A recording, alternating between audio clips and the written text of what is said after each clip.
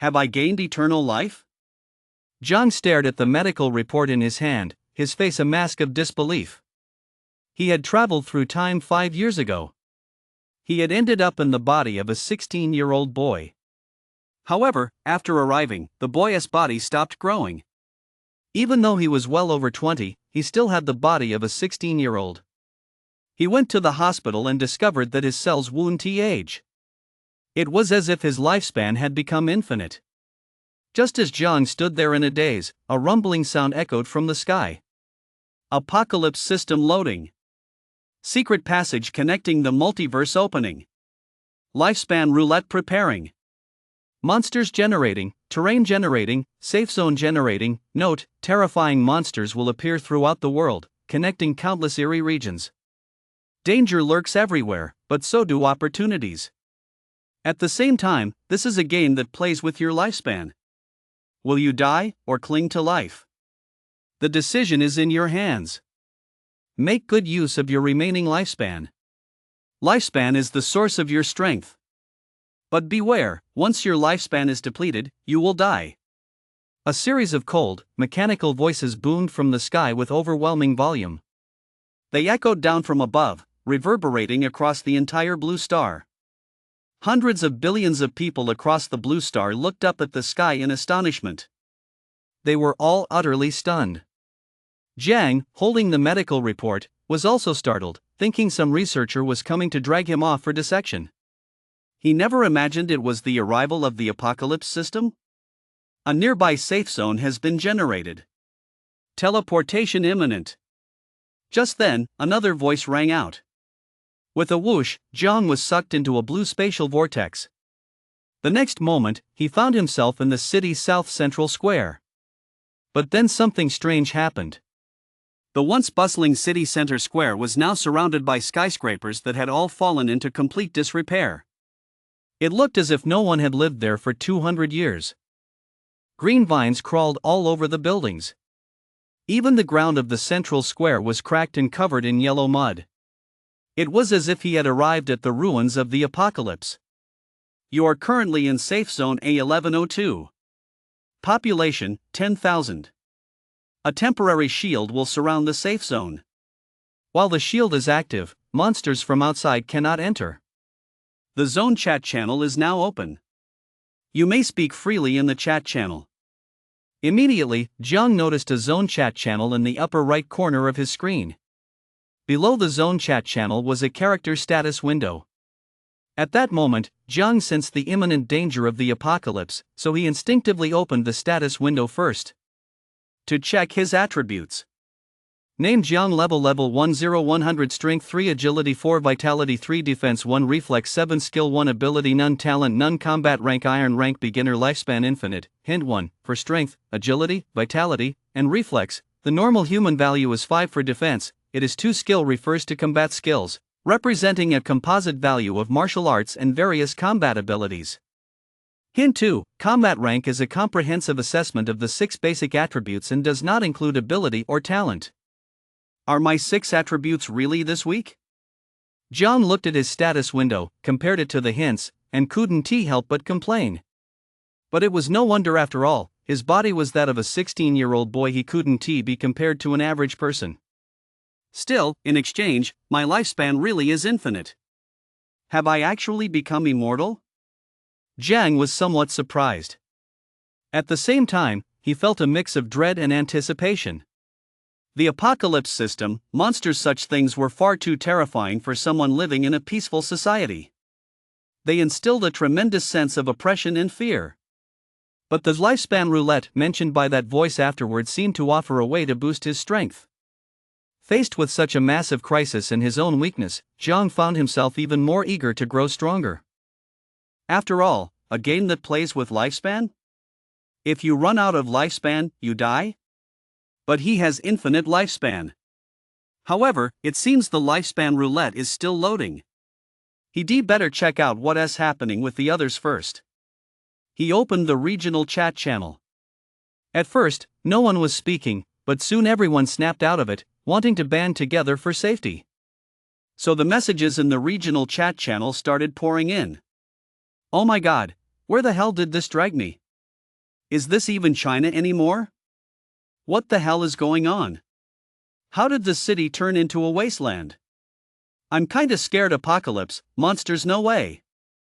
I'm so worried. Are we going to get killed by monsters? And what the hell is this lifespan lottery? I'm only 20, and I've got just 1 year of lifespan left? Aminos. Is the person above joking? I still have 50 years of lifespan left. Holy shit, that much? Sorry, I've got 81 years of lifespan left. What? They're SA Pro here too. Everyone was utterly shocked. Having a long lifespan depends on whether your combat ability is up to par, though, said a man named Wang. I used to be a mercenary overseas and trained in various martial arts. My 6 attributes are all high. I have 10 points in strength, agility, vitality, and reflex, 3 points in defense, and 5 points in skill. My combat rank is high iron rank. Brother Wang, are you that good? High iron rank. That's insane, way beyond the norm.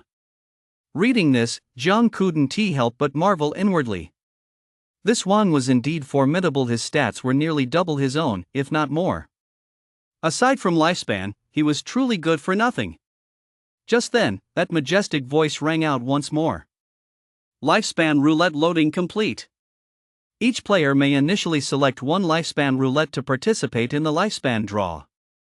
White lifespan roulette, levels 1-9, consumes 1-9 years of lifespan. Green lifespan roulette, levels 1-9, consumes 10-90 years of lifespan. Blue lifespan roulette, levels 1-9, consumes 100,900 years of lifespan. Your choice of lifespan roulette determines your initial ability. Please carefully assess your lifespan before making a selection.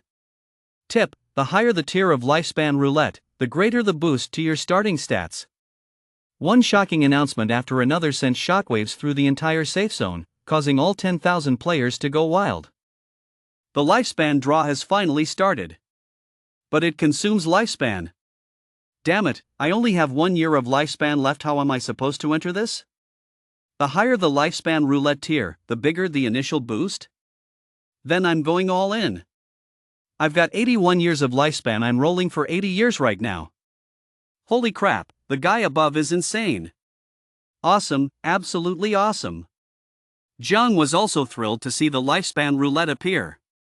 Finally, a chance to boost my power. As for which lifespan roulette to choose? What's there to think about? With infinite lifespan, of course he'd go for the highest grade lifespan roulette available. He immediately selected the grade lifespan roulette and pulled. Hint: your lifespan, infinite 900 equals infinite. Please use your lifespan wisely. Once it's depleted, you will die. The next moment, a blue light flashed in Jiang's mind. Within the blue light, 9 stars shone brightly. They looked dazzling and brilliant. Does grade represent these 9 stars? Jiang couldn't help but wonder. If others drew the blue lifespan roulette, they'd probably get at most 1 star, right? After all, ordinary people have a lifespan of at most 100 years. 200 years would be completely ridiculous. But he had an infinite lifespan. And only he could spin the grade lifespan roulette. Thinking of this, Zhang felt a surge of excitement. He immediately checked what he had obtained from the grade draw. You have obtained the Great Ability Roulette Scanner. Roulette Scanner, you can detect the exact location of wild lifespan roulettes within a 9-kilometer radius, but using this ability consumes lifespan. Tip 1: lifespan roulette are hidden throughout the Apocalypse system. You can search for and draw them to boost your strength. Tip 2: while lifespan roulette are great, don't use them too often, or your lifespan won't be able to handle it. So that's how it is. Zhang realized. In addition to the single lifespan roulette provided by the Apocalypse system upon first entry, there are also lifespan roulettes within the system that can be drawn. These are used to boost your strength. The roulette scanner can search for lifespan roulettes indefinitely. And with your own lifespan, you can draw from them endlessly. It's practically a virtuous cycle. You can continuously enhance your strength. However, if the lifespan roulette is outside the safe zone, wouldn't that be too dangerous? While pondering this, Zhang activated the ability. Although it consumes lifespan, Jiang's infinite lifespan means he has nothing to fear from the cost. The location of the nearest lifespan roulette has been locked. Do you wish to consume 1 year of lifespan to view detailed information? A prompt appeared. View it. Jiang silently thought to himself. Notice, your lifespan, infinite 1 equals infinite, please use your lifespan with caution, you will die if it runs out. The next moment, a mini-map unfolded before Jiang's eyes. In the center of the map was a small white circle, the safe zone at the city's south central square. Jiang was one of the small green dots on the map. At the same time, there was another small white, also within the safe zone. That little white dot marked the location of the lifespan roulette. Ha! So there's a lifespan roulette inside the safe zone too. Seeing this, Jiang was pleasantly surprised. If the lifespan roulette had been outside the safe zone, where monsters roamed, it would have been extremely dangerous for him. But since there was a lifespan roulette available right inside the safe zone, it meant he could level up completely safely, without taking any risks at all. This was absolutely fantastic. This is way too good to be true. Target, lifespan roulette grade gold required to unlock, 10 lifespan consumed per draw, 1 year, it requires gold to unlock? Jiang felt a pang of doubt. So the lifespan roulette is locked at the start? It seems I need to use gold to unlock it, but I have no idea how to get gold. Do I have to kill monsters? But who knows how strong those monsters are? That's way too dangerous, isn't it? Jiang felt a bit worried. He was so weak right now, sending him out to kill monsters was out of the question. Tip: a newbie bonus. The cost for grade lifespan roulette is 0 for the first 3 days. Seeing this tip, Jiang finally breathed a sigh of relief. Great! Thank goodness there's a newbie bonus for the first 3 days, no gold required. I can unlock it for free. Jiang breathed a sigh of relief. The only question was, how many grade lifespan roulettes were there in the safe zone? This would determine how strong Jiang could become. He couldn't afford to be careless. Immediately, Jiang used the roulette scanner ability again. Tip: your lifespan, infinite 1 equals infinite, please use your lifespan with caution, using it all up will result in death. Ha! There's actually another lifespan roulette in the safe zone. Jiang exclaimed in delight as he watched the second white dot appear on the map. He continued using the ability. Hint: your lifespan, infinite 1 equals infinite, please use your lifespan with caution, you will die if it runs out. Another one in the safe zone. Hint: your lifespan, infinite 1 equals infinite. Hint: your lifespan, infinite 1 equals infinite. Please use your lifespan with caution, once your lifespan is depleted, you will die. Still in the safe zone. Jiang had originally thought there would be very few lifespan roulette machines in the safe zone, but he never expected that not only were there plenty, there were actually a lot. Especially the grade lifespan roulette machines that didn't require gold to unlock. There were so many. For someone with infinite lifespan like him, this was practically a treasure trove. This was just too awesome. I can't let anyone else beat me to these lifespan roulette wheels. Jiang exclaimed excitedly. As he spoke, Jiang ran toward the nearest lifespan roulette wheel. But his 16-year-old vitality was simply too poor. He was panting after just a few steps. Just then, the apocalypse system issued another notification. Lifespan roulette draw complete. Blue lifespan roulette drawers, 2, green lifespan roulette drawers, 72. White lifespan roulette drawers, 9,925. Those who did not draw a lifespan roulette, 1, 0. There's actually someone else besides me who drew a blue lifespan roulette? Jiang was slightly taken aback. I drew the grade, of course, I just picked randomly. And he actually dared to draw the blue tier 1 lifespan roulette? That kind of courage is truly awe-inspiring. Holy shit! The blue tier 1 lifespan roulette, someone actually drew the blue tier 1 lifespan roulette. The regional chat channel was in an uproar. 2 of them, no less. Big shots, absolute big shots. Isn't that a bit too harsh on themselves? They went all in? No way, I gave up on the lottery for a 1-year lifespan, and you guys are playing this big? I drew the ability, brute strength, from the grade lifespan roulette. My strength doubled. I wonder how strong the blue tier 1 lifespan roulette must be. I drew the white tier 2 ability, blazing speed. My agility tripled. I got the ability, wind element. I can control storms now. I got fire element. I control flames. Ha ha. This is basically a super ability. Awesome. So awesome. Ha. You guys all got abilities, and I went all in just to get a pack of sanitary pads? Ha ha ha, that's hilarious. I pulled a blue tier 1 lifespan roulette. My ability is Weapon Master. Suddenly, someone namedly spoke up in the channel. Holy crap, here comes the big shot who all in D for a 100-year lifespan. Weapon Master. That sounds super powerful. Weapon Master, he is a master. His combat ability must be incredibly strong. Big bro, take me under your wing. I'm your little sis. Everyone started flattering him. Immediately, someone else asked, what about the other guy who went all in on a blue tier 1 lifespan roulette? Tell us your ability too. Jiang saw this, but he had no intention of speaking up. Drawing a grade lifespan roulette was simply too shocking. Plus, there was the secret of infinite lifespan in the lifespan roulette. It was a veritable treasure trove. With his current strength so weak, if he were to accidentally expose it, he'd be finished. You can't trust people. Especially in the apocalypse system, with its terrifying monsters and eerie zones, where the darkest parts of a person's heart are laid bare. If someone were to target him, treating him as a lifespan reserve, he'd be at their mercy. He had to first use the lifespan roulette in the safe zone to boost his strength. You've drawn the grade lifespan roulette. Your spirit of going all in with your lifespan is admirable. You've earned a hidden reward. You may select another white tier lifespan roulette level 19 to draw. Do you wish to draw? Just then, the voice of the apocalypse system suddenly echoed in Jiang's mind. A hidden reward? Jiang was overjoyed. Of course he had to draw. Isn't this practically a free gift? And I get to draw a grade, too.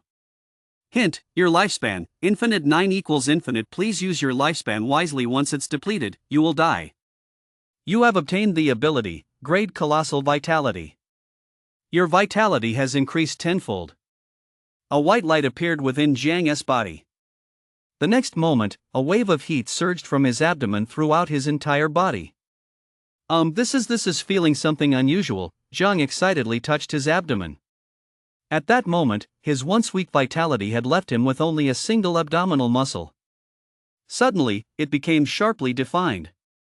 A single abdominal muscle had actually split apart, turning into 8-pack abs. Just by entering a lottery, he'd suddenly grown 8-pack abs in the blink of an eye. Jiang could no longer keep his composure. His heart was bursting with joy. Ever since he'd been transported into this body, he'd been unable to boost his vitality no matter what he tried. But now, everything had changed instantly. As he felt an endless surge of power welling up from within, replacing his former weakness, a sense of fulfillment and satisfaction gradually filled his heart. But that wasn't all. His previously meager vitality was skyrocketing.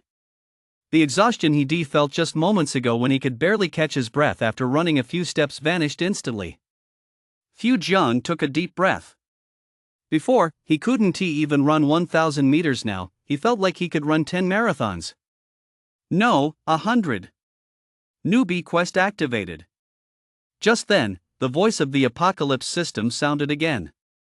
All participants must reach level 10 within 10 days, or their lifespan will be reset to 0. Kill monsters outside the safe zone to gain experience points for leveling up. If we don't reach level 10 within 10 days, our lifespan gets reset? Everyone was stunned. Doesn't that mean we'll die instantly? How are we supposed to play like this? Doesn't this mean we have to leave the safe zone and go kill monsters? Wow! That's terrifying. I'm still so young, and I have so much lifespan left. Please don't reset it. I haven't even had a chance to enjoy the world yet. How could this? Oh no! I'm so scared. I'm so worried. I wonder how strong the monsters outside are. I've never even killed a chicken before. I can't bring myself to kill monsters. I'm a bit squeamish, my hands and legs are already shaking. The Zone chat channel erupted once again. At the same time, everyone in the city's South Central Square began heading toward the edge of the safe zone. Although terrified, they couldn't help but feel curious about what was happening outside. The Central Square was vast originally, 10,000 people were scattered here and there. Now, as everyone gathered toward the edges, the crowd began to swell.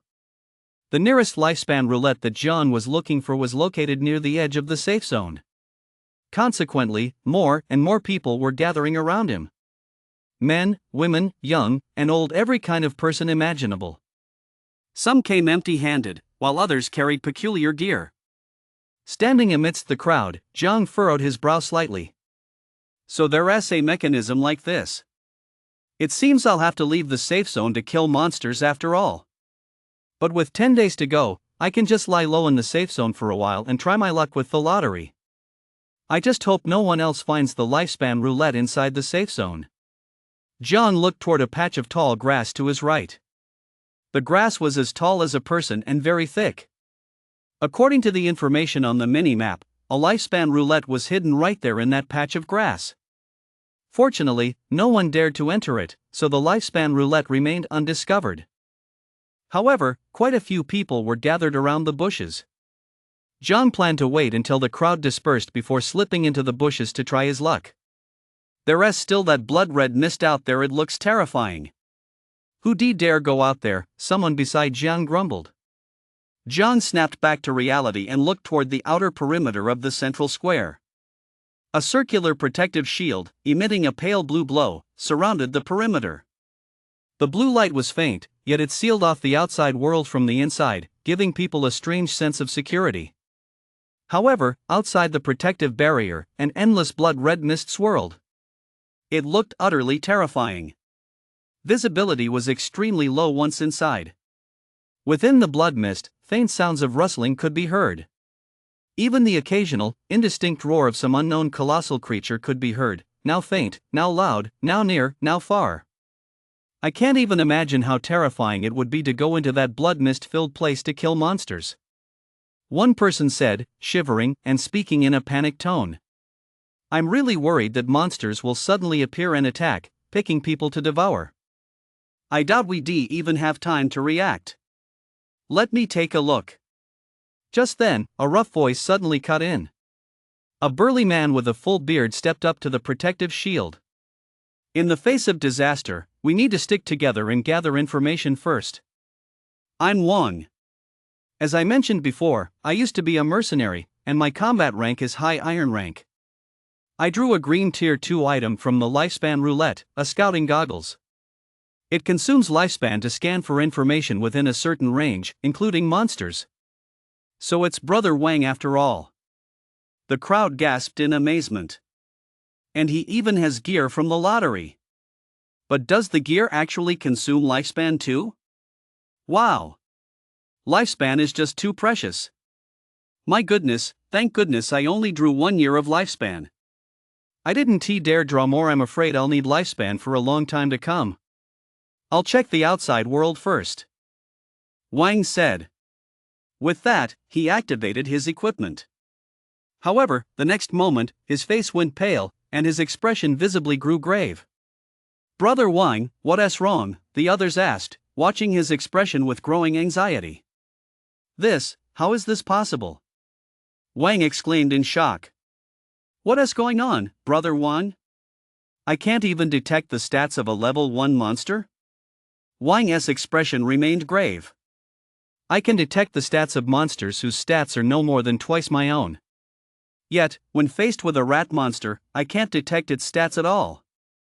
And the apocalypse system tells me this rat is the weakest monster in the blood mist forest outside. What?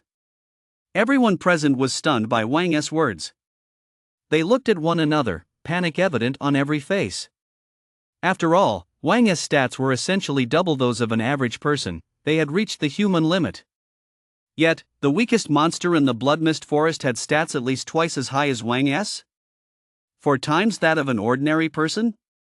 Or even more? Whoa, the crowd sucked in a sharp breath.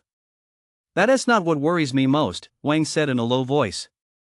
I'm afraid that as time goes on, the monsters will only get stronger. And we only have 10 days to reach level 10, or we'll be wiped out. I suggest we work together and band together to go out and kill monsters. Otherwise, our disadvantage will only grow. Wang explained the stakes, his voice firm and resolute.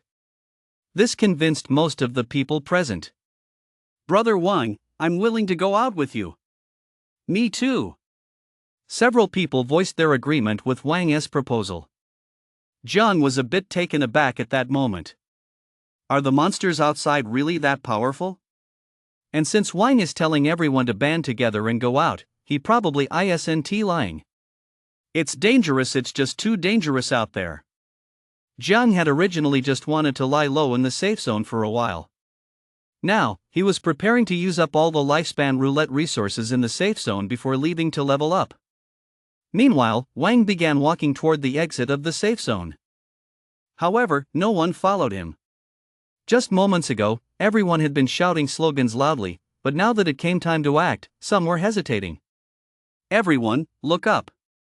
Seeing this, Wang pointed at the protective shield. Above his head, a string of numbers appeared on the shield. 71 hours 34 minutes and 53 seconds. The apocalypse system previously warned that the shield was temporary. I think this is the remaining time it has left. Wang said. Once the time runs out, the monsters will rush in and kill us and eat us. In other words, staying inside the safe zone is a death sentence.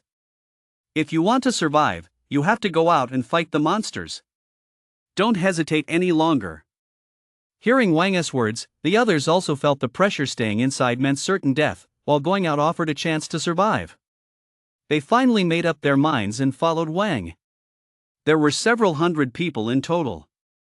Seeing so many people following Wang, the rest who had been reluctant to leave the safe zone also mostly followed suit. The entire group left the safe zone and stepped into the blood mist forest.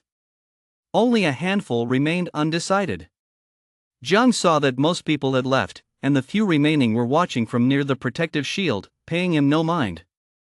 He immediately ducked into the grass to his right front. From within, he pulled out a white lifespan roulette engraved with a star. Draw grade lifespan roulette, lifespan 1. Do you wish to draw? Droll Jiang silently chanted in his mind. Notice, your lifespan, infinite 1 equals infinite, you have acquired the ability, grade enhanced vision, vision doubled. The moment he acquired the ability, Jiang realized that his vision was actually blurry while wearing his glasses. He took off his glasses and found that his vision was much better than when he was wearing them. Even the blood mist outside seemed much lighter to his eyes. His field of vision was wider and clearer. This ability would be a huge boon when he eventually ventured into the blood mist forest. Jiang was overjoyed. It would reduce the chance of monsters ambushing him. He could also spot danger earlier. And this was just the beginning. There were other lifespan roulette draws available within the safe zone. He could keep drawing abilities or other gear. All without having to go out and risk fighting those powerful monsters. Awesome! This feeling of his physical strength constantly improving gave Jiang an immense sense of satisfaction, especially given the incredibly dangerous environment outside. He tossed his glasses aside now that his vision had returned and was even super enhanced. He wouldn't need them anymore. He continued scanning the mini-map in his field of view, searching for the location of the next lifespan roulette. It seemed to be nearby. Jiang felt a surge of excitement. He couldn't wait to spin it and boost his power. Ah! Just then, screams poured in ceaselessly from outside the protective shield. It seemed that the several hundred people who had just gone out in a group had met with disaster. Zhao Yu, dead. Zhang Xinyue, dead. The apocalypse system also emitted a series of notification sounds. At the same time, people were screaming as they tried to run back to the protective shield. Where is the safe zone? Where is it? I've lost my bearings. In Zhang's field of vision, he could vaguely make out people covered in blood frantically fleeing outside. Unlike Jiang, whose vision had been enhanced and could see through the blood mist, these people had no such advantage. After encountering monsters, they lost their sense of direction and could only run around aimlessly. Some unlucky souls fled toward even more dangerous areas, far from the safe zone. Others, the lucky ones, managed to make it back to the safe zone. Is it really this dangerous? They encountered monsters the moment they stepped outside. Still, this clearly demonstrated the importance of vision. Jiang felt both alarmed and deeply moved. Just then, Jiang spotted a giant rat suddenly emerge from the blood mist. It crept up behind the last person in the group. Jiang's heart began to race with fear. His palms were sweaty, and he felt inexplicably tense. But the man was running far too slowly. The giant rat leaped into the air, its massive jaws enveloping the man's head. It bit down as if plucking an apple. The headless corpse fell to the ground. Jiang's body shuddered involuntarily. The one at the back of the pack had died just like that. He shifted his gaze forward.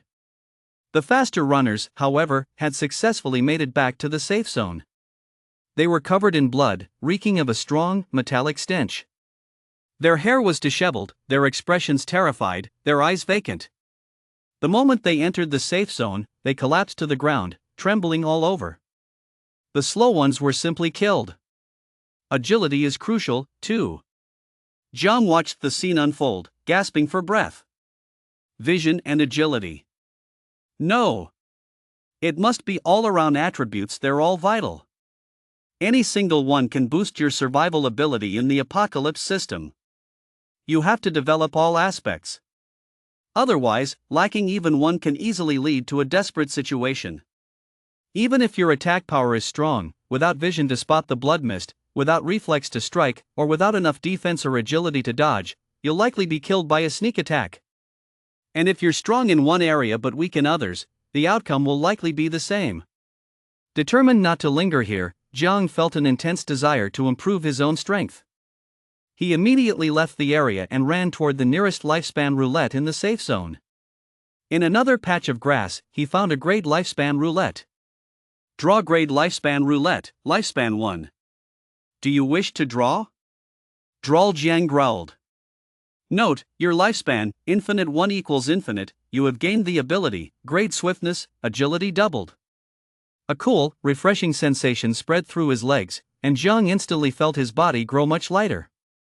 Stepping out of the grass, he discovered his agility had indeed increased. Though it wasn't yet as fast as that giant rat's, there was still room for improvement. A sense of security gradually settled in his heart. It felt great to get stronger.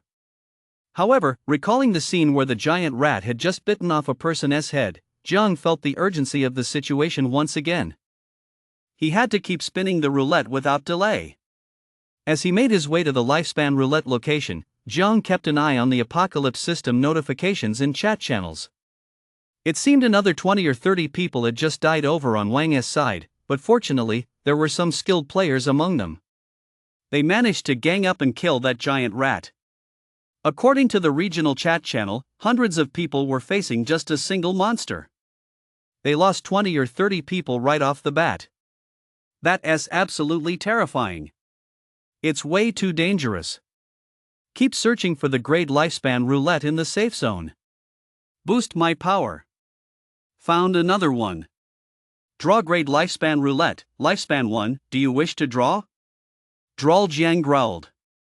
Notice, your lifespan, infinite 1 equals infinite, you have obtained the ability, grade martial arts, skill doubled. Instantly, waves of martial arts memories flooded Jiang's mind. Before he knew it, he had gained 10 years of combat experience. He could now execute the correct blocking and parrying stances against certain attacks. His strength had increased. The feeling was incredibly satisfying. It was literally a free ride with absolutely no strings attached. A sense of fulfillment, security, and exhilaration once again filled Jiang's heart. He continued searching for lifespan roulette to draw again. He found another one. Draw grade lifespan roulette, lifespan 1. Do you wish to draw? Droll Jiang thought to himself. Notice, your lifespan, infinite 1 equals infinite, you have obtained the ability, grade super strength, strength doubled. Yes, yes, yes. His power has increased again. This is awesome. Keep searching, keep drawing. Jiang moved swiftly through the safe zone. Draw grade lifespan roulette, lifespan 1. Do you wish to draw? Drawled Jiang thought to himself. Notice, your lifespan, infinite 1 equals infinite, you have obtained a bottle of mineral water. Jiang was feeling a bit thirsty by now, so he downed half the bottle in one gulp. Suddenly, a worry struck him. In the apocalypse system, water and food seemed to be a problem as well. So instead of discarding the remaining half bottle, he hoarded it. This was an extremely rare resource in the apocalypse. With it secured, Jiang felt much more at ease, a strong sense of satisfaction washing over him. Keep searching, keep drawing. Hint, your lifespan, infinite 1 equals infinite. Hint, your lifespan, infinite 1 equals infinite. You have obtained the ability, Great Horn Skin, defense doubled. You have obtained the ability, Grade Quick Reflexes, reflexes doubled. This time, he found 2 grade lifespan roulette cards in a row. Jiang felt his physical defense skyrocket, while his reflexes became lightning fast, and his mind cleared. His thinking became sharper, and he felt an indescribable sense of comfort. He then pinched his skin, which now possessed vastly increased defense. The skin itself looked exactly the same as before, but its defense had undeniably skyrocketed. His strength had risen once again. He continued searching for lifespan roulette within the safe zone. During this time, he also found a white second-tier lifespan roulette, but since he didn't have any gold, he decided to ignore it for now. He found another lifespan roulette this time. There were actually 3 of them hidden in the same spot. They were extremely well concealed, no one else had noticed them. If not for the roulette scanner, Jiang wouldn't have found them either. He drew the first one. Drawing a grade lifespan roulette, lifespan 1. Do you wish to draw? Drawled Jiang said. Notice, your lifespan, infinite 1 equals infinite. You have obtained equipment, Great Adventurer S Leather Jacket, Adventurer S Leather Jacket, one of the 5 pieces of the Adventurer S set, defense plus 3. Collect all 5 pieces to unlock the set effect. It's actually equipment. Equipment seems to be quite rare. And it even has a set effect. Jiang thought to himself with delight. The boost is nothing short of massive. Anything that enhances one's strength is absolutely fantastic. At the same time, Jiang was filled with anticipation. He wondered what kind of set bonus he would get if he collected the entire set. Surely his strength would be taken to a whole new level? Let us draw the second one. Drawing grade lifespan roulette. Lifespan 1. Do you wish to proceed? Drawled Jiang said. Hint, your lifespan, infinite 1 equals infinite. Please use your lifespan with caution. Once it's depleted, you will die. You have gained 2 attribute points, which can be used to boost your 6 core attributes. Attribute points. Jiang was taken aback. This item can actually boost the 6 core attributes. Keep in mind, attributes can stack with abilities. For example, Jiang's agility is 4. His swift ability doubles his agility, making it 8. If he invests 2 points, his agility becomes 6, and doubling that makes it 12. That's incredibly powerful. So useful. Jiang immediately allocated both attribute points to agility. There were still plenty of lifespan roulette draws available in the safe zone, so there was no need for him to go out and fight right now.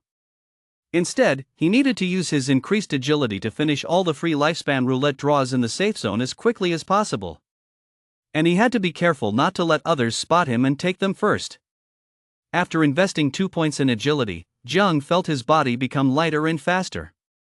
He could now spin the lifespan roulette in the safe zone even faster. Furthermore, even without any bonuses, his agility has finally surpassed that of an average person. The feeling is absolutely wonderful. It fills Jiang with immense satisfaction.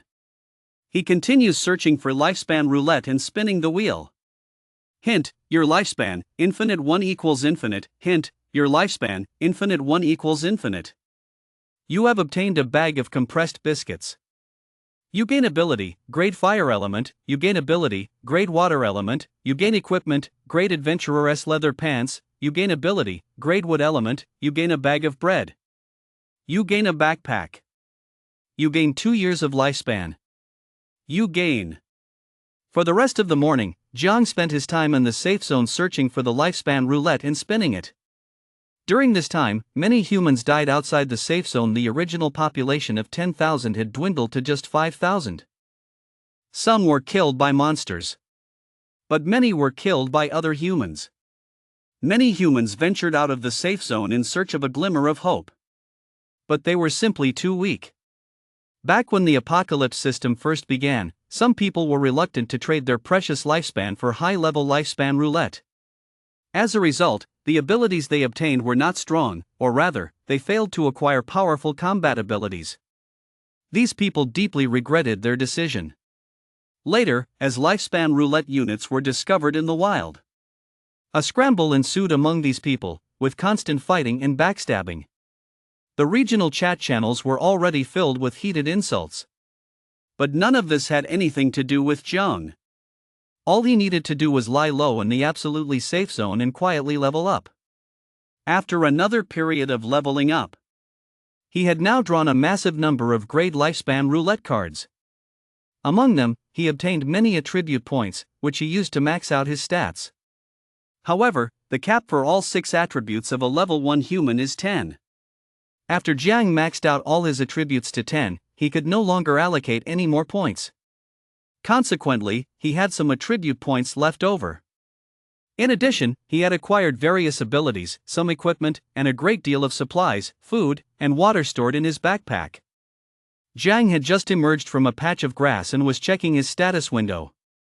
Name, Jiang level 10100 strength, 10 plus 3 agility, 10 plus 3 vitality, 10 defense, 10 plus 3 reflex, 10 skill, 10 abilities, roulette scanner grade, colossal vitality grade, enhanced vision grade, swiftness grade, martial arts grade, brute strength grade, hardened skin grade, rapid reflex grade, fire element grade, water element grade, wood element grade, metal element grade equipment, adventurer's leather jacket grade, adventurer's boots grade, adventurer's gloves grade, talent, none, combat.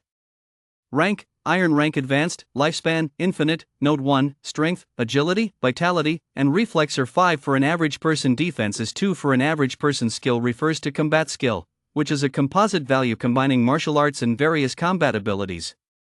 Note 2, combat rank is a comprehensive evaluation of the 6 basic attributes and does not include abilities, talents, or equipment. After reviewing his stats, a powerful sense of confidence welled up from the depths of Jiang's heart. He was also overjoyed by this. His combat rank had risen from Iron rank beginner to Iron rank advanced. And from every angle, he was clearly stronger than the former mercenary Wang. And this was without even factoring in abilities, talents, or equipment. Next, Jiang checked the messages in the zone chat. Wang's strength had also improved earlier, and he had posted the giant rat's stats in the chat. He could have checked the giant rat's stats then, but Jiang had been busy with the lottery and hadn't looked. Now that he had some free time, he decided to take a look. Scrolling through the messages, he quickly found what Wang had posted. Bloodthirsty giant rat, strength, 22, agility, 22, vitality, 25, defense, 20, reflex, 20, skill, 20, ability, none, combat rank, early stage, tier 2 black iron. Jiang compared himself to the bloodthirsty giant rat and realized he had already fought it. Although his 6 stat combat rank was only high iron rank. If he factored in ability and equipment, his combat power was clearly on par with early black iron rank 2. While others could only gang up on the giant rat and would still suffer heavy losses, Jiang was already capable of taking it on alone. However, the bloodthirsty giant rat was merely the weakest monster in the Blood Mist Forest. This meant there were even more powerful monsters lurking within the Blood Mist Forest. Jiang has only completed the lifespan roulette for 1/4 of the entire safe zone so far. 3/4 remain to be drawn. To be on the safe side, it wouldn't be too late to leave the safe zone to kill monsters and level up once he has finished drawing the rest.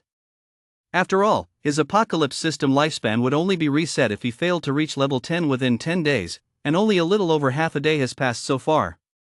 Jiang still has plenty of time to prepare. So Jiang slung his large backpack over his shoulder and headed toward the remaining quarter of the zone. Inside the backpack were the large quantities of water and food he had drawn. Food and water are extremely scarce in the apocalypse system, so Jiang had stockpiled them as well.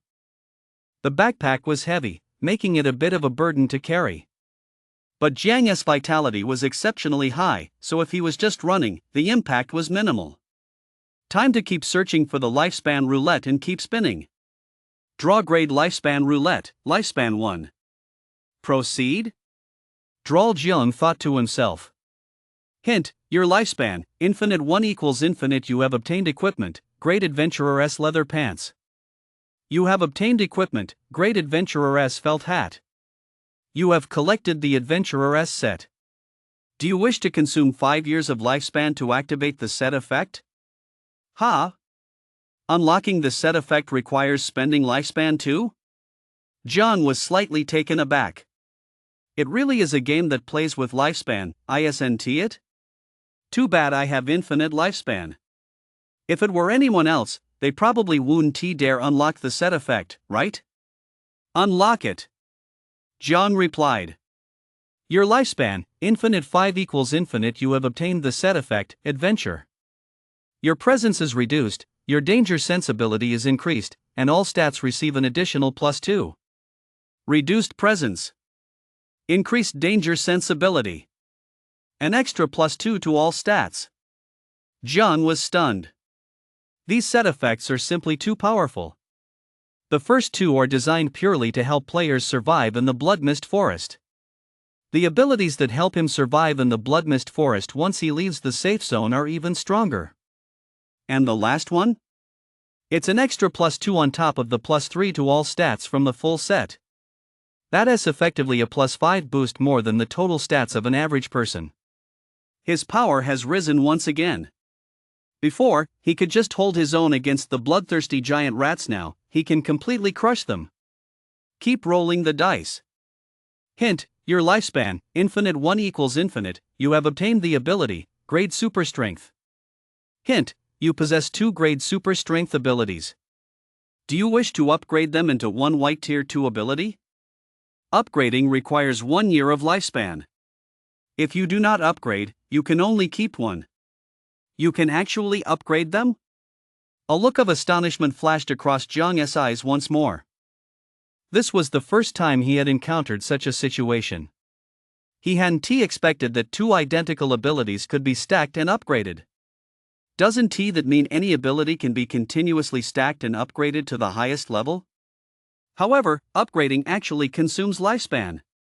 And if you don't upgrade, you can only keep 1, which is essentially a wasted draw. Others might hesitate, but Jiang didn't need to think twice. Although it consumes lifespan, which might not be worth it for others. But for Jiang, who possessed infinite lifespan, this was nothing short of a pure blessing. With his infinite lifespan, he could upgrade endlessly, gradually surpassing everyone else. Jiang felt a surge of secret delight. He couldn't wait to upgrade all his abilities to the highest level. Of course, while the idea was tempting, it wasn't realistic. He still needed to take it 1 step at a time. Jiang then suppressed his excitement and silently chanted, upgrade. Prompt, your lifespan, infinite 1 equals infinite, brute strength grade, plus, brute strength grade, equals, brute force white tier 2, brute force white tier 2, your strength is tripled. In an instant, Jiang felt his strength surge significantly once again. If before, without equipment, his strength was on par with that of a bloodthirsty giant rat, now his strength was more than enough to crush one. What a rush! In the time that followed, several more abilities were stacked and upgraded. Hint, your lifespan, infinite 1 equals infinite. Hint, your lifespan, infinite 1 equals infinite. Swiftness grade, plus, swiftness grade, equals, blazing speed white tier 2, blazing speed white tier 2, your agility is tripled. Jiang's body became even more agile and nimble, and his agility soared. Hardened skin grade, plus, hardened skin grade, equals, tough skin white tier 2, Jiang's defense became even more formidable. Of course, in addition to stacking identical abilities, Jiang discovered that different abilities could also be stacked. Enhanced vision grade, plus, enhanced smell grade, plus. Enhanced hearing grade plus enhanced smell grade plus enhanced touch grade equals enhanced senses white tier 2. Enhanced senses white tier 2, your 5 senses become a unified whole, quadrupling their effectiveness. Hint, your lifespan, infinite 5 equals infinite with the 5 senses amplified fourfold. This is equivalent to a level 2 ability functioning at level 3. Jiang was thrilled. Continue drawing, continue upgrading. Fire element grade plus water element grade plus wood element grade plus metal element grade plus earth element grade equals 5 elements white level 2. 5 elements white, level 2, your 5 elements have merged into a single entity, increasing the power of each element by 1 tier. Hint, during the upgrade process, you gained insight into the 5 elements and unlocked the talent Magic Spring Magic Spring. Total mana for element type abilities is doubled, and mana regeneration from agility is doubled. Do you wish to consume 5 years of lifespan to obtain the talent Fountain of Magic? Jiang was stunned, it actually evolved into a talent? This is a pleasant surprise. From what he gathered in the zone chat, elemental type abilities were extremely powerful, far surpassing attribute boosts of the same tier. However, their downside was insufficient sustain. Yet Jiang had not only gathered all 5 elements but also obtained the talent Fountain of Magic. Total mana and agility-based mana regeneration doubled. Another trump card. For him, as he prepared to step out of the safe zone and explore the mysterious and eerie Bloodmist Forest, this gave him a massive boost of confidence. And 5 years of lifespan was nothing to him. Acquire. Jiang said. Prompt, your lifespan, infinite 5 equals infinite, you have acquired the talent Fountain of Magic, continue the draw. Immediately, Jiang drew quite a few great abilities and stacked them to upgrade them. However, abilities that have already reached white tier 2 cannot be upgraded further using grade. Instead, they required at least 2 white tier 2 abilities to be stacked for an upgrade. This meant he'd have to draw those abilities from the white tier 2 lifespan roulette. But Jiang didn't have any gold, so he couldn't do that just yet. He also drew quite a few attribute points and pieces of equipment. Among them, one item stood out, a grade space ring with a capacity of 1 cubic meter. The cost was an extra day of lifespan consumed daily after use. For Jiang, this comes at no cost. Plus, he can store supplies from his backpack inside the space ring. In the safe zone, carrying a backpack isn't a problem, but if he heads to the Bloodmist Forest and encounters monsters, the backpack could hinder combat. Now he can finally resolve this issue, no longer burdened by unnecessary items, he feels completely at ease. In addition, there was a great weapon, a battle axe, which could be wielded in combat at the cost of 1 day of lifespan, allowing for 1 day of use, much like the spatial ring. Jiang immediately input 100 million years into it. And then, this great battle axe could be used for 100 million years. What can you do? Having plenty of lifespan is just plain awesome. As for the rest of the ordinary supplies, he also placed them into the spatial ring. Time to keep drawing. Hint, your lifespan, infinite 1 equals infinite, you have drawn 1 bloodthirsty giant rat. The next moment, a bloodthirsty giant rat appeared before Jiang. Jiang was startled and braced for battle, only to find that the bloodthirsty giant rat vanished the very next moment, leaving 20 gold coins in its place. You can actually draw monsters from the lottery? Jiang was somewhat surprised. But within the safe zone, as soon as a monster is drawn, it dies instantly. And drops 20 gold. Come to think of it, with these 20 gold, I can actually draw the white tier 2 lifespan roulette found in the safe zone. Maybe I can level up my ability again. Jiang felt a surge of excitement. The white tier 2 lifespan roulette he mentioned was the only one he found in the safe zone. There wasn't a second one. It seemed extremely rare, he just didn't know how common white tier 2 lifespan roulettes were outside the safe zone. But that could wait. Now that he had the gold, he'd spin it first. As for the other grade lifespan roulettes, Jiang had already spun them all. Fully equipped, he sprinted toward the location of the white tier 2 lifespan roulette. Once he drew the last one, he could head out to explore, fight monsters to level up, and search for more lifespan roulettes. Your lifespan, infinite 2 equals infinite, you have obtained the ability, white tier 2 blazing speed. Jiang finished drawing the only white tier 2 lifespan roulette in the safe zone.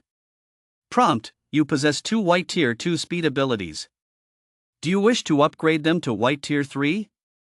Upgrading requires 2 years of lifespan. If you do not upgrade, you can only keep one. Upgrade! Jiang exclaimed joyfully. The stronger the agility ability, the better. In battle, it not only allows for evasive maneuvers but also enables a quick escape if the opponent is too powerful. Your lifespan, infinite 2 equals infinite, speed White Tier 2, plus, speed White Tier 2, equals, swift stride White Tier 3, swift stride White Tier 3, your agility is quadrupled. His body felt lighter and more agile. Jiang felt a wave of comfort wash over him.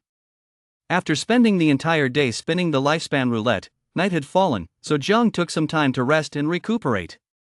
The next day, he woke up early. Now, it's time to leave the safe zone, Jiang said to himself. However, he wasn't bold enough to wander around recklessly. He heard there were many eerie beings in the Bloodmist forest, so he decided to explore the area near the safe zone first. From the information he saw in the zone chat yesterday, Jiang knew there were relatively few terrifying monsters around the safe zone. Moreover, he heard that everyone who ventured further out had died.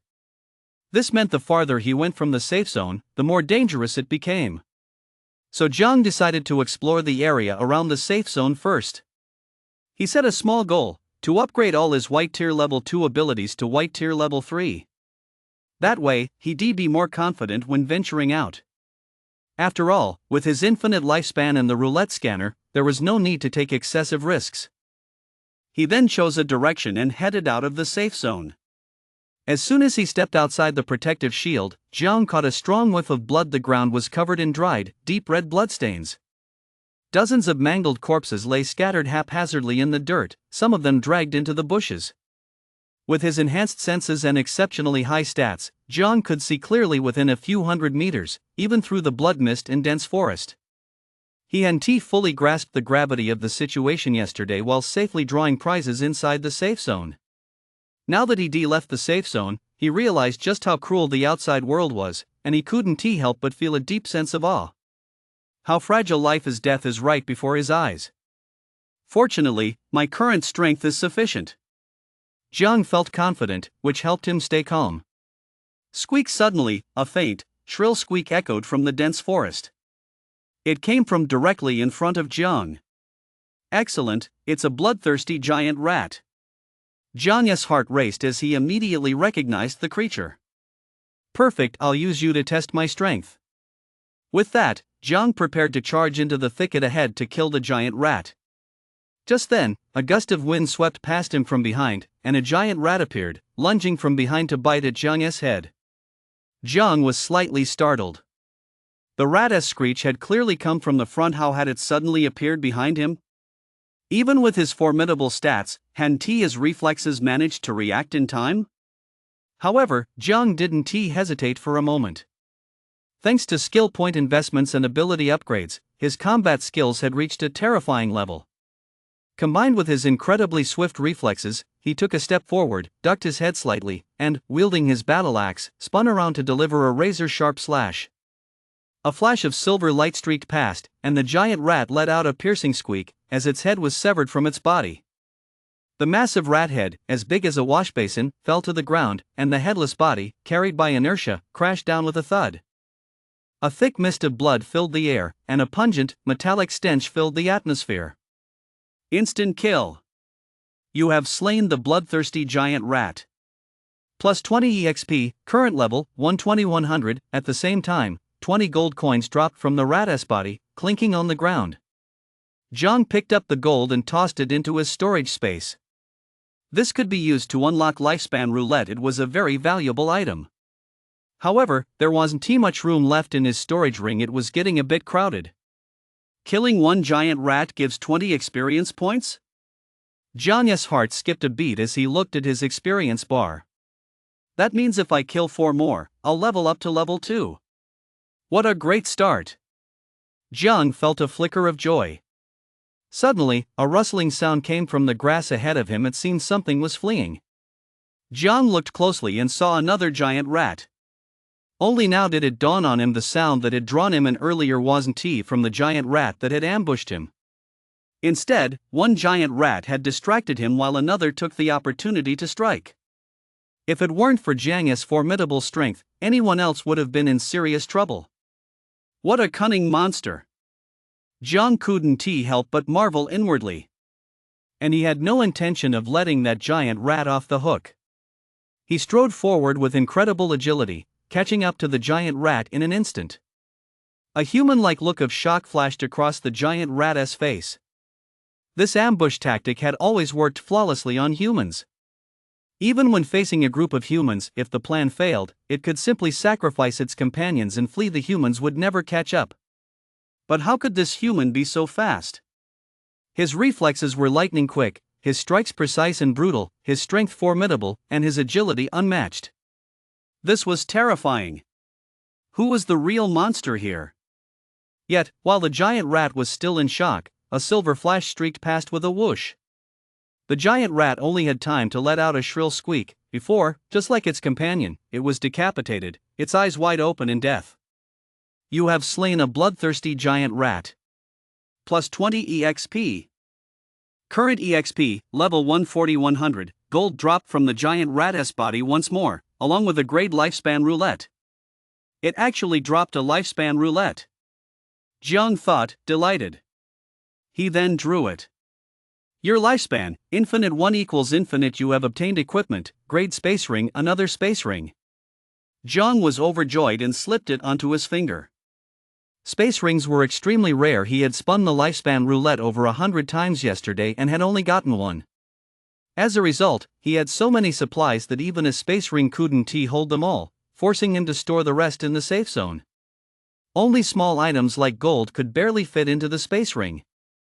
Those supplies had expiration dates, and he had to worry about others taking them, but inside the space ring, time stood completely still. They wouldn't spoil, and the supplies were absolutely safe, no risk of theft. Jiang immediately returned to the safe zone and stored all his remaining supplies in the space ring. Only then did he leave the safe zone, satisfied.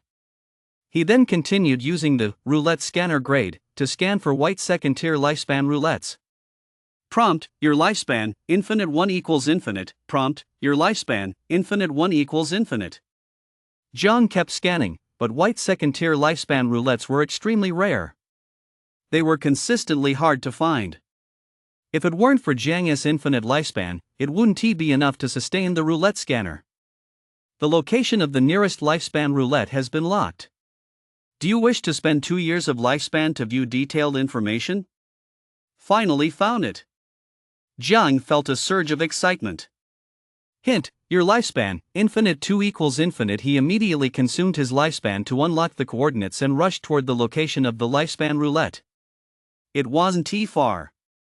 Jiang kept pushing through the dense forest. The trees grew taller and taller, and the blood mist grew thicker and thicker. After an unknown amount of time, Jiang finally arrived near the location of the lifespan roulette. Along the way, he slew a bloodthirsty giant rat. Current XP, level 160-100, he'll reach level 2 very soon. However, he only encountered one creature along the way, and there were none nearby, which was a bit strange. He ducked through a thicket, surrounded by dense forest. Yet, amidst the dense forest, there was actually a clearing. Jiang walked to the edge where the clearing met the forest and began to observe. In the center of the clearing stood a willow tree, and at its very heart lay a lifespan roulette marked with 2 white stars. Above the lifespan roulette, embedded in the center of the willow trunk, was a green, crystal-like substance that shimmered with a constant glow. It also emitted a fresh, herbal scent. It seemed to be some kind of celestial treasure. Jiang felt a stir of excitement, but also some hesitation. For, aside from the lifespan roulette and the celestial treasure, more than 20 human corpses hung from the willow's branches. Like a gaggle of hanged ghosts, the scene was utterly unsettling. The ground was littered with signs of a struggle, dried blood and scorch marks from flames. The human corpses hung in the air from the willow branches, as if they had been hanged. And the leaves on those branches seemed to be still drawing out the blood, gradually turning the corpses into mummies. This willow tree is actually a monster too. Jiang thought in astonishment. At the same time, he felt some hesitation. There were indeed many bizarre beings in the blood mist forest. The bloodthirsty giant rats he could now kill at will were merely the weakest creatures in the blood mist forest.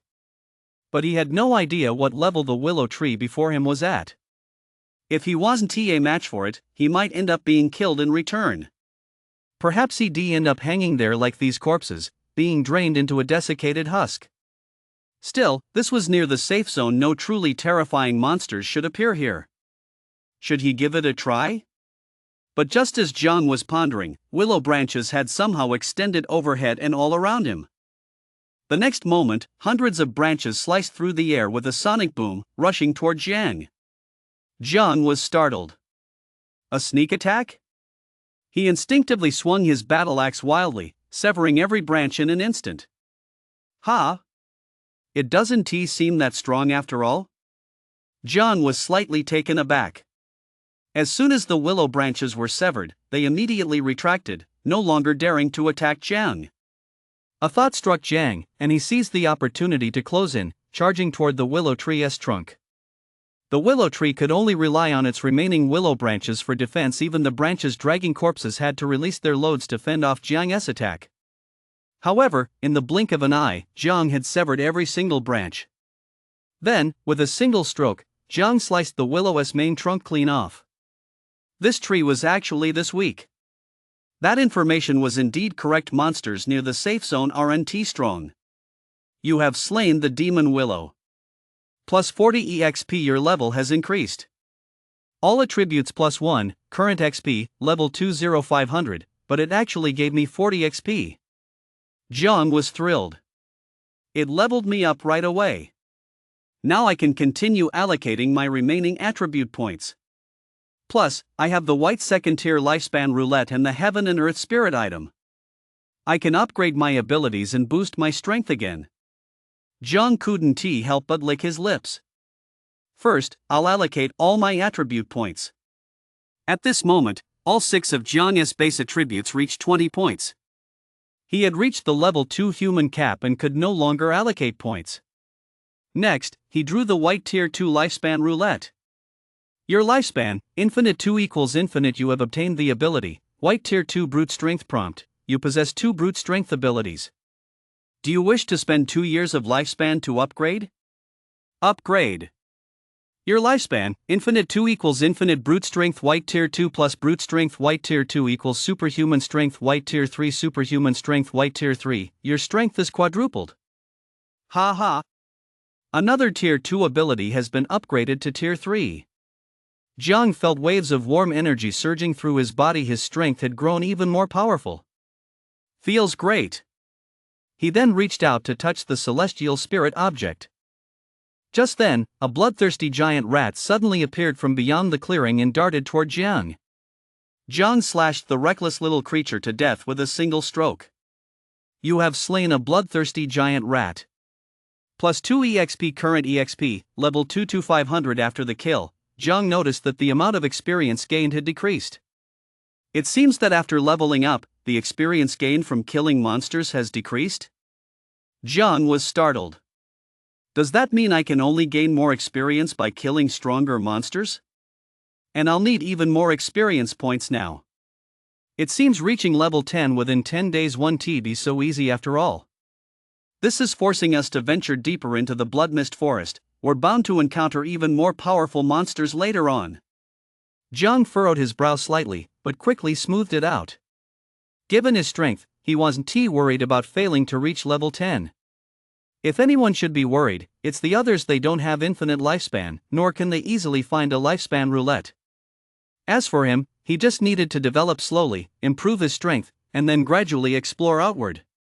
At least he didn't have to worry about failing to complete the mission within 10 days and having his lifespan reset to 0. Putting that thought aside, he picked up the celestial and earthly treasures. Willow Heart, grade, effect, breaks through the 6-dimensional limits of humans, increasing attribute caps by plus 5, cost. The Willow Heart contains toxins that will consume 10 years of the consumer's lifespan. Increases attribute caps. Jiang was somewhat shocked upon seeing this. The limit for a level 1 human is 10 points across all 6 dimensions. If he used the Willow Heart, he could break through to 15 points. The same applied to level 2, allowing him to reach 25 points. At the same level, the more 6-dimensional attributes, the better. Every extra point meant a greater chance of victory. And an extra 5 points would skyrocket his odds.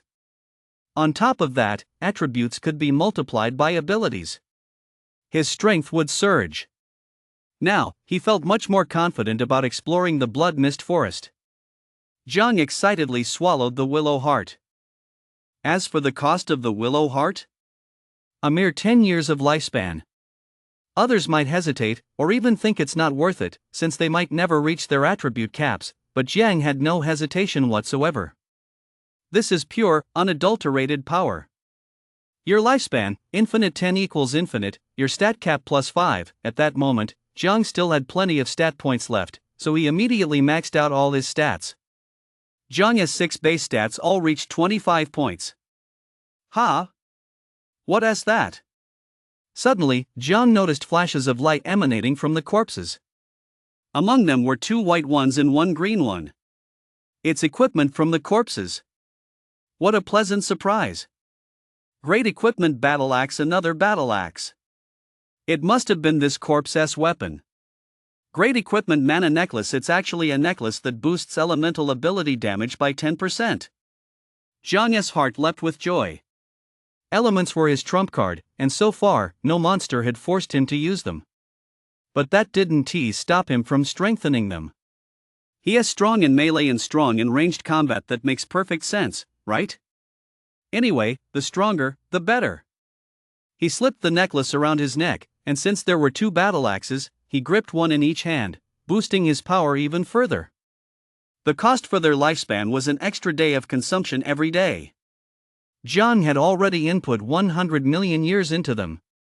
If these items could talk, they'd probably be over the moon. There was one last piece of equipment on the corpse, and it was actually glowing green. Could it be a green item? Jiang was getting excited. That green item was a pair of glasses. Green Tier 2 scouting glasses, isn't this Wang's equipment? How did it end up here? Jiang recalled the events of yesterday. Wang had led several hundred people out. Could he have died here? Jiang examined the corpse and shook his head slightly. No, this is a woman's body. Although the demon willow had sucked almost all the blood from the corpse, leaving it nearly mummified, Jiang could still tell it was a female body. There was still some powder on her face, but paired with her bloodless, withered features, it looked eerily pale and unsettling. She had long, yellow hair and was wearing a black dress. What on earth happened? Jiang wondered. How did those glasses end up on this woman's face? But he didn't want to dwell on it any further. It was pointless. He immediately took the scanning glasses off and put them on his own face. According to Wang, this device could consume lifespan to scan information within a certain range, including monsters. Now I can actually scan for monster information. Jiang exclaimed with delight.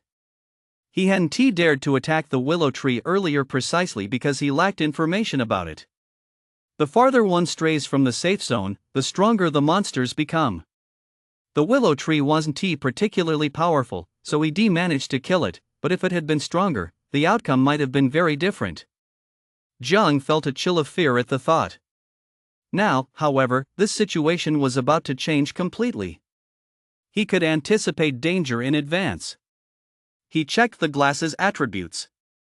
Scouting glasses, level, green tier 3, function 1, scan, detects all information within a 300-meter radius, consuming 30 days of lifespan per minute. Function 2, scouting, detects a creature's attributes and abilities. Lifespan consumption is calculated based on the target's strength. Not bad. Jiang praised. With all information within a 300-meter radius, he could now anticipate and detect many dangers or opportunities in advance. Plus, he could scan creatures' attributes and abilities. This gave him much more confidence when seeking out monsters to fight. However, that Wang had actually held something back. It was clearly a green tier 3 item, yet he had deliberately described it as a green tier 2. He was probably afraid of inviting trouble by possessing such a valuable item. But at the time, he was worried it wouldn't be convincing enough, and the green glow from the equipment would give him away. Hint: green tier and higher equipment can be fused into a body part by consuming lifespan. One piece of equipment can be fused into each body part. Do you wish to consume 30 years of lifespan to fuse? Once fused, the item cannot be dropped, but you can consume lifespan again to unfuse it. Just then, a prompt from the apocalypse system appeared. You can actually fuse it by consuming lifespan? Jiang was somewhat surprised. But these glasses really did tend to fall off during combat. Even before the apocalypse, when Jiang went running, his glasses would often slip off. If he wasn't careful during battle, he might just lose this green tier item. Especially given that future battles were likely to become even more intense. That would be a loss greater than the gain. Jiang's heart sank, and he immediately selected Fuse. Your lifespan, infinite 30 equals infinite fusion successful. Consume another 30 years of lifespan to undo the fusion. Jiang now suspected that Wang might have dropped the glasses during combat. After all, the lifespan cost for fusion was so high that he probably didn't dare to fuse them, which is why the woman had picked them up. Now he scored a huge bargain. After fusing the glasses, Jiang immediately activated his scan ability. Consuming 30 days of lifespan per minute? An hour is basically equivalent to 1,800 days of lifespan 4 or 5 years. But for Jiang, that was a drop in the bucket. Keep it on. Keep it on for me. Run it day and night. This is another massive boost to my power. Jiang couldn't wait to check his stats. Name: Jiang, level 22500, strength 25 plus 5, agility 25 plus 5, vitality 25 plus 5, defense 25 plus 5, reflex 25 plus 5, skill 25 plus 5, ability, roulette scanner grade, colossal vitality grade, brute strength white tier 3, swift stride white tier 3, combat technique white tier 2, enhanced senses white tier 2, tough skin white tier 2, blazing reflex white tier 2, 5 elements white tier 2 equipment, scouting goggles green tier 3 fused, adventurer S5 piece set 5 grade, battle dagger grade 2, space ring grade 2, magic energy necklace grade talent, fountain of magic combat rank, black iron tier 2, intermediate lifespan, infinite note 1, strength, agility, vitality, and reflex are 5 for a normal person, defense is 2 for a normal person, skill refers to combat skill, which is a composite value of martial arts and various combat abilities. Note 2, combat rank is a comprehensive assessment of the 6 basic attributes and does not include abilities, talents, or equipment. Luxurious, absolutely luxurious. Looking at his stats, Jiang felt incredibly satisfied. Even his bare combat power had reached black iron tier 2, intermediate. But there was still room for improvement. Leveling up. Upgrade and stack abilities. Just then, Jiang's roulette scanner detected another tier 2 lifespan roulette.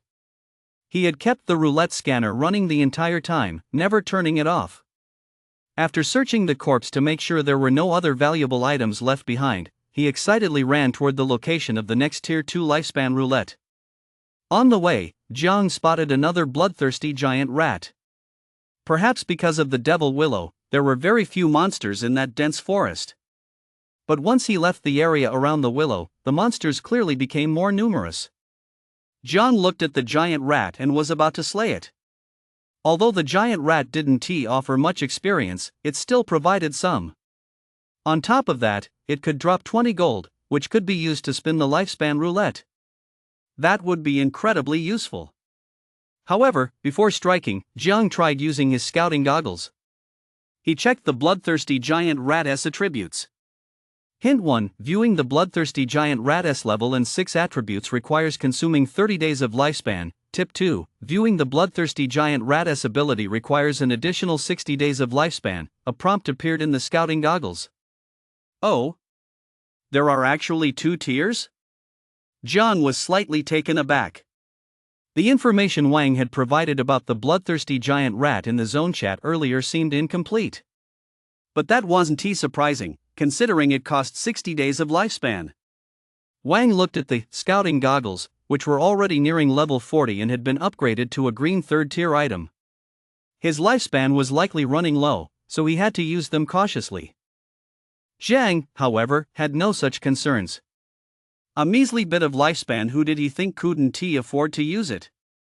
With infinite lifespan, he could max it out right away. In fact, Jiang even thought the lifespan cost was a bit too low. It was downright cheap. Bloodthirsty giant rat, level 1, strength, 22, agility, 22, vitality, 25, defense, 20, reflex, 20, skill, 20, abilities, Pounce White Tier 2, Fong grade, combat rank, Black Iron Tier 2, beginner equipped items, grade lifespan roulette 1% drop rate, White Tier 2 lifespan roulette 0.01% drop rate. Note: the bloodthirsty giant rat is a bottom tier monster in the Blood Mist Forest and serves as prey for stronger monsters. Pounce triples agility during the attack, and sharp teeth. Doubles the attack power of its teeth. Not bad, I've finally gathered all the information. Jiang nodded to himself. Now he was completely certain that the bloodthirsty giant rat posed no threat to him whatsoever. Not even its fangs could break through his defense. However, for others, if their defense and reflex stats weren't high enough, they could easily be killed by a sneak attack no matter how strong their other abilities were. As for Jiang, even if he stood there letting the giant rat bite him, his defense wouldn't break. He had absolutely nothing to worry about. On top of that, the bloodthirsty giant rat could drop a great lifespan roulette and a white tier 2 lifespan roulette, though the drop rate was very low. Furthermore, the bloodthirsty giant rat was indeed the lowest tier creature in the Blood Mist Forest, destined to be nothing more than food for other powerful monsters. Humans, however, were merely its prey. Only a small number of elite adventurers could band together and survive in its presence. He killed it, obtained 20 gold, and stored it in his spatial ring. He continued to follow the mini-map in his field of view, heading toward the location of the Tier 2 lifespan roulette. 10 minutes later, Jiang crawled through waist-high grass and arrived near the white Tier 2 lifespan roulette, only to suddenly hear the sounds of combat nearby. He parted the grass and scanned the area with his scouting goggles. The entire scene within a 300-meter radius instantly came into view, as if he had activated a god's eye view. Deep within the dense forest, a group of 25 people was engaged in battle with 13 bloodthirsty giant rats. These 25 individuals, working together in perfect coordination, were actually managing to gain the upper hand against the 13 giant rats. Some held wooden shields formed from the wood element, while others wielded various other elements. At the very front stood a figure clad entirely in grayish-white, resembling a stone statue. The rest were either attacking from the flanks or preventing the bloodthirsty giant rats from breaking through. Jiang took a closer look and realized that the person holding the wooden shield formed from the wood element was none other than Wang. Their group had once numbered in the hundreds, yet now only 25 remained. Most of them had been killed by monsters. One could only imagine the carnage outside the safe zone yesterday.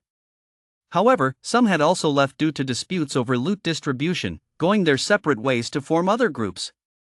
Jiang had learned all this through the regional chat channel while watching the spectacle during the safe zone lottery. With everyone cursing each other, the split was only natural. Still, those who remained were all elite.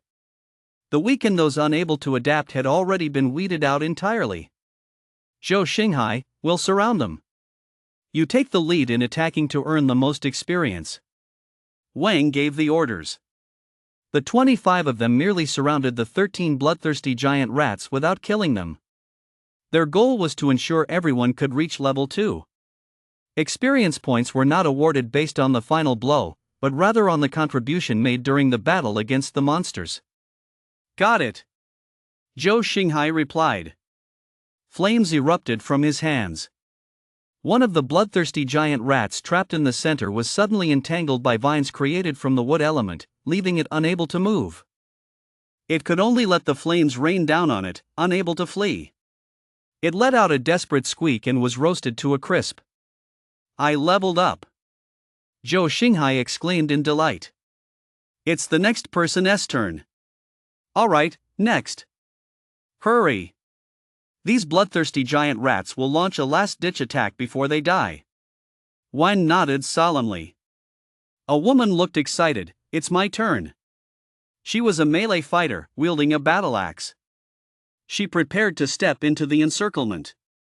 As she moved in, someone with a gold element ability imbued her battle axe with gold energy. Those with wood and earth element abilities granted her wood and earth shields for defense. At the same time, 2 other melee fighters followed closely behind her to ensure her safety. Jiang watched quietly from a distance, waiting for their battle to end so he could claim the Tier 2 lifespan roulette hidden in the thick grass behind them. The roulette scanner in his mind continued to scan, searching for the location of the next Tier 2 lifespan roulette. But there was none to be found for the moment. So for now, he'll just watch the show and see what the others' battle looks like. At the same time, he can compare his own solo combat strength to that of other teams. See if there's a gap who is stronger? Otherwise, he'll just step in, grab the lifespan roulette, and leave. But as he watches, Jiang grows puzzled. Why aren't these people attacking together to weaken the bloodthirsty giant rat, then letting those who need to level up finish it off one by one? Instead, they're surrounding the bloodthirsty giant rat and letting people risk their lives fighting it? You two, don't help unless it's a critical moment, or else the experience will get split. Wang instructed the 2 melee fighters following the woman. Got it, Brother Wang. The 2 behind the woman nodded and replied. Jiang, meanwhile, had just realized what was going on. So that's how it works. It seems the experience gained from killing a monster isn't distributed based on the final blow, but rather on the contribution of everyone who fought the monster together. That's why they need to surround the monster and have someone step into the center to fight it, maximizing the experience gain. However, such a distribution system naturally made the efficiency of teaming up to kill monsters and level up quite low. The experience would be split. Fortunately, Jiang was a solo player and didn't have to share his experience. The advantage was very clear. A skilled lone wolf was obviously far stronger than a team. Especially with my infinite lifespan, it was even stronger still. Jiang felt satisfied. Wang's team continued to have everyone who hadn't reached level 2 farm experience. Jiang, bored out of his mind, began examining these players' stats. They were extremely weak. Having stats close to 10 in any of the 6 attributes was considered strong, and some even had only 5 or 6 points. They could only rely on their abilities and coordinate with each other to survive in the blood mist forest. If they were to split up, they would inevitably be picked off one by one. Among their abilities, the strongest was the green first-tier petrified skin, which increased defense by 20 times. But their base defense was only 2 points, so even multiplied, it only reached 40 points. Far inferior to Jiang. Because Jiang's defense attribute alone was as high as 25. Although his defense ability was only a white second tier, tough skin, multiplied by 3, his defense reached 75 points. And that didn't even include his equipment. The others' abilities are even weaker. The highest is only a white tier 8, and it's not even a combat enhancing ability, it's the survival focused vitality. The rest, at white tier 6 or 7, also enhance survival abilities. Only the lower white tiers have abilities that enhance agility, strength, and other offensive stats. Not a single one of these people has stats that surpass Jiang's. However, Jiang also felt an intense desire to draw prizes to upgrade his own abilities. A small number of these players have abilities of a higher level than his own, but overall, they're still not as strong as he is. If he had abilities of that high a level, just how formidable would he be? On top of that, Jiang has a bit of a perfectionist streak. Ability levels should naturally be maxed out. Otherwise, it would gnaw at him. It feels like he needs to upgrade them all right now, immediately. Suppressing the urge, Jiang continued his inspection, this time looking at Wang's stats. Wang was already level 2 and the only one with high stats across all 6 attributes, but his highest stats were only around 12 or 13. His unarmed combat power based on those 6 attributes was merely at the low-tier black iron rank. Yesterday, Jiang was only at the low-tier iron rank, while Wang was at the high-tier iron rank, a 2-tier difference. Now, though they were both level 2, Jiang was already at mid-tier, second-tier black iron, while Wang was only at low-tier, first-tier black iron. His bare stat combat power was a full major tier higher than Wang's. Factoring in his ability and equipment, Jiang estimated he could already reach the level of 7th or 8th tier black iron. And that was without even using his trump card, the 5 elements. As for Wang, even with his newly acquired ability, he was at most early tier, second tier black iron. That's 5 or 6 tiers above Wang. If he wanted to wipe out Wang's team right now, it would likely be a breeze. Thinking of this, Jiang couldn't help but feel a tremendous sense of superiority. Times have changed. After reviewing everyone's stats, Jiang noticed something unusual. There were almost no high-level abilities or equipment that directly boosted combat power. Instead, there were more survival-oriented abilities. For example, Jiang's own great ability, Roulette Scanner, allowed him to continuously find lifespan roulette wheels to spin, thereby comprehensively enhancing his overall survival capabilities. Another example was Li's Blue Tier 1 ability, Weapon Master. According to the regional chat, it seemed to allow for the perfect handling of various weapons, creating unexpected effects. Although it didn't directly boost physical combat power, the combination of different weapons significantly strengthened his survival capabilities. Then there's the Green Tier 1 ability, Petrified Skin, mentioned earlier, which boosts defense, directly enhancing survival capabilities. Jiang speculates that this might be the Apocalypse system's default design. After all, if you start with extremely powerful offensive abilities but can't survive, you'll still die. That's why the high-level abilities granted at the beginning are all survival-oriented. As for the lower-level abilities, they're all pretty much the same. This is a benefit for all humans, but for Jiang, it's an even greater advantage. Because his lifespan is infinite, he can continuously consume lifespan, constantly seek out lifespan roulette, keep drawing from it, and continuously improve his abilities across the board. He can also keep upgrading these abilities, including his offensive ones. While a tiny fraction of other human survival abilities might temporarily surpass his in certain aspects, he can keep upgrading to catch up. Plus, with various attribute points boosting him, he has already surpassed them in those areas. However, when it comes to offensive abilities, others lack powerful ones, but Jiang can keep acquiring them and upgrading them with his lifespan. Compared to other survivors in this apocalypse, this is a massive advantage for me. Jiang thought to himself with a secret smile. Before long, the pack of bloodthirsty giant rats had been wiped out by the team led by Wang. And all 25 of them had leveled up to level 2. Very good. Now we should be able to go back and find that willow tree. Wang's expression was grave. Zhou Xinghai looked terrified. Can we even beat that thing? And we haven't even scouted out its stats yet. Damn Jaya, just to save lifespan, she actually pretended to have activated the scanning function on the scouting goggles. The female melee fighter wielding a battle axe cursed. Just yesterday, when Wang led the group out, they encountered all sorts of battles along the way. Fortunately, thanks to the information gathered through the scouting goggles, they managed to escape danger time and time again. But the scanning goggles consumed far too much lifespan, her own meager supply couldn't handle it, so Wang proposed taking turns using them. Everyone agreed, but there was a freeloader in the group. When it was her turn to use the scanning goggles, she pretended to expend lifespan to activate them, but in reality, she didn't use them at all. Trying to save her own lifespan while forcing others to expend theirs when it was their turn was incredibly selfish. And because of her selfishness, while she was using the goggles, she falsely reported intelligence, causing them to inadvertently enter the Devil Willow's territory. This resulted in dozens of casualties, and the others barely managed to escape. Zhaoya herself, along with the scouting goggles, was left behind in the Willow Tree's territory. Let us just grab the gear and get out of here, Wang said. Our teamwork is already top-notch, and we've drawn some great lifespan roulette, so our strength has improved. That willow tree is far too terrifying, we're no match for it.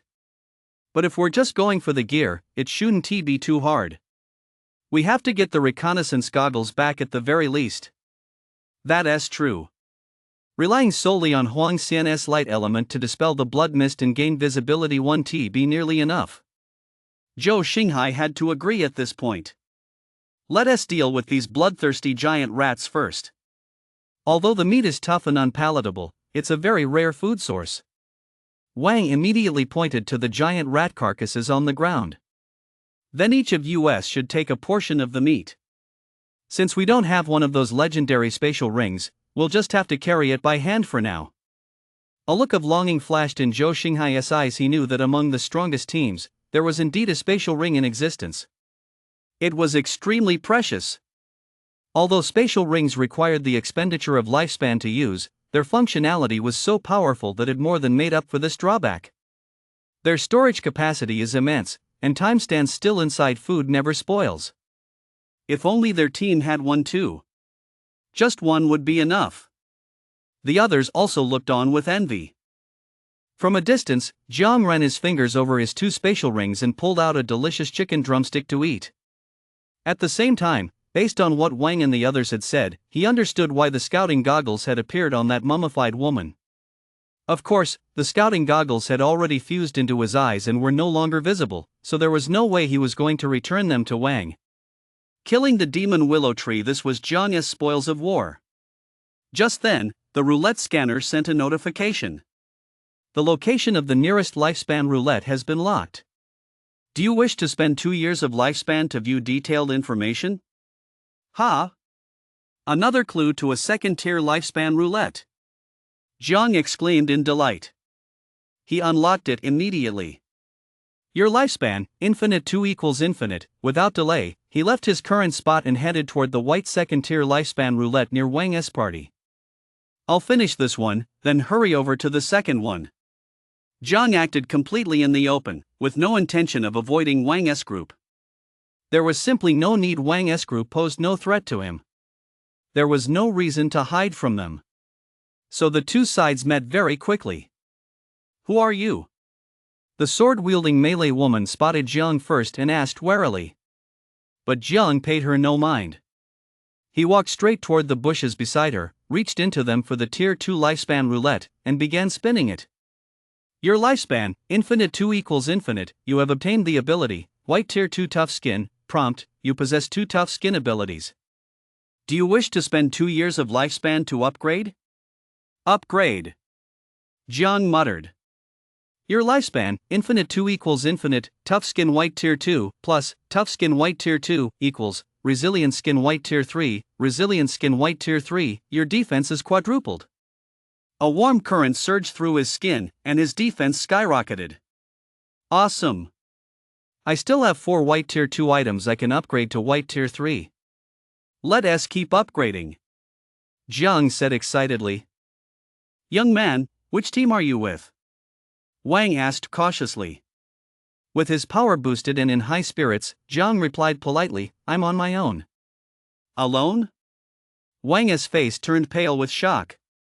The others turned to look at Jiang and were stunned to see him fully armed.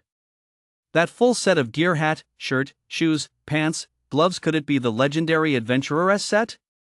Even the strongest teams can't put together a complete set of that stuff. And he actually has 2 battle daggers. Holy shit! What is that? Zhou Xinghai stared wide-eyed at Jiang's hands. There were actually 2 white rings. They were storage rings. Our team wouldn't even dare to dream of having one. Even top-tier teams are lucky to have just one. And you, a lone wolf, have 2? Everyone was utterly stunned. Young man, I'm Wang. What is your name? Wang asked. Jiang. Young man Jiang, would you be interested in joining our team? Wang asked, eyeing him as a potential recruit. Jiang was a master who went it alone, and with all that gear, he must be incredibly powerful. On top of that, he was so young his lifespan was probably well over 100. If they were lucky enough to recruit him, their team's strength would skyrocket. And when they went to that willow tree later, they'd have a much better chance of stealing back the scouting goggles. Even if they couldn't steal the goggles from the willow tree, they could at least reduce casualties during combat. That's right, brother Jiang, join us. Zhou Xinghai said, his face full of excitement. Although the other team members were a bit wary of Jiang, most of them also hoped he would join the team. A powerhouse like this could at least take down a bloodthirsty giant rat single-handedly. He was stronger than any of them. Once he joined the team, their safety would be much better guaranteed. Therefore, everyone had the idea of latching onto his coattails. I have no such intention. Jiang shook his head. He could rapidly improve his strength all on his own. Why drag these dead weights along? That would be idiotic. Young man, won't you at least consider it? Wang asked earnestly. He really wanted Jiang to join. I know you're strong, but there's safety in numbers. Forget it. I prefer going solo. Jiang waved his hand, continuing to refuse. Oh well, fine then. Wang said, sounding a bit disappointed. After multiple refusals, it would be rude to keep pestering him. It might even make Jiang resentful, so Wang decided not to press the issue. The others all looked on with regret, their eyes betraying their reluctance to let him go. Suddenly, Wang had a change of heart and said, Young man, I won't force you to join our party, but I'd like to ask you for a favor. If you help us, I'll reward you handsomely. Yesterday, a willow tree monster attacked us. Many people died, and some gear was left on their bodies. I'd like to ask you to join us temporarily to fight the willow tree. You don't need to kill it, that's too difficult. Just hold off its attacks long enough for us to grab the gear. How about it? I'm in a hurry. Jiang shook his head in refusal. A willow tree? Hold off its attacks? But I already one-shot it with a single strike. I took all the gear. Why should I help you? You'd be lucky if I didn't demand my share of the loot. Fine, then. Wang sighed. The others felt a pang of dread. Without such a powerful ally, someone was bound to die in the attempt to retrieve the scouting goggles. Let us go. Wang ordered the others. Jiang also left, intending to search for the second white second-tier lifespan roulette. Wang led a group of 25 people, moving cautiously through the dense forest. They advanced slowly and carefully toward the location of the demon willow. Upon arrival, Wang was stunned. There, in the clearing that had filled them with despair just yesterday, stood the willow tree. It had been chopped down, and the celestial and earthly treasures along with the lifespan roulette had vanished. On the clearing, the once mighty willow branches lay shattered, as if ravaged by some unimaginably powerful force, broken into pieces, a truly pitiful sight. This can't be. Could another powerful party have been here? Everyone was stunned. A party actually managed to destroy this willow tree. That's incredibly powerful. Which powerful party could it be? The crowd fell into silence. Compared to the other team, their own was simply too weak. After the silence, Zhou Xinghai suddenly stepped forward. Wait, these willow branches seem to have been severed all at once in an instant. And the tree's trunk, the cut surface is incredibly smooth and even. It was also taken down with a single stroke. Perhaps it wasn't a team, but a single person. A master of close combat. What? It was actually a single person. Not a powerful team? The woman with the sword looked utterly shocked. Wang's face was also filled with horror. Who could it be? Someone with such overwhelming power. Suddenly, he thought of that figure. Could it be Jiang? After all, he also uses a sword, is fully armed, and is a lone master. That might actually be possible. And he did come from the direction of the willow trees toward us. Zhou Xinghai looked utterly dumbfounded. They had originally thought Jiang was a lone master with considerable strength, but they never imagined his power had reached this level. Far, far stronger than they ever imagined. It was truly astonishing. Everyone was completely taken aback. They felt even more regret. If they'd known Jiang was this powerful, they would have begged him on their knees to stay.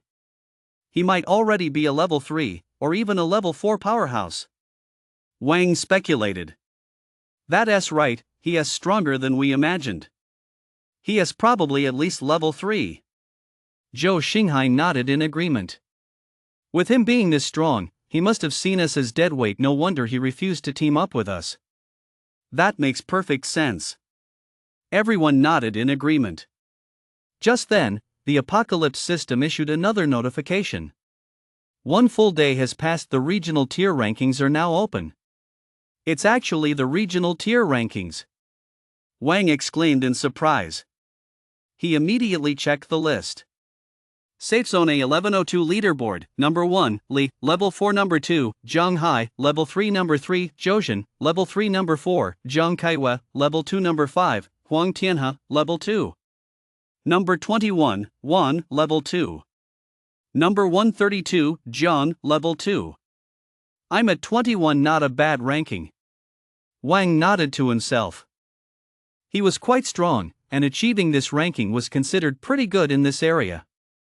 Zhou Xinghai looked on with envy. Holy crap, Big Shot Li is already level 4. That is so freaking awesome. There are 2 level 3 big shots too. I bet one of them is the other blue tier 1 lifespan roulette player, right? The others were also stunned. So strong. Absolutely incredible. Why is Zhang ranked 132nd? How could he be so low? With his strength, that doesn't make sense. Wang suddenly exclaimed. The other teammates were also puzzled. Never mind. Regardless, he dares to go it alone, so he is definitely powerful. In the future, we should only befriend him, not make him our enemy. Wang said to the group. Wang then looted the body but found the equipment was gone, so he reluctantly gave up. Zhang was currently heading toward the new white second-tier lifespan roulette. Upon seeing the prompt, he checked the leaderboard as well. 132nd place? That low? Zhang frowned slightly. But then he remembered that he had spent the entire previous day camping in the safe zone to level up. While everyone else had been fighting furiously out there, it made sense that his level wouldn't match theirs. Still, Zhang began to feel a sense of urgency. He was powerful, yet there were people ranked ahead of him. Especially Wang, far weaker than him, was ranked 21st, while he was stuck well over 100th. A hint of impatience crept into Zhang's heart. He wanted to make a fierce push up the rankings. At that moment, the Apocalypse system issued another notification. Ranking rewards: the first player to reach level 10 will receive 1 blue tier level 19 lifespan roulette draw or 1 century longevity fruit. Players 2 through 10 to reach level 10 will receive 1 green tier level 19 lifespan roulette draw or 1 decade longevity fruit. Players ranked 11th to 100th to reach level 10 will receive 1 white tier level 19 lifespan roulette draw or 1 1-year lifespan fruit. The moment the message appeared, the zone chat channel exploded. What? 100-year lifespan fruit. A 10-year lifespan fruit. A 1-year lifespan fruit. The entire zone was in an uproar. Racing up the leaderboard could actually earn lifespan fruits to extend one's lifespan. Lifespan is incredibly rare. The lifespan roulette has a very small chance of yielding lifespan, but that probability is so minuscule it's practically negligible. Yet now, by racing up the leaderboard, you can get lifespan fruits to increase your lifespan. This is absolutely amazing. Holy crap, the first place prize of a 100-year lifespan fruit is just too good to be true. I want it so bad. Even the top 10 gets a 10-year lifespan fruit. I want it so bad. I have to get it. Holy crap. I'm going to level up like crazy. Hurry, hurry, hurry. I need to level up fast. Isn't it better value to spin the lifespan roulette in the top 10? Someone asked. First place? I'm not even worthy of the blue lifespan roulette. It's super powerful, but it requires lifespan to sustain it. Don't even think about it.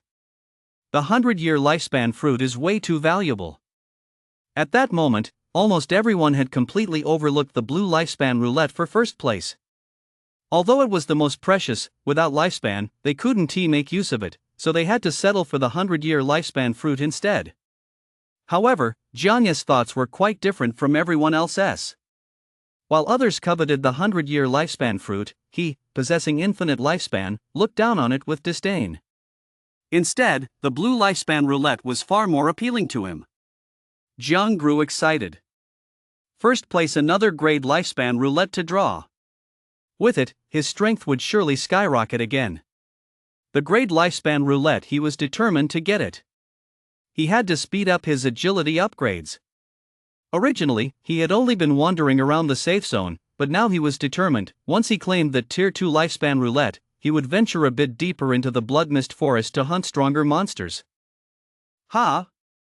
This white tier 2 lifespan roulette seems a bit different? Jiang noticed this suddenly while on his way. He hadn't paid attention before, but now he saw that the words rare were written on the back of the tier 2 lifespan roulette. A rare white tier 2 lifespan roulette? Jiang paused in surprise. Hint: rare lifespan roulettes have a small chance of yielding hidden ability gear or other valuable items. However, the location of a rare lifespan roulette may harbor immense danger. Jiang licked his lips. Hidden ability gear? Or other good stuff? Not bad. Although the warning mentioned immense danger, at least I have my scouting goggles. If it doesn't work out, I'll just leave. With that thought, Jiang immediately ran toward the location of the rare lifespan roulette. Along the way, he killed a few more bloodthirsty giant rats. His experience points reached level 224,500. As he ventured deeper into the blood mist forest, the location of the rare lifespan roulette was already quite a distance from the safe zone. Warning: you are approaching a dangerous area. The rare tier 2 lifespan roulette is right up ahead. Jiang gazed ahead and muttered to himself. The dense forest ahead was even thicker and more lush, with trees dozens of meters tall, their foliage deep and dense. Blocking out the sunlight, it appeared pitch black inside. Jiang cautiously scanned the area with his scouting goggles and discovered numerous massive white spider webs. Just then, Jiang spotted a white spider the size of a bucket on one of the webs. It had hundreds of compound eyes on its head, and at that moment, the eyes in those hundreds of compound eyes all darted in unison, turning to look at Jiang. He consumed lifespan to check its attributes. Jiang immediately recognized it as a ghost-eyed spider. A level 2 monster. All 6 attributes hovered around 42, with combat power at the early stage of Black Iron Tier 4. Ability: White Tier 2 Spider Sense Reflexes multiplied by 3.5. It possesses an ability to anticipate danger in advance and has a chance to predict the opponent's actions. Grade: Web Glide, doubles agility while on a spider web. Grade: Web Spinning, sprays white silk with a strength doubling binding effect vulnerable to fire. Grade: Tough Exoskeleton, doubles defense. Grade: Steel Claws, strength doubled equipment. White Tier 2 lifespan roulette drop rate 1%, White Tier 3 lifespan roulette drop rate 0.01%. It seems I can take this on. Jiang assessed the situation in his mind and stepped into this dangerous area. He proceeded with extreme caution. In this dense forest, the grass was thick and tall, nearly as high as 2 people. Numerous spiderweb traps were woven throughout, and one false move could lead to a trap. Fortunately, his scouting goggles could detect all of these, allowing Jiang to avoid them, though his progress was slow. As soon as he entered the dense forest, the spider that had been watching him earlier quietly slid down its web. Not a single sound. Its movements were incredibly smooth. In just a few seconds, it had silently swung from 100 meters away to hang directly above his head, ready to launch a lightning-fast strike at any moment. Jiang was somewhat startled, but he remained still, playing along with the spider's plan. As soon as the ghost-eyed spider was directly overhead, Jiang leaped into the air, drawing both blades at once. 2 flashes of silver light streaked through the air. A look of astonishment flashed across the ghost-eyed spider's hundreds of eyes. How is this possible? This level 2 human actually managed to react in time? The next moment, the ghost-eyed spider was sliced into 3 pieces. Experience plus 50, gold plus 40, level 274,500. That feels great. I actually gained this much experience. Jiang was overjoyed. As soon as the ghost-eyed spider died, it fell to the ground, triggering the spiderwebs. And this trigger was disastrous. Deep within the dense forest, a massive swarm of ghost-eyed spiders was alerted and rushed toward him. In the blink of an eye, they surrounded Jiang. Because of the spiderwebs in the grass below, Jiang's movements were slowed, and he can only watch as he was encircled. Jiang couldn't help but feel a pang of anxiety. Checking the numbers, a total of 10 ghost-eyed spiders had arrived, including one that was a full size larger than the others. Ghost-eyed spider elite, an elite monster. Jiang's heart skipped a beat. Checking its stats, he found that all 6 attributes had reached 50 points equivalent to early stage Black Iron Tier 5. It was a formidable opponent even with its ability stacked, its stats were nearly on par with his own. With the other 9 ordinary ghost-eyed spiders providing support, Jiang found himself in a dire situation. Then, the elite ghost-eyed spider slightly bent one of its legs forward. The remaining 9 spiders simultaneously spewed white silk, firing it at Jiang in a barrage. Damn it!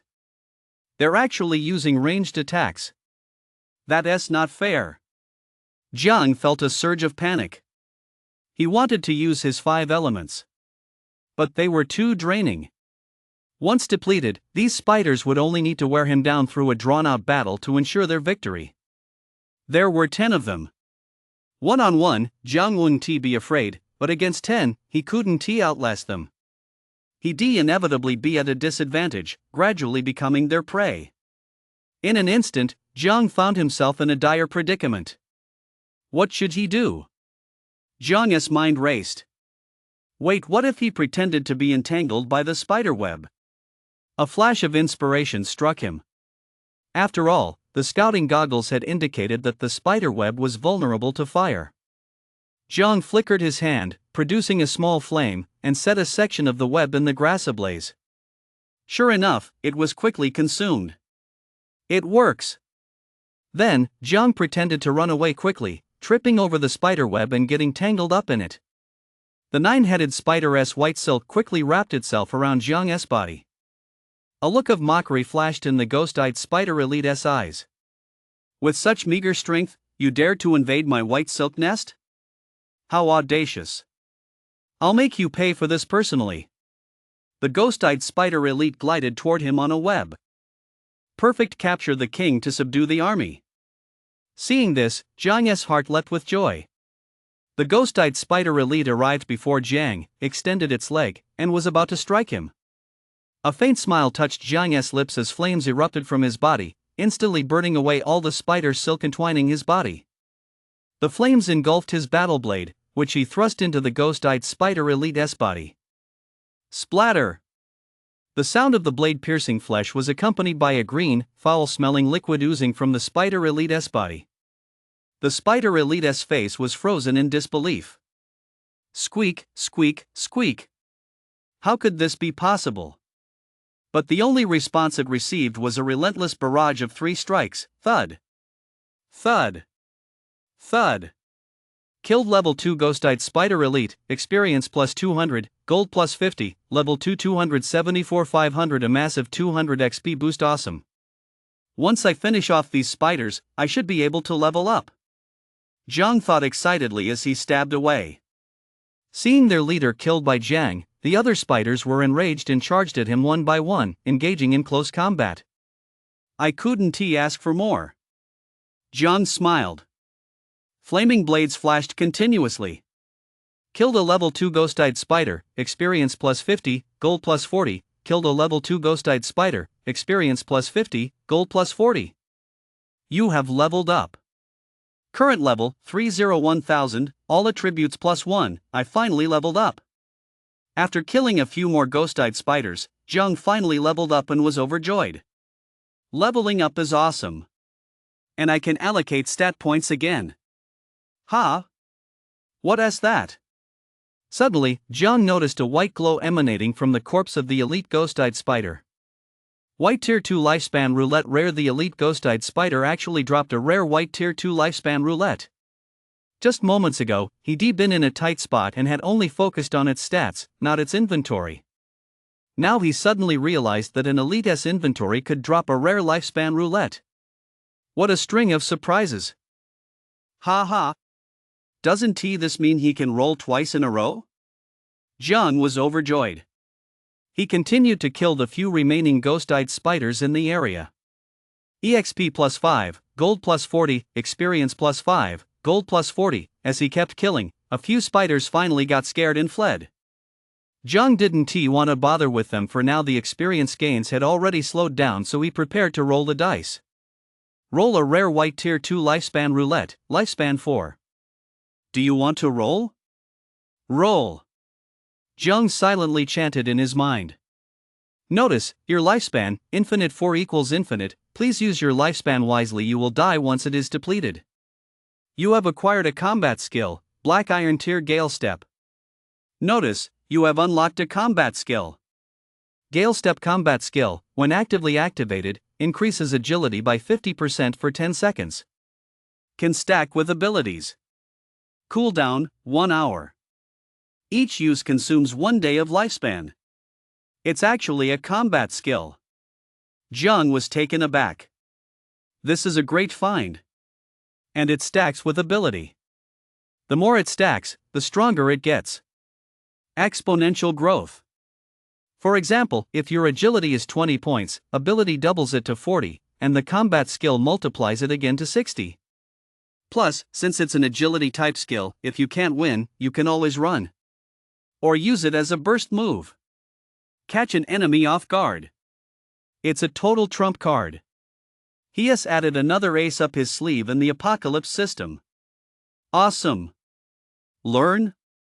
Learn! Jiang exclaimed excitedly.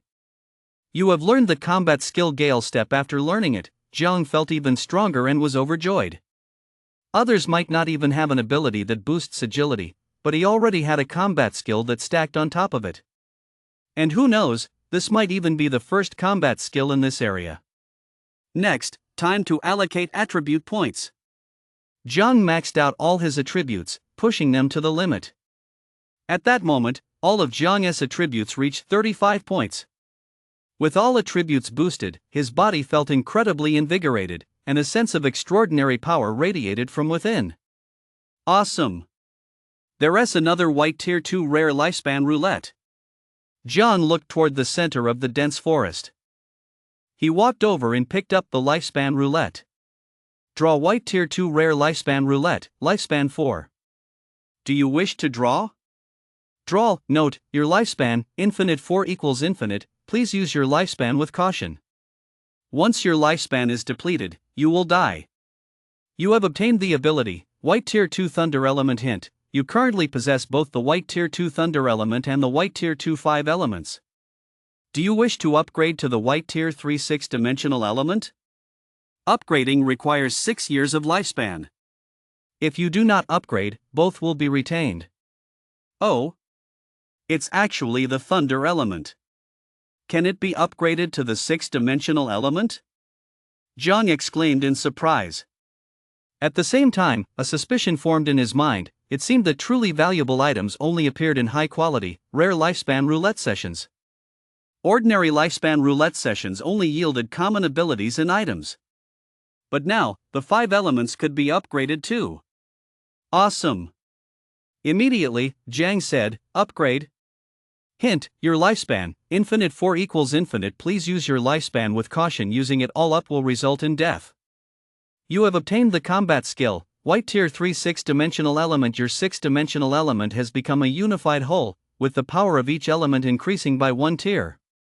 Power amplification has been boosted to 5 times. White Tier 3 is comparable to White Tier 4. Ha! What is that? Suddenly, Jiang noticed a red stone near the center. Black iron grade metal, red steel stone. Another pleasant surprise. Jiang dug it up and stored it in his storage space. Although he didn't know what this thing was for, since it had a grade and was recognized by the Apocalypse system, it must have value. Better to dig it up first and figure it out later. Dug it up and placed it in his storage ring.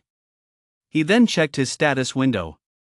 Name Jiang level 310 1000 strength 35 plus 5 agility 35 plus 5 vitality 35 plus 5 defense 35 plus 5 reflex 35 plus 5 skill 35 plus 5 ability roulette scanner grade. Colossal vitality grade, brute strength White Tier 3, swift stride White Tier 3, 6-dimensional elements White Tier 3, tough skin White Tier 3, combat technique White Tier 2, enhanced senses White Tier 2, ultra speed reflex White Tier 2 equipment scouting goggles Green Tier 3 fused, Adventurer S5 piece set 5 grade, Battle Dagger grade 2, Space Ring grade 2, Mana Necklace grade Talent Mana Spring Black Iron Combat Skill Scale Step Black Iron Combat Rank Black Iron Tier 3 Intermediate. Lifespan Infinite Note 1, Strength, Agility, Vitality, and Reflex are 5 for an average person. Defense is 2 for an average person. Skill refers to combat skill, which is a composite value of martial arts and various combat abilities. Note 2, combat rank is a comprehensive assessment of the 6 basic attributes and does not include abilities, talents, or equipment. After reviewing his stats, Jiang was extremely satisfied. His 6 attribute combat power had already reached Black Iron Tier 3, Intermediate. And when his combat power was multiplied by his ability, Jiang had already broken through the Black Iron realm.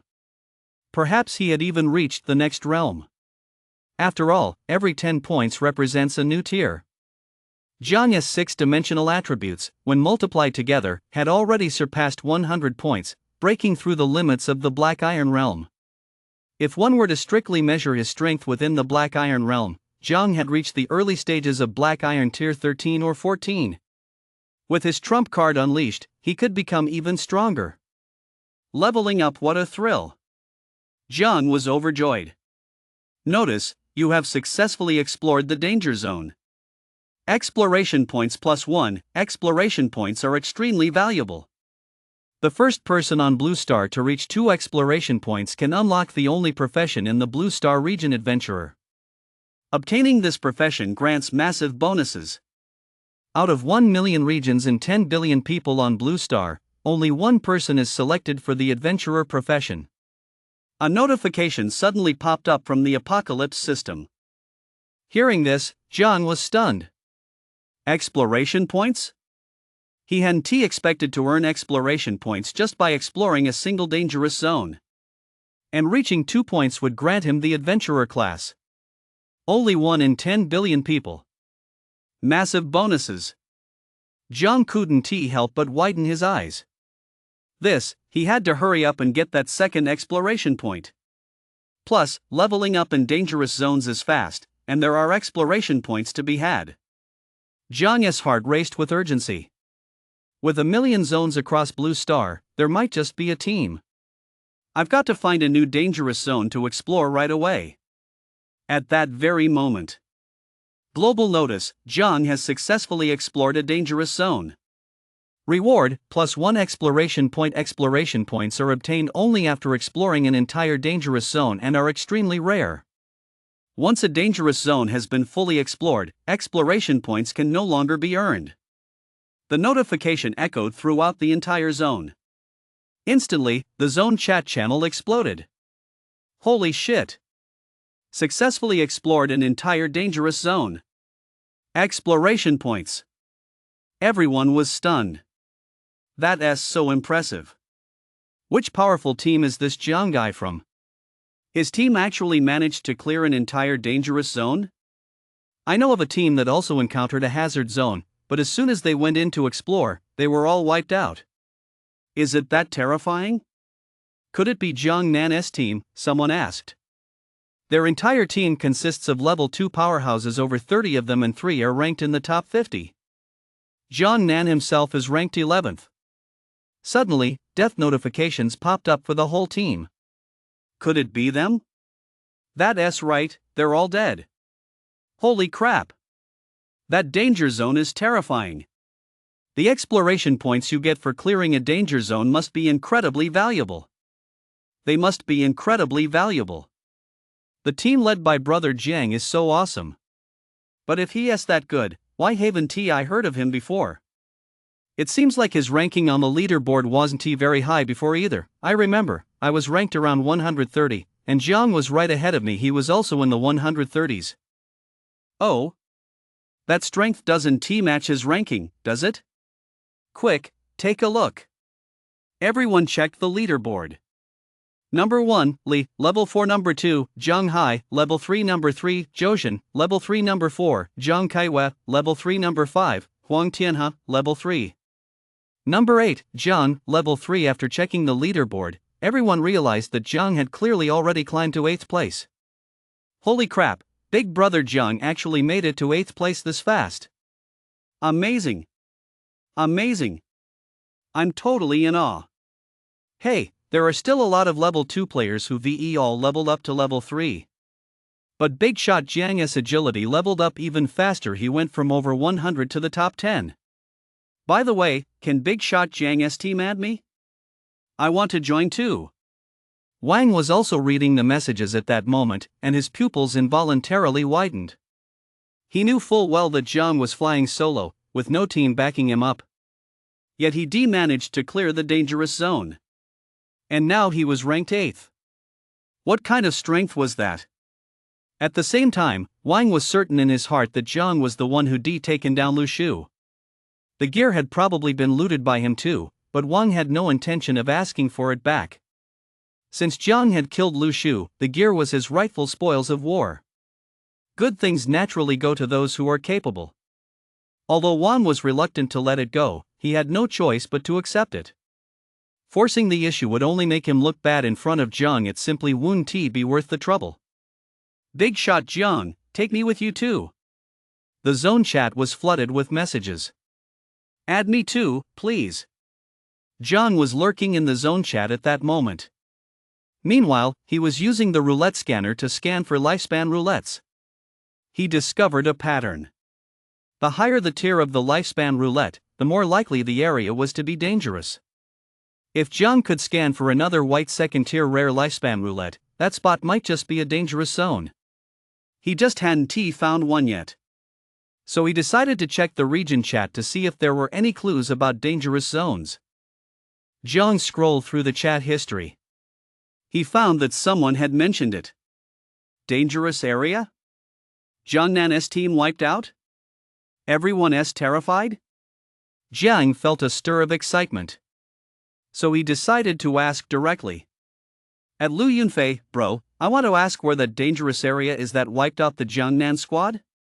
Jiang directly tagged the person who had just mentioned the Jiangnan squad's wipe. Holy shit! Big shot Jiang is talking. Count me in. Count me in. Big shot Jiang, let us merge our teams. Wait, is the big shot heading to the danger zone again? Lu Yunfei was flattered beyond belief. He couldn't believe the big shot had actually tagged him. He immediately replied, Big shot Jiang, the danger zone is 3 kilometers south of the safe zone. Holy crap, is it that dangerous? I'm right nearby. Run, run. The others panicked. I think I'll just stick to fighting weaker monsters. So that's it. A glint of excitement flashed in Jiang's eyes. He immediately headed toward the danger zone Lu Yunfei had mentioned. Eastern Safe Zone. 1 minute earlier. A wasteland littered with mantis corpses. Li, decked out in gear, had just slain an elite mantis monster. His ability, Weapon Master, allows him to transform any item that comes into contact with his body into equipment. It also significantly boosts the equipment's stats, waives the lifespan cost of using the gear, and grants certain bonuses when wielding weapons. Yesterday, he had also accidentally obtained a 20-year lifespan fruit, a celestial treasure which unlocked various lifespan roulette options, making him extremely powerful. Powerful enough to solo an elite mantis monster. His 9 other teammates were currently cleaning up the battlefield. This group of 10 had completely dominated the top 10 spots on the original leaderboard. Every member started with at least a green ability or piece of equipment. The 10 of them had banded together from the very beginning. After a day and night of combat, they had joined forces, constantly growing stronger. Right now, they had just finished capturing a dangerous zone. However, they had all just heard Jiang's zone notification. Just who was that Jiang's team? Li pondered deeply. They actually cleared the dangerous zone faster than my team? Is Jiang's team really that powerful? When did such a strong team emerge? Still, I should be able to get those exploration points soon too. Li Dequan charged forward and killed the last mantis monster. Notice, you have successfully explored the dangerous zone. Exploration points +1, exploration points are extremely valuable. The first person on Blue Star to reach 2 exploration points will unlock the planet's only exclusive class, the Adventurer. Obtaining this class grants massive bonuses. Out of 1 million zones and 10 billion people on Blue Star, only one person will be selected for the Adventurer class. What? Li was stunned. The Adventurer class. Bro Dewey, did you get exploration points? Asked Josian. Ranked 3rd on the leaderboard, he possessed the green 7th tier ability, Legion Aura. It could distribute damage and boost the team's overall stats, enhancing their combat coordination. It was, without a doubt, a powerful tool for team battles. Lee glanced at Zhou. He realized that in an entire dangerous zone, there was only one exploration point, and since he had contributed the most to this battle, he was the one who had earned it. None of his other teammates had received it. Therefore, they were unaware of the existence of the adventurer class. I have to beat Jiang to it and get my hands on the adventurer class. A sense of urgency welled up inside Lee. The adventurer class is simply too alluring. A class chosen from a pool of 100 billion, just how powerful could it be? Lee dared not even imagine it. That's right. He then replied to Zhou. Still, I never expected Jiang's team to beat us to the exploration points. That's really strange. This time, it was Jiang Hai, ranked second on the leaderboard, who spoke. The ability is a green 8th tier, Repentance, a crowd control type ability that slows enemies over a wide area and deals a minimal amount of damage. Looks like we need to hurry up and level up, Lee said. Check the leaderboard, this Jiang has actually climbed to 8th place already. The 10 of us have to keep the top 10 spots on the leaderboard to claim the rewards. We can't let that kid overtake us. Isn't there another danger zone near the eastern part of the safe zone? We need to head there right away. Jiang has already obtained information about the southern danger zone from the chat logs. Jiang and his team are probably already on their way. Lee sounded a bit anxious. It was for both the leaderboard and their adventurer careers. They couldn't afford to give up on either. All right, Brother Dewey. The other team members agreed one after another. After all, Jiang's team was too powerful. They feared that his teammates might also challenge the rankings and push them out of their spots. Meanwhile, Jiang had already arrived near the dangerous zone Lu Yunfei had mentioned. Notice, you have approached a high-risk zone, the notification sounded, and Jiang paused in surprise. It wasn't just a dangerous zone, but a high-risk zone. Even more terrifying than a danger zone? Jiang froze in place, hesitating. Just then, the Apocalypse System's notification sounded again. System-wide notice, Lee has successfully explored a danger zone. Reward, +1 exploration point. Exploration points are obtained only after fully exploring an entire danger zone and are extremely rare. Once a danger zone has been fully explored, exploration points can no longer be obtained. It's him. Lee. Jiang's expression froze upon hearing the news. His team actually earned exploration points too. Doesn't that mean he knows about the adventurer class as well? And they must know that hazard zones are a fast way to level up. His agility will skyrocket. Jiang had to secure the first place ranking reward and the adventurer class as well. A greater sense of urgency suddenly welled up inside Jiang. The high-risk zone, I've got to take a chance. My strength has just surged again, and with the scouting goggles and my combat skills, even if I'm outmatched, I can escape immediately. Jiang calculated. He then stepped into the high-risk zone. The blood mist here was exceptionally thick, and the trees were tall and dense. Directly ahead, there seemed to be a small hill looming faintly. At the same time, the air was thick with the pungent stench of blood and rotting corpses. He scanned the surroundings with his scouting goggles. Jiang discovered that hidden within the massive thickets were as many as 70 or 80 corpses. There was one right in front of him. He nearly stepped on its rotting face. And indeed, there was a small hill ahead. The location of the nearest lifespan roulette has been locked. Do you wish to spend 2 years of lifespan to view detailed information?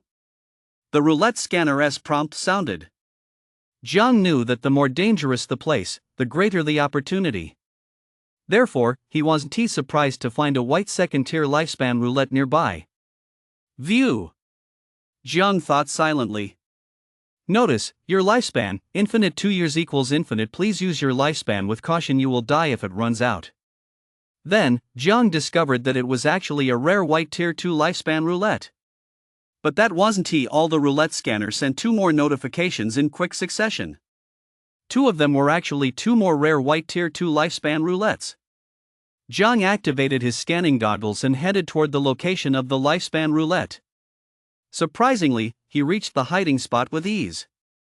The lifespan roulette was well concealed in the grass, next to a corpse with eyes wide open in death, but only one eyeball remained in its socket. Jiang was puzzled. Where was the monster? But no matter how puzzled he was, since there was no immediate danger, he might as well roll the dice first. With increased power, he'd have the confidence to take on even the strongest monsters. Roll the white tier 2 rare lifespan roulette. Lifespan 4. Do you roll? Roll. Jiang silently chanted in his mind. Hint, your lifespan, infinite 4 equals infinite, please use your lifespan wisely. Once your lifespan is depleted, you will die. You have obtained the ability, White Tier 2 Combat Skill. Notice, you possess 2 White Tier 2 combat skills. Do you wish to upgrade? Upgrading requires 2 years of lifespan. If you do not upgrade, you can only keep one. Upgrade! Jiang exclaimed joyfully. Combat Skill White Tier 2 plus Combat Skill White Tier 2 equals Life or Death Skill White Tier 3, Life or Death Technique White Tier 3, your skill is quadrupled. Instantly, Jiang felt 50 years worth of life or death skill experience surge into his mind. And it all clicked into place. Awesome! Jiang felt a rush of exhilaration. Now, with just 2 more abilities, he could upgrade all his abilities to White Tier 3. Then all his stats would quadruple. Jiang thought to himself with delight. He was a perfectionist. However, what Jiang didn't notice was that the corpse at his feet had stirred. The pupil in the corpse's soul remaining eye shifted, suddenly locking onto Jiang. Then, that rotting hand swiftly grabbed Jiang's ankle. Holy shit! Jiang jumped in fright. He immediately kicked out, flinging the hand away. Then he leaped backward, putting distance between them. Gur at the same time, waves of growls began to rise from all around him. The corpses that had been lying on the grass suddenly roared in unison, scrambling to their feet and lunging at him from every direction. Could the monsters be the corpses? Jiang shuddered. He immediately used his scouting goggles to check their stats. However, to Jiang's surprise, their stats weren't particularly high. Their average stats were only around 10 points. Name, Rotten Zombie. Origin, mutated from humans. Jiang looked at the modern clothes the zombies were wearing. These were clearly the humans who had died in this high-risk zone earlier.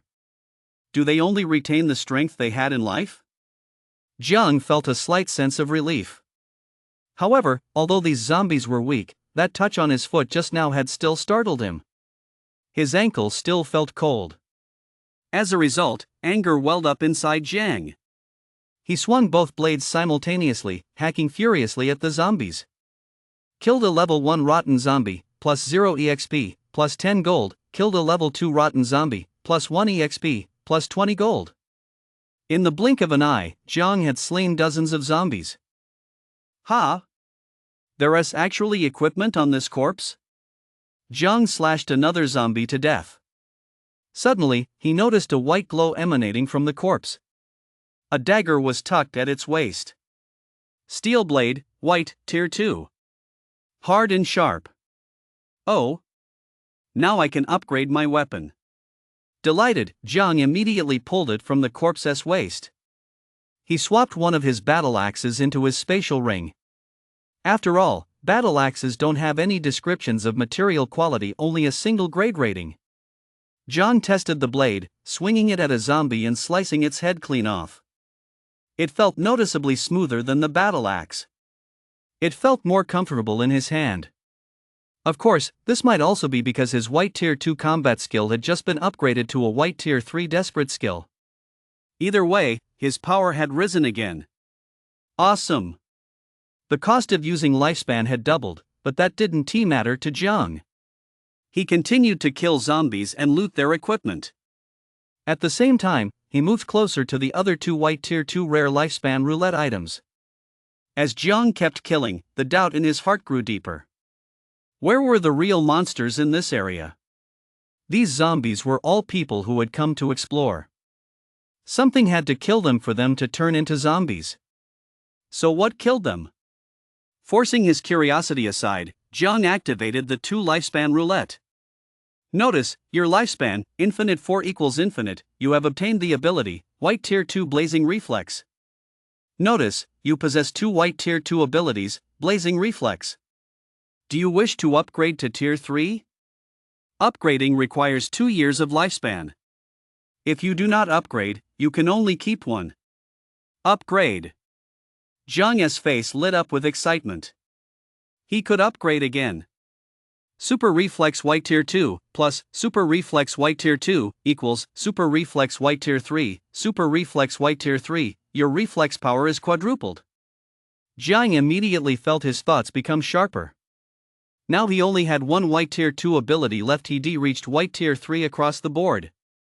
Let us draw the second one. Hint, your lifespan, infinite 4 equals infinite. You have obtained the ability, White Tier 2 Blade Aura White Tier 2. When wielding a blade, it generates aura, increasing damage by 10% and enhancing the blade's durability. This ability isn't bad either. Jiang rejoiced his power had risen again. Plus, it looked pretty cool. Jiang gave it a try as the energy attached, a pure white aura wrapped around the entire blade. Just then, Jiang noticed that the zombies surrounding him, who had been charging at him, were now beginning to retreat. They were all wearing gear. Jiang glanced at one of them. It even had green gear. And the creature was actually running quickly toward the small hill. Green gear could give him a huge boost. He couldn't let it get away. Jiang felt a sense of urgency and gave chase, only to discover a dark, dingy hole hidden on the side of the hill. The creature had vanished into the opening. Jiang moved closer to take a look. Hint, you have discovered the entrance to a dungeon. A dungeon? Jiang froze upon hearing the prompt. Looks like this is the truly high-risk zone. Those corpses from earlier must have died in the dungeon and been released by something, and the rare lifespan roulette, it's only because it's hidden so deeply that these explorers haven't found it yet. Jiang pieced together the logic behind it all. Although the logic had some flaws, Jiang couldn't worry about that now. Time was running out. Still, looking at that pitch-black opening, filled with mystery and the unknown, Jiang felt a chill run down his spine. But the die was cast. He had no choice but to go through with it. Jiang gripped his dual blades tightly, his expression on high alert, and slowly stepped inside. With a soft pop, it felt as though he had passed through a thin membrane. You have entered the dungeon. The barrier has closed. You must wait 12 hours for it to reopen before you can leave. No information can be transmitted from the dungeon to the outside world. You can only receive information from the outside. As soon as Jiang's body passed through the membrane, he heard the Apocalypse System's prompt. Doesn't that mean I can't leave for 12 hours? I'm trapped here? Jiang's heart sank. He hadn't expected the dungeon to have such a restriction. I hope I can handle the monsters inside. Jiang prayed silently. Otherwise, if I encounter something I can't handle, I'll have to survive in here for 12 hours before I can escape. Whether I can last that long is anyone's guess. Facing this high-risk zone, he felt a bit uneasy. But the very next moment, a massive whoosh of wind rushed toward Jiang with a sharp whoosh. Jiang instinctively raised his dual blades to block.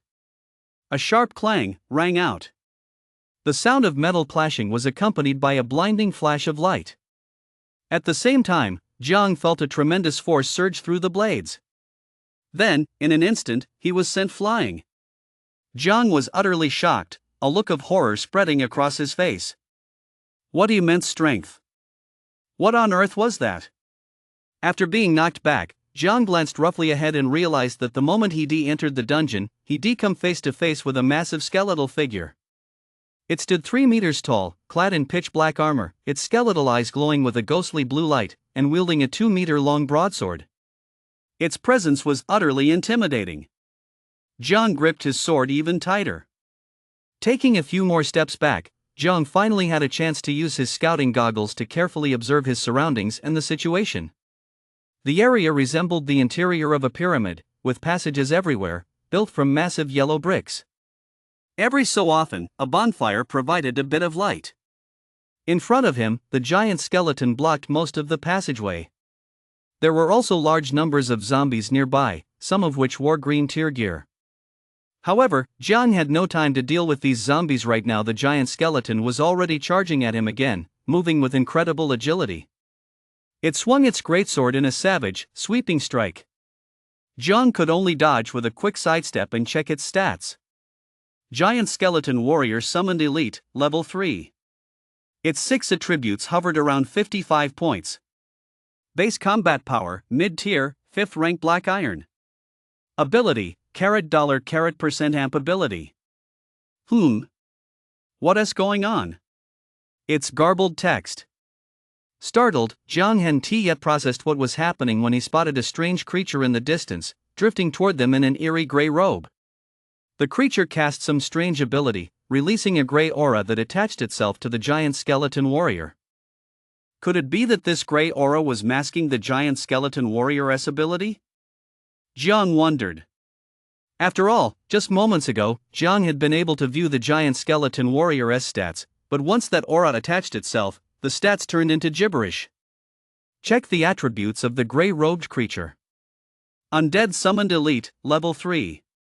And behind the undead, another skeleton archer appeared, wielding a green longbow. Skeleton Archer Summoned Elite, Level 3. In the blink of an eye, 3 elite creatures appeared simultaneously, ready to attack Jiang at any moment. A terrifying sense of oppression surged like a tidal wave. Jiang's expression grew grave. He had just clashed with the giant skeleton warrior. Even without using his blade aura, the opponent's strength was higher than his own. And their agility was not much different from his.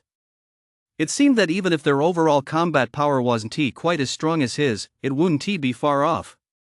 And with 2 elite monsters remaining, their strength likely wouldn't be much worse. That undead creature seemed capable of casting spells, and its agility was faster even than his own. The skeleton crossbowmen possessed ranged attacks. Their power was unknown, but they were certainly no pushover. Jiang's eyes narrowed. As fellow level 3 monsters, he could solo any one of them, but fighting 3 at once would be extremely difficult. On top of that, all 3 of these monsters were actually summons. Could there be some strange entity within this dungeon capable of summoning them? At this thought, the hairs on the back of Jiang's neck stood on end. Just then, the massive skeleton warrior swung its blade at him once more. The skeleton archer aimed his longbow at Jiang, moving the crosshairs in sync with Jiang's movements. Meanwhile, the necromancer cast buff spells on the other 2 elite monsters. With no time to think, Jiang had no choice but to dodge again in a hurry, evading the massive skeleton warrior's downward vertical slash. However, the dodge left him vulnerable to follow-up attacks, and the skeleton crossbowman seized the opportunity to fire at Jiang. Jiang immediately activated his reflex, triggering the 6-dimensional elemental defense, while simultaneously tilting his head slightly. His shoulder took the place of his head. Whoosh! In the next instant, the skeleton crossbowman's arrow pierced right through Jiang's shoulder. It went in from the front and came out the back. Warm blood trickled down like a small stream. Ugh! Jiang grunted, his eyes widening in disbelief. Could the skeleton crossbowman's arrow really possess such immense power? It had pierced right through his shoulder. If it had struck his head just now, wouldn't it have burst open like a watermelon? Jiang, wounded and backed against the wall, faced another swing from the giant skeleton warrior's cleaver. With no way to dodge, he had no choice but to raise his blade to block once more. Clang! The 2 weapons collided. This time, having activated his blade aura, Jiang was able to hold his own against the giant skeleton warrior. But in the next instant, the skeleton crossbowman fired another arrow. A faint gray aura swirled around the arrow. Jiang knew this was the work of the undead. This can't go on. Sooner or later, he'll be worn down to death. Jiang's mind raced. The skeleton crossbowman was too far away. The best way out of this now was to kill the undead first. Ah!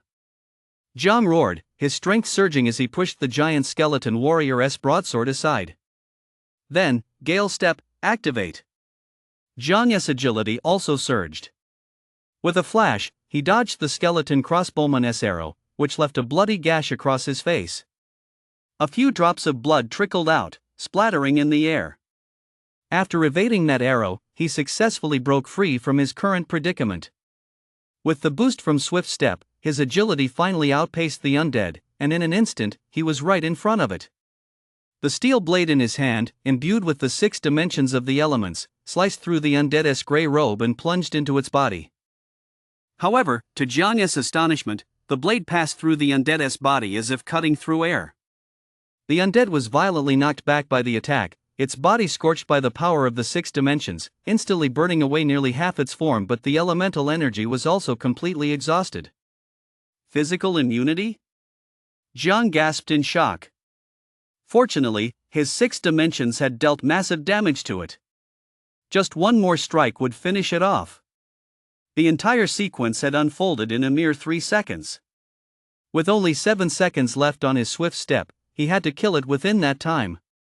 Otherwise, he would be at a complete disadvantage or even die right there. Jiang charged at the undead once more. However, the skeleton crossbowman was drawing his bow again.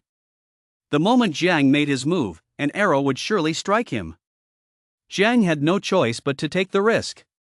He caught up to the undead, steel blade in hand. A flash of cold light pierced the creature's body. He dared not risk a ranged attack, the undead's agility was too high. He had already used the 6-dimensional element twice, and it was nearly depleted. He could only use it one more time. If the undead dodged, it would become invincible. Therefore, he had no choice but to rely on the steel blade to inject the 6-dimensional element into the undead's body. Success! Screech! The undead let out a shriek and vanished into thin air. Jiang accelerated to dodge, but an arrow still pierced his thigh. Immediately afterward, the undead dropped a rare lifespan roulette. Jiang, taking advantage of the remaining duration of his Swift Step, gritted his teeth to endure the pain and quickly closed in on the skeleton crossbowman, plunging his blade into the ghostly flame within its skull. The skeleton crossbowman was dead too. With both of them gone, the giant skeleton warrior, deprived of its spell buffs and ranged support, was quickly slain by Jiang. Killed a level 3 elite undead, plus 300 EXP, plus 100 gold, killed a level 3 elite skeleton crossbowman, plus 300 EXP, plus 100 gold, killed a level 3 elite giant skeleton warrior, plus 300 EXP, plus 100 gold, you have leveled up. All attributes plus 1, current level 402,000. Jiang pulled the arrows from his body. The moment he leveled up, all his injuries healed, and he returned to peak condition. All pain vanished. All depleted elements were replenished. At the same time, he could continue boosting his stats. Plus, the giant skeleton warrior dropped a lifespan roulette. Just like the undead. And they were both white, tier 3 rare lifespan roulettes. 2 of them. Jiang's roulette scanner detected 3 more white, 3rd tier rare lifespan roulette nearby. The surrounding zombies were also carrying a massive amount of gear. Jiang was overjoyed. The battle was over, and now came the much anticipated loot phase. First, he allocated all his attribute points. However, his attribute points were nearly depleted.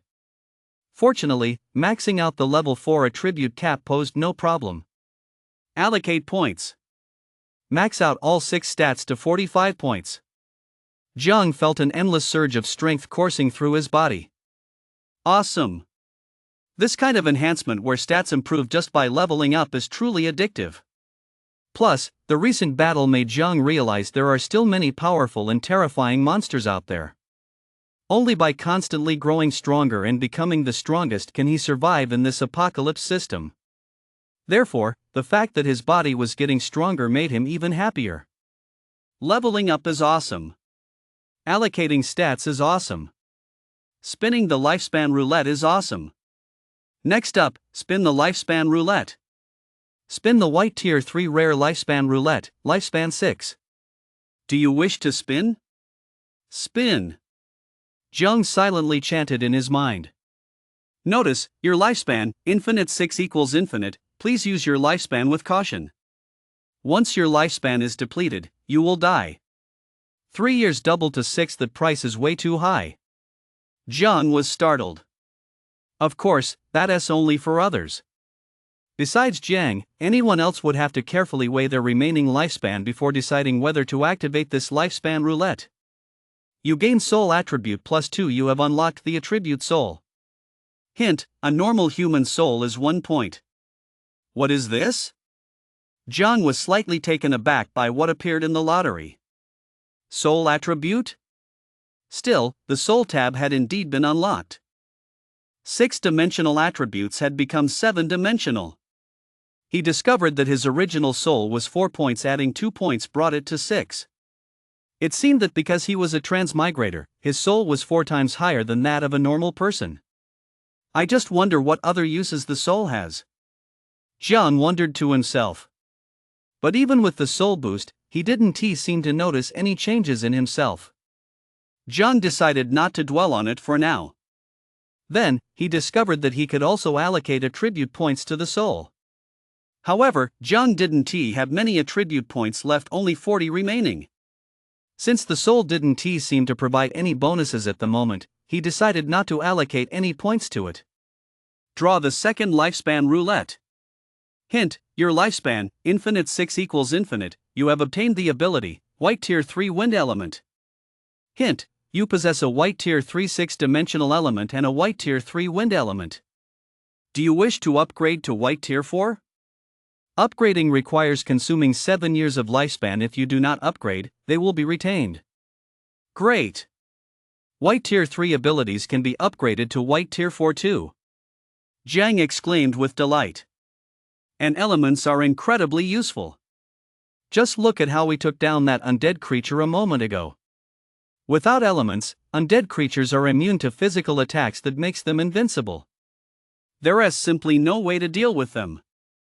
The stronger the element, the more useful it is. Upgrade. Notice, your lifespan, infinite 7 equals infinite 6-dimensional element White Tier 3 plus Wind Element White Tier 3 equals 7-dimensional element White Tier 4. Your 7-dimensional element has become a unified whole, with the power of each element increasing by 1 tier. The power boost has been amplified to 6 times. White Tier 4 is comparable to White Tier 5. It's incredibly powerful. Jiang was extremely satisfied. He felt great inside. Leveling up was pure bliss. While basking in this euphoria, Jiang thought of the others. It seemed they only possessed a single attribute. After all, no one in the channel chat had mentioned having multiple elements. He must be the only one with a 7-dimensional attribute, right? Others didn't have as many chances to spin the lifespan roulette, let alone fuse and upgrade their lifespans so many times. Thinking of this, Jiang felt a secret thrill. Third draw. Hint: your lifespan, infinite 6 equals infinite. You have obtained the ability, White Tier 3 Precision. Precision White Tier 3, your attack accuracy has been greatly improved. It's a new ability. Jiang's face lit up with excitement. This ability could work in tandem with the 7-dimensional elements. Earlier, when he went to kill the undead, he refrained from ranged attacks precisely because he worried his accuracy wasn't up to par. If Jiang had possessed this ability back then, he could have easily avoided that arrow from the skeleton crossbowman and instead directly manipulated the elements from a distance to eliminate the undead. Not bad. My power has increased once again. Jiang couldn't help but nod in satisfaction. Fourth draw. Drawing a 12-year lifespan would make anyone else ecstatic, but it was useless to Jiang. This thing was no different from trash. Fifth draw. Stellar Steel Black Iron Grade, another high-quality metal. Jiang stowed it in his storage space. But his storage space was almost full again. Next up, loot the gear. There were still plenty of zombies surrounding Jiang. He cleared out some while spinning the lifespan roulette, but there were still many left.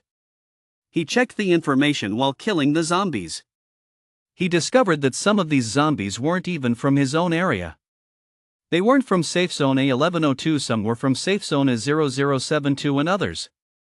One of them was even a Japanese man, sporting a handlebar mustache and dressed in samurai attire. He wore a headscarf adorned with Japanese motifs. It seems this dungeon doesn't have just one entrance. Jiang speculated. It appears to be connected to many other areas? However, everyone else who entered had died, only Jiang had survived. Of course, the secrets of this dungeon seemed to go far beyond that. After all, those 3 elite monsters from earlier were merely summons. Jiang looked toward the passage across from him. At the end of the passage was a door, leading who knows where. However, Jiang wasn't in a hurry to go, and he decided to loot the zombies' gear first. There's even a green tier item. First, he boost his power to the absolute limit. Then he go in and explore. Jiang grabbed the green tier item first. Soul Guard Bracelet, tier, green tier 1, function, Soul Guard. Passive effect. Grants immunity to one soul attack and reduces damage from subsequent soul attacks by 50% for 3 seconds. Cooldown, 24 hours. Cost, consumes 10 days of lifespan daily.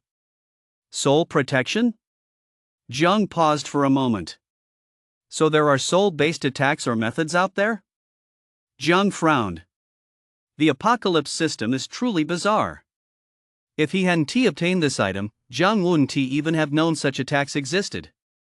If he were to accidentally fall victim to one, he'd be done for. Therefore, acquiring this item was actually a good move, better safe than sorry. Hint: green tier and higher equipment can be fused into body slots by consuming lifespan. Each slot can hold 1 piece of equipment. Do you wish to consume 10 years of lifespan to fuse? Once fused, the item cannot be dropped, but you can consume lifespan again to unfuse it. Fuse, Jiang said decisively.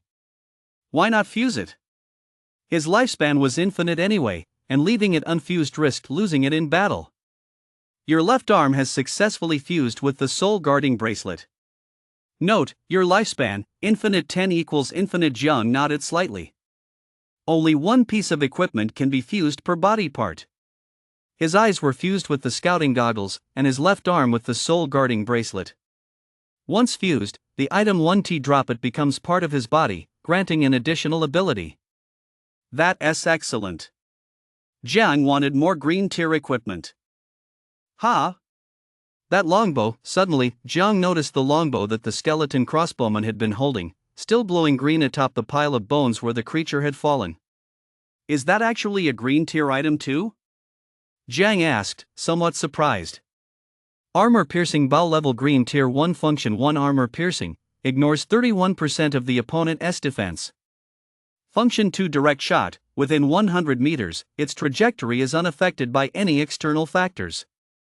Function 3 arrows, gain 1 arrow per hour, with a maximum storage of 5. Fired arrows can be retrieved but count toward the 5 arrow limit. Damage is affected by strength and can be enhanced by stacking elements. Not bad. Jiang praised. Another attack option. And with elemental stacking, the damage skyrockets. Tip: green tier or higher equipment can be fused into a body part by consuming lifespan. Each body part can fuse 1 piece of equipment. Do you wish to consume 10 years of lifespan to fuse? Once fused, the item cannot be dropped, but you can consume lifespan again to unfuse it. Fuse, Jiang said.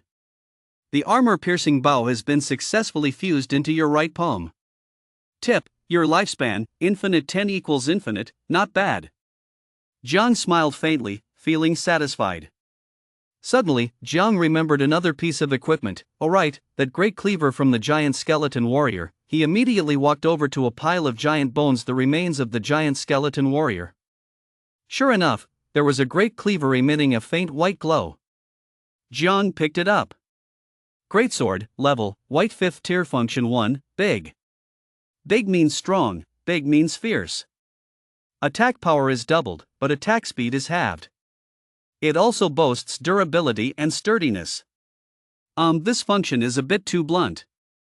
Jiang was slightly speechless. But no man can resist a massive weapon.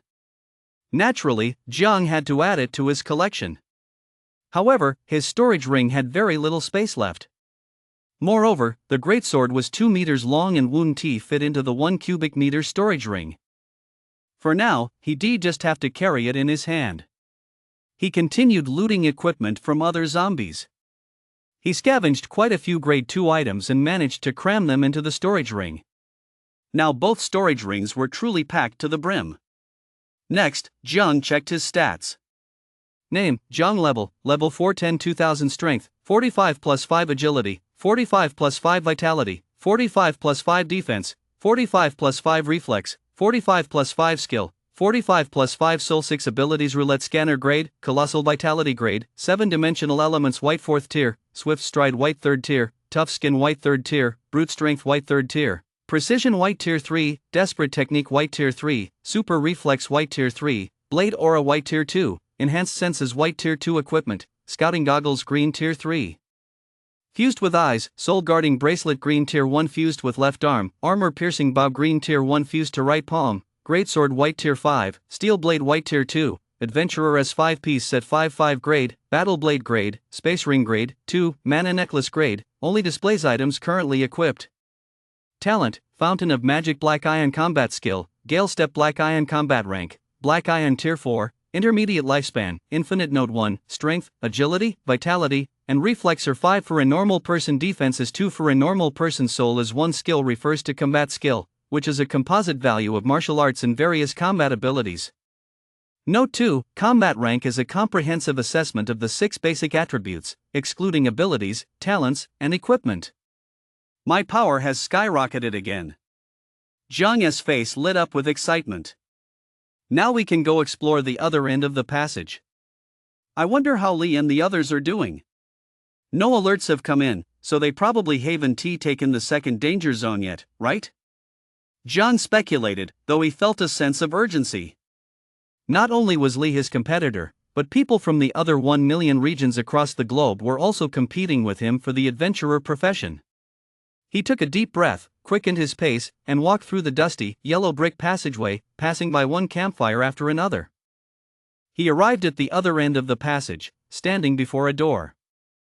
Jiang was extremely cautious.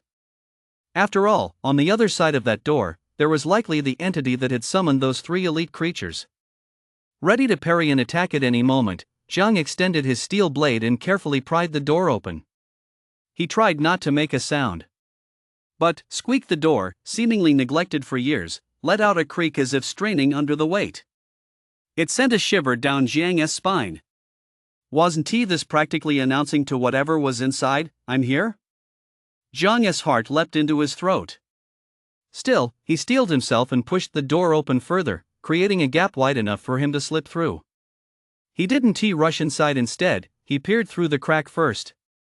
The surrounding walls had blocked his scanning goggles, but once the door was ajar, they worked again. It was a massive hall, though only half of it remained, surrounded by hundreds of stone columns. Half of them had snapped in two, leaving behind crumbling walls and shattered ruins. In the center of the hall lay a hexagram formation. The array was covered in lifespan roulette prizes, first, second, and even third-tier ones. And they were all rare. They were placed on the outermost layer. The inner layer contained a large quantity of high-quality metal. Moving further in, there was a vast collection of skeletal remains and bones.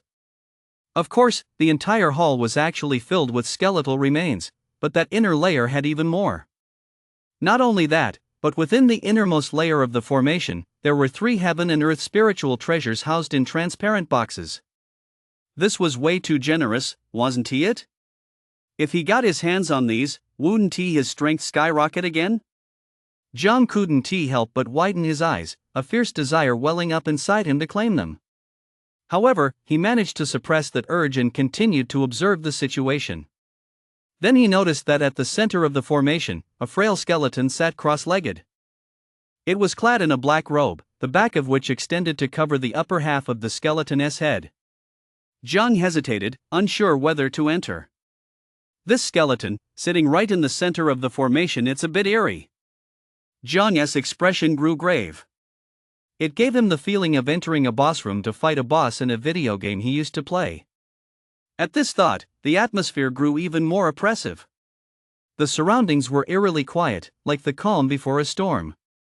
However, before Jiang could make a decision, the skeleton sitting cross-legged at the center of the formation moved first. 2 blue ghostly flames suddenly flared in its skeletal eyes. And its black robe fluttered of its own accord, despite there being no wind. It revealed its entire skull, and then the skeleton actually lifted its head to look at Jiang. Ha ha ha. You have finally arrived. The skeleton actually spoke in a human voice. Jiang's heart skipped a beat. This scene was far too eerie. Just as he was about to step back, he heard the skeleton's sinister voice, "Come here." A massive skeletal claw, emitting blue ghostly flames, suddenly appeared beside Jiang and seized his body. It swiftly dragged him toward the depths of the ruins.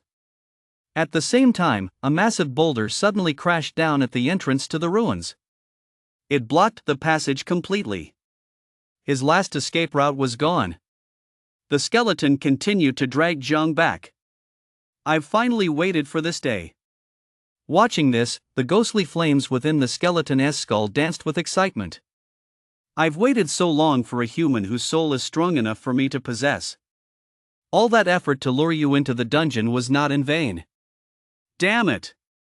Jiang, now gripped by the ghost fire skeleton's claws, cursed under his breath as his body struggled frantically. Watching his body being dragged toward the skeleton, Jiang's panic intensified. He immediately unleashed his latent power, swinging his greatsword to sever the massive claw. His body, pulled halfway toward the skeleton, plummeted through the air. He adjusted his posture and landed smoothly. In the next instant, his right hand shot out.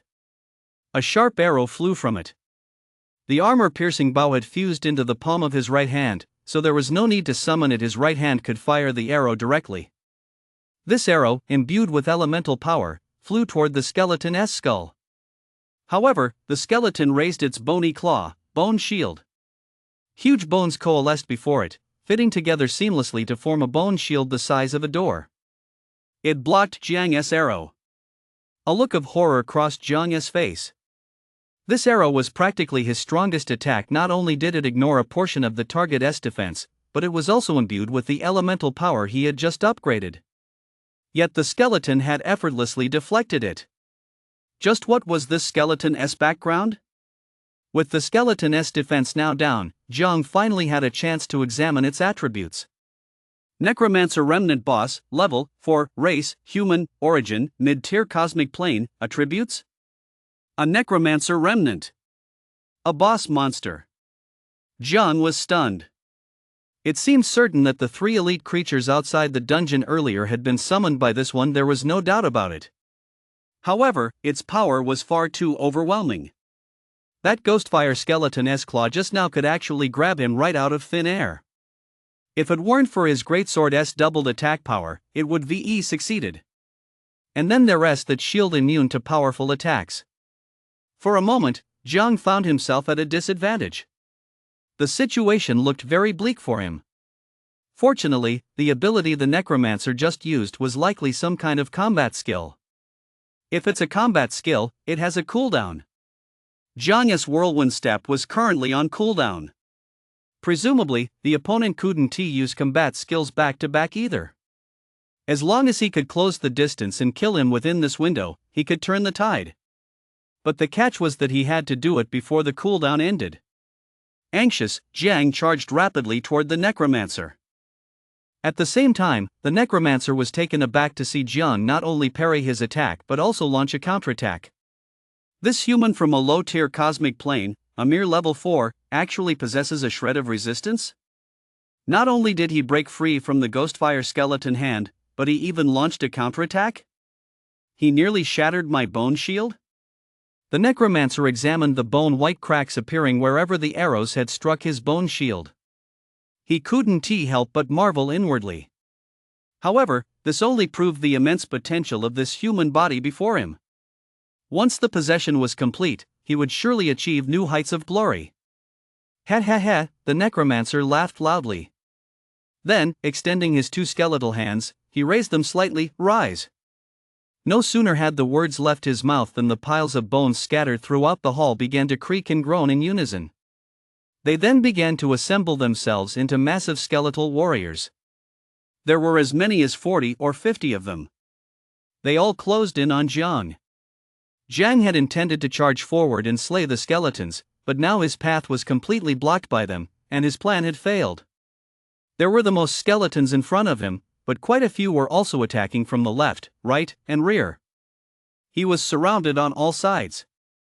Jiang scanned their stats, they were all elite monsters. And the necromancer had subsequently imbued these massive skeleton warriors with a grey aura. This grey aura was far more powerful than the one bestowed upon the elite undead earlier. Each massive skeleton warrior was now shrouded in a layer of grey. Combined with their already towering frames, the sight was utterly unsettling. The sense of oppression was overwhelming. "Grab him for me," the necromancer commanded the skeleton warriors. "Grab me? What does he want to do?" Jiang thought, filled with alarm and confusion. But it certainly wasn't anything good. He absolutely couldn't let him succeed. Jiang dodged and weaved, constantly fending off the surrounding skeleton warriors. Fortunately, he had just leveled up, greatly increasing his strength, and with the greatsword's power, his might was unmatched. He swept the surrounding skeleton warriors away. Even though these skeleton warriors were extremely powerful, their numbers were small, so Jiang could still handle them. For a moment, the two sides actually reached a stalemate. The necromancer's eyes widened in shock. He had just realized how strong Jiang was, but he hadn't expected him to be so well-rounded. In this apocalypse system, where lifespan is determined by a lottery, everyone's lifespan is limited, and the celestial and earthly treasures that extend lifespan are even scarcer. Therefore, everyone must specialize in one area and rely on teamwork. Yet the Jiang before him was strong in every aspect. Was he playing with his life? Even with a full lifespan, no one would dare to push themselves this hard. It seemed this couldn't go on. Otherwise, the skeleton warriors would be completely wiped out by him. And my spells won't be ready in time. I have no choice but to possess him early. As soon as the thought crossed his mind, the ghostly flame within the necromancer's skull burst out of the hollows of his eye sockets and darted toward Jiang. "What is that?" Jiang, already locked in a fierce battle, suddenly noticed a cluster of dark blue ghostly flame drifting toward him. Its agility was extremely fast. In the blink of an eye, it was right in front of him. Knowing it couldn't be anything good, Jiang held his greatsword in his left hand to block the skeleton warrior, while in his right hand he wielded a steel blade, imbued with elemental power, to attack the ghostly flame. However, the ghostly flame suddenly swiped its tail, dodging Jiang's attack, and instantly burrowed into Jiang's head. "Ah!" Jiang let out a blood-curdling scream. He then found himself in the middle of an ocean. He had become a tiny white speck, and across the ocean, a massive blue skull was opening its huge jaws to bite him. Jiang ran away quickly, but the blue skull pursued him relentlessly. Its agility was incredibly fast. In an instant, it was right in front of him, ready to bite down. Thud! A sound of impact echoed. On Jiang's left arm, the soul-guarding bracelet emitted flecks of green light. "This is a soul attack." Jiang suddenly realized what was happening. This ocean was none other than his own sea of consciousness, and the necromancer intended to devour his soul and then possess his body. "Ha! Soul guarding gear?" The necromancer paused in surprise. But he immediately burst into laughter. "Ha, it's useless. It might block my first strike, but it won't stop my second." Then, he lunged in for a second bite. Damn it! Jiang's soul was on the verge of being devoured. Suddenly, he remembered that souls could also be leveled up. Allocate points. Status window, allocate points for me. Jiang roared, his face contorted with fury. In the next instant, his soul attribute reached 45 points. The tiny white dot representing Jiang swelled dramatically. Gradually, it took on the form of Jiang himself. What? The necromancer was stunned. You're only level 4, where did you get so many points? Damn it! The necromancer's face twisted with terror as he immediately fled from Jiang's mind. His power was already weakened, and having been demoted to level 4, his soul was now even weaker than Jiang's. If he didn't escape, he would be obliterated right there in Jiang's mind. You come and go as you please? Jiang sneered. Moments ago, he had been a tiny wight, unable to use his own elements, but now his soul had taken human form. He could use his elements. He reached out, and 7-dimensional elements burst forth. With the aid of the white Tier 3 ability, Precision, they instantly obliterated the blue skull. Aya, the necromancer screamed in agony. Then his soul was annihilated. The necromancer was dead.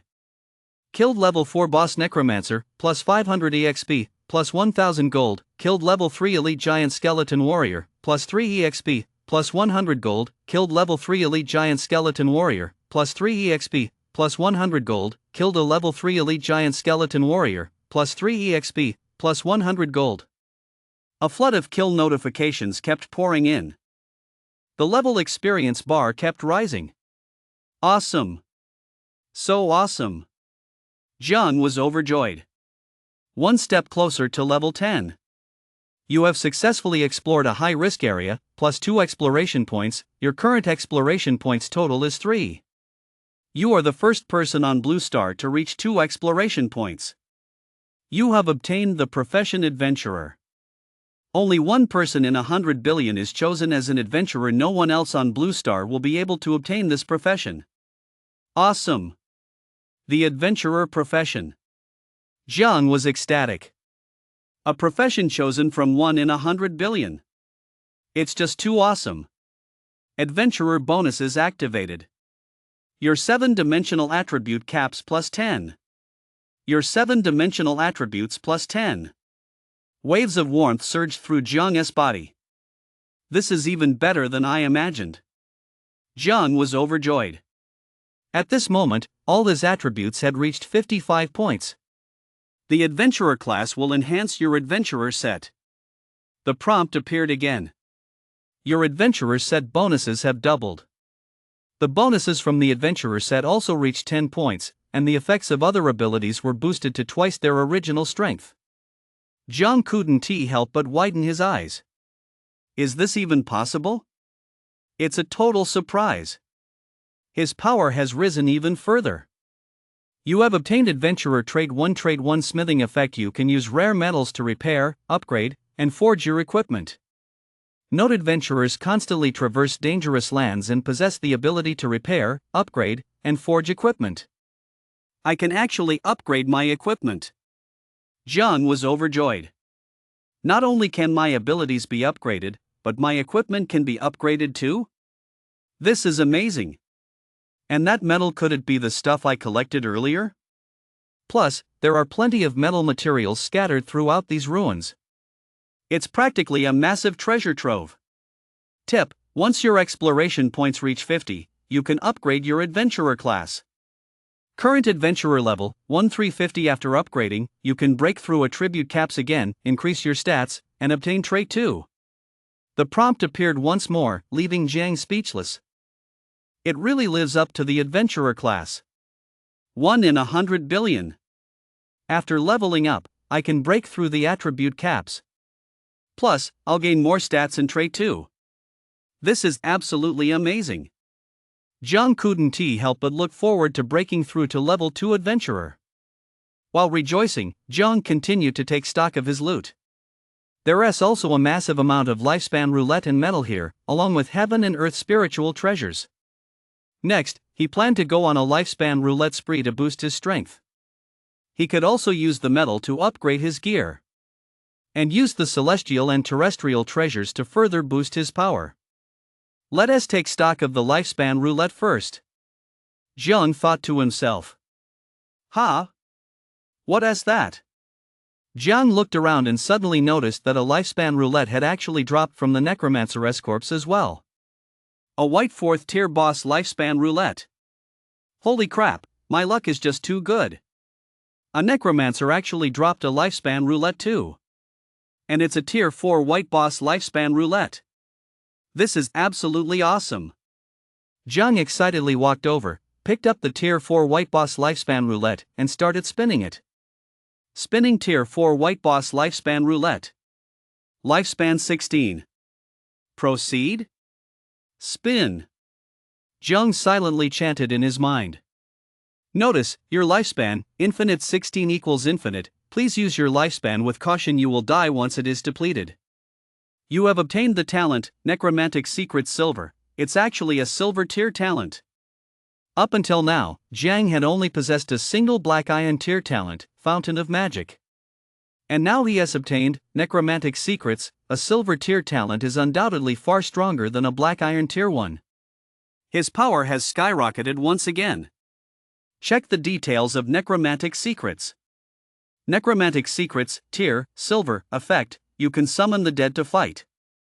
Restriction 1, you must possess the silver tier spell, Gate to the Spirit Realm, to communicate with the dead in order to summon them. Restriction 2, additionally, possessing both the white tier 3 ability, Soul Perception, and the black iron tier spell, Soul Summoning, also allows you to summon the dead to fight. Restriction 3, if you possess a necromantic summoning spell that surpasses Gate to the Spirit Realm, you can also summon the dead to fight through Necromantic Secrets. Restriction 4, summoning the dead requires skeletal remains, and the quality of those remains determines the level of the summoned undead. Tip: the higher the spell level, the stronger the summoned undead. What? You can actually summon the dead to fight? Jiang gasped. Isn't that a necromancer's signature ability? And I've actually drawn it? If I can summon undead, doesn't that mean I'm strong in melee, strong in ranged combat, and can even summon an army to fight? That makes perfect sense. Awesome. This is just too awesome. The only problem is, I don't have any spells right now. But maybe I can draw one through the lottery. Jiang thought hopefully. Besides, Soul Perception could also be drawn from Tier 3 Elite Lifespan Roulette. Immediately, Jiang fixed his gaze on the vast number of white Tier 3 Elite Lifespan Roulettes scattered around him. There had been plenty of them on the hexagram formation in the main hall to begin with. The giant skeleton warriors from earlier had dropped another 7 or 8. Too many. Way too many. I can't possibly draw them all, it's simply impossible. Oh right, there are also skeletal remains, which determine the level of the summoned undead.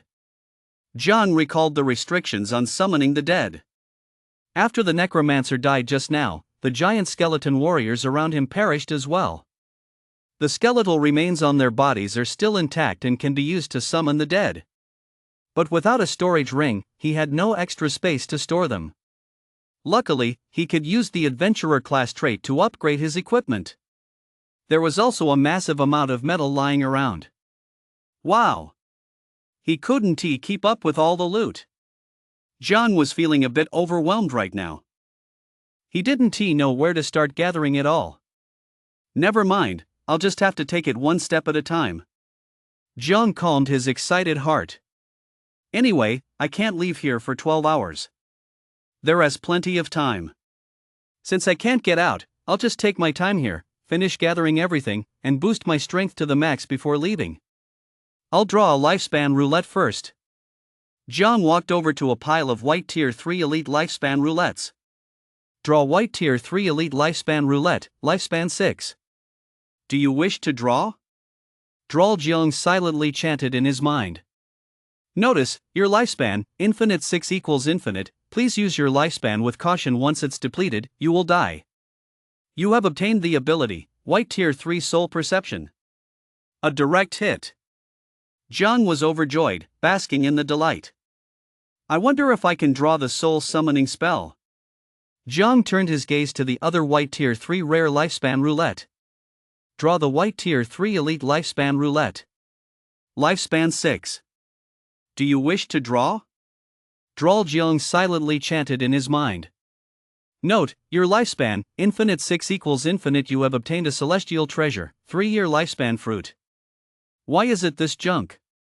Jiang was slightly taken aback. A 3-year lifespan fruit would naturally be an incomparable treasure to others. 3 years of lifespan, that is incredibly precious. Even a 1-year lifespan fruit would have people fighting tooth and nail for it. Every one of the world's 10 billion people craves it. Let alone 3 years. But to Jiang, it was nothing but a waste. Still, at least he could trade it for supplies with others. He might as well keep it for now.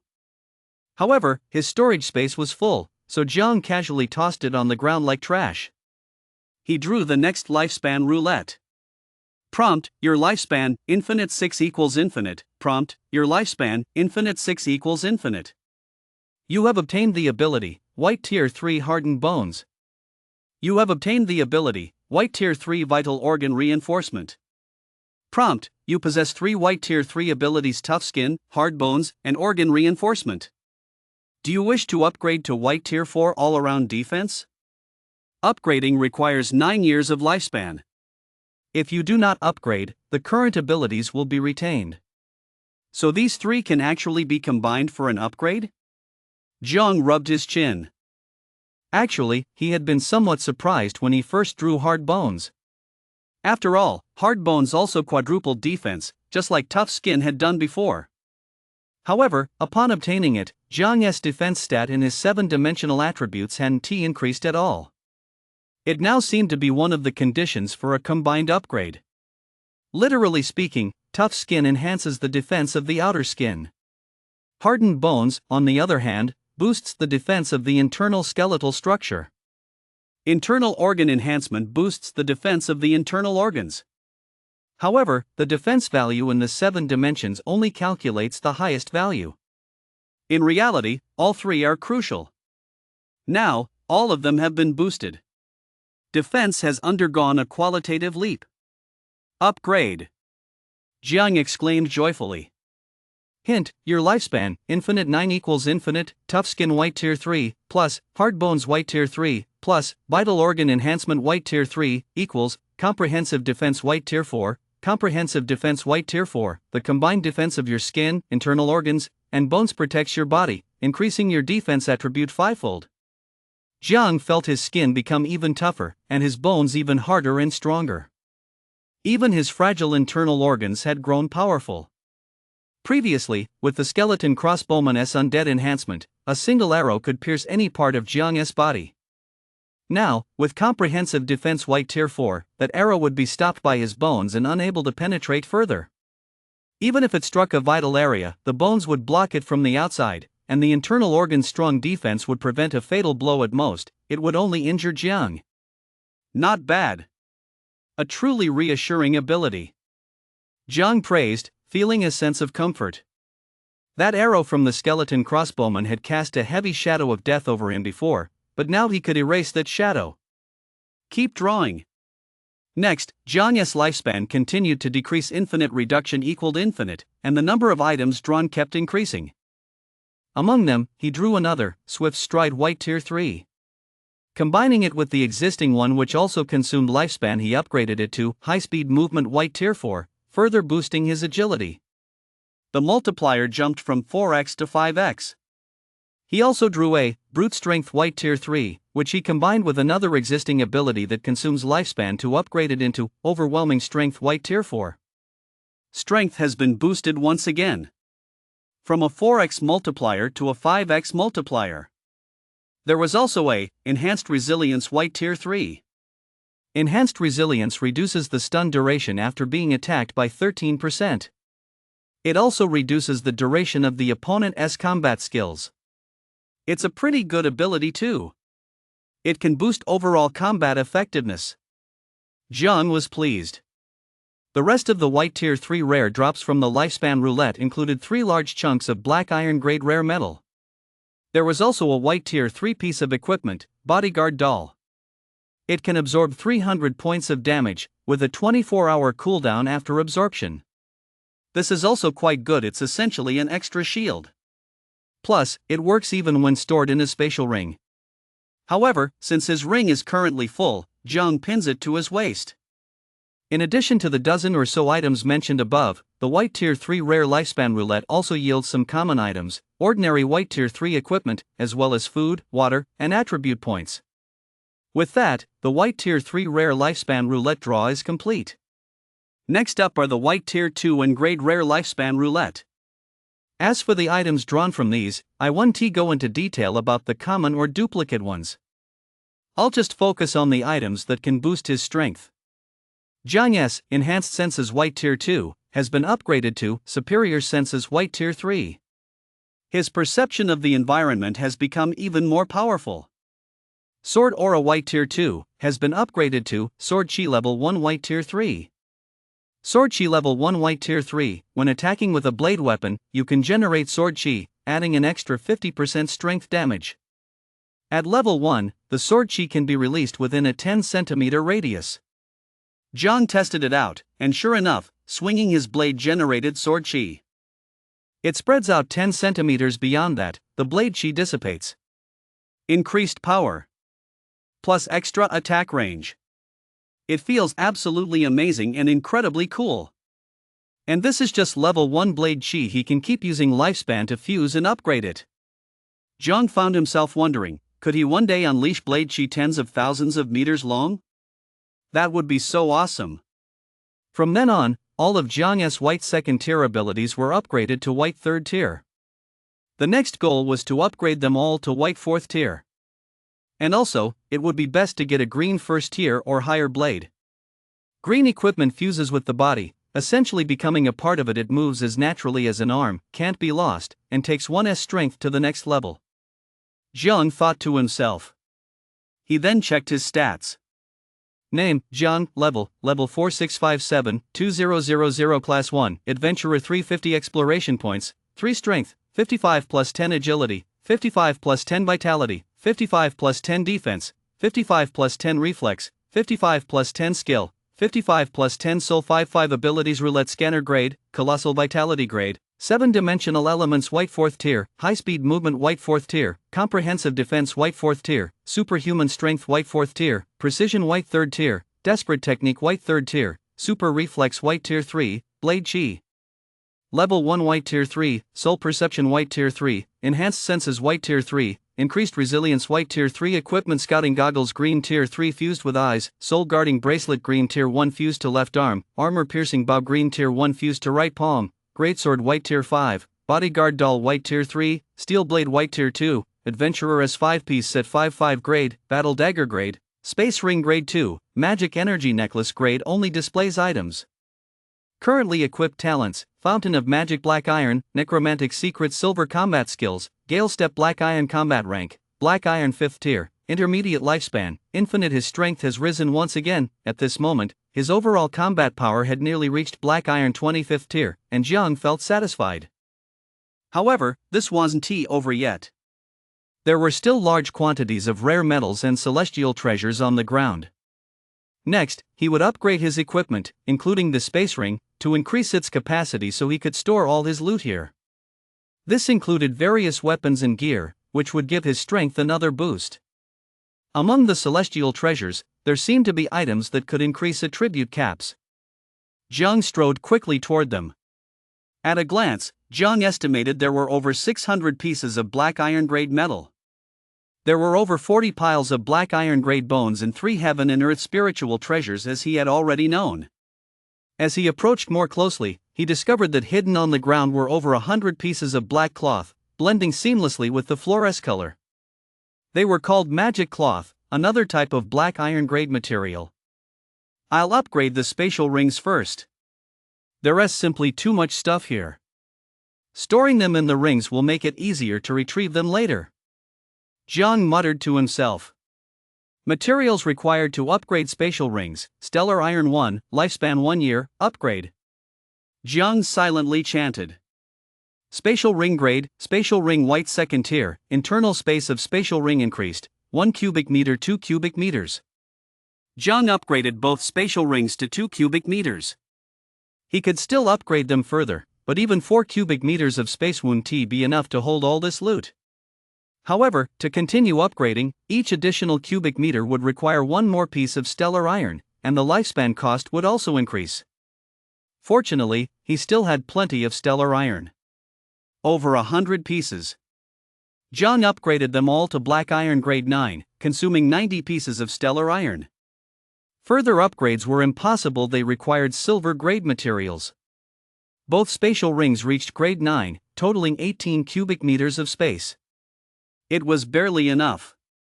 Even that greatsword from before no longer needed to be carried in hand. He could simply store it in the spatial ring and retrieve it for use. He also stored all his supplies and celestial treasures inside. However, there was still a lot of metal that wouldn't fit. Fortunately, he could use it to upgrade equipment. Once the upgrades were complete, he could store the remaining metal in the spatial rings, and there would certainly be enough space. Afterward, Jiang upgraded the Adventurer S5 piece set. But it required a lot of materials: red steelstone, magic cloth, and obsidian. He only managed to upgrade it to white grade 3, and by then, he had run out of magic cloth.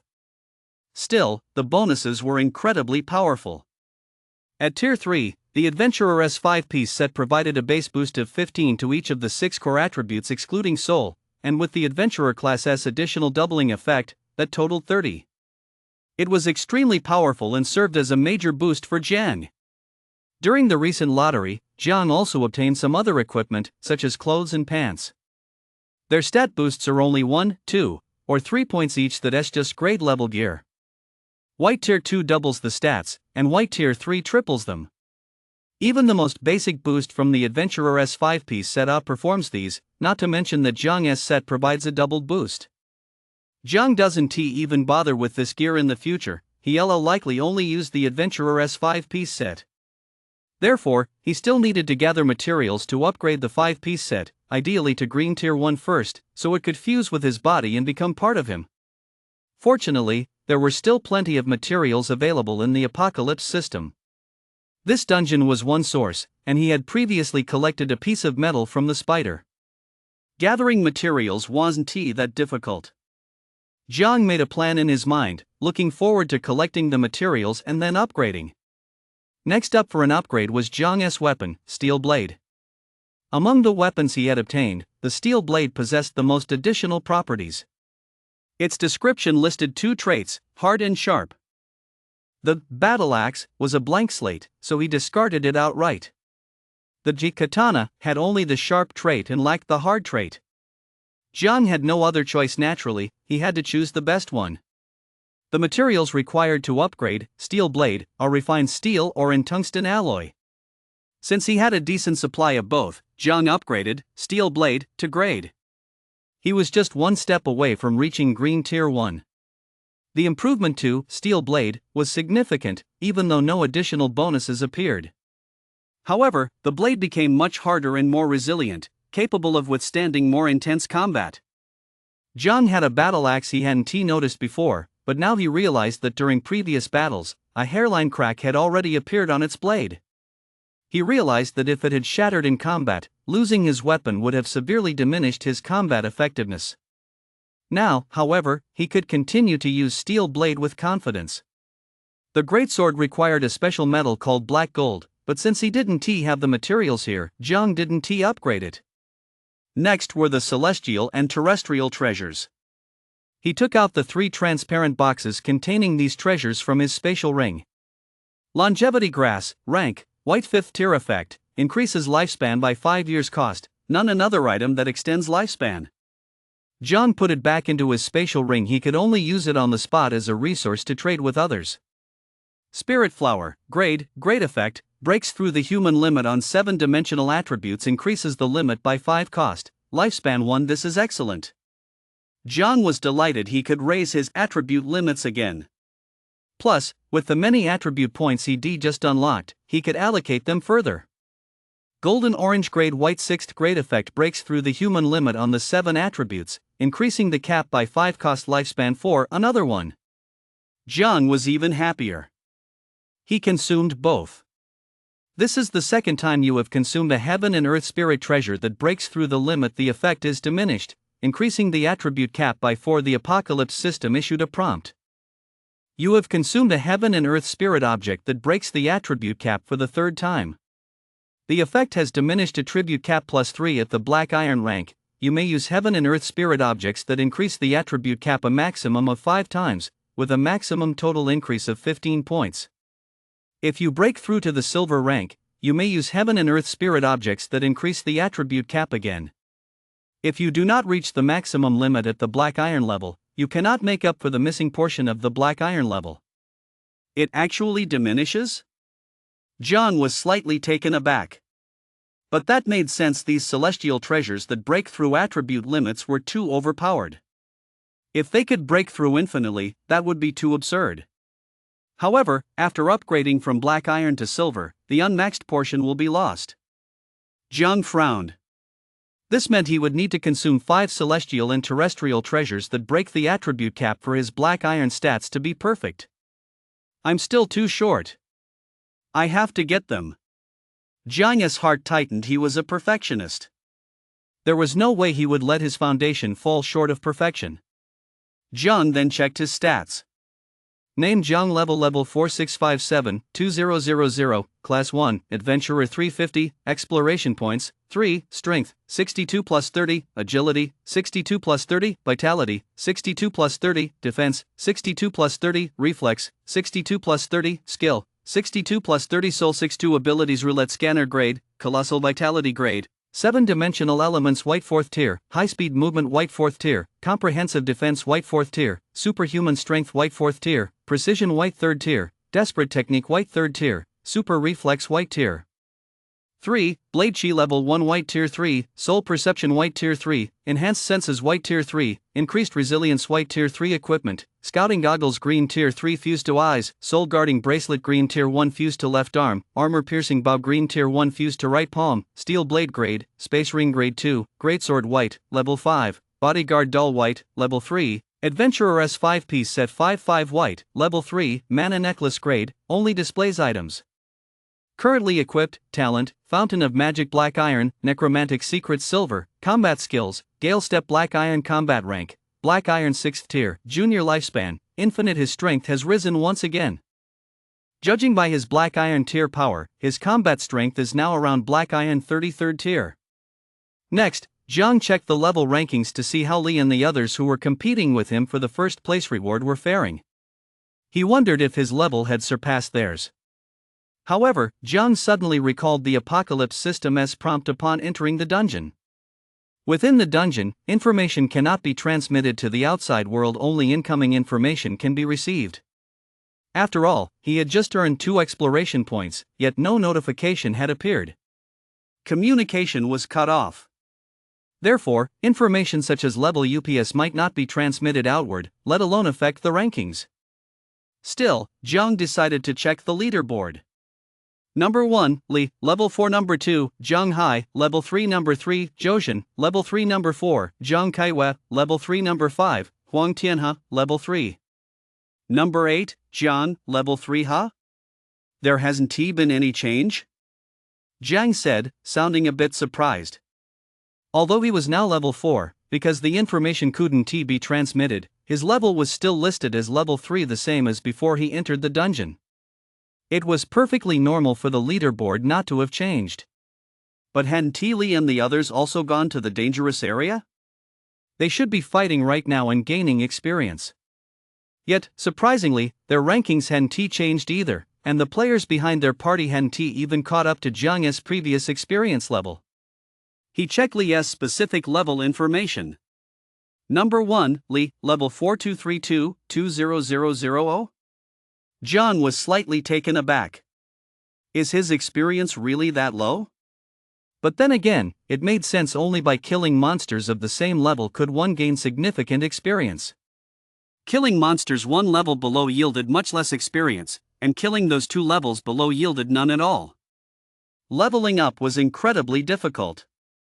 On top of that, the dangerous and high-risk zones are nearly impossible to conquer. Jiang didn't think Li's team could take them down anytime soon. Although he heard on the zone chat that every member of Li's team possessed at least a green tier 1 ability or better gear. They also dominated the top 10 spots on the previous leaderboard. It wouldn't be an exaggeration to call them the strongest team in this region.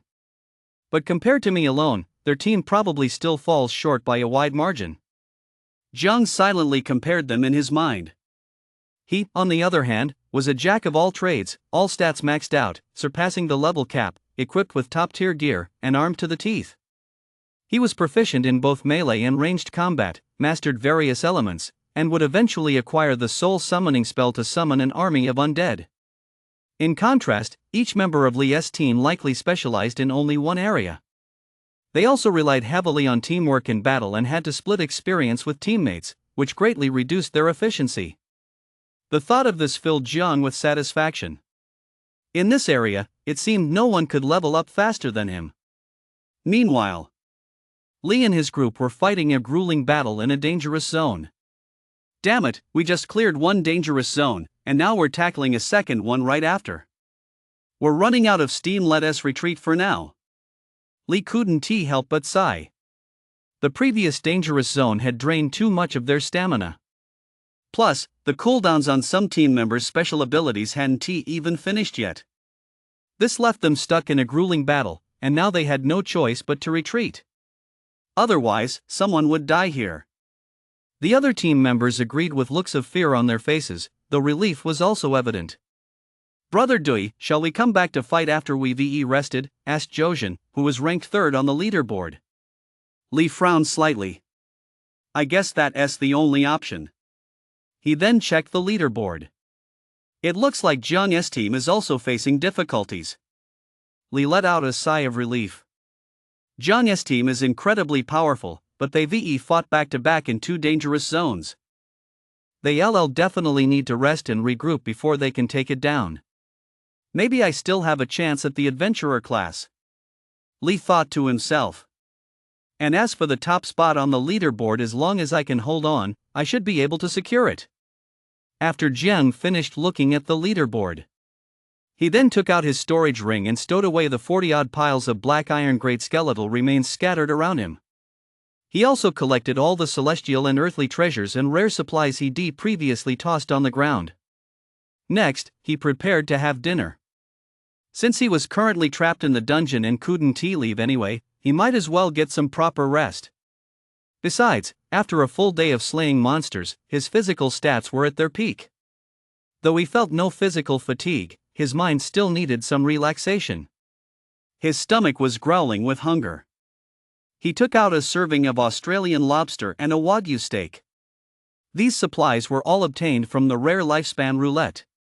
The common lifespan roulette usually only yields items like instant noodles, bread, or bottled water. The rare lifespan roulette, however, is more likely to yield more precious food items. Jiang's spatial ring was overflowing with ordinary food and water, but it also contained quite a few rare delicacies. He pulled out a whole roasted lamb, a large bottle of Coke, and a plate of pasta, then dug in with gusto, eating until grease dripped from his mouth, utterly satisfied. After his hearty meal, Jiang sipped his Coke and idly scanned the zone chat. It was nearly nightfall, and most of the surviving teams were preparing to return to the safe zone. I'm so hungry, people kept complaining in the zone chat channel. Ugh! That monster meat was disgusting. Did anyone get bread? Can you share some with me? If we don't eat, how are we supposed to kill monsters tomorrow? Exactly. It's hard enough to level up as it is. If we can't hit level 10 in 10 days, we're screwed. And now we have to go hungry. I'm so worried. Just give me a sip of water. Please. I'm dying of thirst. Bread and water? You guys are really dreaming. If all else fails, just eat monster meat and drink monster blood. That's right. Bread and water are so precious. I got all this from Lifespan Roulette.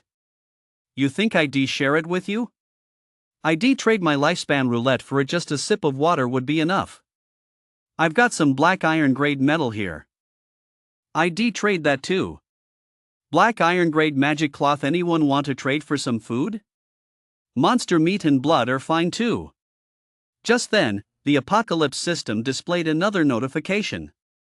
Notice, trade channel opened. Survivors may now trade in the trade channel. Oh. Jiang sipped his Coke and opened another bag of chips to munch on, his heart racing with delight. A trade channel, of all things. I've got more than enough to eat and drink right now. I couldn't possibly finish all this rare food in 10 days or even half a month, so I barely even glanced at the ordinary stuff: bread, water, and the like. Jiang had even tossed many of them out of his spatial ring. But now it seems others are in desperate need of these items. Maybe I can use them to trade. Trade for Lifespan Roulette, trade for metal, trade for cloth, or trade for even more powerful gear. Or even celestial treasures? Without delay, Jiang opened a trade in the trading channel. 1 loaf of bread or 1 bottle of mineral water for black iron grade metal, 1 loaf of bread or 1 bottle of mineral water for magic cloth, Trade any item you need for a white tier 3 rare lifespan roulette, price negotiable. Trade any item you need for a white tier 4 rare lifespan roulette, price negotiable. Trade any item you need for a heaven and earth spirit item that increases attribute caps, price negotiable. Trade any item you need for equipment, price negotiable. Everyone in the area was stunned. Someone was actually offering to trade with ordinary food something incredibly precious. "It's Big Shot Jiang," someone suddenly exclaimed. He had seen the trader's name. So it's Big Shot Jiang making the trade. No wonder. This is so touching. Truly touching. This stuff was drawn from lifespan. It's so precious, and Big Shot Jiang is actually trading it with us. And a loaf of bread or a bottle of mineral water for black iron grade metal. Or that magical cloth. Big Shot Jiang is so awesome. I want to trade. I want to trade. Survivor Huang Kai traded a piece of obsidian for a loaf of bread from you. Survivor Li Bing traded a piece of magical cloth for a bottle of water from you. Haha, not bad. Jiang said with delight. At this rate, I'll be able to upgrade my gear again. He picked up the ordinary food he discarded like trash from the ground and placed it into the trade section of the trade channel. Before long, Jiang had gathered enough materials to upgrade his Adventurer S set. Materials required to upgrade the Adventurer S set to White Tier 4, Red Steelstone 15, Magic Cloth 15, Obsidian 15, Lifespan 15 years, upgrade? Upgrade. Jiang thought to himself. Your lifespan, infinite 15 equals infinite. Adventurer set White Tier 3, Adventurer set White Tier 4, Adventurer set upgrade, 36 attribute bonus, 46 attribute bonus. Awesome! My power has risen again. Jiang was overjoyed. In the time that followed, Jiang also upgraded his mana necklace to grade. Elemental power boosted to 20%. Another 10% increase in power. Elemental attacks are even more formidable now. Big Shot Jiang, do you want this White Tier 3 rare lifespan roulette? Someone asked Jiang in the trading section of the trade channel. Here it comes. Jiang's heart skipped a beat. Sure enough, someone was willing to trade a White Tier 3 rare lifespan roulette. It was Lu Yunfei. After all, drawing from a White Tier 3 rare lifespan roulette requires 6 years of lifespan, and there's no guarantee you'll get anything good. Plus, the boost on the item drawn is only fourfold, and it only enhances a single aspect.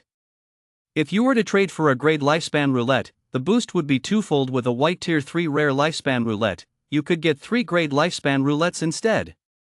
A twofold boost across 3 attributes far surpasses a fourfold boost in a single attribute in terms of survivability. Plus, the probability of drawing an ability is 3 times higher. Unless you have an abundance of lifespan, or you're already exceptionally powerful and have obtained celestial treasures like the Fruit of Longevity, you wouldn't choose to draw the White Tier 3 rare lifespan roulette. Otherwise, it's a massive waste of lifespan. Of course.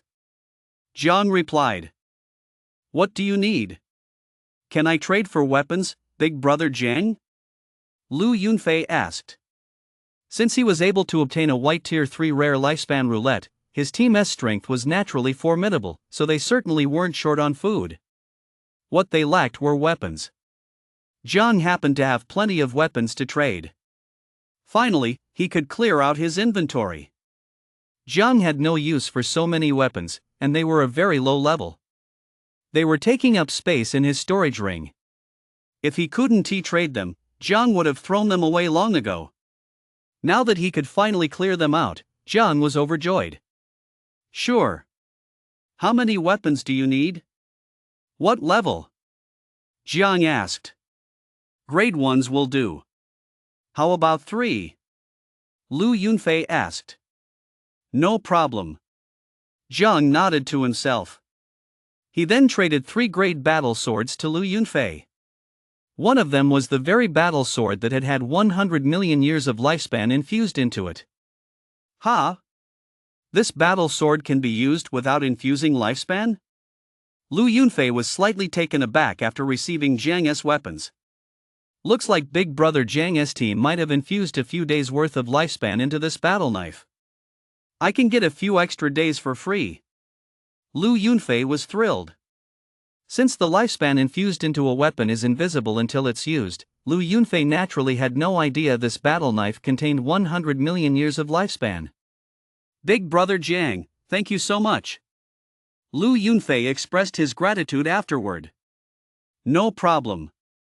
Jiang replied casually. Inside, however, he was ecstatic. To think he could obtain a white tier 3 rare lifespan roulette so easily. He'd likely get even more in the future. This was way too simple, it was absolutely thrilling. He could practically just sit back and wait for the rewards to come to him. And not in a derogatory way. It was like a direct lottery. Draw white tier 3 rare lifespan roulette, lifespan 6. Do you wish to draw? Droll Jiang silently chanted in his mind. Notice, your lifespan, infinite 6 equals infinite. You have obtained the ability, white tier 3 blade chi level 1. Notice, you possess 2 white tier 3 abilities, blade chi level 1. Do you wish to upgrade? Upgrading requires 3 years of lifespan. If you do not upgrade, you can only retain 1. Jiang was thrilled, it was actually blade chi. Upgrade. Hint, your lifespan, infinite 3 equals infinite blade chi level 1 white tier 3 plus blade chi level 1 white tier 3 equals blade chi level 2 white tier 4 blade chi level 2 white tier 4. When attacking with a blade weapon, you can generate blade chi, adding an extra 60% strength damage. Blade chi level 1 has a range of 20 centimeters. This brings me one step closer to unleashing a 10,000 meter long blade chi. Jiang thought with satisfaction. Awesome. This is so awesome. Trading some junk for treasures. After finishing this deal, the trading of metal and magical cloth continued non-stop, and Jiang's inventory kept growing. Ah! Big brother Jiang is just too awesome. The chat channel was now filled with frantic flattery. You're literally the one who feeds us. Whoa! Seriously, you guys are snatching things up way too fast. Brother Jiang, I want some more. Jiang glanced at the chat and smiled faintly. It was a massive haul. And after waiting just a moment, 2 more people came forward with white tier 3 rare lifespan roulette.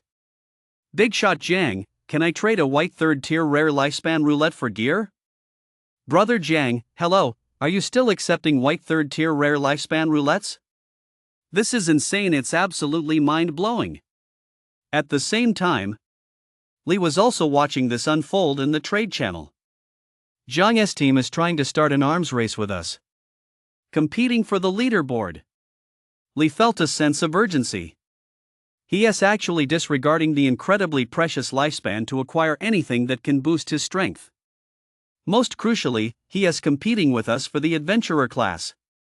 Bro Dewey, what should we do? Zhou scratched his head. Li was silent for a moment, then his gaze hardened. Let us trade with him. We're short on gear, and with gear, our strength will definitely skyrocket. Isn't there's still that heaven and earth spirit herb that boosts attribute caps? We don't have much lifespan left, and our attribute points are even scarcer. That item isn't very useful to us, so let us use it to trade with Jiang. Let us trade it for some of the gear we need. Brother Jiang, I'd like to trade the heaven and earth spirit herb that increases attribute caps for some gear. Li contacted Jiang. However, he was a bit worried that Jiang might not agree to the trade. After all, they were rivals. However, when Jiang saw this, he was overjoyed. The attribute cap for black iron tier must be maxed out, otherwise, silver tier couldn't make up for the missing parts. He was actually missing 2 of those natural treasures that increase the attribute cap. As a perfectionist, an imperfect black iron tier foundation felt as unbearable as a neat freak seeing a stain on their hand that just wouldn't come off. This was absolutely unacceptable. And Li's offer to trade with Jiang was music to his ears. What kind of equipment do you want to trade for? Jiang asked. Li now felt a bit awkward, since the 2 were competing for the top spot on the rankings and the adventurer class. What he didn't know, however, was that Jiang had not only secured the number 1 spot but had also obtained the adventurer class. Do you have any white tier 2 weapons? Li asked. Yes. Jiang replied. To him now, white tier 2 weapons were absolute junk, and he could mass produce them anyway. If he could trade them for a heaven and earth spirit object, that would be fantastic. How about 5 white tier 2 weapons? Li asked with some trepidation, already braced for a haggle. That is fine. Jiang answered immediately. Li was surprised he actually agreed. He made the exchange right away. Ha ha. My strength has skyrocketed, now I'm even more confident about taking down that dangerous zone. Li was incredibly excited. Adventurer class, here I come. Jiang, now holding the celestial spirit essence in his hand, was also overjoyed. He used it immediately. Your lifespan, infinite 10 equals infinite. This is your 4th time consuming a heaven and earth spirit item that breaks the limit. The effect has diminished, but your attribute cap has increased by 2. Black Iron tier adventurers can use heaven and earth spirit items to increase their attribute cap a maximum of 5 times, with a maximum increase of 15 points. At this moment, Jiang's total attribute cap increased by 2. All attributes plus 2. His total attributes reached 64 points. His power has risen once more. This feels amazing. However, I'm still 1 short. Only then can I achieve true perfection. Jiang mused. But there is no need to rush, perhaps I'll be able to trade for another one later. First, let us draw the 2 white tier 3 rare lifespan roulette tickets. Draw white tier 3 rare lifespan roulette. Lifespan 6. Do you wish to draw? Droll Jiang silently chanted in his mind. Notice, your lifespan, infinite 6 equals infinite, you have obtained the ability, white tier 3 precision. Notice, you possess 2 white tier 3 abilities, precision. Do you wish to upgrade? Upgrading requires 3 years of lifespan. If you do not upgrade, you can only keep 1. Jiang was delighted it was precision. Upgrade. Notice, your lifespan, infinite 3 equals infinite, precision white tier 3 plus precision white tier 3 equals lock on white tier 4 lock on white tier 4, your attack readiness is increased 5-fold. Additionally, within 100 meters, there is a 1% chance to instantly lock onto the target. The attack is guaranteed to hit. My accuracy has improved again. Jiang was overjoyed. And it even comes with a chance to lock on. The second lifespan roulette. Notice, your lifespan, infinite 6 equals infinite, you have obtained an ability, white tier 3 desperate technique. Notice, you possess 2 white tier 3 abilities, desperate technique. Do you wish to upgrade? Upgrading requires consuming 3 years of lifespan. If you do not upgrade, you can only retain 1. Another ability that can be upgraded. Jiang was even happier. Upgrade. Hint, your lifespan, infinite 3 equals infinite, desperate technique white tier 3, plus, desperate technique white tier 3, equals, slaughter technique white tier 4, slaughter technique white tier 4, your skill is amplified 5-fold, now he was only 4 abilities away from upgrading all his white tier 3 abilities to white tier 4. Jiang felt a sense of relief. Next, it was time to wait for the next trade and for the lifespan roulette to roll around. In 8 hours, he'd head back out to explore the Blood Mist Forest. The sooner he reached level 10, the better. He could also hunt for higher tier lifespan roulette draws to synthesize and upgrade. But just then, the Apocalypse system sent another notification. Notice, regional upgrade competition activated. Region B 2417 of Kimchi Nation has launched a regional upgrade competition against Dragon Nation. Regional upgrade competition? Jiang paused in surprise. What is going on? What does this mean? Are regions now connected to one another? Is a competition about to begin? Jiang knew that Blue Star, with its 10 billion people, had 1 million regions. It seemed the Apocalypse system had entered a new phase. Notice, for the losing side of the competition, all residents of the region will have their attribute caps reduced by 10, all attributes reduced by 10, and this effect is irreversible. One ability will be randomly removed. All metal resources and celestial and earthly treasures in that region will be completely stripped away. The number of low-level monsters in that region will decrease, while high-level monsters will increase. Furthermore, the nation's national fortune will decrease by 1.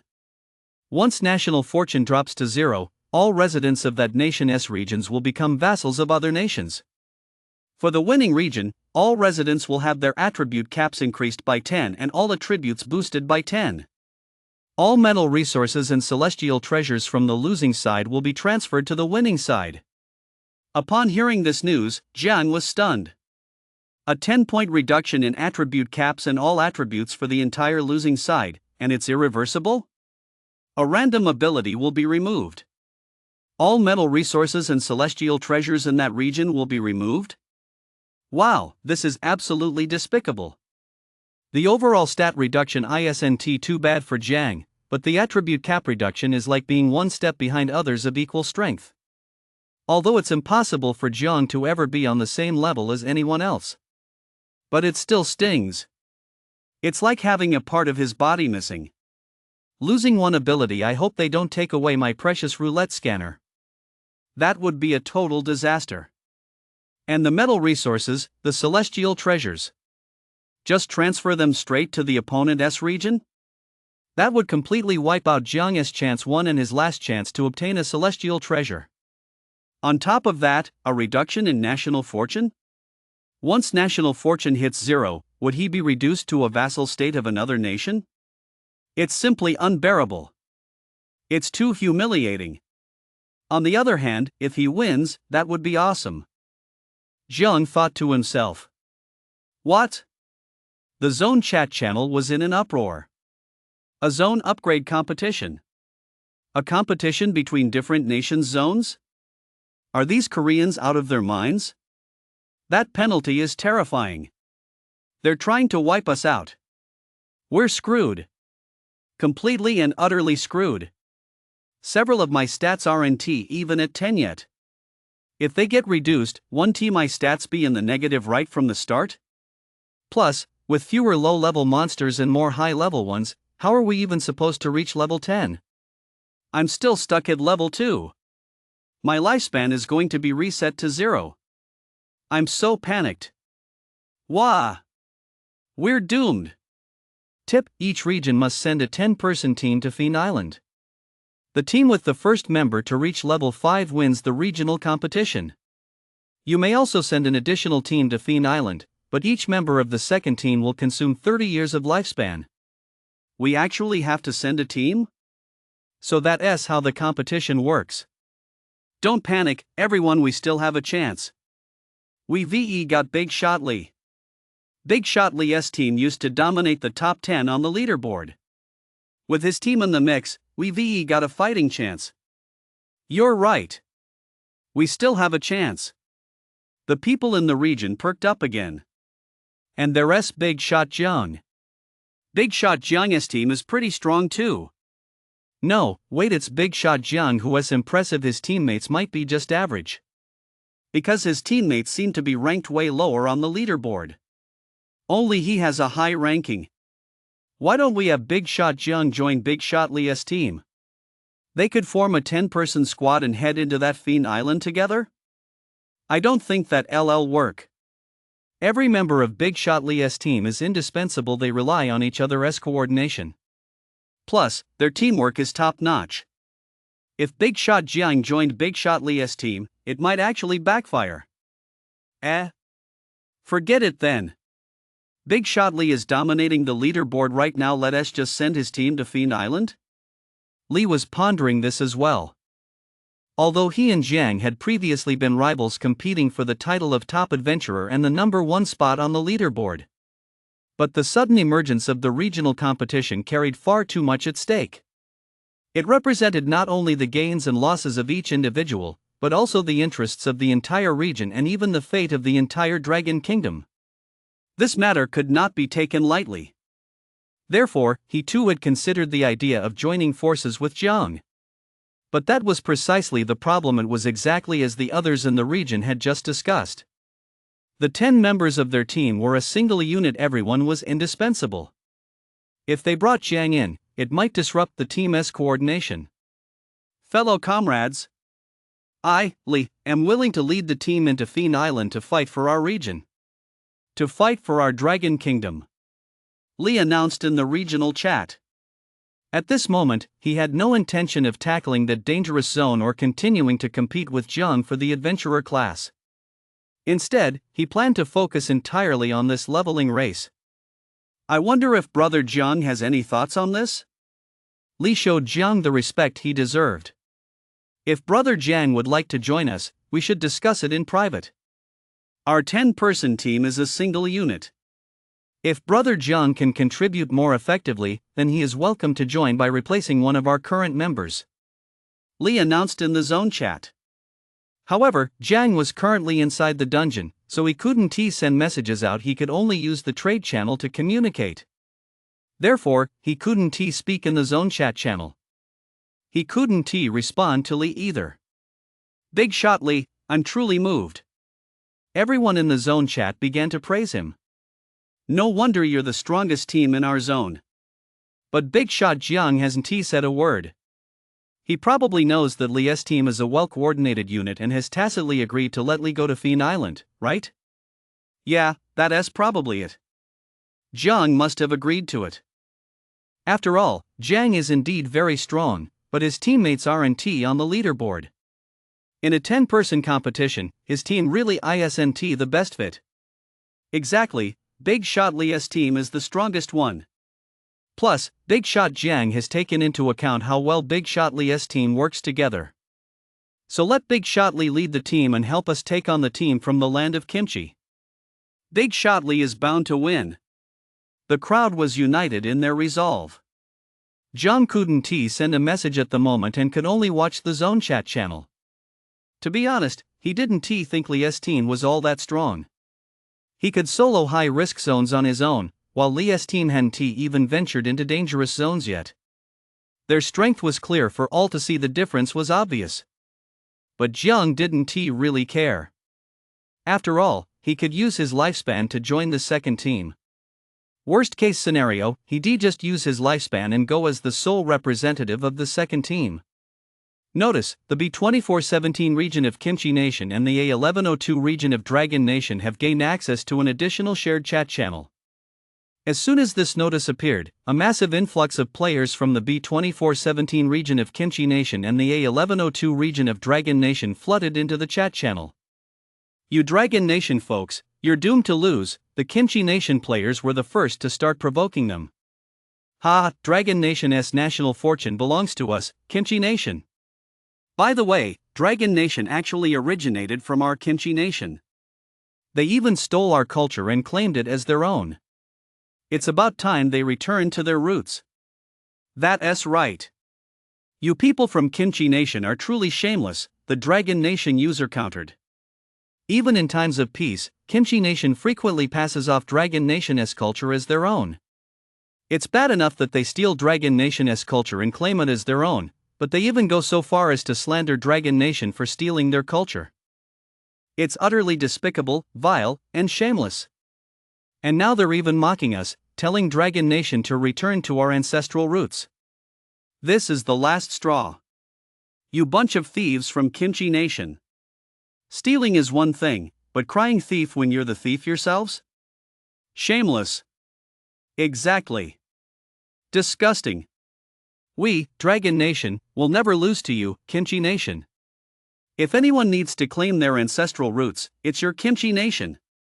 Dragon Nation folks sure are mouthy, Simida.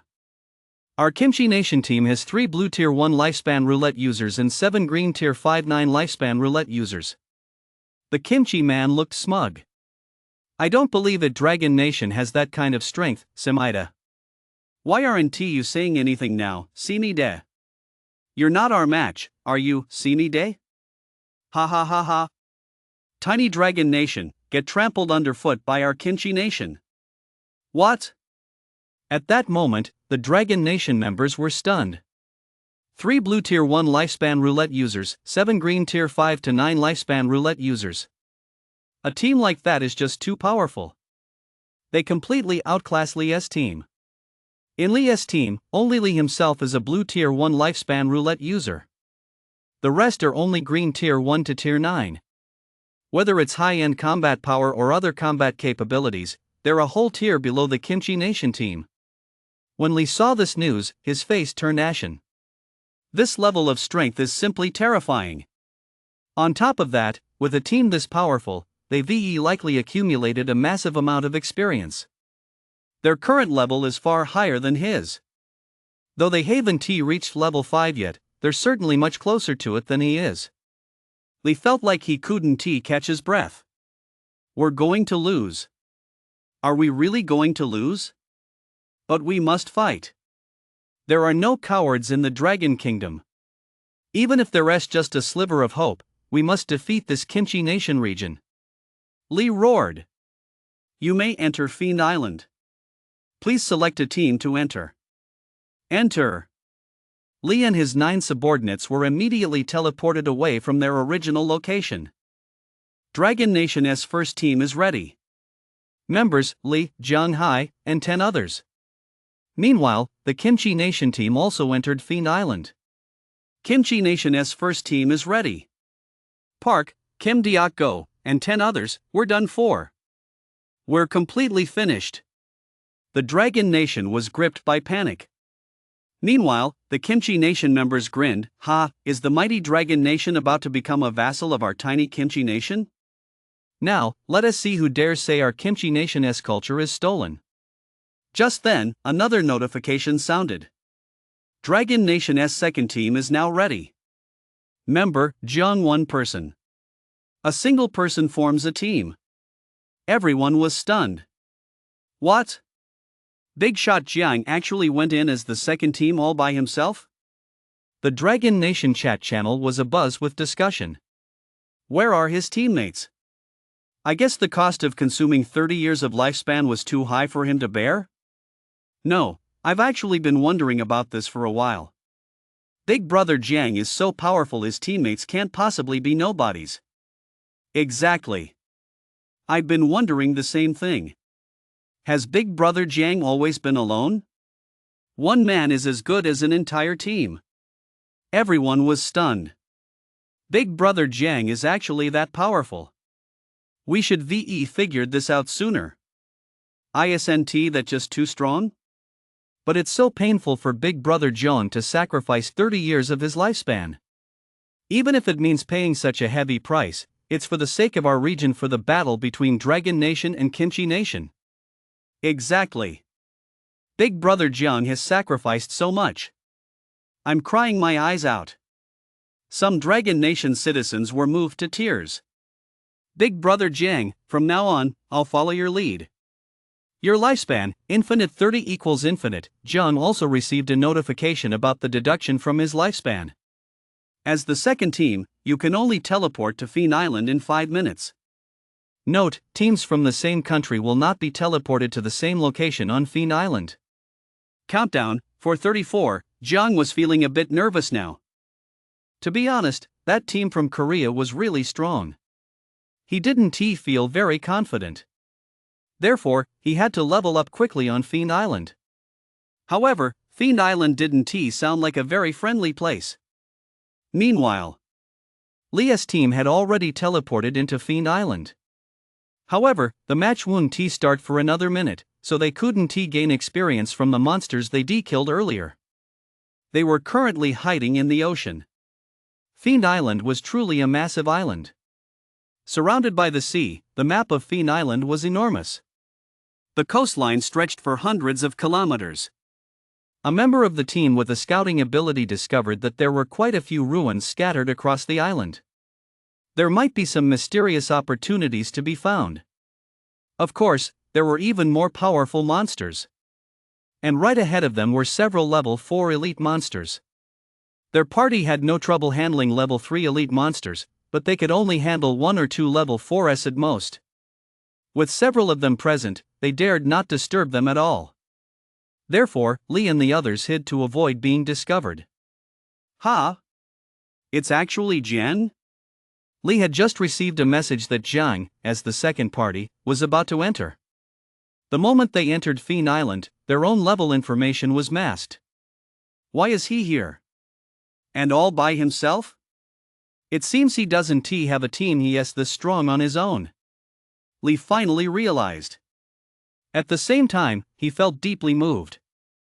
Sacrificing 30 years of lifespan was an excruciatingly heavy price, yet Jiang had paid it without hesitation. Li felt a deep sense of admiration for Jiang. At the same time, having previously competed against Jiang, he now felt a sense of mutual respect between heroes. But, our party can't teleport to the same location. Li's mood grew somber. If we could teleport to the same place, our chances of winning might be higher. But now that we're scattered, our odds are slim. Li felt a wave of worry wash over him.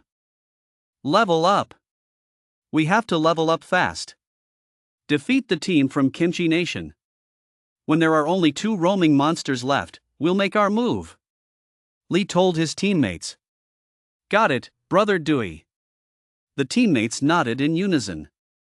The team from Kimchi Nation had already entered Fiend Island. They were also on a stretch of coastline. The countdown ended quickly. They began grouping up to kill monsters and level up. A measly 4 level 4 elite monsters, Simna? Kill them. Captain Park barked his orders. Asaba, Dragon Nation Esgulu, a second team actually made it in, Simna? Vice Captain Kim De-gao spoke up to warn him. But there's only one person, named Zhang. Park burst out laughing upon hearing this. He dares to enter alone? Dragon Nation people are such idiots, Simida.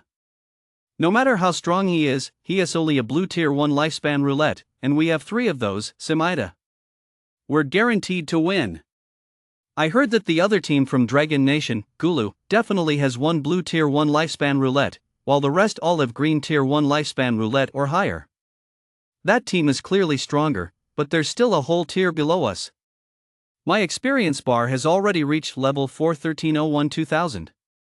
I'm sure I'll hit level 5 soon, Simida. Captain Park is just amazing. Kim De-gao laughed too, confident of victory.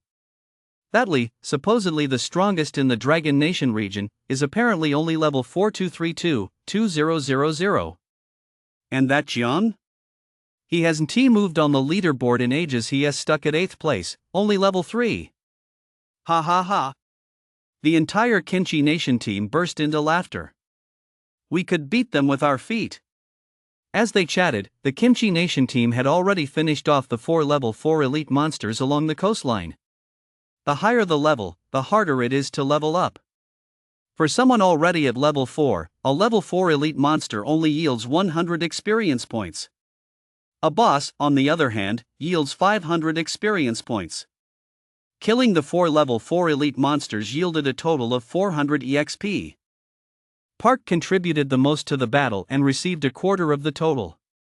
His EXP reached level 41401-2000. This level up speed is already incredibly fast. Spread the word about our EXP haul. Let us intimidate Dragon Nation.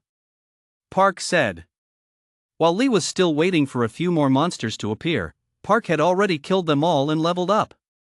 At that moment, Li felt incredibly tense. He saw Park's experience bar. It's too fast. Park is just too fast. The team from Kimchi Nation is too powerful. Can we even win this? Jiang finally entered Fiend Island at that moment. And he, too, saw Park's experience. Whoa! Jiang sucked in a sharp breath, his scalp tingling. Park was less than 600 experience points away from leveling up. Jiang felt an overwhelming sense of urgency. He too appeared on a stretch of coastline somewhere on Fiend Island. Before him stood 4 level 4 elite sea turtle monsters. He immediately strode forward, steel blade in hand, and slaughtered them all. You have killed a level 4 elite corrupted turtle. Plus 100 EXP, plus 200 gold, you have killed a level 4 elite corrupted turtle. Plus 100 EXP, plus 200 gold. 4 consecutive notifications appeared. Jiang's experience bar had now reached level 41057-2000. I've caught up a bit. Jiang felt a slight sense of relief. But this was nowhere near enough. Park could reach level 5 at any moment. His starting level was simply too high. Jiang looked around to see if there were any more corrupted sea turtles nearby. Unfortunately, there didn't seem to be any left along the coastline. It appeared to be a challenge specifically designed for incoming teams. The same was true for the other teams. Now, it seemed they would have to venture deeper into Fiend Island to continue leveling up. Jiang immediately prepared to cross the black sand beach and enter Fiend Island. The corrupted turtle he had just defeated had also dropped a white tier 4 elite chest. Jiang picked it up without hesitation. He then activated his scouting goggles to survey the surroundings and cautiously ran toward the interior of Fiend Island. Fiend Island had no vegetation whatsoever, only slopes covered in jagged rocks and ground resembling scorched earth.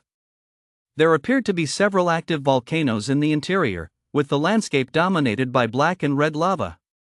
The active volcanoes were towering and majestic, their peaks lost to the horizon. The air carried the scent of sulfur and the smell of burning. Boom! Lightning flashed and thunder roared in the sky. Yellow lightning sliced through the dark, cloud-filled sky, occasionally casting a brief flash of light. When there was no lightning, the entire island was as dark as a pitch-black night. Amidst this flickering light and darkness, the eerie landscape of Fiend Island seemed even more sinister and terrifying. It felt as though some unnameable entity was lurking in a corner, watching. Gradually, a light drizzle began to fall, and the wind picked up.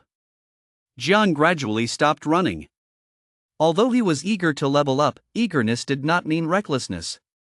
His own life came first. If he died, everything would be lost.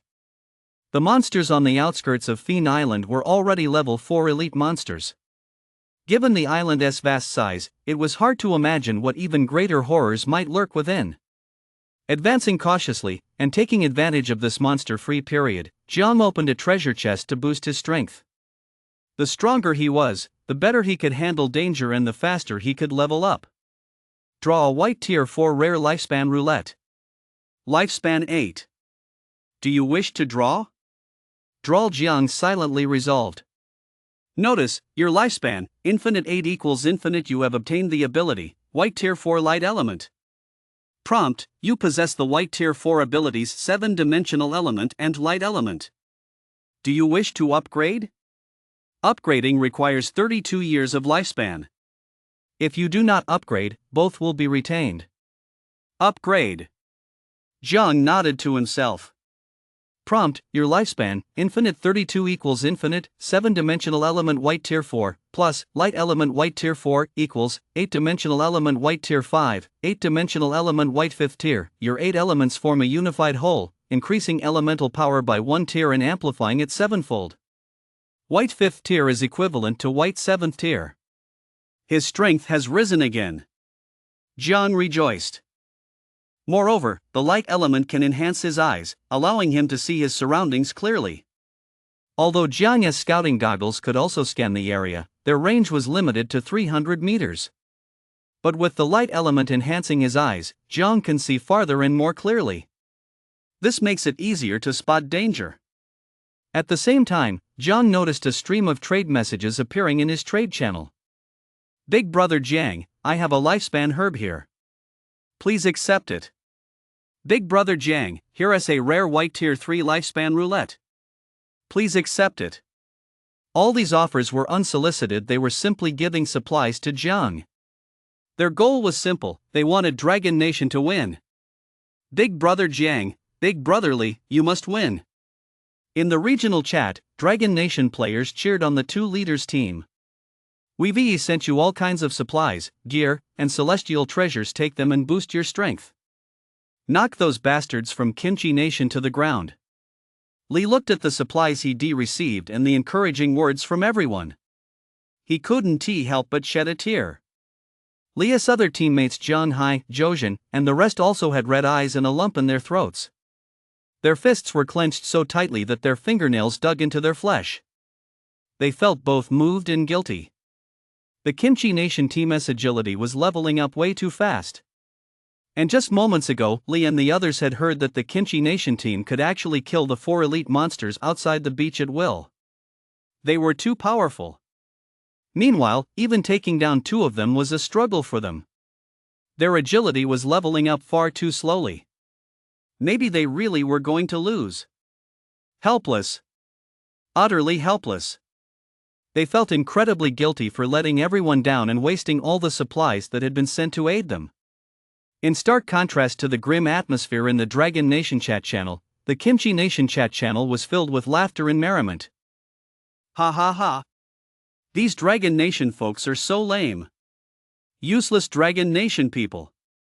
Weren't you guys showing off just a moment ago? What a joke. You Dragon Nation trash, how dare you even be mentioned in the same breath as our great Kimchi Nation. Become our vassals. Hee hee. Jiang watched all this, moved by the Dragon Nation players who had sent supplies, yet furious at these Kimchi Nation players. I absolutely cannot let everyone down, Jiang thought to himself. He then cautiously ventured deeper into Fiend Island while trading for supplies. He didn't take the supplies for free, he adhered strictly to the principle of equal exchange. Next, he drew a lifespan roulette. These were all white tier 3 rare lifespan roulettes. Drawing a white tier 3 rare lifespan roulette. Lifespan 6. Do you wish to draw? Roll. Roll it, Jiang said through gritted teeth. Notice, your lifespan, infinite 6 equals infinite, you have obtained the ability, white tier 3 super reflex. Notice, you possess 2 white tier 3 super reflex abilities. Do you wish to upgrade? Upgrading requires 6 years of lifespan.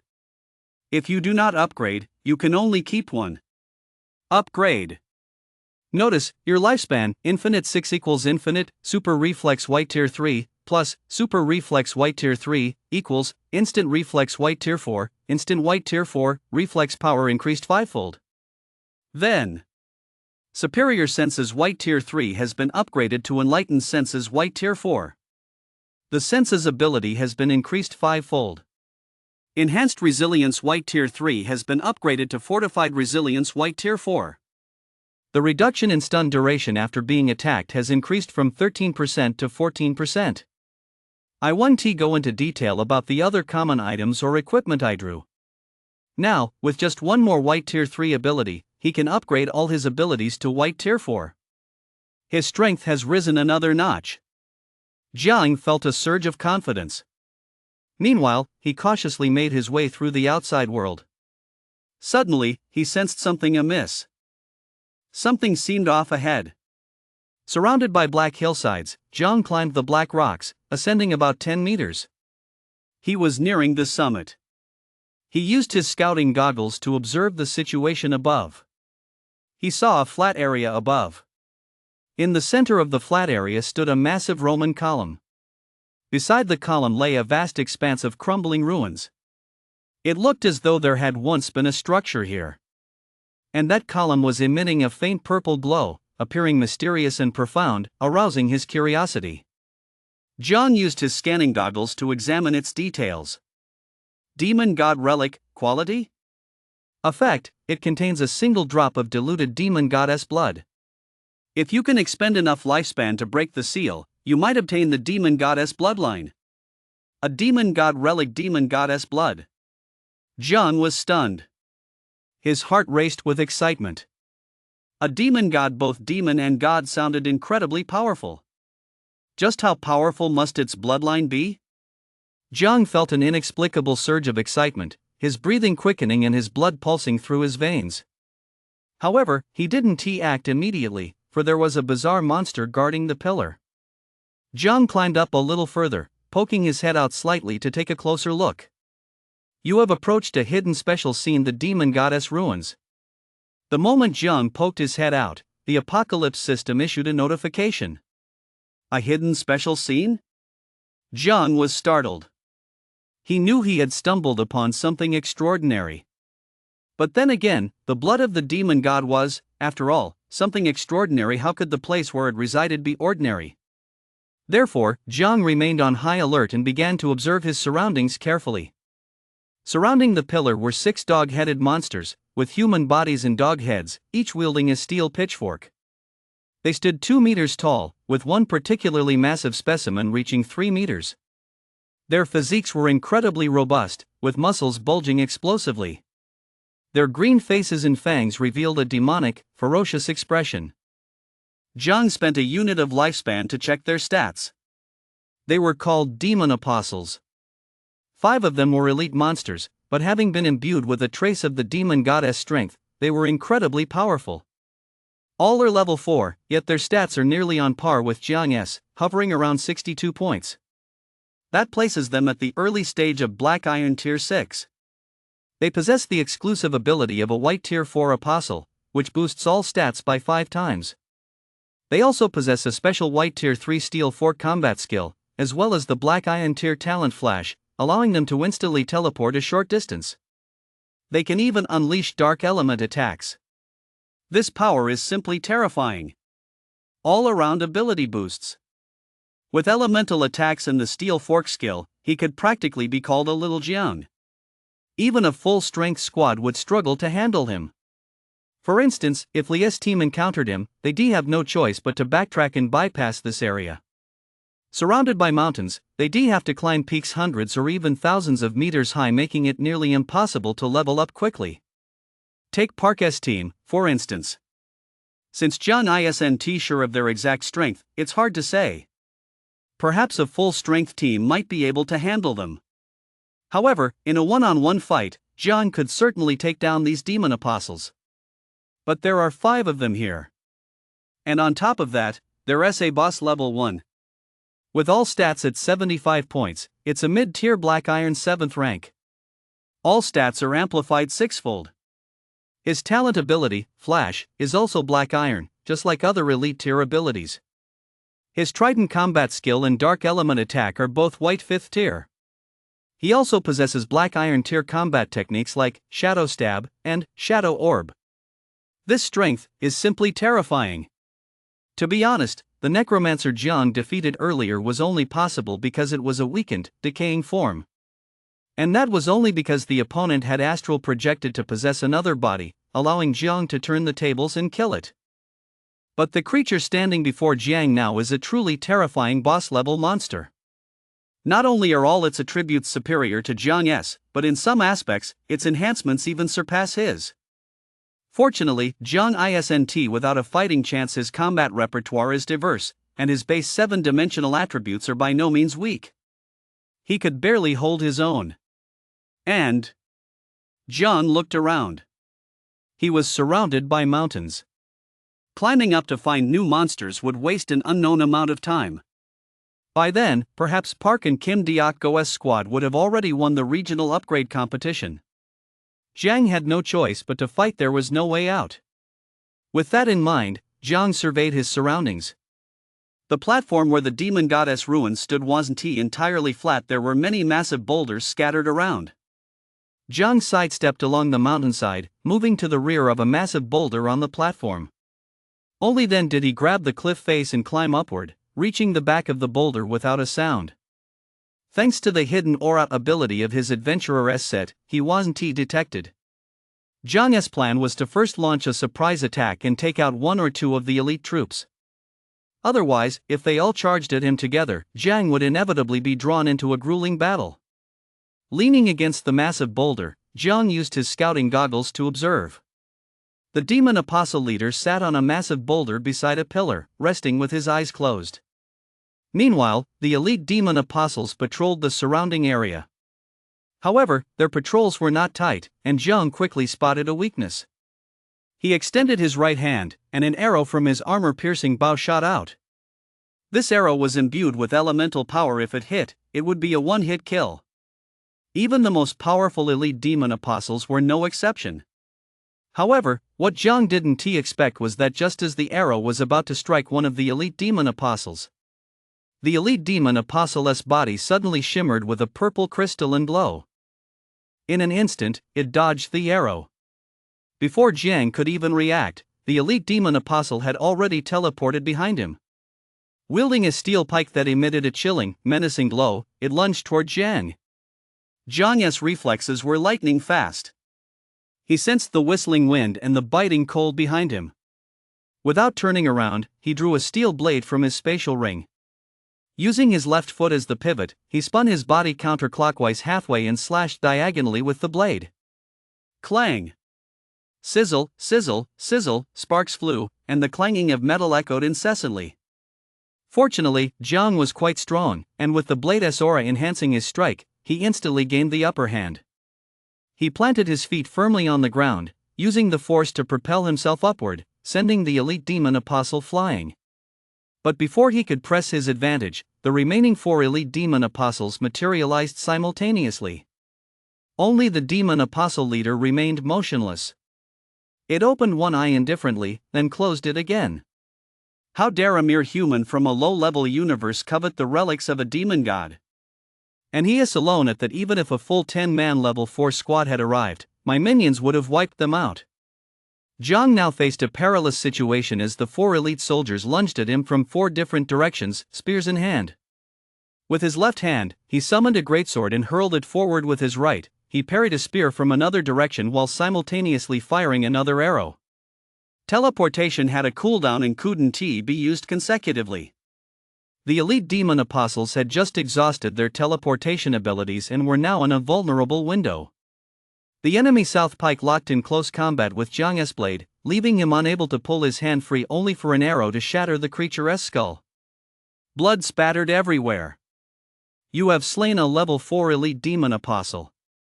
Plus 150 EXP, plus 300 gold, 1 down, 4 to go. After the kill, Jiang immediately turned to face the 2 behind him, engaging in another close-quarters battle. However, the demon apostles that had been knocked back by Jiang earlier and those struck by the greatsword were now standing in the distance, casting shadow orbs without moving. Jiang was held back by the 2 monsters. Knowing the power of his arrows, they deliberately kept their distance. Jiang fired another arrow, but it missed. Facing a perilous situation, he had no choice but to activate the Black Iron Tier combat skill, Gale Step. His agility surged instantly. With lightning speed, he swiftly killed the 2 demon apostles in front of him. Then, taking advantage of the moment the shadow orbs were fired, he loosed 2 arrows, killing both elite demon apostles who were in the midst of casting their spells. The tide of battle turned in an instant. You have killed a level 4 elite monster, demon apostle. Experience plus 150, gold plus 300, you have killed a level 4 elite demon apostle. Plus 150 EXP, plus 300 gold. 4 consecutive notifications rang out. The sound was so pleasing to the ear. Jiang's experience bar had now reached level 41657 2000.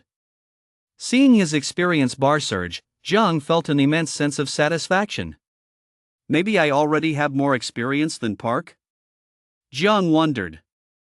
However, before Jiang could savor his joy, the demon apostle leader rose from the rocks, a look of fury on its face.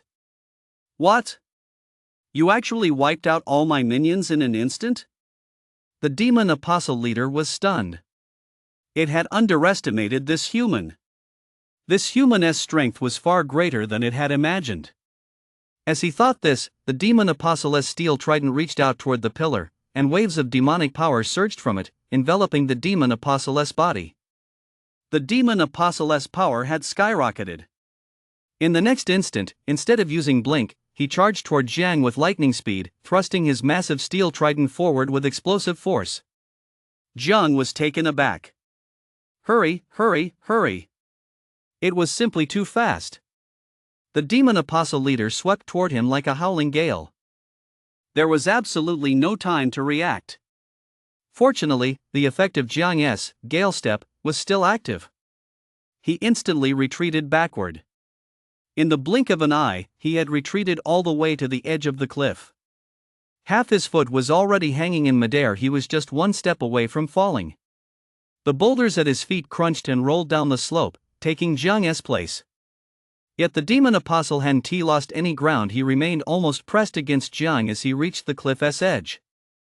The demon apostle's mouth emitted scorching, foul-smelling gas that nearly struck Jiang's face. That towering figure loomed over him like a small mountain. The steel trident, cold and menacing, lunged forward with such ferocity it created a sonic boom. Jiang gripped the steel blade with both hands and swung it forward with all his might, unleashing a 20-centimeter long blade aura.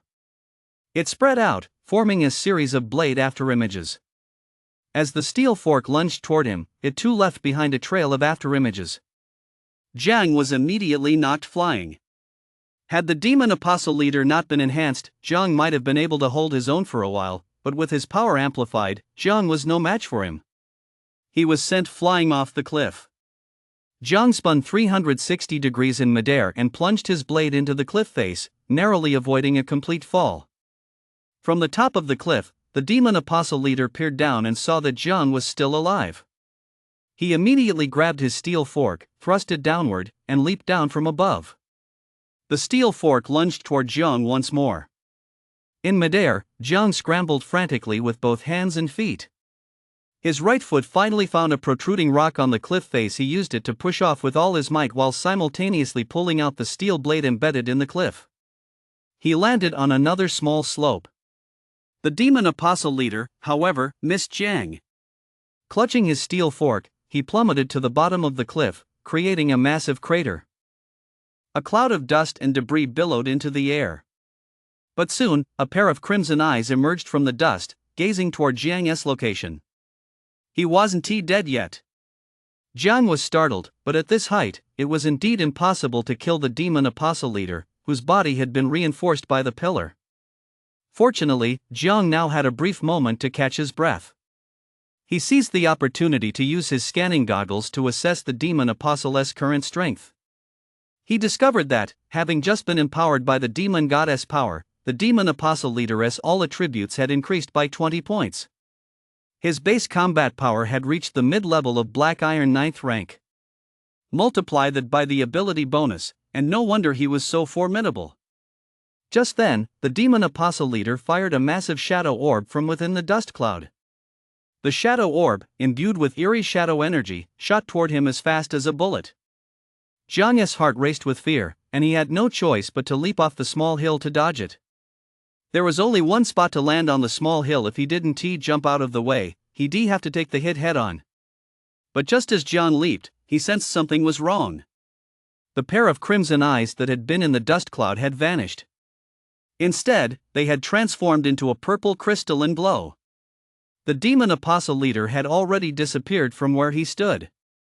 It was a teleportation. Zhang's heart skipped a beat as he felt a bone-chilling coldness coming from behind him. It turned out that at that very moment, the demon apostle leader had teleported right behind Zhang.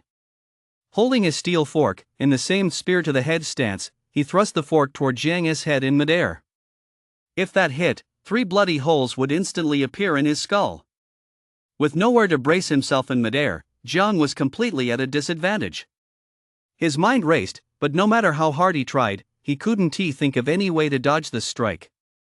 Was this really the end? Just as Zhang was on the verge of despair. Ha! Got it! In the face of life or death peril, a sudden flash of inspiration struck him. He immediately retrieved a piece of metal from his spatial ring. Items from the spatial ring can be placed on any part of the body. Zhang immediately placed the metal under his feet. Using the metal to push off with all his might, he actually leaped into the air again. He successfully dodged the attack and landed on the platform. He then picked up an arrow that had missed its mark and stuck in the ground, loading it into his right arm. He fired the arrow. Meanwhile, the demon apostle leader, suspended in midair, was unable to use the ground for leverage and was left defenseless against Zhang's barrage. The situation had completely reversed. Die! Zhang roared. The armor-piercing bow possessed armor-piercing properties. This arrow was more than capable of breaking through the demon apostle leader's defense. In an instant, the arrow shot forth, cutting through the air, and headed straight for the demon apostle's head. You have triggered the lock-on ability. This arrow is guaranteed to hit. A notification sounded. Zhang was delighted. This meant he could now deliver a killing blow to the demon apostle leader. But the demon apostle still tried to struggle using dark element. It immediately opened its mouth, spewing out purplish-black dark element, attempting to cast a defense spell in front of its head. But it was no use. The light element within Zhang's 8-dimensional elements countered the dark element, and this arrow was clearly imbued with the power of the 8-dimensional elements. The dark element was instantly neutralized by the light element, and the arrow pierced the demon apostle's head in a single strike. Arg, the demon apostle let out a wail, eyes bulging with fury and utter resentment. It was as if he were saying, "How could I possibly be single-handedly killed by a mere human?" Then, filled with resentment, he plummeted to the bottom of the cliff, kicking up another massive cloud of dust. The corpse twitched twice, but eventually lay completely still. The demon apostle leader. Dead. With this, I should be level 5 now, right? Jiang watched the scene, both shocked and delighted. Having just narrowly escaped death, his mind hadn't fully recovered yet, and he was still a bit shaken, but thankfully, the massive reward was coming next. He was overjoyed. However, after the demon apostle died, the experience gain notification didn't appear immediately. You have slain the level 4 boss, the demon apostle. The demon goddess ruins will absorb the demon goddess power from its body. Once absorption is complete, you will gain experience in gold. The apocalypse system displayed a notification. A purplish-black strength appeared on the demon god pillar, pulling the demon apostle boss's corpse onto the platform. It gradually absorbed the strength from the corpse. It seems it will take a while to gain the experience.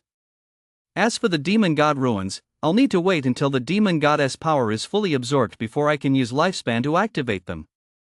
Jiang mused upon hearing the notification. Let us check the loot first. First, on the platform, there were 3 white 4th tier rare lifespan roulette.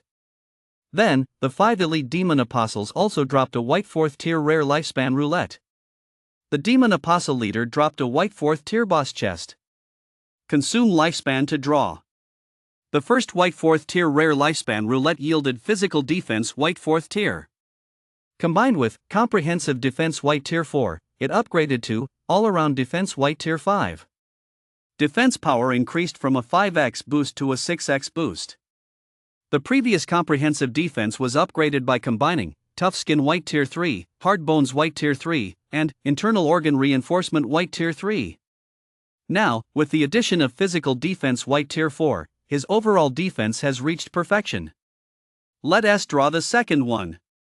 The second draw yielded high-speed movement white tier 4.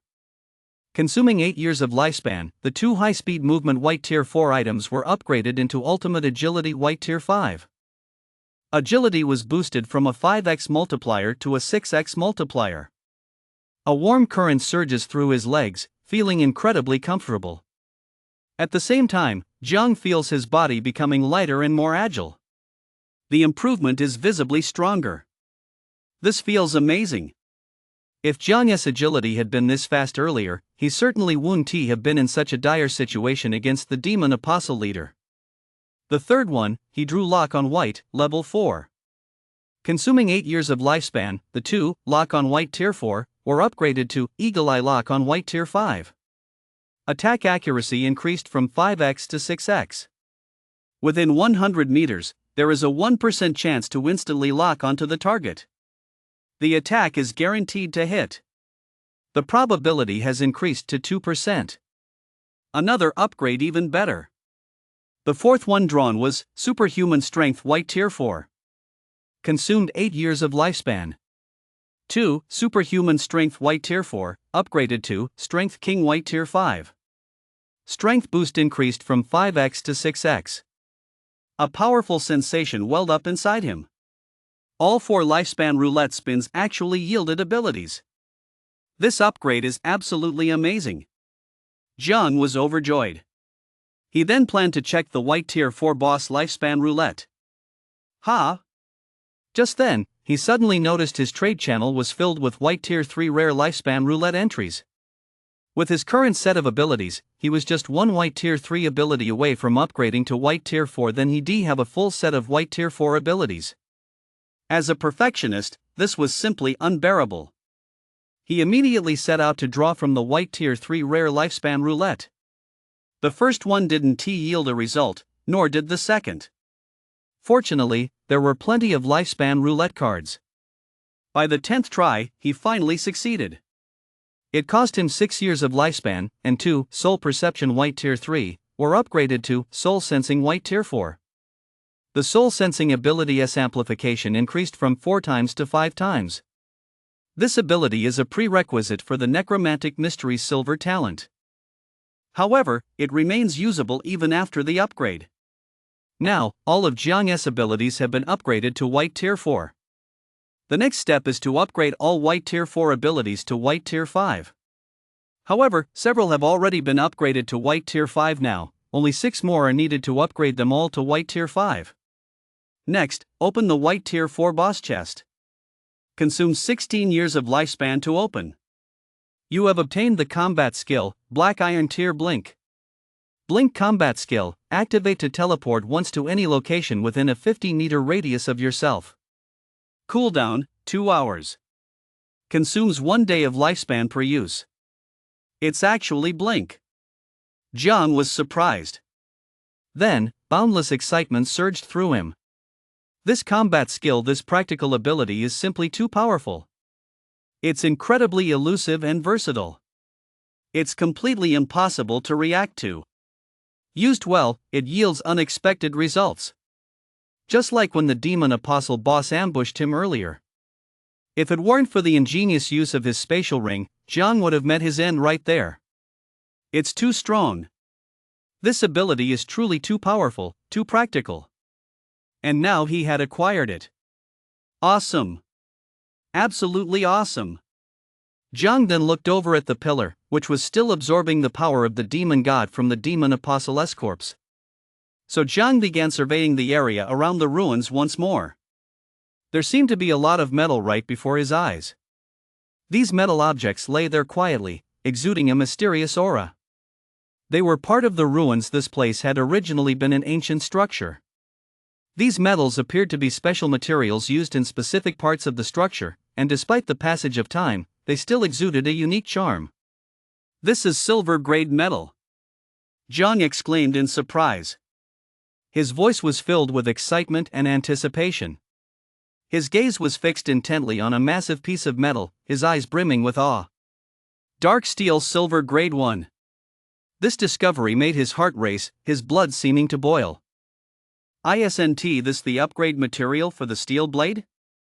Jiang's eyes widened, sparkling with delight. A flood of possibilities rushed through his mind as he imagined the immense power the steel blade would wield after being upgraded with this dark steel. His hands trembled slightly as he couldn't wait to get his hands on this dark steel. Materials required to upgrade the space ring: refined steel stone black iron grade 9, tungsten alloy black iron grade 9, dark steel silver grade 1, lifespan 10 years upgrade. Jiang suppressed his excitement and muttered the command. Steel blade grade dark blade green tier 1 hardness upgraded to extra hard, sharpness upgraded to extra sharp. Hint: your steel blade has been upgraded to green tier 1. You may select one special ability. Special ability 1, bleed attacks have a 31% chance to inflict the bleed effect on flesh and blood creatures. Special ability 2, critical hit attacks have a 1% chance to land a critical hit, dealing double damage. Special ability 3, enchantment, increases elemental attachment power by 11%. Jiang thought about it for a moment and decided to choose special ability 3. Bleed is actually just average, and critical hit is decent, but the probability is too low. As for the enchantment ability, Jiang possesses the 8-dimensional elements. All power is boosted. Plus, Jiang also has a magic energy necklace that enhances elemental power. The damage will skyrocket. Special ability selection complete. Your Dark Blade Green Tier 1 has acquired the special ability, Enchantment. It worked! Jiang rejoiced. He then fused the Dark Blade into his body. Jiang planned to equip it on his right hand, while the armor-piercing bow was transferred to his left. To do this, he first unfused the armor-piercing bow, then fused both weapons into his body, consuming 30 years of lifespan. Perfect, finally, a melee weapon fused into my arm. Jiang was overjoyed. Now, the Dark Blade was practically an extension of Jiang's body. Not only could he summon the Dark Blade to fight, but his arm was also empowered by it, becoming incredibly hard and sharp. His arm could be used as a blade, and it could also be used for defense. This defense stacks with his own defense, though not multiplicatively, but it significantly boosts his defensive power. If Jiang were to face the same scenario where he was stabbed in the back by the demon apostle leader while in mid-air, he could easily flip his right hand behind his back to grab the steel fork and use it for defense. However, this also gave Jiang some unusual ideas. For example, fusing some green equipment into his body's vital areas. However, offensive-type equipment seems unable to fuse with areas like the heart or brain. It should only be possible with defensive-type green equipment. He'll have to keep searching for more. As for the heart, continuing to upgrade the Adventurer's set should provide some protection, and for the head, the Adventurer's set's felt cap can protect the back. But the front remains unprotected. He'll have to keep looking. If he can find them, his survival chances will be greatly improved. Jiang certainly didn't want to face another dangerous situation like the one he just encountered. He continued checking the trade channel. Jiang discovered there were still plenty of magical cloths, as well as quite a few black iron grade metals. It was time to upgrade the Adventurer's set. By consuming 20 years of lifespan, he upgraded all 5 pieces from white tier 4 to white tier 5. The attribute bonus increased from 40 to 50. His strength had been boosted once again. Afterward, Jiang began digging feverishly through the ruins. After some effort, he collected quite a bit more black iron grade metal. However, no more silver grade metal appeared. That single piece remained incredibly precious. While digging, Jiang gathered metal while patiently waiting for the demon lord's power within the demon apostle's body to be fully absorbed by the pillar. At the same time, he kept a close eye on the chat channel. He kept a close eye on the situations of Park's team and Li's team. The shared chat channel between the two sides remained incredibly lively, with insults flying back and forth. The Koreans called the Chinese trash, and the Chinese called the Koreans trash. However, the Koreans' momentum seemed to be subtly overwhelming the Chinese. In this invisible contest, simply comparing Park's team to Li's team, Korea's advantage was strikingly clear. Moreover, the Koreans seemed to have a knack for rubbing salt in the wound. Whenever the Chinese managed to win the verbal battle with their exceptional insults, they would immediately bring out their raw power to crush the Chinese. Under such intense pressure, the Chinese, though unwilling, could only be helplessly suppressed. That feeling of frustration was like a fishbone stuck in their throats, utterly unbearable. Every Dragon Nation player was holding their breath, unable to swallow it down, with pain following them like a shadow. Meanwhile, the Kimchi Nation players were secretly gloating. Their faces beamed with smug satisfaction. They were so excited they seemed ready to jump for joy, reveling in the thrill of their victory in the verbal battle. Dragon Nation Regional Chat Channel. Big Shot Lee, I've traded all my green gear to you. You've got to win, someone cheered. Me too. Go for it, Big Shot Lee. It turned out that many had traded their precious green gear to Lee, all to ensure his victory in the match. However, Jiang hadn't received any such trades. After all, in their eyes, Jiang was just one person. No matter how strong he was, he couldn't possibly stand up to Li's entire team. It was Li who held the hopes of the Dragon Nation players in the region. Don't worry. Li's team had received a massive amount of green gear, and their strength had skyrocketed as a result. They gained confidence and even taken down some elite monsters. Brothers, I won't let you down. My level is now at 4682-2000. Li declared. Armed with a wealth of green gear and his innate weapon master ability, he could now take down elite monsters in one-on-one combat.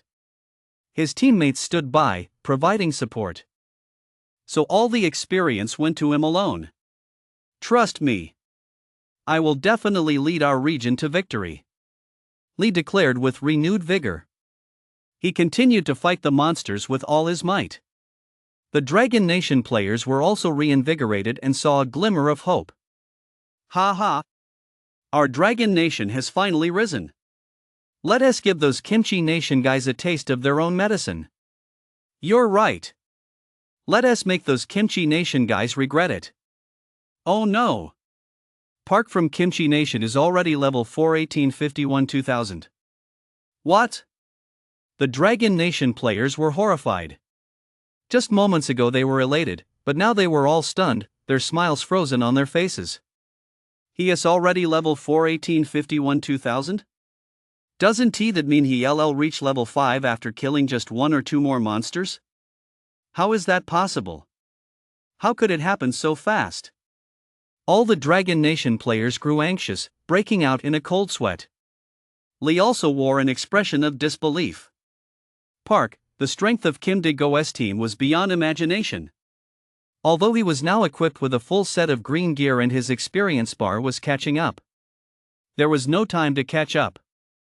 Park and his team had started from such a high point. It's over. This time, it's completely over. No.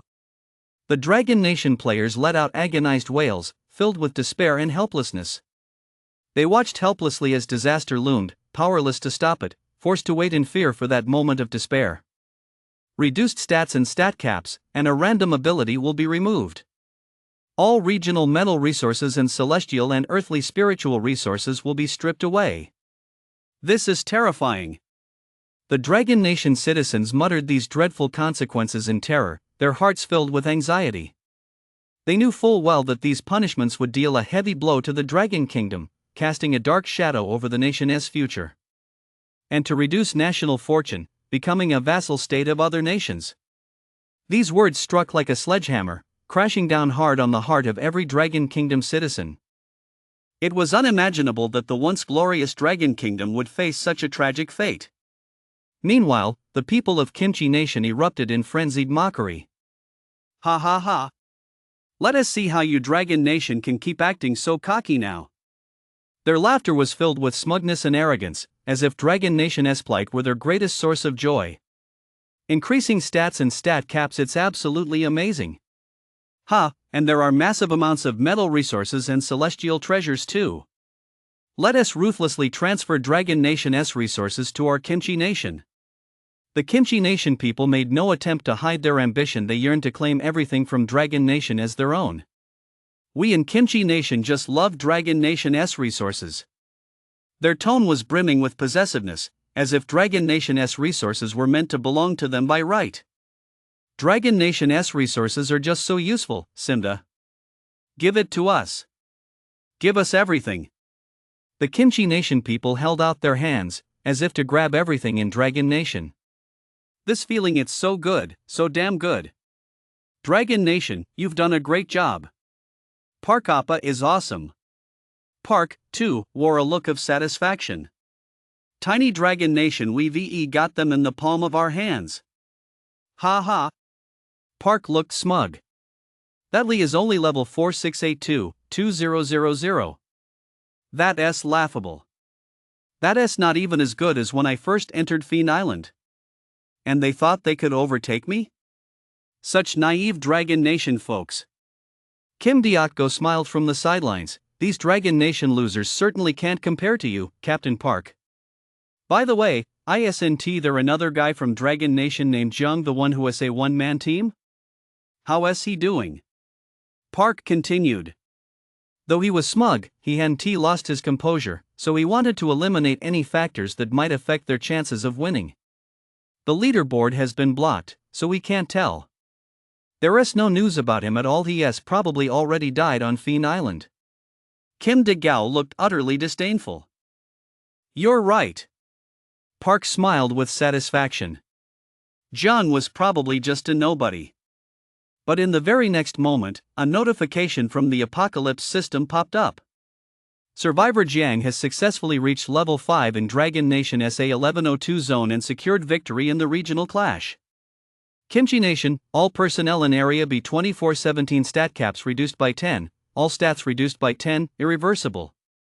All personnel in Area B 2417 of Kimchi Nation will randomly lose one ability. All metal resources and celestial treasures in this area have been removed. All personnel in Area B 2417 of Kimchi Nation will face a decrease in low-level monsters and an increase in high-level monsters.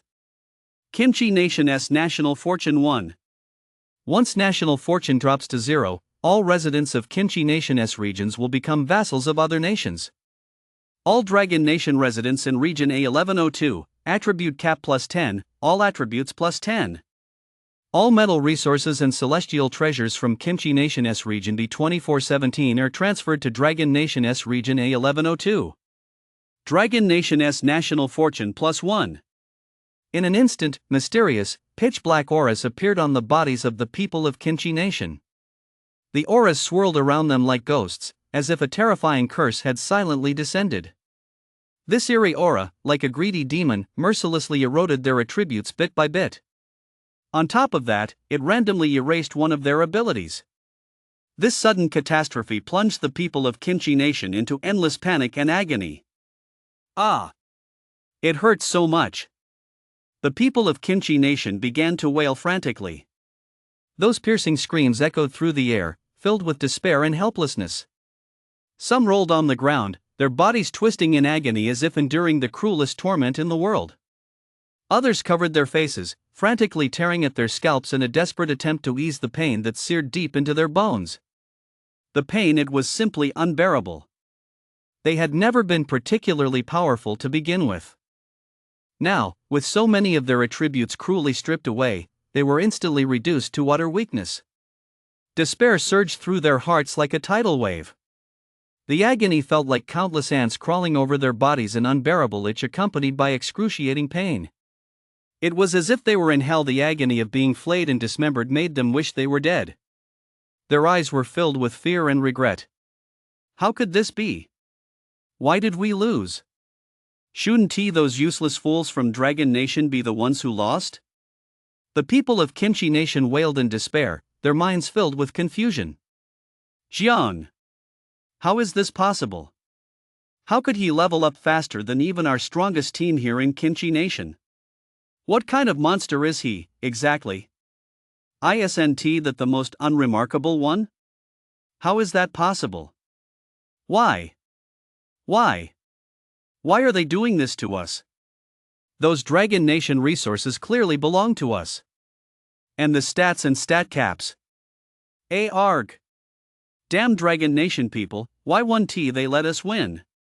Why didn't they just hand over the resources willingly? Why did they have to fight back? And beat us? They've taken our resources again. No, they've stolen them. Dragon Nation thieves.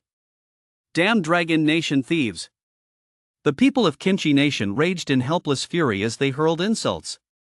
But it wasn't over yet. Suddenly, within their territory, countless resources began to glow in unison, then shot up into the sky. No!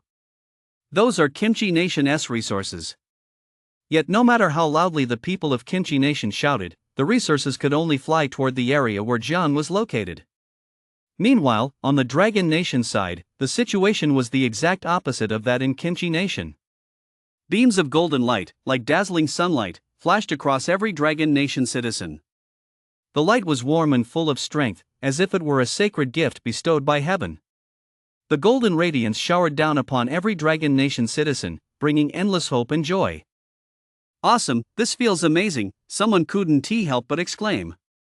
Their faces beamed with happy smiles, and their eyes sparkled with excitement. That warm sensation felt like a spring breeze caressing their faces, immersing their minds and bodies in a sense of pure delight. It feels absolutely amazing. The people exclaimed in unison. Feeling the strength bestowed by the golden light, their hearts swelled with anticipation for the future. This infusion of strength made them feel reborn, brimming with fighting spirit and vitality. All my stats and stat caps have increased by 10. That's just too powerful. The people of Dragon Nation were thrilled beyond belief. I never thought Big Brother Jiang would win. He was the first to reach level 5. Awesome. Absolutely awesome. No one gave him a chance, but he proved everyone wrong. One person is actually more powerful than that massive team from Kimchi Nation.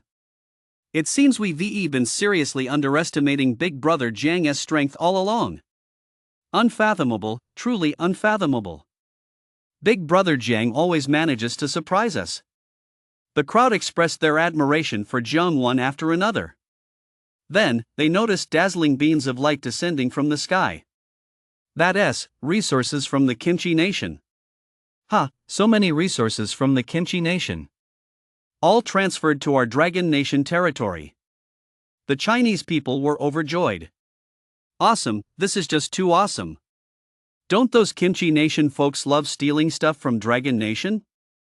It's about time we made them pay it back. Let us see how they act now. Ha! Immediately, a massive number of Dragon Nation citizens flooded the general chat channel, bragging wildly at the Kimchi Nation folks. Yo!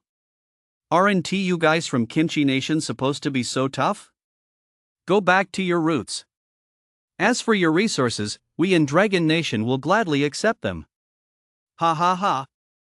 You've been stealing from us all this time, now Kimchi Nation has to pay the price.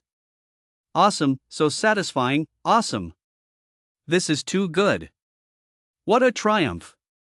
This day has finally come for you Kimchi Nation. Damn Dragon Nation people. The people of Kimchi Nation were now suffering from reduced stats and weakened bodies. They could barely even type anymore. They could only respond with the utmost humility, their voices barely audible. Damn it, our national fortune has only been reduced a little.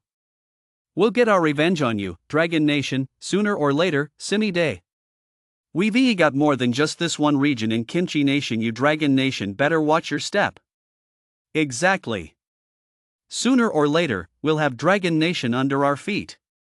Fuck off, you Kimchi Nation, you're weak as hell but sure talk a big game, retorted the Dragon Nation. You little thieves getting desperate? Desperate, desperate, desperate. So damn desperate. Stats dropping, we're totally screwed. No resources left either. Both sides launched into a new round of verbal warfare. Of course, this time the Dragon Nation clearly had the upper hand. Meanwhile, over on Jiang's side, he had already leveled up to level 5 and could now absorb the demon goddess blood from the pillar.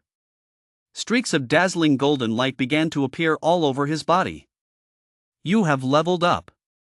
The Apocalypse system issued a notification. All stats +1. As the victor, your rewards are doubled. Your stat cap +20, all stats +20. You have successfully explored a special hidden area, earning 10 exploration points. Streaks of golden light flashed across Jiang's body. The rewards actually doubled. Jiang's voice was filled with delight, as if he had discovered the world's most precious treasure. At that moment, Jiang felt a warm golden current coursing through his body. The sensation was like spring sunshine bathing him, incredibly soothing. A powerful sensation surged through his body like a tidal wave, making him feel as if he had been reborn. That's a 20-point cap increase and 20 attribute points. This sudden boost was like a timely rain, nourishing his soulless thirst for power. On top of that, his attribute cap had increased by 10 after leveling up, and he could continue allocating points. All these benefits combined. The rewards left Jiang ecstatic. He could almost see a future of constant growth and self-transcendence. Another boost. A direct increase of 30 points to his cap and 30 points to his attributes. This feels so good, absolutely amazing. Jiang couldn't help but exclaim. He reveled in this immense strength, feeling his own transformation. If he were to face the demon apostle leader now, he'd have more than enough power to crush him. The enemy who had once seemed so formidable was no longer a threat in his eyes. On top of that, his exploration points had increased. He was one step closer to advancing to the adventurer class. Notice, your exploration points have reached 10. You have obtained the title Apprentice Explorer. The Apocalypse System's notification sounded in Jiang's ears, clear and loud. Equipping this title increases all attribute caps by 5. All attributes +5. This follow-up notification was like a beautiful melody, filling Jiang's heart with an indescribable joy. There's actually a title. Jiang's voice was filled with ecstasy, his tone reminiscent of a child who had suddenly received their most cherished gift. His eyes sparkled with excitement, and a radiant smile spread across his face. He had never imagined that reaching a certain number of exploration points would grant him a title and that it would also boost all his stats. It was a complete surprise, like a gift package dropped from the sky, leaving him overjoyed. No wonder they say exploration points are so valuable. So this is what they're for. Jiang thought to himself, filled with emotion. At that moment, he deeply understood the value of exploration points. They were not just a number, but the key to unlocking immense strength. This is amazing. Absolutely amazing. Jiang couldn't help but exclaim. His power surging continuously filled him with immense satisfaction. That overwhelming sense of strength washed over him like a tidal wave, making him feel as though he were floating on a cloud, lightheaded and lost in the moment. He reveled in this sudden boost in strength, savoring the transformation within himself.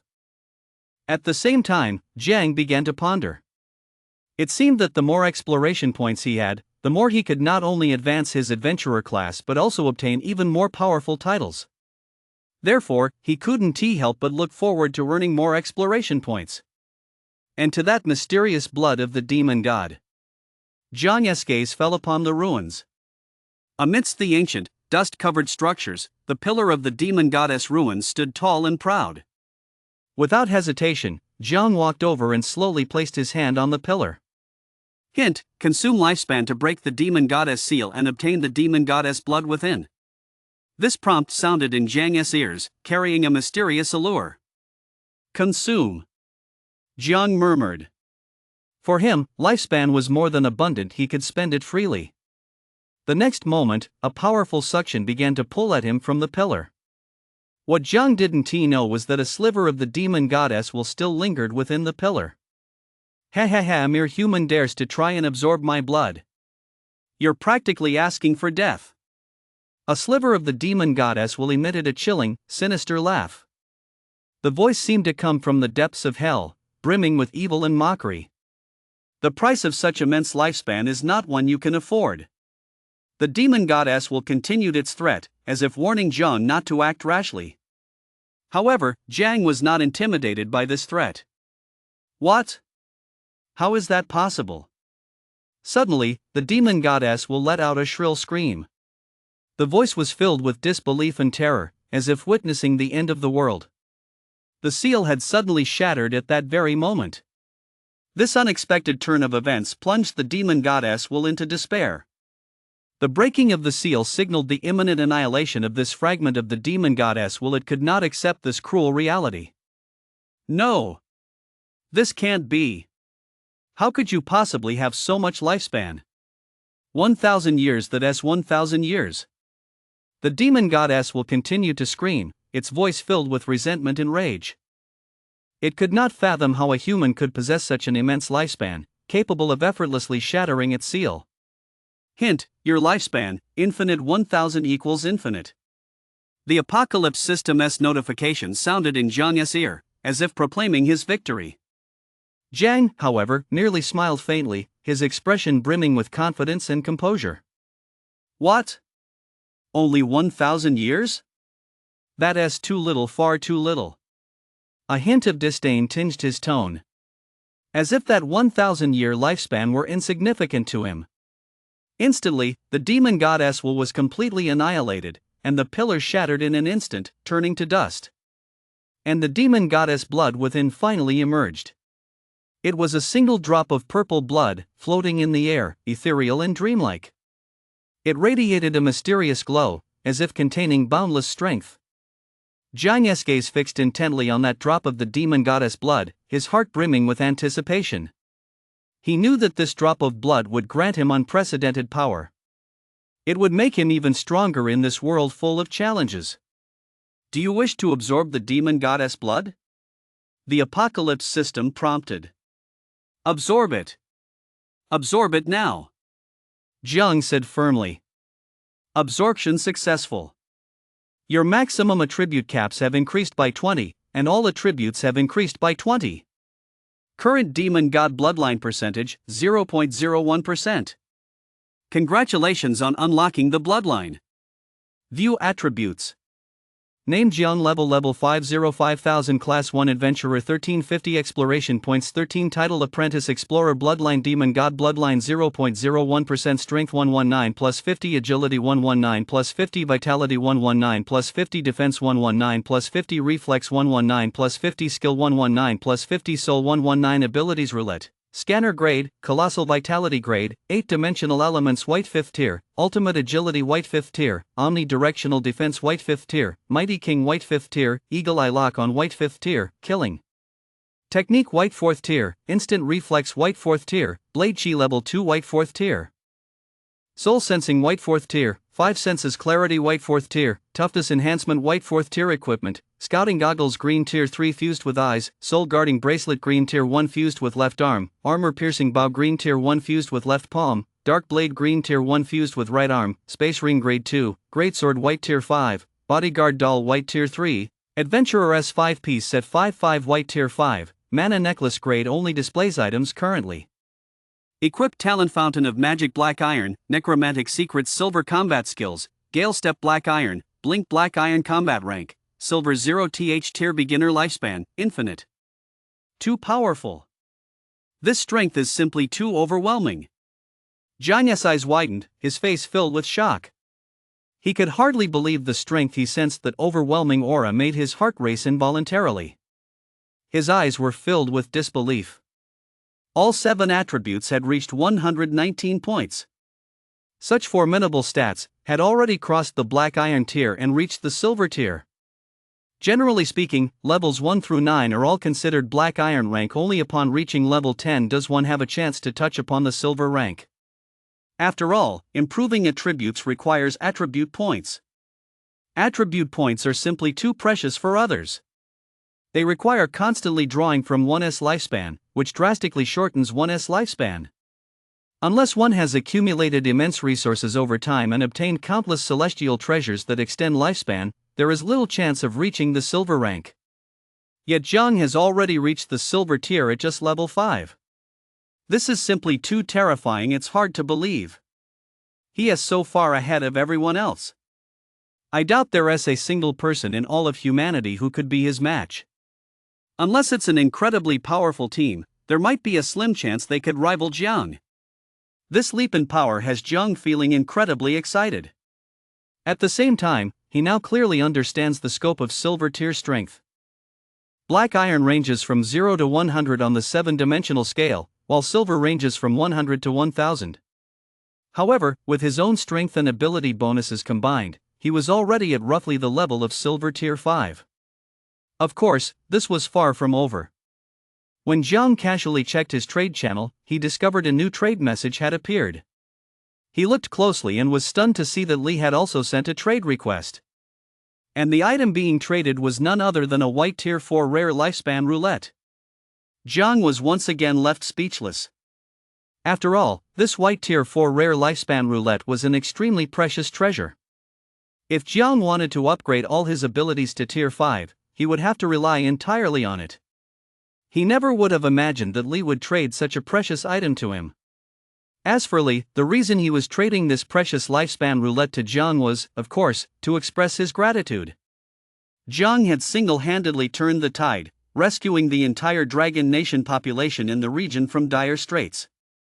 Brother Jiang, I wonder if you still need this? If you do, I'll give it to you for free. I just obtained it from killing a monster, Li said in the trade channel. However, a hint of doubt crept into Li's mind. He worried that Jiang might not accept such a gift. After all, activating lifespan roulette required the extremely precious lifespan.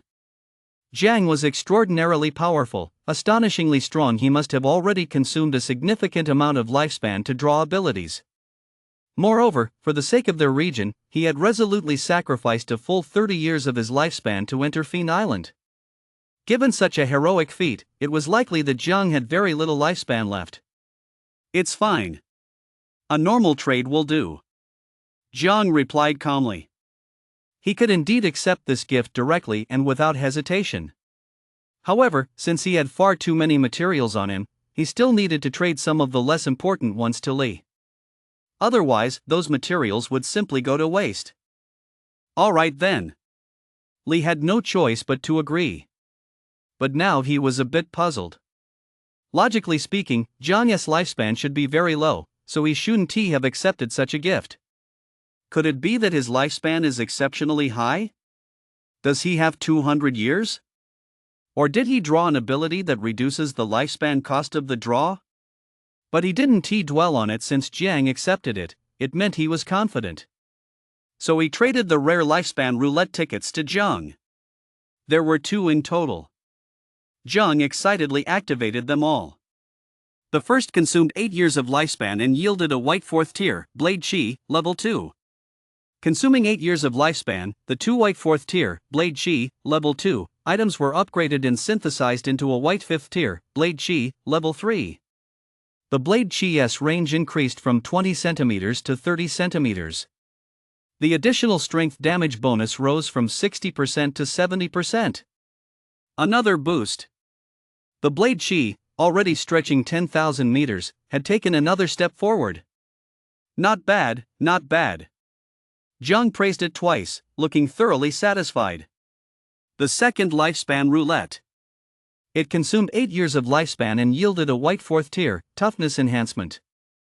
Consumed 8 years of lifespan, 2 white tier 4, toughness enhancement, were upgraded and synthesized into white tier 5, basic toughness. Toughness enhancement reduces the stun duration after being attacked, with the reduction increasing from 13% to 14%. Another boost. Awesome. Jiang felt an immense sense of satisfaction. Region-wide announcement: as the winner of this match, Jiang has earned the right to compete against other national regions. Region-wide announcement: as the winner of this match, Jiang has earned the right to compete against other national regions. Just then, the Apocalypse system notification sounded again, broadcasting the message 3 times in a row. Jiang paused for a moment, then felt a surge of excitement. He actually earned the right to compete against other national regions. Doesn't that mean winning would grant resources? And increase attribute caps? The regional chat channel erupted with excitement. Big Shot Jiang actually earned the right to compete against other national regions. If we win, doesn't that mean we can increase our attributes and attribute caps? Plus all kinds of celestial treasures and resources. The Dragon Nation players were thrilled. Doesn't that greatly increase our chances of reaching level 10 within 10 days? Exactly. If we don't reach level 10 in 10 days, our lifespan resets to 0, but if we can gain more attribute bonuses, our chances will be much higher. It's all thanks to Big Brother Jiang. We're saved. With Big Brother Jiang here, we're saved. By the way, let us give Big Brother Jiang all the resources he needs. We can't just sit back and reap the benefits while Big Brother Jiang is out there working tirelessly on his own. Jiang smiled slightly as he watched the chat unfold. To be honest, the resources from the crowd were practically insignificant to him. However, they could save him a lot of time and trouble, which was quite nice. Plus, quite a few people had sent him resources during the regional clash. It really warmed his heart. Notice, Region A1102 is currently in a cooldown period. The cooldown lasts 3 hours. You can't trigger a second regional clash until 3 hours have passed. Additionally, as the winner of this match, you have an extra 3 hours to stay on Fiend Island. You must leave Fiend Island after 3 hours. The Apocalypse System's notification sounded again. Oh? So there's a cooldown period after all. Jiang nodded silently. It seems he can't launch the national regional competition right away. But that is fine, he can use these 3 hours to explore Fiend Island. Although Fiend Island is dangerous, it clearly hides even greater opportunities. Jiang then updated the trade information in the trade channel. 1 loaf of bread or 1 bottle of mineral water in exchange for black iron grade metal or higher grade materials. 1 loaf of bread or 1 bottle of mineral water in exchange for magic cloth or higher grade materials. Exchange any item you need for a white 4th tier rare lifespan roulette, price negotiable. Exchange any item you need for a white 5th tier rare lifespan roulette, price negotiable. Trade any item you need for a heaven and earth spirit herb that increases attribute caps. Limited to 1 plant. Price negotiable. Trade any item you need for equipment. Price negotiable. Of course, he needed both metal and magical cloth, they were the foundation for upgrading equipment. As for the white tier 3 rare lifespan roulette, Jiang no longer needed it, he had switched to the white tier 4 rare lifespan roulette. There's also the white 5th tier rare lifespan roulette. Currently, he has only 5 ability types short of upgrading all his white 4th tier items to white 5th tier. And naturally, he'll need to upgrade the white 5th tier items to white 6th tier next. This is the foundation of his strength. He must constantly improve it until it reaches the absolute peak. Beyond that, there are, of course, the celestial and terrestrial spiritual treasures. Just one more is needed to max out the attribute caps provided by Black Iron grade celestial treasures. That would bring him to the pinnacle of the Black Iron tier. As for equipment? Naturally, he must select them carefully. He'll look for gear with the most potential items that can be upgraded to the green tier in the future and fused with his body. This will further boost his overall strength. The strength of the people in this region has already increased significantly. Jiang muttered to himself. It shouldn't be difficult to obtain these things. With an entire region's population at my service, I'm sure I'll get what I want very soon. At this thought, Jiang's heart swelled with joy. If an entire region's population is working for him, the efficiency will undoubtedly be extremely high.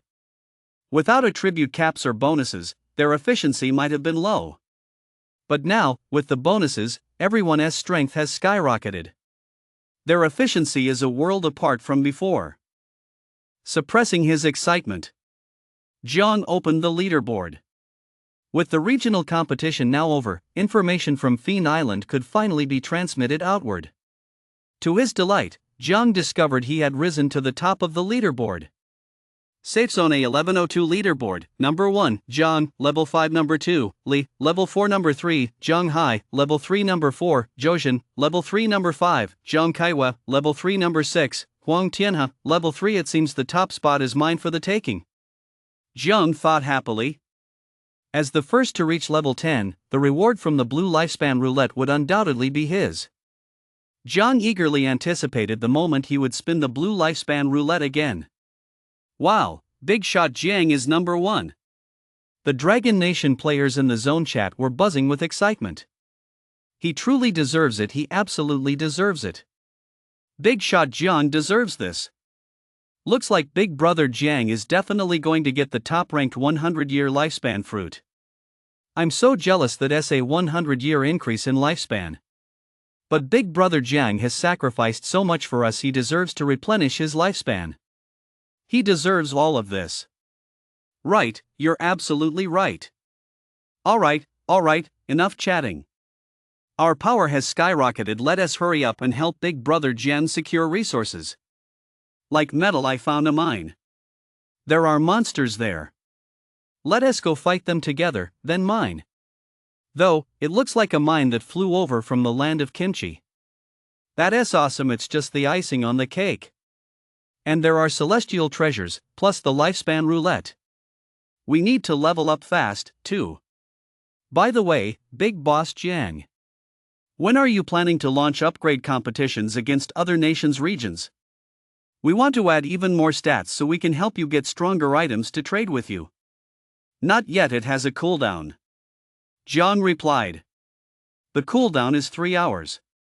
After 3 hours, we can launch the second round of the competition. I see, so there's a cooldown period. Then let us use this time to help Big Brother Jiang gather more of the items he needs. Exactly.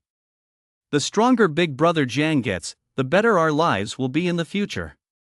Everyone, get moving and serve Big Brother Jiang. Jiang looked at the chat and smiled knowingly. Everyone is working so hard. For survival, for the region, for Dragon Nation. In stark contrast to the harmony in the Dragon Nation region channel, the Kimchi Nation region channel had gone completely berserk. Damn you, Park Simda. What happened to the deal to let us take on Dragon Nation freely? Exactly. You're a traitor to Kimchi Nation. Park's composure had completely shattered at that moment. He never expected to be defeated by the most unassuming person. And to think their strongest team had been taken down by a lone player who de-leveled up. Jiang, I've got your name now. Just you wait. Park roared inwardly. Meanwhile, in the shared channel, the Kimchi Nation continued to hurl insults at Dragon Nation. Though they were being overwhelmed by Dragon Nation, that didn't mean they backed down. They vented their frustration recklessly, as if they could find some solace in the verbal sparring. Just then, the Apocalypse system notification sounded again. Notice, match ended. Shared channel closed. With the shared channel completely shut down, the people of Kimchi Nation could no longer trade insults with Dragon Nation. They could only silently bear the loss of everything they had lost due to their defeat. It's over. Completely over. At that moment, the people in that region of Kimchi Nation were plunged into despair. After the heated verbal battle, once the dust settled, they discovered the grim reality. All attribute caps reduced by 10, all attributes reduced by 10, and all resources transferred to Dragon Nation. High-level monsters increased, low-level monsters decreased. This region of Kimchi Nation was completely finished. Apart from a small number of super powerful players, no one could possibly survive. The rest could only wait to die. Park and his group had one ability randomly reduced, causing a massive drop in their strength. Some people even lost their green or even blue abilities. It was a blow right to the heart. Such a powerful team fell apart in an instant. On Jiang's side, it was indeed a series of pleasant surprises. Big shot Jiang, I have a heaven and earth spirit herb that increases attribute caps. Want it? Big shot Jiang, I have a green tier piece of gear here. Not sure if you need it, but just trade me some powerful white tier gear. Although this gear is strong, for me right now, it's not as good as some white tier gear. But it might be of great use to you. If you're willing to trade, feel free to contact me. Jiang was overjoyed to see these two trade messages. So fast. A celestial spirit herb he actually found one this quickly. However, he was also a bit worried, as his current 6-dimensional strength had already reached silver tier. Could he still improve his black iron tier foundation? But he decided to go ahead with the trade and use this heaven and earth spirit herb. This is your 5th time consuming a heaven and earth spirit herb that breaks through the limit. The effect has diminished attribute cap plus 1 hint, levels 110 are considered black iron tier, levels above 10 are considered silver tier. If you reach silver tier within level 10, you can use green tier heaven and earth spirit herbs to enhance your foundation. Upon seeing the prompt, Jiang was overjoyed. It actually worked. From that moment on, the black iron level foundation was perfected. He had reached the pinnacle of the black iron level. It felt so good, truly, incredibly good. Jiang's heart swelled with joy, and he felt an immense sense of comfort. Especially for a perfectionist like him. Nothing felt better than reaching the pinnacle of perfection. So powerful. I'll be much more confident when the regional upgrade competition starts in 3 hours. Let us check out the green gear now. Golden Mask, level, green tier 1, function 1, protection doubles head defense. Can be multiplied with abilities, function 2, shield provides a head defense shield that absorbs 2000 damage is absorbed by the shield first when attacked. Function 3 damage reduction, reduces head damage taken by 31%. Cost consumes 10 years of lifespan in a single use, lasts for 1 year. Not bad. Jiang praised. It actually reduces head damage. It boosts defense, provides a shield, and reduces damage. It's practically triple defense. With this, I hardly need to worry about head damage anymore. If I had this mask before, even if a demon boss had stabbed me in the head with a spear, I wouldn't have taken much damage. And now I'll be even stronger. He then fused the mask. Tip: green tier or higher equipment can be fused into body parts by consuming lifespan. 1 piece of equipment can be fused into each body part. Do you wish to consume 10 years of lifespan to fuse? Once fused, the item cannot be dropped, but you can consume lifespan again to unfuse it. Fuse. Jiang said. You have successfully fused the golden mask to your forehead. Note, your lifespan, infinite 10 equals infinite, that feels good. Jiang was overjoyed. However, his other vital body parts still needed some protective gear. I'll collect them gradually. For now, I'll make good use of these 3 hours to grind levels. That way, I'll have a bigger advantage in the regional upgrade competition 3 hours from now. There are a million regions worldwide, and you can't guarantee that every region 1T have some tough competitors. They VE formed even stronger teams. They can also mobilize the resources of an entire region. In the land of Kimchi alone, there are 3 powerhouses with blue tier 1 lifespan roulette, and the rest are equipped with green high tier lifespan roulette. The stronger they are, the greater their initial accumulation. Jiang had wasted an entire day in the safe zone. There was no guarantee a team wouldn't say bye-bye to him or his wrist. Therefore, Jiang had to plan ahead. He left the platform and continued climbing up Fiend Island. Just then, the roulette scanner displayed a notification. It had detected a white tier 5 rare lifespan roulette. A white tier 5 rare lifespan roulette. Jiang was taken aback. It seemed there were indeed level 5 monsters on Fiend Island. But that was fine, he was already at level 5, and level 4 monsters no longer yielded much experience. Level 5 monsters, on the other hand, provided a massive amount of experience.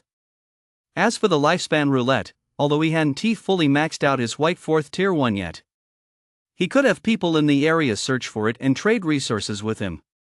And a white 5th tier 1 might allow him to upgrade his white 5th tier ability. Jiang continued climbing toward the mountain peak. The slope was steep, but he was incredibly agile and swift. Soon he arrived at the entrance of a cave. The cave was built on the edge of a cliff, pitch black and massive.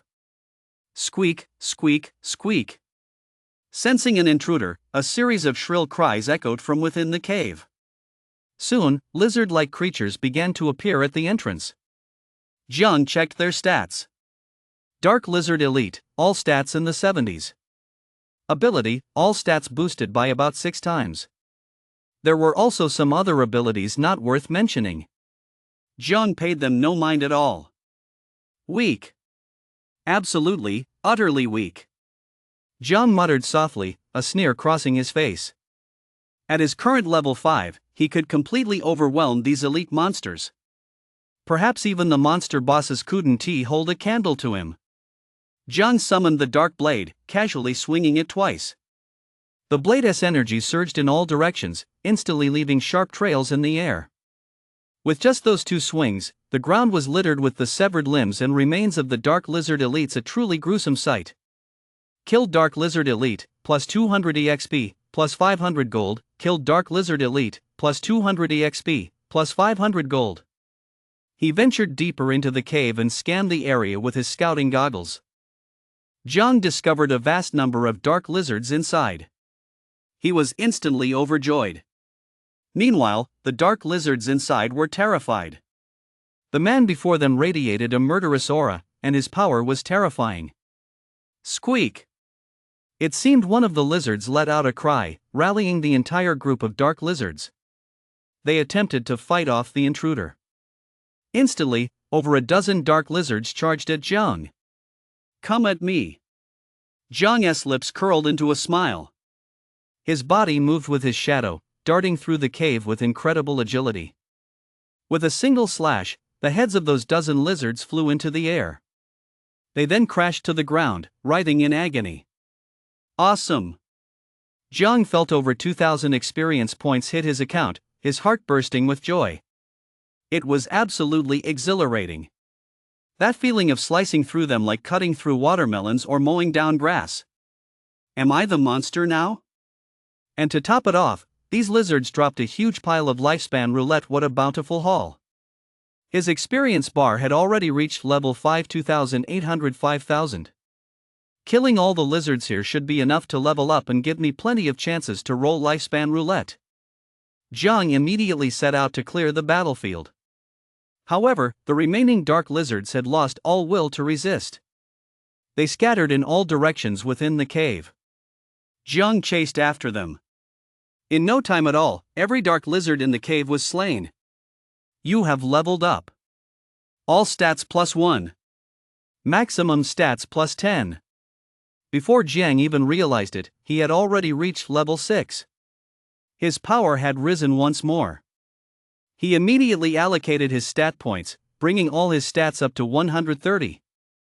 Meanwhile, the trade channel was flooded with good news. Countless white tier, 4th level rare lifespan roulette items were being traded to him. Now that everyone in the area had seen a massive surge in power, resources had increased, and so had the supply of lifespan fruits. Power continues to rise. As a result, their monster hunting efficiency has also improved, allowing them to provide Jiang with more high-level treasure chests. Jiang immediately traded for these white world chests. He opened them all. Consuming 20 years of lifespan, he upgraded the remaining 5 white tier 4 abilities to white tier 5. The cost was some unwanted items he had obtained, which he traded with others. Some of these items were even obtained from the lifespan roulette he traded for with others. It was absolutely amazing. He then opened a white tier 5 rare lifespan roulette. Consuming 10 years of lifespan, he drew Dark Element. Consuming 45 years of lifespan, he fused it with the 8-dimensional element to create the white tier 6 9-dimensional element. The elemental power boost increased to 8 times, comparable to a white 7th tier elemental ability, and it offered a wider variety of elements. His strength has risen again. Finally, he consumed more lifespan to draw Sword Chi level 3. He synthesized it into a white 6th tier Sword Chi level 4, increasing the Sword Chi range from 30 cm to 40 cm and the power boost from 70% to 80%. Jiang was overjoyed. Fiend Island truly lives up to its reputation. He used up the remaining few rare white 5th tier lifespan roulette tickets and continued deeper into Fiend Island to grind monsters. He drew another white 5th tier, drop rate increase. It increases the drop rate of lifespan roulette by 10% and has a 0.01% chance to boost the quality or level of a lifespan roulette by 1 tier. It's a new ability. Nice ability. Jiang praised sincerely. The increased drop rate meant he'd be able to obtain more lifespan roulette. And the chance to improve quality or level was simply perfect. After that, Jiang decided he no longer needed to buy white 4th tier rare lifespan roulette. Instead, he planned to buy white 5th tier common or rare lifespan roulette. He immediately announced in the chat channel, "Guys, I don't need white 4th tier lifespan roulette anymore. I'm only buying white 5th tier or higher lifespan roulette. I'll take both rare and common. I'll still take metal and magic cloth, of course, but I don't need heaven and earth treasures anymore unless they're silver grade." Holy crap, it's Big Brother Jiang. The Dragon Nation players were all stunned. But now he is only accepting white 5th tier lifespan roulette? Big Brother Jiang's progress is way too fast. He actually only wants white 5th tier lifespan roulette now.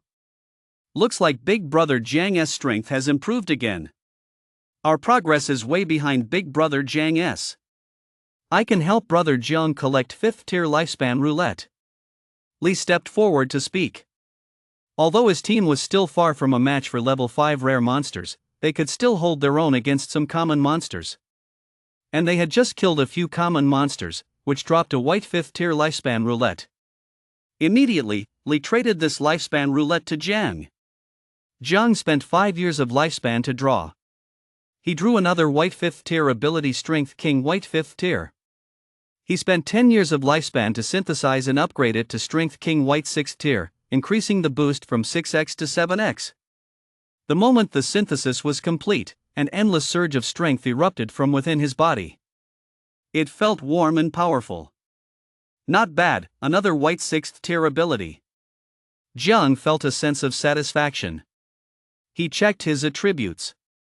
Name Jiang level 505000 Class 1 Adventurer 1350 Exploration Points 13 Title Apprentice Explorer Bloodline Demon God Bloodline 0.01% Strength, 130 plus 50 Agility, 130 plus 50 Vitality, 130 plus 50 Defense, 130 plus 50 Reflex, 130 plus 50 Skill, 130 plus 50 Soul, 130 Abilities, Roulette Scanner Grade, Colossal Vitality Grade, 9-Dimensional Elements White 6th Tier, Ultimate Agility White 5th Tier, All-Around Defense White 5th Tier, Mighty Force White 6th Tier, Eagle Eye Lock on White 5th Tier, Killing Technique White 5th Tier, Instant Reflex White 5th Tier, for Layer Blade Chi White 6th Tier, Soul Sensing White 5th Tier, 5 Senses Clarity White 5th Tier, Basic Resilience White 5th Tier, Increased Drop Rate White 5th Tier Equipment, scanning goggles green 3rd tier fused with eyes, soul guarding bracelet green level 1 fused to left arm, armor piercing bow green level 1 fused to left palm.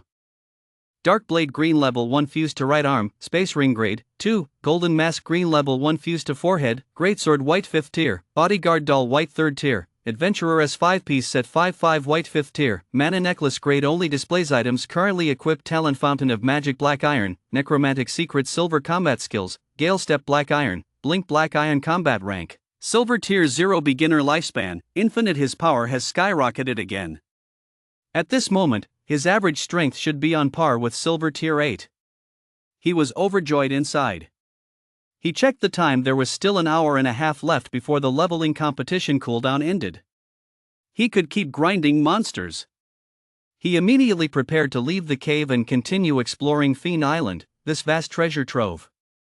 After leaving the cave, Jiang set out once more, continuing his climb up the mountains of Fiend Island.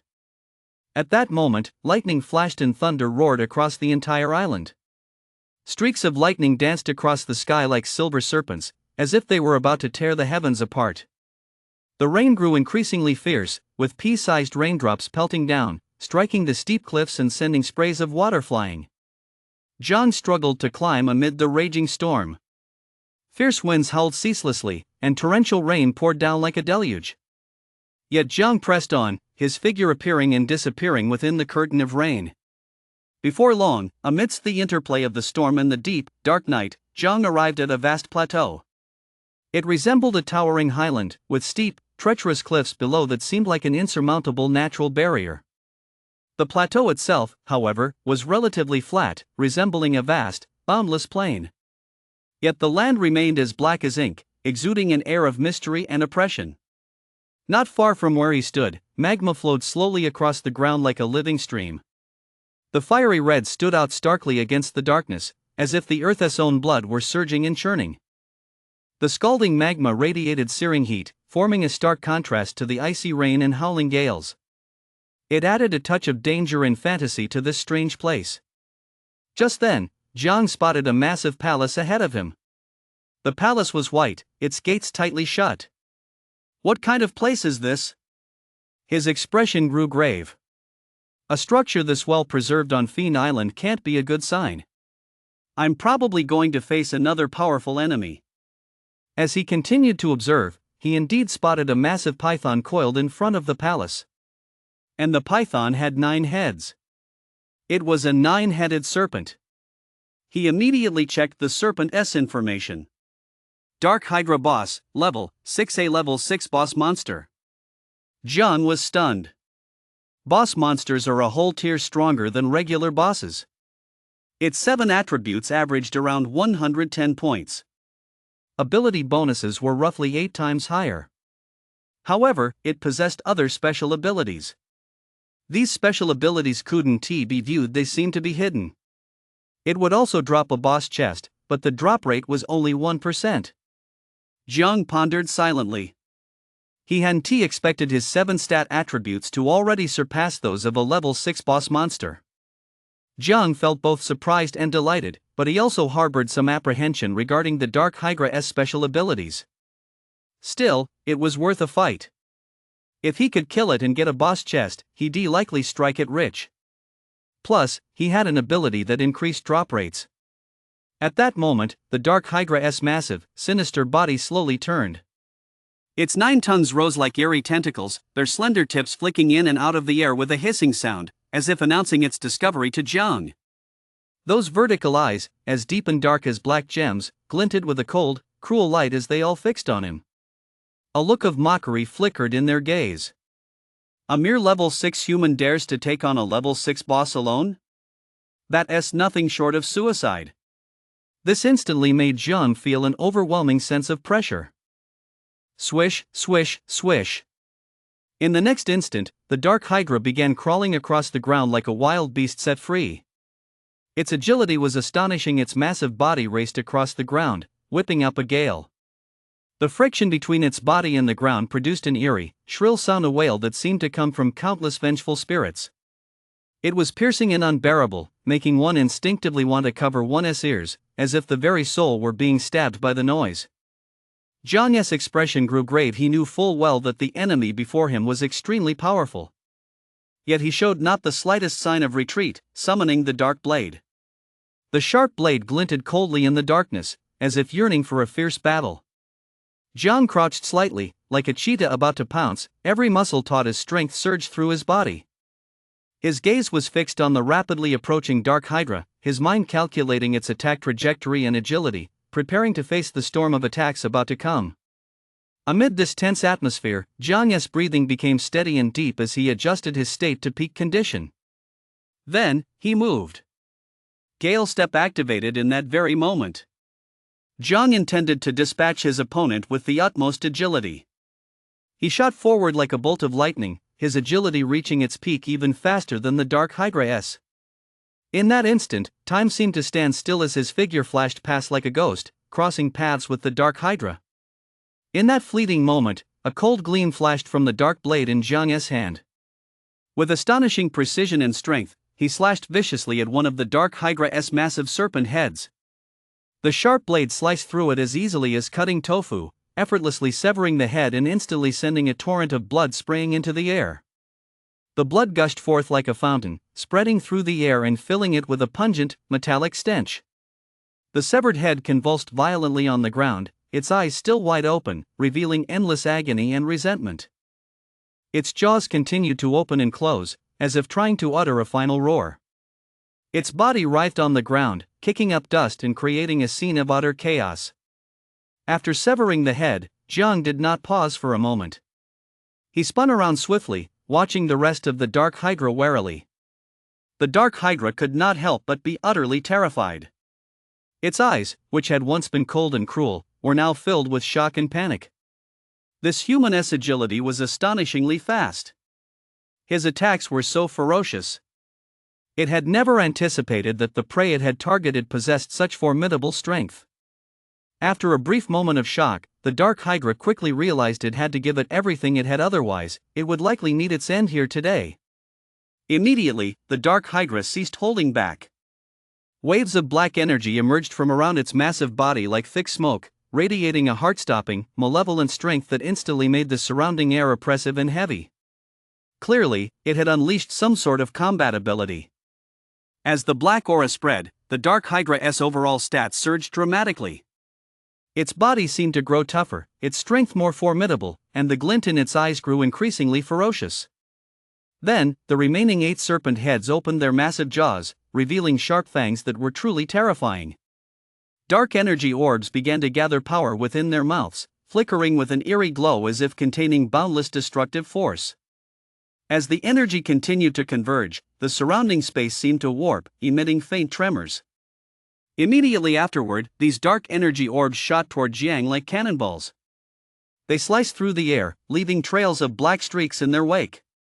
Wherever they passed, the ground was kicked up in a cloud of dust, accompanied by thunderous booms, as if they intended to completely engulf Jiang under this terrifying assault.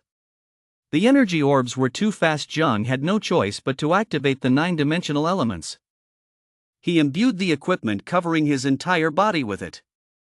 Instantly, a dazzling 9-colored glow enveloped Jiang's entire body.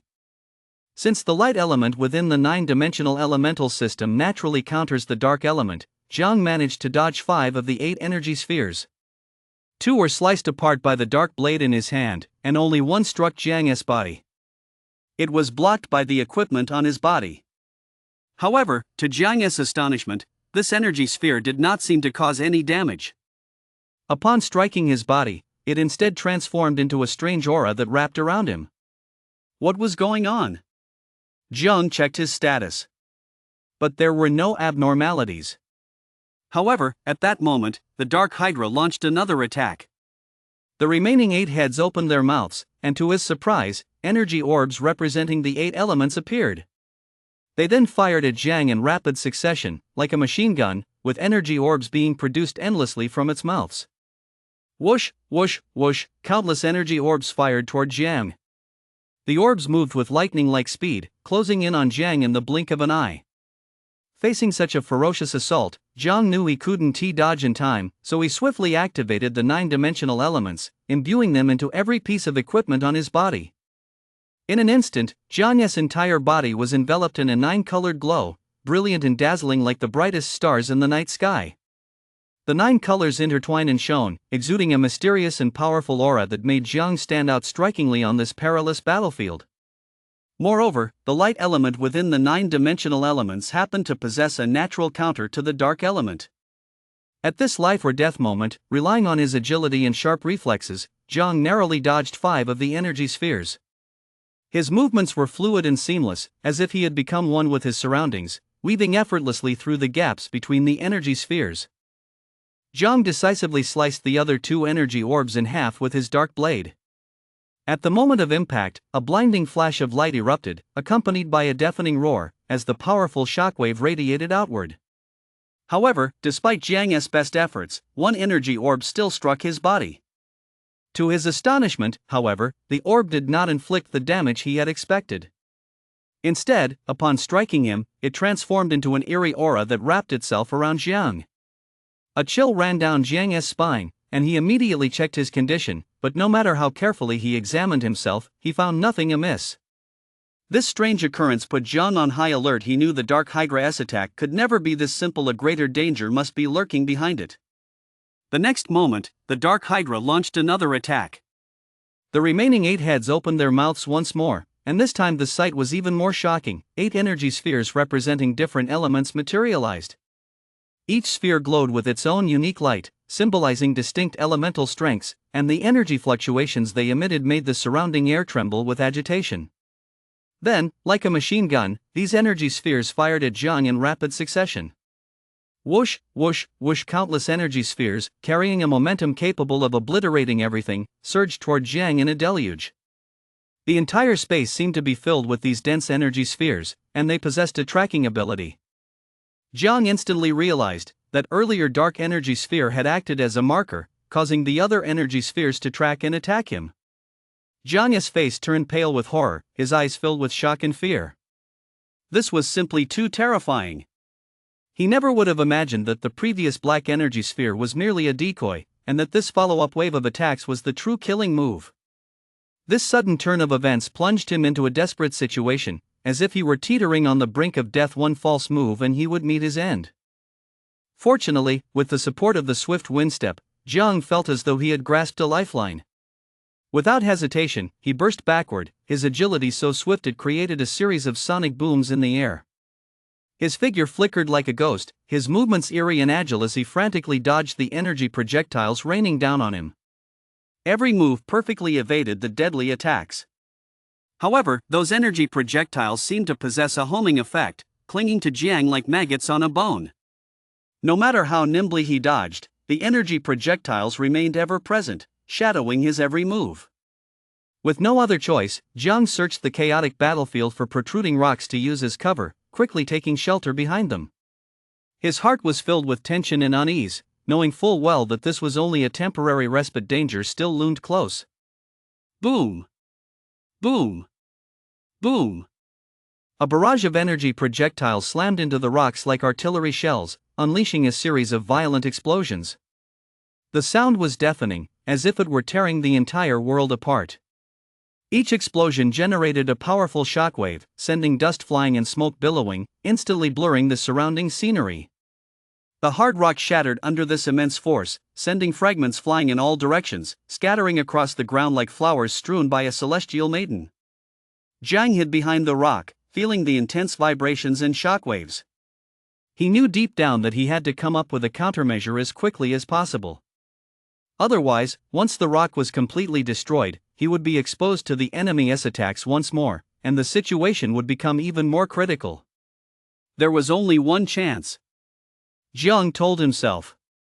A torrent of energy spheres continued to rain down like a raging flood, engulfing the entire battlefield in this violent energy. However, such an intense barrage consumed an enormous amount of energy. Though the Dark Hydra was powerful, it could not sustain such a fierce assault indefinitely. Finally, after unleashing tens of thousands of energy spheres, the Dark Hydra temporarily halted due to excessive energy depletion. Its massive body trembled slightly. It seemed to have expended considerable effort in this round of attacks, and its breathing had become somewhat erratic. And Jiang had been waiting for this very moment. He knew full well that only during a lull in the Dark Hydra's attacks could he find an opening to strike back. The instant the Dark Hydra ceased its assault, Jiang unleashed the Black Iron Tier combat technique, Blink, without hesitation. A flash of light streaked past, and in the blink of an eye, Jiang's figure appeared behind the Dark Hydra like a ghostly apparition. His movements were swift and decisive, without a trace of hesitation. At that moment, the blade in Jiang's hand erupted with a piercing cold light, a light that seemed capable of slicing through the void, radiating boundless killing intent. He channeled all his strength into a single, sweeping strike. The blow cut through everything in its path with unstoppable momentum. Whoosh! With a crisp sound, the Dark Hydra's remaining 8 heads were all severed by Jiang in a single stroke. The 8 heads were instantly separated from the body, falling to the ground in unison. Those hideous tongues continued to writhe on the ground, their mouths gaping wide as they tried to bite Jiang, as if in a final struggle. However, their master had already lost the strength of life, and these struggles were nothing but futile.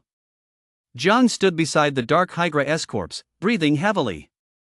A hint of exhaustion flickered in his eyes, but it was overshadowed by the joy and pride of having defeated a formidable foe. This grueling battle had finally ended in his victory. But he knew full well that in this dangerous world, more challenges awaited him, and he must remain vigilant at all times. Only by constantly improving his strength could he survive in this cruel world. Defeated level 6 boss monster Dark Hydra, plus 2000 experience, plus 2000 gold. The Apocalypse System's notification sounded. Awesome! A whopping 2000 experience points in one go. Hearing the system notification, Jiang was so excited he nearly jumped for joy, his face beaming with delight. His eyes sparkled, and the joy in his heart surged like raging waves. Just as he had expected, the greater the danger, the greater the reward. After enduring this heart-pounding battle, this generous experience reward made him feel that all his efforts and risks had been worth it. At that moment, he couldn't wait to check his experience bar. He saw that the bar, which had been growing slowly, had now reached level 6 10,000. It had instantly filled 1/5 of the level 6 bar, and this progress filled Jiang with anticipation for his future path to leveling up. He could almost see himself racing forward on the path to becoming stronger. He was one step closer to becoming a more powerful adventurer. Immediately afterward, another notification appeared. You have defeated the Guardian and successfully explored this area. Exploration points plus 20. I actually gained exploration points too. Jiang was thrilled once again. He had originally focused solely on combat and gaining experience, but he never expected such a windfall. This filled him with even more passion and anticipation for exploring this unknown world. He realized that every adventure was not just about fighting and survival, but also about discovering more surprises and opportunities. Your exploration points have reached 30. The Apprentice Explorer title has been upgraded to Elite Explorer. Additional attribute cap plus 10, all attributes plus 10. A new title has appeared. Jiang couldn't help but cheer aloud. The appearance of this new title was not only a symbol of honor but also signified a tangible boost in strength. Moreover, it further increased his attribute caps, which was like adding wings to a tiger for Jiang. He could clearly feel his body growing stronger, with significant improvements in strength, agility, and other stats. This sense of increased power filled him with confidence and a sense of accomplishment, as if the whole world lay at his feet. He continued to check his loot. He saw that the Dark Hydra had dropped a white, 6th tier boss lifespan roulette. There was also a golden key. Jiang picked them all up. He then looked toward the mysterious palace behind the Dark Hydra. Extremely dangerous area. Mysterious palace. It's actually an extremely dangerous area. Jiang was startled. Hint, the extremely dangerous area will open tomorrow at exactly 12 p.m. Anyone carrying a golden key may teleport in, I see. Jiang composed himself. This must be the key to unlocking it, Jiang thought, glancing at the golden key in his hand. The greater the danger, the greater the opportunity he could come explore it tomorrow. Jiang felt a surge of excitement. Just then, another notification from the Apocalypse system popped up. Your region's overall strength has met the requirements. The Grand Region chat channel is now open. Each Grand Region consists of 10,000 safe zones. A new Grand Region chat channel appeared before Jiang's eyes. Those bastards from Dragon Nation. F them. As soon as Jiang entered, he noticed people cursing at Dragon Nation. Park, those Dragon Nation people are the absolute scum of the scum. Two teams are actually taking on a single team from our Kimchi Nation. This is completely unfair competition. That safe zone A1102 in Dragon Nation, they're total bastards, Simda. What, is that even possible? Oh my god. Some Americans also expressed deep sympathy. Damn Dragon Nation people. This is just too unfair. Despicable, vile, and shameless. Although the second team, Apocalypse System, stipulated that one could enter by consuming 30 years of lifespan. However, the reality was that people from other national regions were simply unwilling to pay such a heavy price. In their minds, personal interests often take precedence over the collective good. They only consider issues from their own perspective, rather than weighing the pros and cons from a national standpoint. This self-centered mindset caused them to back down without hesitation when faced with such a massive sacrifice. Therefore, when Park spoke those words, it actually elicited a great deal of sympathy from Americans and people from other countries. In their narrow-minded view, they only saw the superficial reality that Jiang's team appeared to be two teams pitted against a single team. They one-sidedly concluded that this was an extremely unfair and repulsive situation. They completely ignored the enormous price the Dragon Nation team paid to gain such an advantage, sacrificing 30 years of lifespan. They selectively remained silent on this crucial factor, instead engaging in nothing but blame and complaints, completely disregarding the full picture of the facts. Furthermore, the United States had long harbored resentment toward the Dragon Nation and viewed it with disdain. Even in times of peace, the United States had sought to dominate Blue Star. It sought to turn everyone else on Blue Star into their slaves, subjecting them to exploitation and oppression to satisfy their greedy capitalist desires.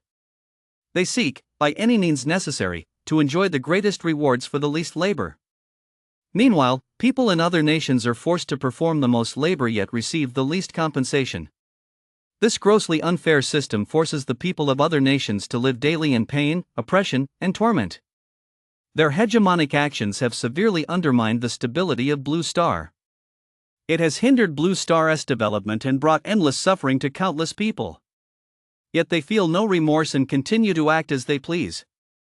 To maintain their hegemonic status, they do not hesitate to employ various underhanded methods to suppress the development of other nations. Dragon Nation fights valiantly, striving to secure the welfare of all humanity on Blue Star.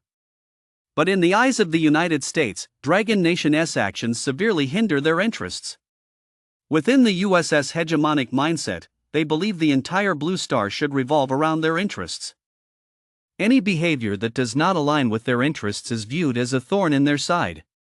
Why can't you, little Dragon Nation, just surrender and let us, the great United States, exploit you? Such domineering thoughts fill the hearts of the Americans. They feel that the Dragon Nation should obediently become their object of exploitation. They want to plunder its resources, control its lifelines, and satisfy their endless greed. Why can't we dominate the entire world? Damn Dragon Nation people, they roar angrily. It is as if the entire world should be shaped according to their will. And Dragon Nation's development and resistance have become stumbling blocks on their path to hegemony. We will suck blood. We will suck the blood of all humanity. Why won't you let us? The greed and selfishness of Americans have reached an appalling level. They completely disregard the interests of other people. They think only of acquiring immense wealth and supreme power through hegemonic means. When the Dragon Nation refuses to cooperate with their unreasonable plundering, they become enraged to the extreme and thus launch a frenzied campaign against the Dragon Nation. Even in a situation like the Apocalypse System, they do not forget to smear the Dragon Nation by distorting the facts. They use every channel and means to fabricate false information. Attempting to mislead people in other countries and regions, they seek to place the Dragon Nation at a disadvantage in public opinion. Their actions stem entirely from malice and jealousy, as they attempt to create a public opinion climate detrimental to the Dragon Nation. Their sinister motives are plain for all to see. Bastards! The Dragon Nation has a completely rotten conscience. The people of the land of cherry blossoms joined in the cursing. As lackeys of the United States, the people of the land of cherry blossoms naturally parrot the US rhetoric without any principles. They completely disregarded the truth, blindly following in the footsteps of the United States. All to curry favor with their masters. They did not hesitate to level baseless accusations and insults against the Dragon Nation. The people of the Dragon Nation are truly despicable, they shouted viciously. It was as if they had forgotten the crimes they had committed against the Dragon Nation in history. Nor do they remember the immense sacrifices the people of the Dragon Nation made to resist the invasion. If they hadn't resisted during the war a century ago and had simply let us, the land of cherry blossoms, occupy them, none of this would have happened, the people of the land of cherry blossoms say. Such utterly absurd remarks fully expose the aggressive nature of the people of the land of cherry blossoms and their distorted view of history. Their attempt to whitewash their own acts of aggression and shift the blame onto Dragon Nation's resistance is utterly shameless. Ugh! These Dragon Nation people are truly disgusting. Absolutely repulsive. They continued to attack Dragon Nation with venomous language, completely disregarding morality and basic respect. All just to satisfy their own petty vanity and sycophantic adoration of the US. Let us unite and destroy the Dragon Nation's fortune. Let us divide and conquer the Dragon Nation. Good. The remarks from the land of cherry blossoms greatly pleased the Americans. How dare you bully my little brother, Kimchi Nation? Dragon Nation, you will pay the price, the Americans fumed. Park was overjoyed to hear everyone helping him berate Dragon Nation. Thank you all, Semida. Park said, moved. Just then, an apocalypse system notification appeared. Dragon Nation Safe Zone A1102 has met the overall strength requirements and has joined this major region's chat channel. ISNT that the Dragon Nation region that defeated our region? Park exclaimed in shock. And they VE actually joined our Grand Region's chat channel too. What? Another Dragon Nation region? Oh my god, Dragon Nation players are like an endless stream of ants, we can't kill them all, the American grumbled. We just slaughtered 3 Dragon Nation regions, and now another one's here. Gentlemen of the US, this isn't necessarily a bad thing. The person from the land of cherry blossoms began to flatter them. It means we get to slaughter another Dragon Nation region. This is absolutely awesome. You're absolutely right. The Americans' faces lit up with delight. Ha ha ha. You sickly fools of the Dragon Nation, prepare to die. When Jiang read this, the rage in his heart erupted like a volcano, and he was instantly boiling with fury. His eyes widened to the point of popping out, filled with angry bloodshot veins, and his fists clenched unconsciously, his knuckles turning white from the force. The true colors of Kimchi Nation, the US, and Sakura Nation were so vile they were beyond belief. Kimchi Nation launched the regional clash, clearly relying on their own advantages and influence. They sought to bully others to achieve their own ulterior motives. This was nothing short of bullying the weak. Yet he had joined the competition through his own strength and courage, and won the match through fierce competition. This was a result he had earned through his own hard work and struggle. Yet, it has been portrayed as a despicable and shameless act. As Jiang thought of this, the anger in his heart grew even stronger. It must be understood that the second team and the first team were not operating as a single unit. Rather, they acted separately, each facing different challenges and difficulties during the competition. There was no situation where 2 teams were ganging up on one.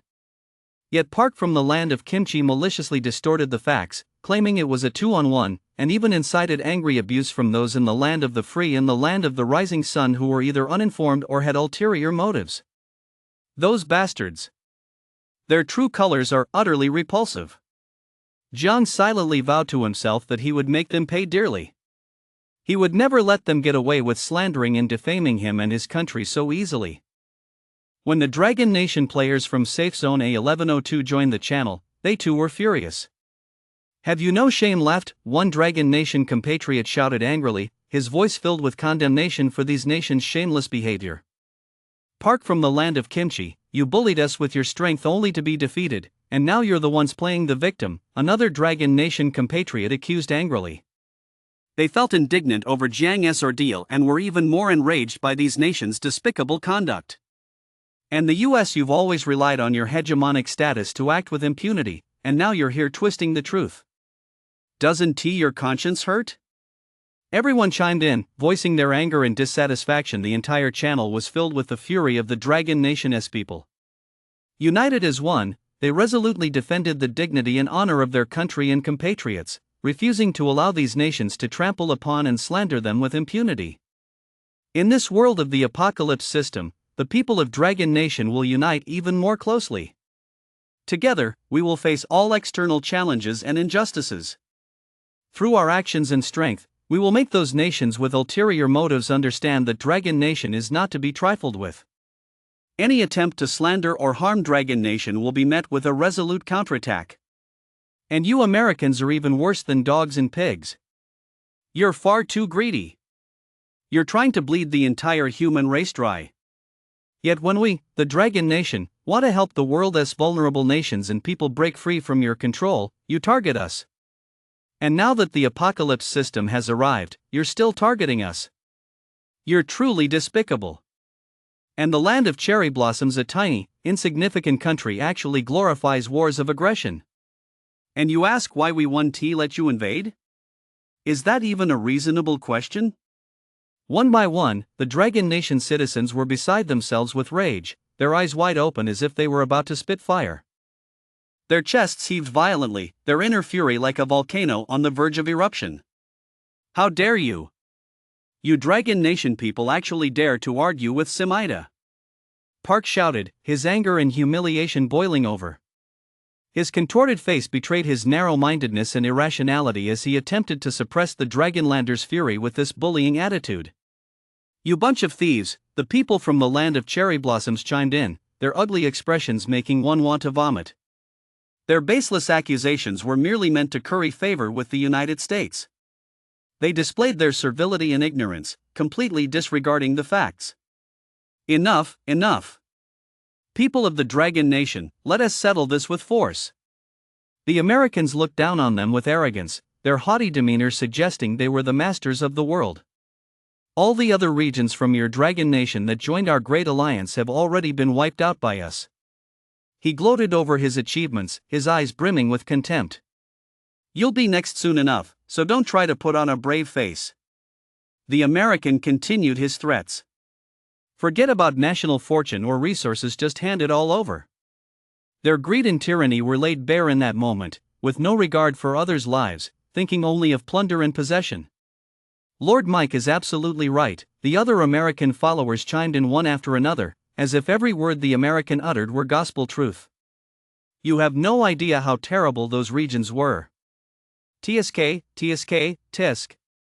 The American relished the memory of those scenes, a smug expression spreading across his face.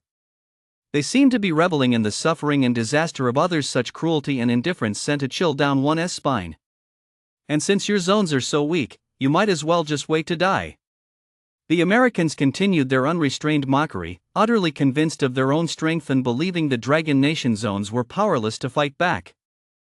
Damn it! A Dragon Nation citizen stepped forward. He was from Safe Zone A0037. It was one of the Dragon Nation safe zones that had been utterly destroyed by the Americans. His eyes were filled with anger and regret as he said with a trembling voice, "You Americans are despicable and shameless." His fists were clenched tight, and his body trembled slightly with rage. We of the Dragon Nation region wish to unite all humanity to jointly resist the crisis of the apocalypse system and save all of mankind. He spoke loudly of the Dragon Nation's original intentions and benevolence. We do not wish to initiate a regional clash, but rather to face this disaster together. The Dragon Nation has always upheld the concept of a shared human destiny. They hope that in this apocalyptic crisis, all strengths could unite to overcome the difficulties together. Yet you took advantage of the situation to steal our level and combat power data, then used a more powerful region to wage war against us. He angrily denounced the United States' wicked deeds, accusing them of exploiting Dragon Nation's kindness and trust to commit such despicable acts, defeating our region and plundering our resources. His voice was filled with pain and helplessness. They took advantage of our kindness, the Dragon Nation people wept, filled with immense regret. They had once held sincere hearts, wanting to work for the future of all humanity, yet they encountered such betrayal and harm. They were clearly thinking of all humanity, but these self-serving Americans only cared about immediate gains. Their selfishness and short-sightedness have rendered the Dragon Nation's efforts futile. Meanwhile, the Dragon Nation residents of Safe Zone A0037, having had their resources stolen, saw their stats plummet across the board, leaving them in a desperate situation. As a result, they were essentially unable to pass the Apocalypse System's trials. The vast majority could not reach level 10 within 10 days, forced to watch helplessly as their lifespan was depleted, awaiting the arrival of death. What a cruel reality, and the culprits behind it all are those greedy, shameless Americans and their accomplices. "We're picking on you kind-hearted Dragon Nation folks," the Americans said coldly. At this point, they weren't even bothering to pretend anymore. "Lord Mike, you still have one unused opportunity to trigger a regional clash, don't you? Why not use it to defeat this Dragon Nation region?" Exactly, this Lord does indeed have one more chance to participate in the regional upgrade competition. Mike looked utterly arrogant. The corners of his mouth curled up slightly, and a look of arrogance flashed in his eyes. It was as if he could already see victory beckoning to him, and the Dragon Nation's resources were about to become his for the taking. "And my team has 6 powerful members who possess Blue Tier 1 lifespan roulette." He boasted about his team's strength. That arrogant demeanor inspired either awe or envy in those around him. 6 Blue Tier 1 lifespan roulette cards. Everyone was stunned upon hearing this. Their eyes widened, their faces betraying disbelief. In the world of the Apocalypse system, a Blue Tier 1 lifespan roulette card represented immense strength. Each one was extremely rare. Possessing even one could significantly boost a team's strength, let alone 6. That's just too powerful, someone couldn't help but whisper in awe. "Lord Mike, my team from the Kimchi Nation region has 3 members with Blue Tier 1 lifespan roulette, yet our rank was still overtaken by that Jiang from the Dragon Nation region," Park reminded him. His words carried a hint of resentment and fear. Recalling the scene of his match against Jiang, he still felt a chill run down his spine. "There's something off about that kid," he added with a frown, his heart filled with suspicion and apprehension toward Jiang. "Oh? Was it Jiang's team that defeated your Kimchi Nation region?" Mike asked casually. A flicker of curiosity crossed his eyes, but it was mostly confidence in his own team's strength. He didn't take Jiang too seriously. "That's right, but it wasn't a team, it was just him, all by himself," Park replied, sounding somewhat terrified. His voice trembled slightly. Just thinking about Jiang's astonishing strength sent a chill down his spine. "Just one person? Does the Dragon Nation actually have such a powerful individual?" Mike was now completely baffled. His previously relaxed expression froze instantly, and a look of astonishment appeared in his eyes. He never would have imagined that a single person from the Dragon Nation could single-handedly defeat a team from the Kimchi Nation that included 3 Blue Tier 1 lifespan roulette members. "What? Is that even possible? Bastard!" The Sakura Nation members were also taken aback. Their already small eyes widened to the size of saucers, their faces etched with shock. "Dragon Nation, how could there be someone this powerful?" they muttered in disbelief. "We of the Sakura Nation believe this person might be a descendant we left behind in Dragon Nation 100 years ago," one Sakura Nation member suddenly declared. A hint of absurd pride flickered in his eyes. After all, the Sakura Nation had run rampant back then. It was only natural that Dragon Nation women would bear their children. Only we Sakura people could produce such a powerful warrior. Such remarks were utterly shameless. They were attempting to attribute Jiang's power to their own genes. The crowd buzzed with discussion, for Jiang was simply too powerful to single-handedly take on a team from the Kimchi Nation that possessed 3 Blue Tier 1 lifespan roulette users. It was nothing short of incredible. In their eyes, Jiang's strength was a mystery, exuding a terrifying aura of the unknown. However, Mike's expression quickly returned to normal. "So what? With the 6 of us all Blue Tier 1 lifespan roulette masters, he is no match for us. He snorted disdainfully. His arrogance returned. You must understand that for every additional blue tier 1 lifespan roulette master a team has, their strength skyrockets. My team has been raking in resources from the very start, acquiring all kinds of lifespan fruits to boost our lifespan and draw from the lifespan roulette, he said smugly. A mere individual? No need to worry. His eyes once again brimmed with contempt for Jiang. That's right, Lord Mike lives up to his reputation, the Americans cheered. They worshipped Mike blindly, firmly believing that under his leadership, they would surely defeat Dragon Nation and secure even more resources. Even before the apocalypse, they had targeted Dragon Nation, swindling its resources and wealth, and then refusing to repay their debts. After the apocalypse, they intended to plunder everything China had. Let us plunder Dragon Nation's resources mercilessly, an American shouted excitedly, his eyes gleaming with greed. Yes. Dragon Nation, you're as good as dead, the Japanese joined in the chorus. Their twisted faces were filled with excitement and greed, their eyes flashing with a wolfish glint. Yet deep down, they secretly lamented that they couldn't personally plunder Dragon Nation's resources. This regret felt like a thorn piercing their narrow-minded and selfish hearts. The people of Sakura Nation harbored an abnormal obsession, a deep-seated malice toward Dragon Nation that emanated from their very bones. They sought to ruthlessly seize everything from Dragon Nation, as if only this could satisfy their twisted desires. Oh no! The Dragon Nation people were horrified, their faces turned pale, their eyes filled with worry. 6 level 1 blue lifespan roulette players? That's far too powerful. Someone couldn't help but whisper in shock, their voice trembling. To them, such a formidable lineup was like an insurmountable mountain, crushing them until they could barely breathe. Ha ha! Are you scared now, Dragon Nation? The Americans sneered at the sight. We Americans are free. We love the art of going all in. And Lord Mike is already level 7, you're no match for him. The Americans continued to boast, their words like sharp blades piercing the hearts of the Dragon Nation people. What? He's already level 7? The Dragon Nation players were stunned once again, their eyes filled with shock and despair. They knew how powerful Mike's team was, but they never imagined it would be this overwhelming. After all, even the top player in their region, Jiang, was only just past level 6, wasn't he? Yet Mike was already at level 7. This massive gap left them feeling utterly powerless. Seeing this, Jiang also felt a sense of urgency welling up inside him. His brows furrowed as his thoughts raced. It seemed inevitable that he would have to compete with Mike's team from the US region in a leveling race. He knew full well that this would be an unprecedentedly difficult challenge. The slightest misstep could not only put him in a desperate situation but could also bring catastrophic destruction upon the entire region. He had to quickly boost his strength and level up during the remaining cooldown time. Mike was already level 7, and likely nearing level 8. He held a massive advantage. Now, every single second had become incredibly precious. With that in mind, Jiang quickly grabbed the boss lifespan roulette dropped by the Dark Hydra. A white tier 6 boss lifespan roulette.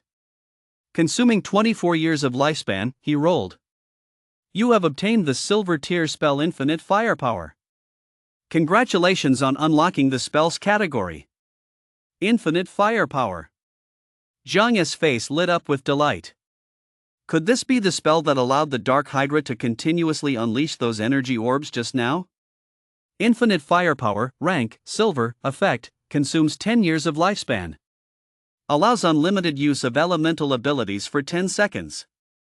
Cooldown, 6 hours. This ability is incredibly powerful.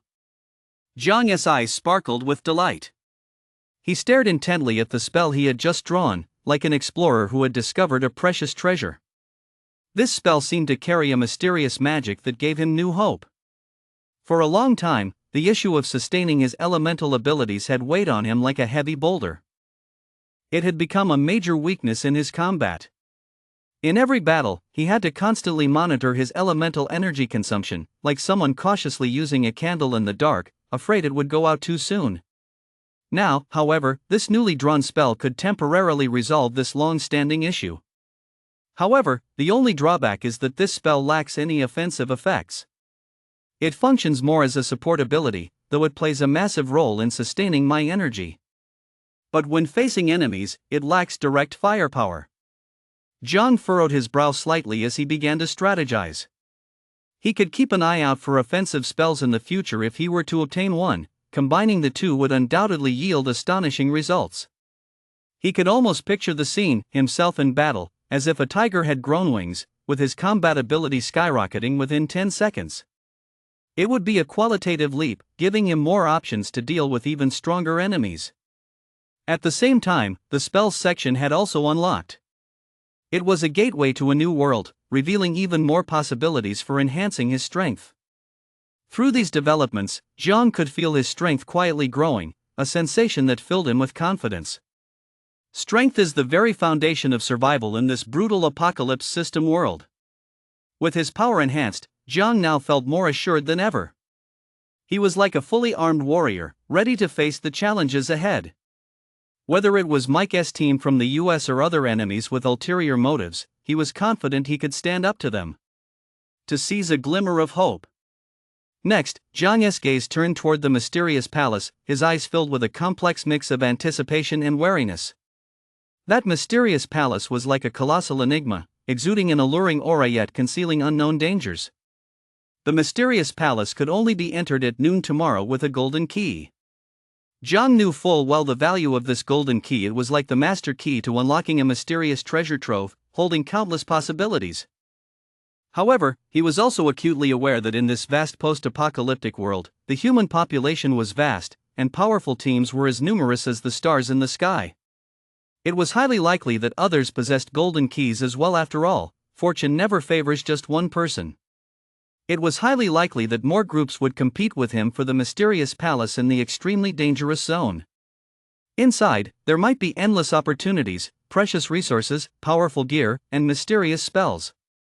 Any one of these could allow him to stand out in this brutal apocalypse system and become an even stronger powerhouse.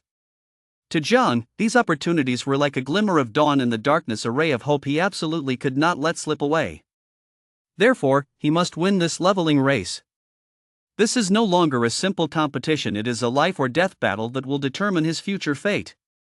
If he wins, he will gain more resources and see his strength surge once again. He'll be one step closer to his goal of becoming the strongest, and he'll have a better chance of gaining the upper hand in the competition for the mysterious palace. But if he loses, he'll not only miss out on this immediate opportunity but also fall far behind in strength. In this dog-eat-dog world, he would find himself in an even more disadvantageous position. This stark contrast between the stakes only strengthened Jiang's resolve to defeat the area where Mike's team from the US was located. After a quick glance, Jiang immediately ran deeper into Fiend Island. Soon, Jiang encountered many other monsters. In this world full of danger and challenges, monsters seemed to be everywhere, lurking like enemies in the shadows, ready to launch a surprise attack at any moment. You have killed a level 6 elite ghost snake. Plus 200 EXP, plus 500 gold. The ghost snake's hideous form vanished instantly under Jiang's attack, leaving only the apocalypse system's notification sound echoing through the air. The ghost snake's body twisted as it fell, and its eyes, which had been glowing with an eerie light, gradually lost their luster. Jiang didn't pause for a moment, continuing his search for the next target. You have killed a level 6 elite monster, the demon dragonfly. Plus 200 EXP, plus 500 gold. The demon dragonfly's swift flight traced a dark shadow across the sky. Yet, under Jiang's precise attack, it could not escape its fate of defeat. The demon dragonfly's wings shattered, and its body plummeted to the ground, yielding another reward for Jiang, a white, level 6 rare lifespan roulette.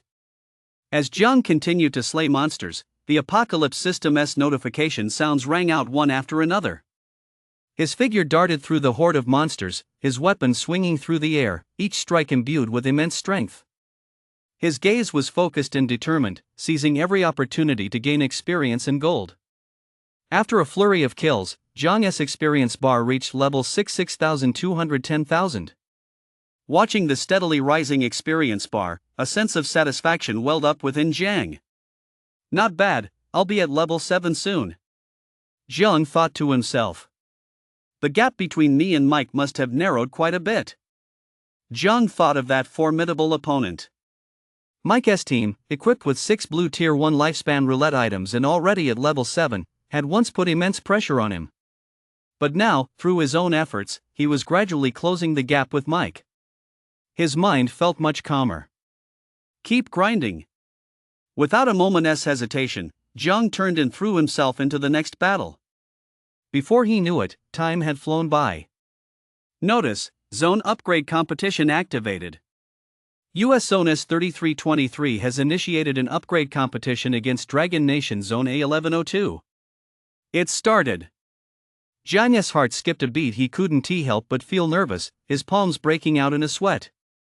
He checked his experience, level 6 7,410,000. Notice, for the losing side of the competition, all players in the region will have their attribute caps reduced by 10 and all attributes reduced by 10. This effect is irreversible. The Apocalypse System notification sounded again. One ability will be randomly reduced. All metal resources and celestial treasures in this region will be removed. Low-level monsters in this region will decrease, while high-level monsters will increase.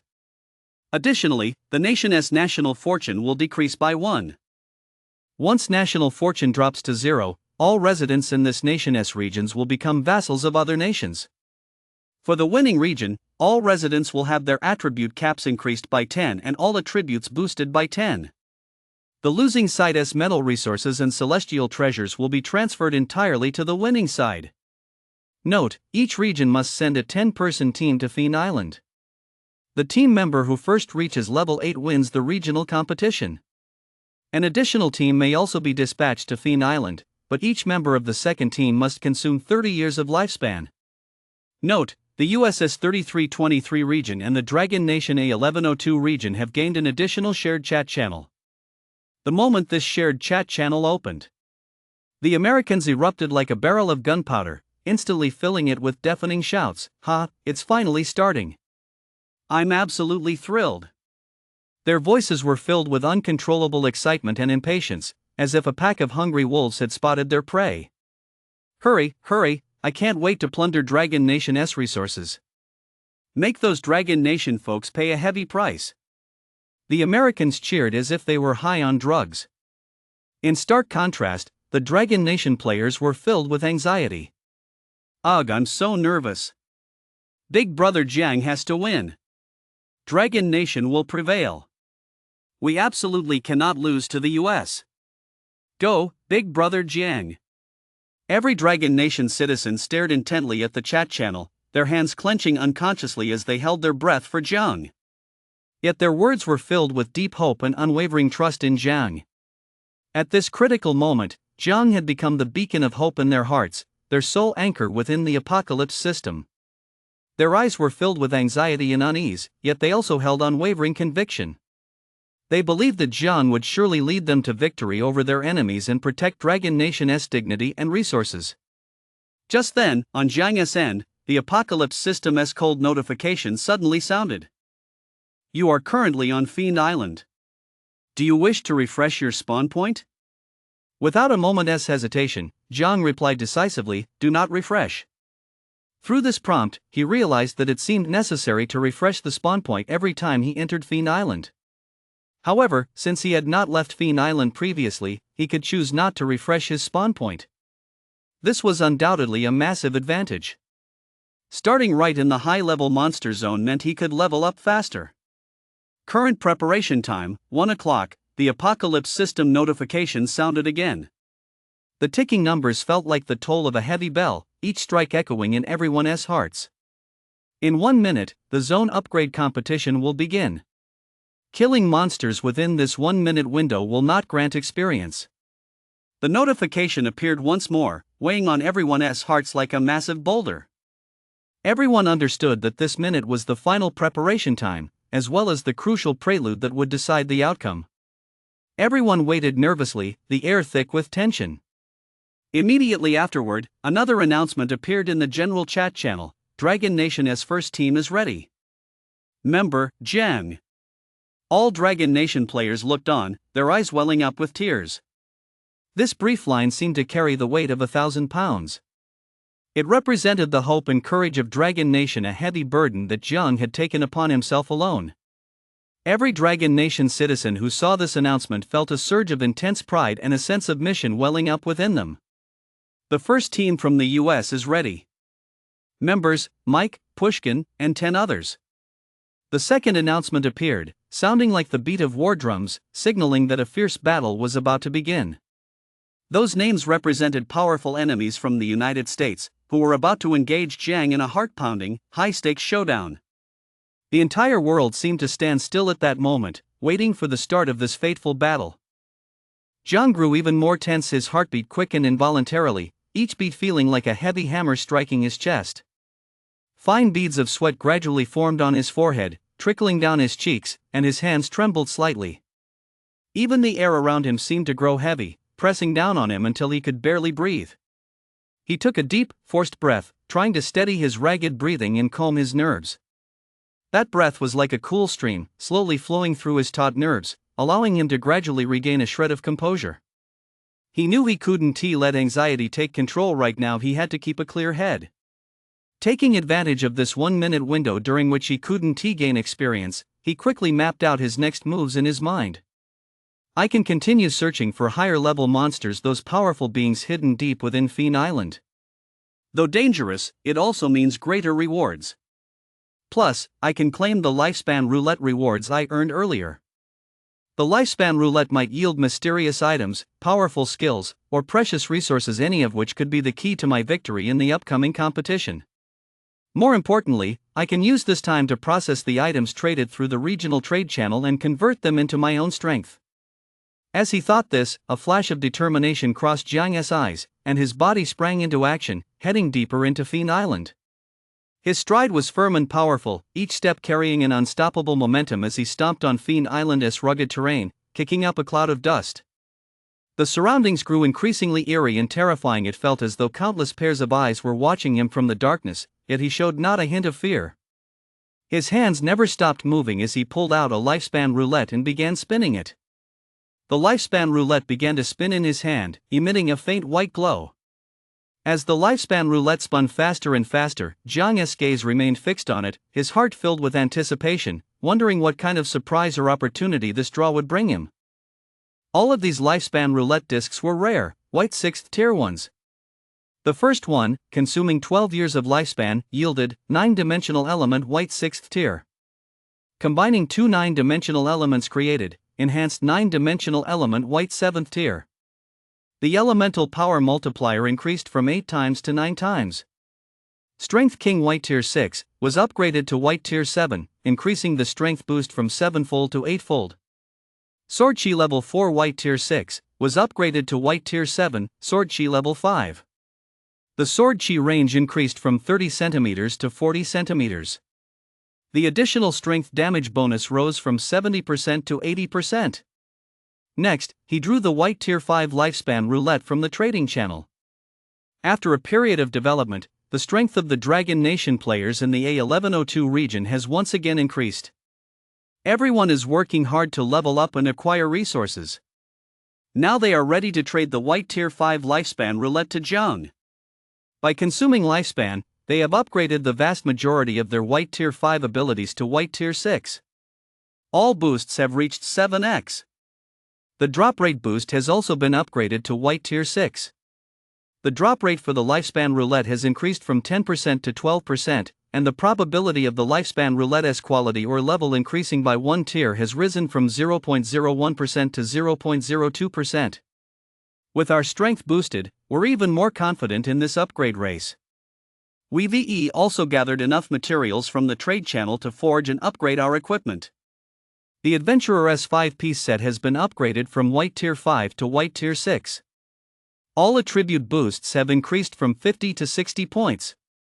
The Greatsword has been upgraded to grade, and the Guardian Doll to grade. Preparation countdown complete. The next party to enter Fiend Island will receive experience. Just then, a notification from the Apocalypse system sounded. Charge! Charge! Charge! Mike's party, now resembling a pack of hungry wolves, appeared at the edge of Fiend Island with fierce momentum. Their eyes glowed with a fanatical light, a thirst for battle and plunder. Every member was agile, well-equipped, and radiated a powerful aura. It was as if they were the rulers of this perilous land. Let us charge straight into the high-level zones to fight monsters. Mike's face was flushed with excitement, his high-pitched voice echoing through the group. His cheeks were slightly flushed with excitement, and the corners of his mouth turned up in a confident smile. In his view, with 6 powerful members in the team who possessed the blue Tier 1 lifespan roulette, they had more than enough ability to run rampant in the high-level zones, quickly accumulating experience and resources, and easily crushing their opponents in this race to level up. By the way, I wonder what level Jiang is at now, someone in the group suddenly asked. The question was like a pebble dropped into a calm lake, instantly piquing everyone's interest. I heard he's only level 6. Oh. That's hilarious. Ha ha. Deputy Captain Pushkin was laughing so hard he could barely stand. He clutched his stomach, doubled over with laughter, his eyes brimming with disdain and mockery. Captain Mike, that's already 7th level, 11,220,000 experience. So powerful. And we've got guns, grenades, and rocket launchers. If there's a monster we can't handle, we'll just use hot weapons. With that kind of firepower, our team could even take down a level 7 boss monster. We're guaranteed to win. Jiang ventured deeper into Fiend Island, and the surroundings grew increasingly eerie and terrifying. Ancient, withered trees blocked out the sky. Their twisted, coiling branches resembled the claws and fangs of demons.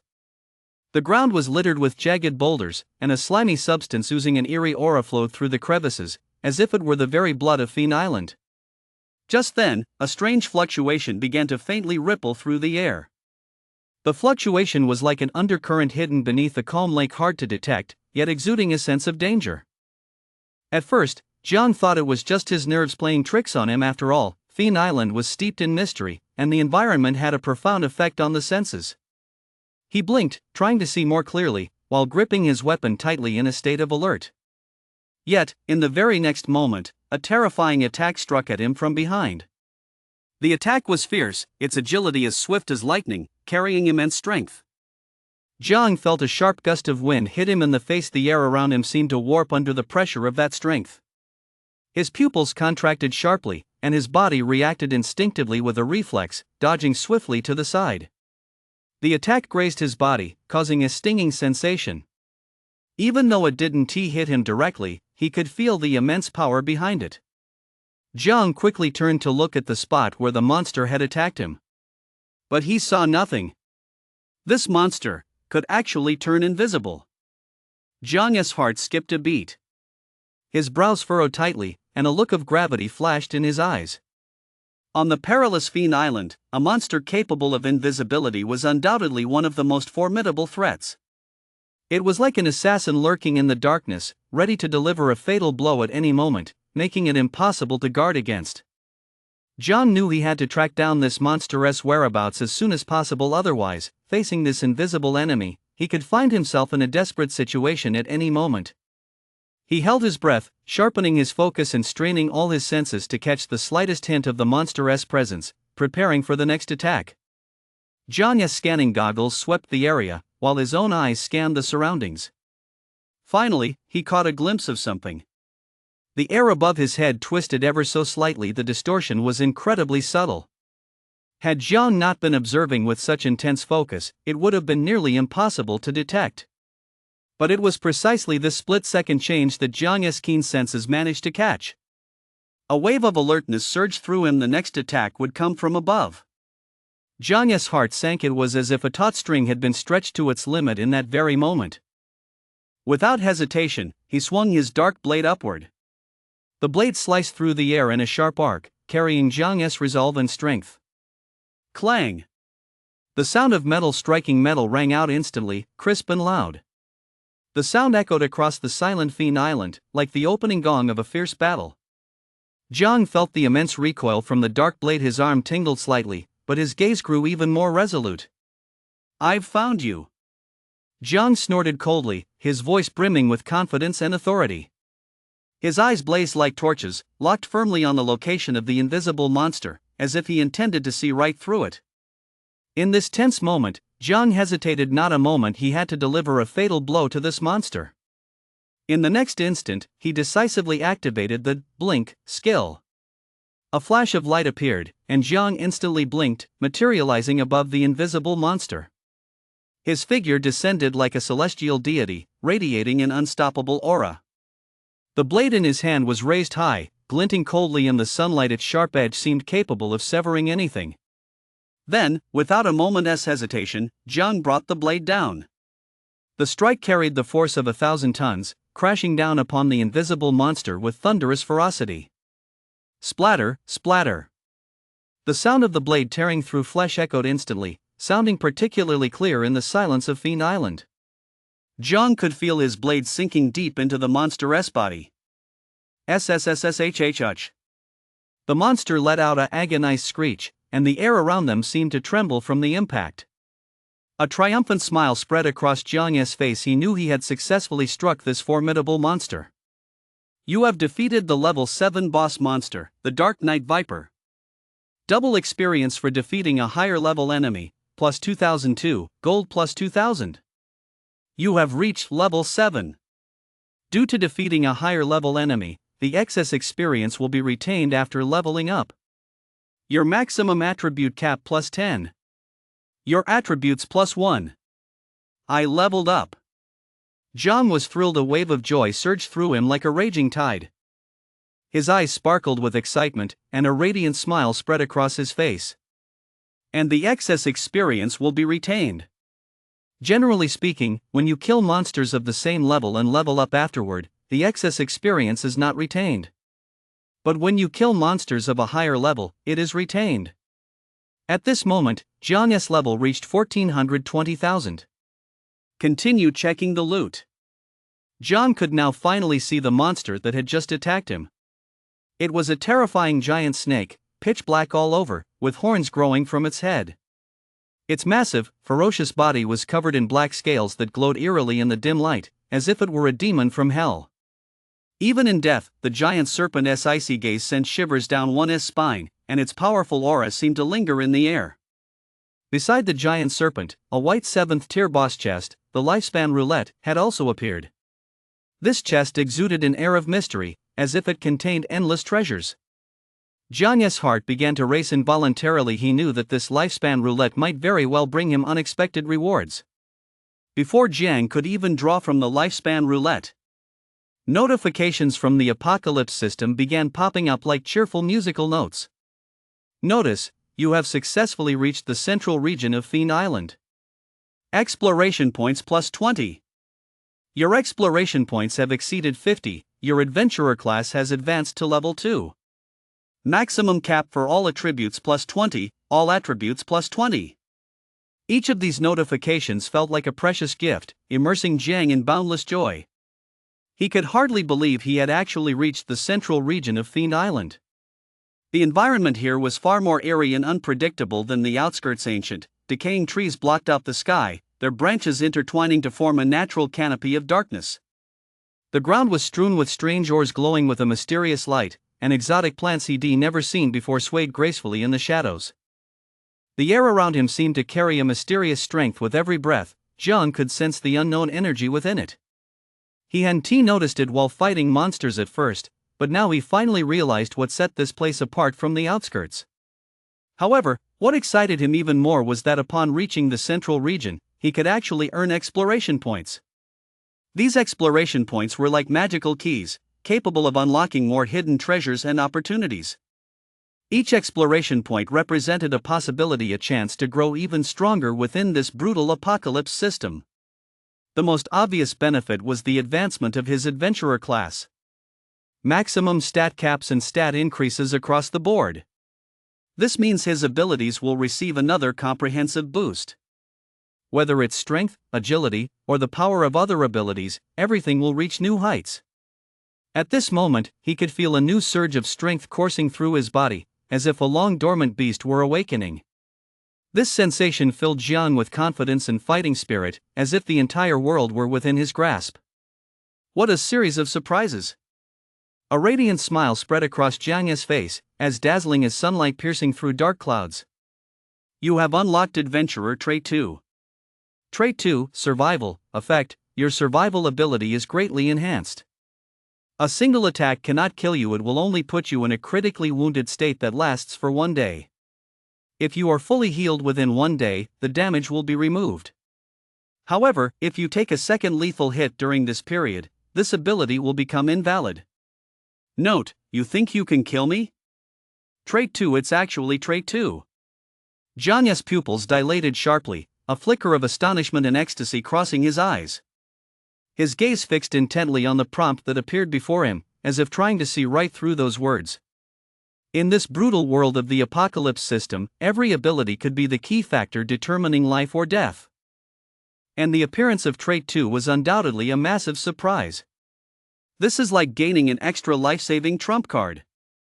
Jiang muttered to himself, his voice tinged with uncontrollable excitement. He knew full well that when facing powerful enemies or unknown dangers, having one more life-saving trump card meant one more chance at survival. The ability granted by this Trait 2 was like a ray of light suddenly breaking through the darkness. It built a new line of defense for him on his perilous expedition across Fiend Island. The surprise came so suddenly. Jiang's heart raced, his blood seemed to boil. This sudden joy left him almost unable to contain himself, every cell in his body was rejoicing. He then drew from the lifespan roulette. Consuming 21 years of lifespan, he drew the Black Iron Tear spell, Invisibility. Could this be the Night Serpent's invisibility ability? But it's actually a Black Iron Tear spell. After all, when Jiang previously defeated the Necromanceress remnant in the mysterious dungeon, he had obtained a Silver Tier combat skill. Then again, perhaps that was because it was just a remnant, maybe the Necromancer would have been even more powerful in the first place. Jiang immediately learned Invisibility. It grants invisibility for 10 seconds at the cost of 10 days of lifespan, with a cooldown of 1 hour. Not a bad ability at all. Jiang praised inwardly. He then glanced at his stats. Name, Jiang, Level, 7 1420,000, Class 1, Adventurer 20200, Exploration Points, 53 Title, Elite Explorer Bloodline, Demon God Bloodline 0.01% Strength, 170 plus 60 Agility, 170 plus 60 Vitality, 170 plus 60 Defense, 170 plus 60 Reflex, 170 plus 60 Skill, 170 plus 60 Soul, 170 Abilities. Roulette Scanner Grade, Colossal Vitality Grade, Enhanced 9-Dimensional Elements White 7th Tier, Ultimate Agility White 6th Tier, All-Around Defense White 6th Tier, Mighty King White 7th Tier, Eagle Eye Lock on White 6th Tier, Killing Technique White 6th Tier, Instant Reflex White 5th Tier, Blade Chief 5th Layer White 7th Tier, Soul Sensing White 5th Tier, 5 Senses Clarity White 5th Tier, Basic Resilience White 5th Tier, Increased Drop Rate White 6th Tier. Equipment, Scouting Goggles Green Tier 3 Fused to Eyes, Soul Guarding Bracelet Green Tier 1 Fused to Left Arm, Armor Piercing Bow Green Tier 1 Fused to Left Palm, Dark Blade Green Tier 1 Fused to Right Arm, Space Ring Grade 2, Golden Mask Green Tier 1 Fused to Forehead, Greatsword Grade, Bodyguard Doll Grade, Adventurer S5 Piece Set 5 White. Tier 6, Mana Necklace Grade, only displays items currently equipped, Talent, Fountain of Magic Black Iron, Necromantic Secrets Silver, Combat Skills, Gale Step Black Iron, Blink Black Iron, Spells, Infinite Firepower Silver, Invisibility Black Iron. Combat Rank, Silver Tier 0, Beginner Lifespan, Infinite. Not bad, I've grown much stronger. A strong sense of satisfaction welled up in Jiang's heart, the confidence and joy that came from his increased power. His eyes sparkled with excitement, and the corners of his mouth turned up slightly, revealing a satisfied smile. With his current attribute multiplier abilities, he had likely transcended the Silver Tier and reached the Gold Tier. This was a massive leap, signifying a qualitative improvement in both his status and strength within the Apocalypse system. His power was undeniably formidable. And with a variety of life-saving abilities at his disposal, his options were endless. Whether it was powerful offensive skills, clever defensive tactics, or special abilities capable of saving his life in critical moments, all of them allowed Jiang to handle combat with even greater ease. After finishing his review, Jiang checked the chat channel to see how Mike's team from the US was progressing.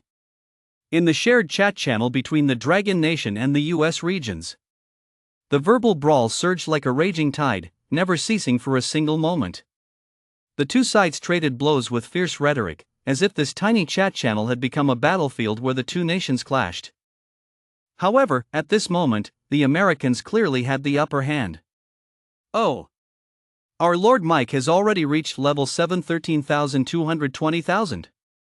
The Americans gloated and taunted wildly, their words brimming with arrogance and conceit. their haughty demeanor was truly repulsive to behold. He's about to hit level 8. He's that good? Then we're definitely going to win, the Americans cheered. As if they could already see the dawn of victory, smiles of impending triumph spread across their faces. Ha ha! We can handle Little Dragon Nation with ease. Whether before or after the apocalypse, we are the strongest nation on Blue Star. They shouted about their country's might, as if the entire world should bow down at their feet. That was so fast. The Dragon Nation players were utterly astonished. Their eyes widened, and their faces betrayed utter disbelief. They knew full well the importance of this competition and understood what their opponent's experience meant. And Lord Mike has firearms, grenades, rocket launchers, all those hot weapons. The Americans continued to boast with a look of disdain, their faces brimming with pride. Monster clearing efficiency is incredibly fast. That's the advantage of the US. The advantage of a free and open nation. Good heavens! They actually have hot weapons. The Dragon Nation players were stunned once again, their hearts filled with worry. In this apocalypse system, the power of hot weapons cannot be underestimated. The immense lethality and destructive power of hot weapons have become a fearsome strength in this world full of danger and challenges. They could unleash massive energy in an instant, obliterating enemies completely. Whether it was the precision of gunfire or the explosive power of grenades and rocket launchers, it was enough to strike fear into any opponent. Against weaker monsters, it was a complete blowout. Although in peacetime, gunfights frequently occurred in the US, and people died in violent conflicts every day. Many Americans are deeply concerned about this, living in a state of fear and anxiety. There is simply too much freedom, and as for social constraints, there are none whatsoever. However, this situation which once instilled fear has now clearly become an advantage for Americans within the apocalypse system. They can use these hot weapons to quickly kill monsters, gain experience and resources, and thus stay ahead on the path to leveling up. No wonder they level up so fast. The people of Dragon Nation clearly felt a surge of tension. They realized that the opponents they faced were not only powerful but also possessed such a significant advantage. This put immense pressure on them, as if a heavy mountain were weighing down on their hearts. They began to worry whether Jiang could handle such a challenge and whether he could lead Dragon Nation to victory in this competition. Jiang was taken aback when he saw this information. Firearms? That's just ridiculous. His mind was filled with astonishment and confusion. In his understanding, the apocalypse system was supposed to be a world reliant on individual abilities and teamwork. The appearance of firearms shattered that perception. No wonder Mike had reached level 8 so quickly. He even had over 10,000 more experience points than him at level 7. He had to speed up his agility leveling immediately. A sense of immense urgency surged through Jiang, as if an invisible giant hand were pushing him forward with all its might. This sense of urgency followed him like a shadow, putting every nerve on edge. He absolutely cannot lose this match. A resolute gleam flashed in Jiang's eyes, a determination to never give up until his goal was achieved. He understood the importance of this match not just for himself, but for the entire Dragon Nation. The US has always been plundering Dragon Nation's resources. Even before the apocalypse, the US relied on its overwhelming strength to ruthlessly plunder Dragon Nation's wealth and resources, inflicting immense suffering on its people. And after the apocalypse, they banded together to target Dragon Nation's territories, causing catastrophic losses. Now they were targeting Jiang and the Dragon Nation region he belonged to. This was absolutely intolerable. A flame of rage burned within Jiang's heart. He clenched his fists tightly, as if to vent all his fury. He could not let these arrogant Americans succeed. He would make them pay for their actions. Now he must make these arrogant Americans taste the bitter reality of losing their attributes and resources. Let them experience what it feels like to be plundered by the Dragon Nation region. As these thoughts raced through his mind, Jiang pressed deeper into Fiend Island. The central part of Fiend Island was clearly far more dangerous. The eerie aura seemed to seep into one's very bones, sending a chill down the spine. The surroundings grew increasingly eerie. Countless unknown dangers seemed to lurk in the darkness, ready to pounce and devour him at any moment. Jiang felt a sense of urgency, but he dared not let his guard down. He knew full well that in this perilous place, anything could happen. The slightest lapse in concentration could send him into a place of no return. Gradually, a lake of magma appeared ahead, blocking Jiang's path. The lava lake resembled a raging sea of fire, with searing magma churning and surging, radiating suffocating heat. Jiang stopped in his tracks and observed the scene closely. His gaze swept warily around him, taking in every detail. However, he detected nothing out of the ordinary. So Jiang prepared to bypass the lava lake and press on. Gurgle, gurgle, the scalding lava lake released a series of bubbling sounds. The sound of the bubbles bursting rang out with startling clarity in the still air, as if it were a call from hell. Jiang's nerves were on edge. He was drawn to the sound of the bubbles, but he quickly stopped paying attention to it. After all, this was a normal occurrence in a lava lake. He couldn't let these minor disturbances distract him. There were more important matters awaiting him. Then, in the very next moment, just as Jiang had shifted his focus, a massive ball of lava burst forth from the lake. It hurtled toward Jiang. The lava ball was like a burning meteor, carrying the force of destruction. Jiang's pupils contracted sharply, and his body reacted instinctively, darting swiftly to the side. The lava ball whizzed past him, its searing heat causing a stinging sensation on his skin. A strong sense of danger surged through Jiang's mind. There was actually a monster in this lava lake. Jiang was shaken to the core. He never would have imagined that such immense danger lurked within this seemingly tranquil lava lake. That place where the scorching lava churned and swirled was, in fact, the monster's lair. Always ready to launch a fatal strike against any intruder. At that very moment, a lava giant rose from the lava lake. Its body was massive and imposing, as if forged from magma itself. Its fiery red form radiated suffocating heat, causing the surrounding air to warp at its mere presence. It possessed a single flaming eye, within which a raging inferno burned, as if capable of reducing everything to ashes. Yet, the very moment the lava giant appeared, Jiang could actually see a flicker of surprise in its eye. Perhaps Jiang's reflex agility had exceeded its expectations, or perhaps the courage he'd shown in daring to come here had taken it by surprise. But that flicker of surprise was quickly replaced by rage. The lava giant let out a deafening roar, as if declaring its power and inviolability to Jiang. It swung its massive fist toward Jiang. The fist was enveloped in searing flames and imbued with immense strength, as if capable of obliterating any obstacle in its path. Seeing this, Jiang's nerves instantly tensed. At the same time, his scanning goggles activated to check its stats. One-eyed lava giant, level 10. 6-dimensional attributes at 120 points. Combat power, silver tier 0, beginner. All attributes have a 10x boost. Other abilities include lava throw, lava flow, fire resistance, fire fist, petrification, and more. It's actually a level 10 monster. Jiang exclaimed in shock. He hadn't expected to encounter a level 10 monster right in the central region of Fiend Island. Although this was just a common monster, its strength was actually slightly superior to Jiang's.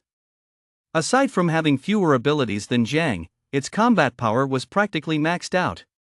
Just as Jiang was observing the one-eyed lava giant, the one-eyed lava giant had already approached.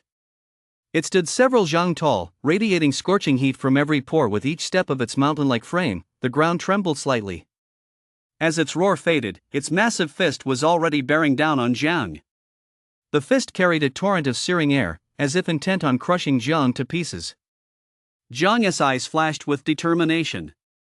He planted his feet firmly and darted sideways like a bolt of lightning. His movements were as swift as a ghost's, and at the last possible moment, he evaded the powerful, crushing blow. The fist slammed into the ground, sending a spray of molten rock and dust into the air, and the surrounding air hummed with the force of the impact. Jiang knew he couldn't give the lava giant a moment to catch its breath. He swiftly circled around to the giant's side, the dark blade in his hand glinting coldly. Seizing his chance, he leaped high into the air and thrust the blade viciously toward the giant's leg joint. The moment the blade made contact with the giant's leg, sparks flew, but the giant's body was exceptionally hard, and the strike left only a shallow white mark on its leg. The lava giant sensed Jiang's attack and furiously swung its other arm in a sweeping strike. Jiang leaped backward in a hurry, rolling upon landing to create distance. At that moment, he realized that conventional attacks would struggle to inflict substantial damage on this colossal beast. He had to change his strategy. He began running swiftly around the lava giant, attempting to disrupt its vision while searching for a weakness in its defense. Enraged by Jiang's movements, the lava giant swung its arms ceaselessly, trying to strike this agile opponent. In the midst of this tense standoff, Jiang noticed that whenever the lava giant launched a full power attack, the light in its single eye would flicker slightly, as if it needed to concentrate its strength. And that single eye might just be its weakness. So, Jiang deliberately left himself open, luring the lava giant into launching a powerful attack. As the giant's fist came crashing down with a whistling wind, Jiang narrowly dodged it once again. Taking advantage of the moment the giant withdrew its fist, he activated the blink skill, his entire body moving like a streak of light, instantly appearing in front of the giant. Without hesitation, Jiang raised his dark blade, channeling all his strength into it, and stabbed toward the giant's single eye. However, though the one-eyed lava giant appeared clumsy, its reflexes and agility were surprisingly swift. Its single eye swiveled a full 180 degrees, shifting to face behind it. Still, Jiang's strike wasn't entirely in vain. At the very least, the blade pierced the area near the lava giant's eye. Though it didn't pierce completely through, it still inflicted damage. The lava giant let out an agonized roar, leaping backward into the magma and slowly re-emerging with its head.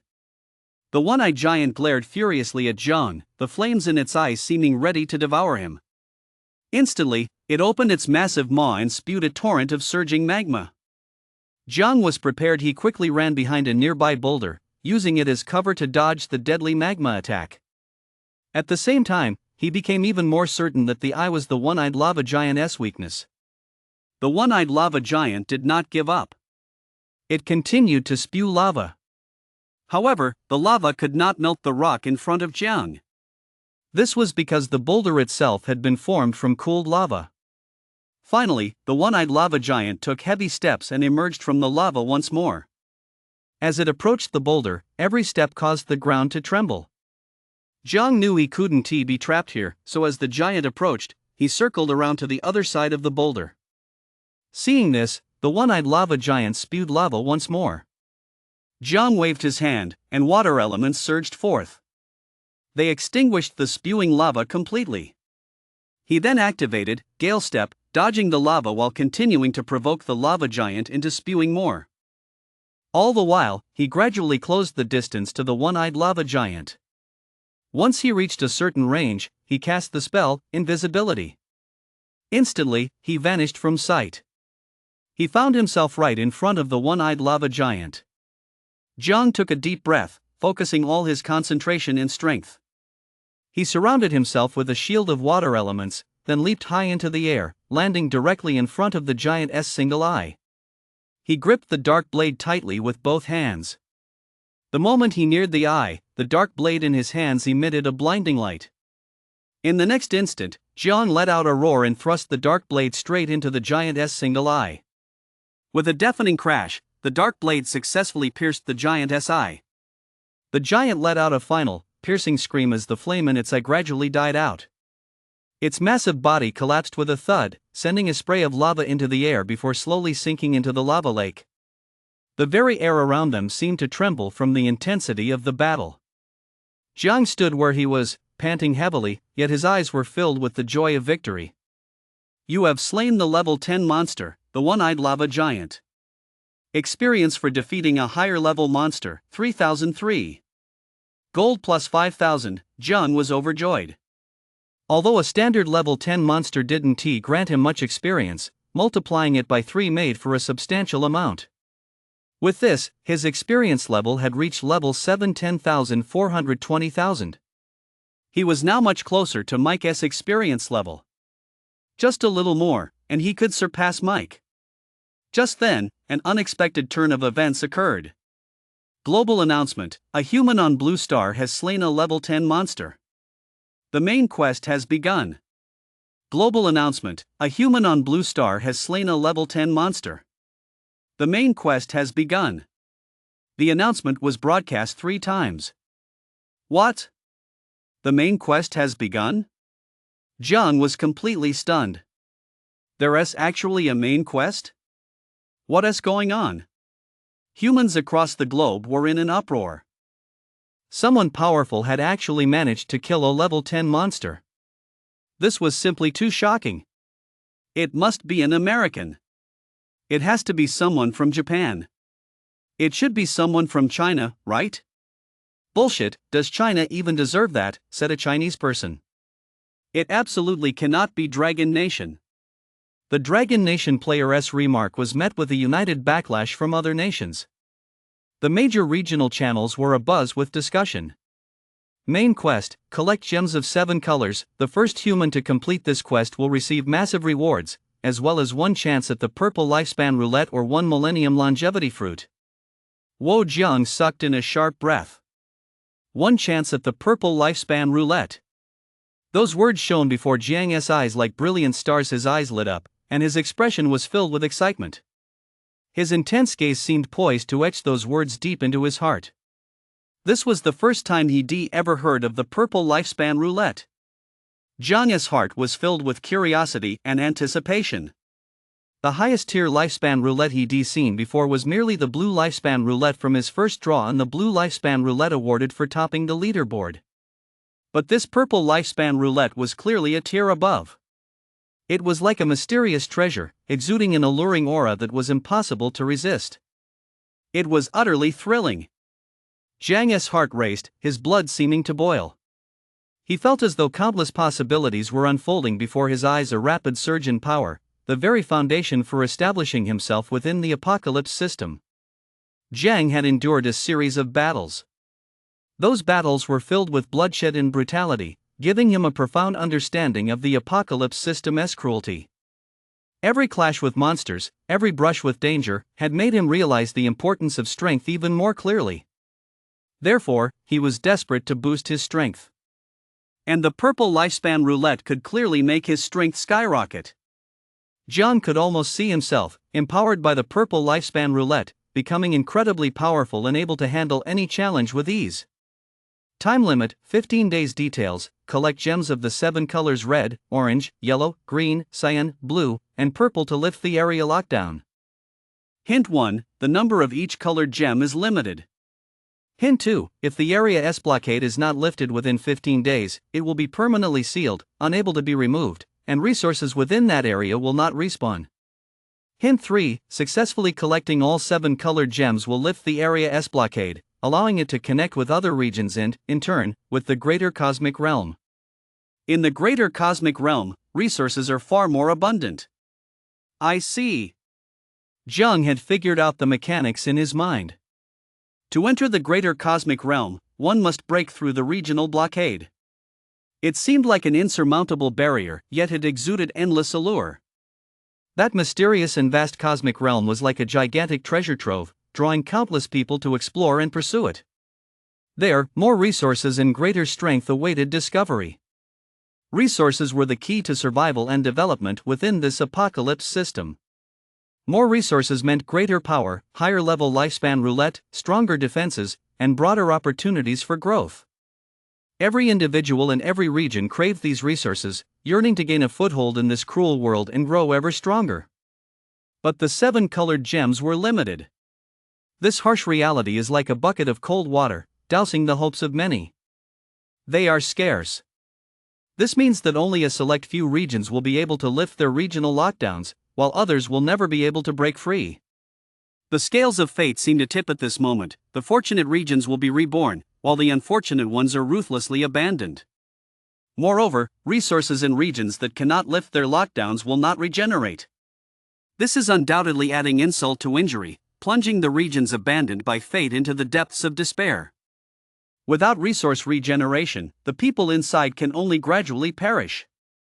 They will face hunger, disease, and monster attacks, yet be powerless to resist. Their future is pitch black, with not even a glimmer of hope in sight. This is a highly competitive main quest to unlock the map. Success could mean soaring to great heights, failure would mean certain doom. Jiang's eyes widened, his gaze filled with shock and gravity. It was as if he were standing at a crossroads of fate, one path leading to glory and honor, the other to endless darkness and destruction. The stark contrast left him struggling to breathe, his heart pounding violently, as if it were about to burst from his chest. This map-opening quest was simply too terrifying. A wave of intense unease surged through Jiang's heart. The quest's sheer difficulty and danger weighed on his chest like a massive boulder. It felt like an insurmountable mountain, brimming with unknown challenges and risks. He had to complete this quest. Once the shock subsided, Jiang made up his mind. His gaze hardened with an unyielding resolve. He knew he had no way out, he could only press forward. With the advantage of infinite lifespan, he couldn't afford to fail this mission. Moreover, his current strength gave him the confidence to complete it. He could even be the first to finish it and claim the purple lifespan roulette reward. However, upon completing this mission, he would enter an even more dangerous world. Jiang knew full well that greater opportunities often came hand in hand with greater dangers. That unknown world was filled with mystery and challenges. Even more powerful monsters and more complex situations might be waiting for him. At the same time, vast human territories would be interconnected. Different nations, different races, and different factions conflicts would inevitably erupt, leading to war. Various possible conflicts and disputes flashed through Jiang's mind. Especially those nations harboring ill will toward the Dragon Kingdom. Countries like the Qinchi Nation, the US, and the Island Nation, they're bound to stir up quite a bit of trouble. These nations have long had their eyes on the Dragon Kingdom, and in this new world, they will certainly do everything in their power to weaken the Dragon Kingdom's strength. But that's all for later. Jiang set these concerns aside for the time being. For now, he had to focus on completing the leveling competition. He knew that only by finishing the task at hand and boosting his own strength could he better face future challenges. He took a deep breath, composed himself, and prepared to devote himself entirely to the leveling competition. Hint: the 7-colored gem is located within the central region of Fiend Island. Just then, the Apocalypse system issued another prompt. The 7-colored gems are actually within the central region of Fiend Island. Jiang's body trembled once more upon hearing this. Didn't this mean he could level up while collecting the 7-colored gems at the same time? Overcome with joy, Jiang continued deeper into the central region of Fiend Island to explore. Just then, beams of light shot skyward from the ground of Fiend Island. The light was like dazzling fireworks, instantly illuminating the entire island. With a variety of colors and dazzling hues, the 7-colored light shone in the sky, forming a magical scene. Each beam exuded an air of mystery, making it impossible to resist the urge to get closer and investigate. Hint: the guidance for the 7-colored gems has appeared. This sudden prompt stirred something within Jiang. He now understood that the beams were his guide, capable of helping him complete the mission faster. A surge of intense excitement welled up inside him. Based on color, the monsters guarding the red gem are the weakest, while those guarding the purple gem are the strongest. The Apocalypse system's prompt appeared once more. Following the prompt, Jiang fixed his gaze on the beams of light and began to strategize. Although the monsters guarding the red gem were the weakest, he couldn't afford to let his guard down. The purple gem, on the other hand, presented the greatest challenge. It would likely be a grueling battle. Jiang took a deep breath, his eyes filled with determination. I'll start with the red gem area first, then gradually move on to the more difficult gem areas, Jiang told himself. But I still don't know what kind of guardian monster the red gem area has. Jiang hesitated again. After all, even though the red gem's guardian monster is the weakest, the outskirts of Fiend Island are all filled with level 10 monsters. It's hard to imagine just how powerful the monsters guarding a place containing such precious gems must be. Jiang's mind was filled with both worry and curiosity. Those pillars of gemlight radiated a mysterious glow, as if whispering of their preciousness and importance. And the monsters guarding them must surely be incredibly powerful beings. Yet even now, he had to fight hard just to take down ordinary level 10 monsters. Jiang knew full well that his strength still needed improvement. However, he had no intention of giving up. He decided to head to the area where the red gem was located first. Jiang made up his mind. If he could take them on, he would fight. If he wasn't strong enough, he could grind monsters nearby. If he encountered monsters along the way, he could take them out first. In any case, he would first level up to level 8, win the area competition, and then try to obtain the red gem. With that in mind, Jiang headed toward the nearest red gem area. While traveling, Jiang noticed that quite a few new trade offers had appeared in the trade channel. He could use this to boost his strength. Jiang opened the trade channel.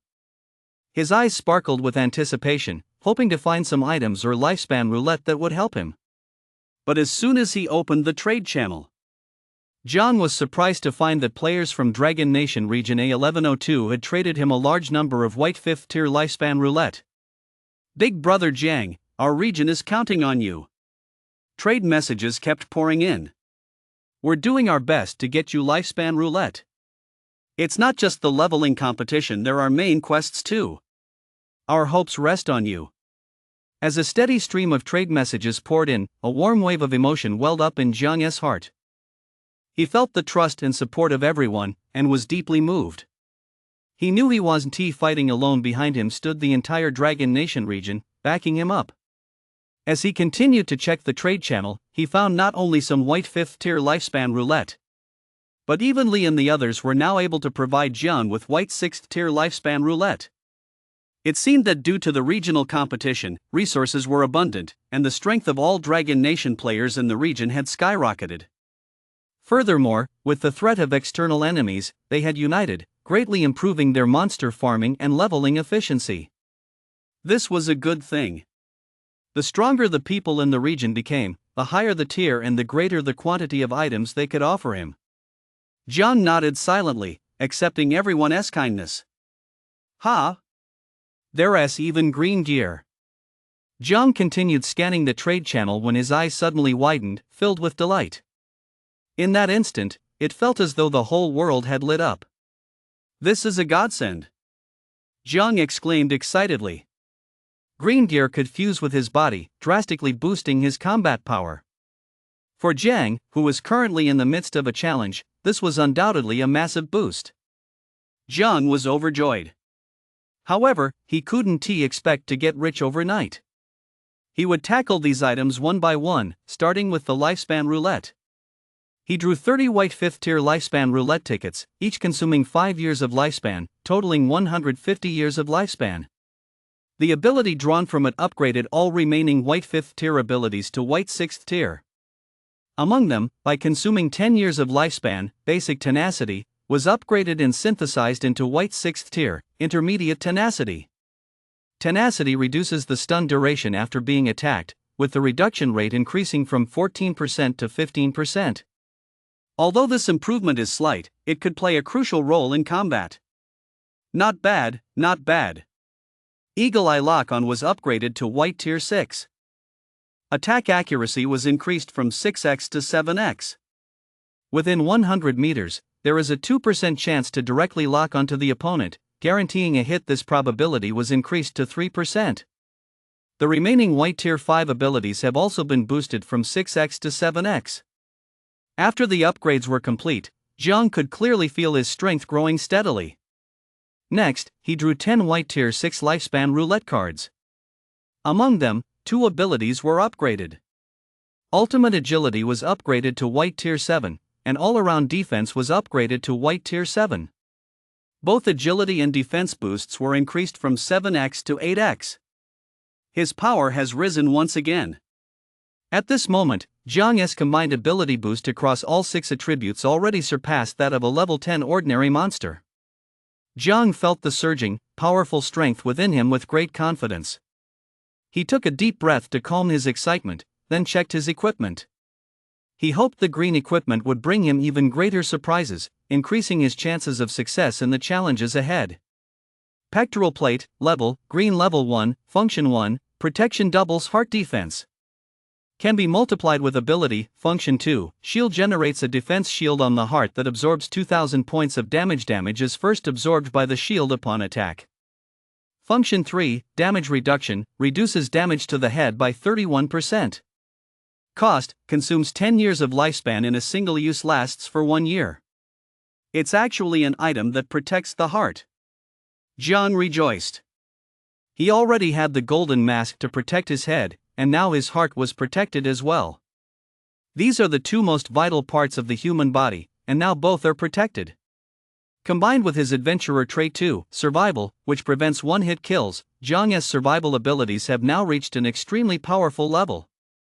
This gives him even more confidence to explore the Ruby region. Tip: green tier and higher equipment can be fused into body parts by consuming lifespan. One piece of equipment can be fused into each body part. Do you wish to consume 10 years of lifespan to fuse?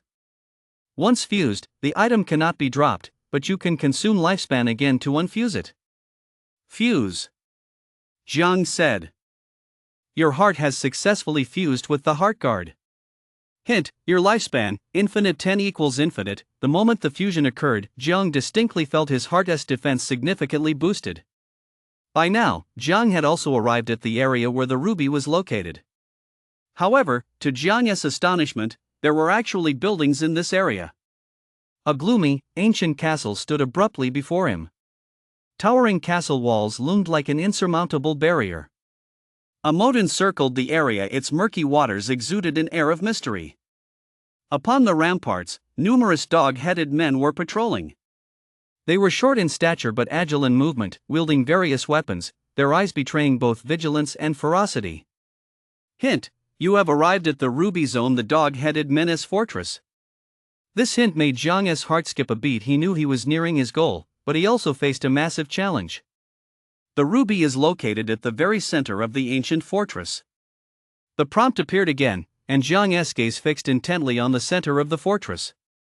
It was as if he could see that precious ruby radiating an alluring glow. But beware, the fortress is filled with numerous guards and countless traps. It is recommended that 10 powerful human teams, each at level 10, be dispatched to storm the fortress. Another apocalypse system prompt sounded. Hearing the prompt, Jiang furrowed his brow slightly, realizing that the difficulty of this mission far exceeded his expectations. A large number of guards and countless traps. And it actually suggested that 10 powerful human teams, each at level 10, should come to storm the castle. With 10 people per team, that meant 100 level 10 players. And the requirement was for powerful human teams. The teams capable of reaching Fiend Island were essentially composed of the elite from their respective regions. And it would take at least 10 such teams to breach this ogre fortress. It was simply beyond belief. He checked the number of ogres standing on the city walls. At a glance, there were a dozen or so, but there might be more inside the fortress. Moreover, they were all level 10. They're all standard monsters, with stats hovering around 110 across the board. Their ability bonuses are actually slightly lower than those of the Cyclops lava giants we faced earlier. They only provide a 9-fold bonus. They don't have many special abilities either, making them much easier to handle than the Cyclops lava giants. The only problem is their sheer numbers. There's bound to be something even more powerful lurking inside the castle. But it's worth a try. After all, these level 10 monsters provide a massive amount of experience. He estimated that killing just a few of them would be enough to level him up to level 8. Moreover, Jiang's roulette scanner had detected that there seemed to be plenty of grade lifespan roulettes here. If he could reach the area where the lifespan roulettes were located and obtain a few to level up, that would be fantastic. Just as Jiang was about to make his move, suddenly, a towering dog-headed man emerged from the castle. This unexpected appearance caused Jiang to freeze in his tracks. His gaze locked firmly on the dog-headed man, and a strong sense of caution welled up within him. He checked its stats. It was actually an elite dog-headed man. All stats were as high as 140, with a 10x ability boost. These numbers sent a jolt through Jiang. Such powerful stats were truly astonishing. At the same time, this elite dog-headed man possessed grade-level special abilities such as Pounce, Frenzy, Doghead Totem, and Battle Aura. Each special ability exuded an eerie aura, making it impossible to underestimate. Jiang couldn't help but suck in a sharp breath. These stats were simply too impressive, slightly stronger than his own. Jiang felt immense pressure. He was well aware of this elite hound's formidable strength and knew he had to proceed with caution. However, just then, Jiang noticed the elite hound bowing toward a specific spot inside the castle. Jiang's eyes narrowed as he discerned both respect and fear in the elite hound's gaze. Jiang pondered, filled with astonishment and doubt, could there actually be a presence within the castle even more powerful than this elite dog-headed orc? This discovery filled Jiang's heart with shock and concern. To inspire both respect and fear in the eyes of that elite dog-headed orc meant that the entity within the castle was even more terrifying. This dog-headed orc stronghold was indeed incredibly difficult. Jiang's heart was filled with awe. Just to obtain a red gem, he was already facing such a massive challenge. It was truly hard to imagine just how difficult the subsequent stages would be. And this was just the red gem. The further he went, the harder it would get. Orange gems, yellow gems, green gems. It was hard to imagine what kind of difficulty the seventh purple gem would present. As Jiang thought of this, a heavy sense of pressure welled up inside him. At the same time, this was only the first main quest. He suspected the apocalypse system would present even more main quests. The difficulty would inevitably increase. If the very first subquest of the first main quest was this difficult, the ones ahead were beyond imagination. Of course, the greater the danger, the greater the opportunity. Reflecting on this, Jiang felt an even stronger desire to improve his strength. Huh? What's that? Just then, Jiang noticed some shackled dog-headed men outside the city walls, hauling stones. It seemed they were reinforcing the fortress's defensive works. Slave dog-headed men, level 9. All stats hover around 90, with abilities amplified 8-fold. No special abilities. Jiang examined the stats of these dog-headed slave creatures and stroked his chin. He quickly analyzed the situation in his mind. Level 9 monsters provide quite a bit of experience. Killing a few dozen of them should probably get me to level 8, right? Jiang muttered to himself. His eyes sparkled with excitement, as if he had glimpsed the hope of his own strength increasing. Once I reach level 8, my strength will increase. And if I win the regional clash, my strength will rise even further. That way, I'll have a much better chance of conquering the dog-headed people's fortress. Why not start by killing these slave dog-headed people? Jiang's mind began to race. His gaze fixed intently on the slave dog-headed people. But the prerequisite for this was that killing these slave ogre men wouldn't alert the ogre men inside the fortress. If the ogre men inside the fortress were alerted, he would inevitably be attacked by the entire horde. He would be plunged into unknown danger. Fortunately, Jiang noticed that these slave ogre men were positioned quite far apart. The castle grounds were vast, and there was only one ordinary dog-headed man every so often to supervise the slave dog-headed men at work. Moreover, some of the slave dog-headed men were off in the distance hauling stone. If he killed a few, it shouldn't attract much attention in the short term. At this thought, Jiang couldn't help but feel a surge of excitement. This plan was entirely feasible. With that in mind, Jiang prepared to make his move. But before doing so, he noticed that his Adventurer's set was ready for another upgrade. The Adventurer's set provided a stealth ability. It was the perfect gear for a sneak attack. Jiang used materials to upgrade it. He upgraded the entire set to White Tier 7. The 6 stat bonuses increased from 60 to 70, boosting his power. Plus, the gear's stealth was also improved. It was practically a double boost. Now he was even more confident in his ambush. Jiang felt certain of it. Then he lay flat on the ground and crept silently forward. Jiang searched the area.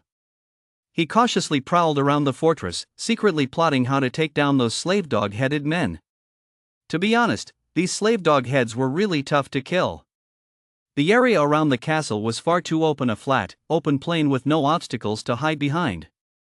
If he wasn't careful, killing even one slave dog head could easily alert the ordinary dog heads inside the fortress. Fortunately, after observing for a while longer, Jiang noticed that these dogheads seemed to have a quarry. Slave dogheads were constantly transporting stones from the quarry to the area near the castle. Jiang's eyes lit up instantly. He saw an opportunity. If he attacked the quarry first, perhaps he could reduce the chances of being spotted by the dogheads. So, he crept over quietly. Jiang moved with lightness and agility, like a lurking cheetah. He approached the quarry with great caution, keeping a close watch on his surroundings. The closer he got, the faster his heart raced, a mix of tension and excitement surging through him. Upon reaching the quarry, Jiang's gaze was immediately drawn to a small hill within it. There appeared to be a mine shaft inside the hill, and dog-headed slave workers kept emerging from it. They were busily hauling stone toward the fortress. Outside the mine shaft, a common dog-headed man stood watch, ensuring the slave dog-headed men weren't slacking off. This common dog-headed man appeared exceptionally vigilant, constantly scanning his surroundings with his weapon clenched tightly in hand, as if ready to respond to any sudden emergency at a moment's notice. Jiang hid nearby, carefully observing everything, thinking about how to take out this ordinary dog-headed man without drawing attention, and then launch an attack on the slave dog-headed men. His eyes were fixed on the activity in the quarry, his heart filled with tension and anticipation. Finally, Jiang got his chance. It seemed that one of the slave dog-headed men accidentally dropped a stone on the ground while carrying it. The common dog-headed man immediately let out two woof cries, drew the whip from his waist, and lashed out at the slave dog-headed man. Seeing that the common dog-headed man was no longer on guard, Jiang held his breath and crept forward silently. His movements were light and agile, gliding through the shadows like a ghost. He drew closer, and by the time Jiang reached the common dog-headed man's back, the creature still seemed oblivious to what was happening. Jiang took another step forward. A metallic glint flashed from the dagger in his hand as he thrust it forward. The strike was as swift as lightning, utterly ruthless. It pierced straight through the common dog-headed man's heart. Instantly, his body stiffened, and a look of disbelief appeared in his eyes. It clutched its chest with a dog's paw, covering the spot where the dagger had pierced its body, then slowly collapsed. After falling, its body twitched twice. Its pupils, on the verge of dilating, turned toward the assassin Jiang behind it. Its mouth opened as if to scream, but it found it couldn't make a sound. In the end, it died with its eyes wide open. You have slain a level 10 common dog-headed man. Experience for defeating a higher level enemy, 1003. Gold plus 3000. The apocalypse system notification sounded, and Jiang's heart leapt with joy. This common dog-headed man was far weaker than the one-eyed lava giant, but the experience it provided was substantial. With the triple experience bonus, Jiang had gained 3000. At this moment, his level had reached level 7, 13,420,000. He was about to surpass Mike's previous experience total. However, given how much time had passed, it was impossible for Mike to have made no progress at all.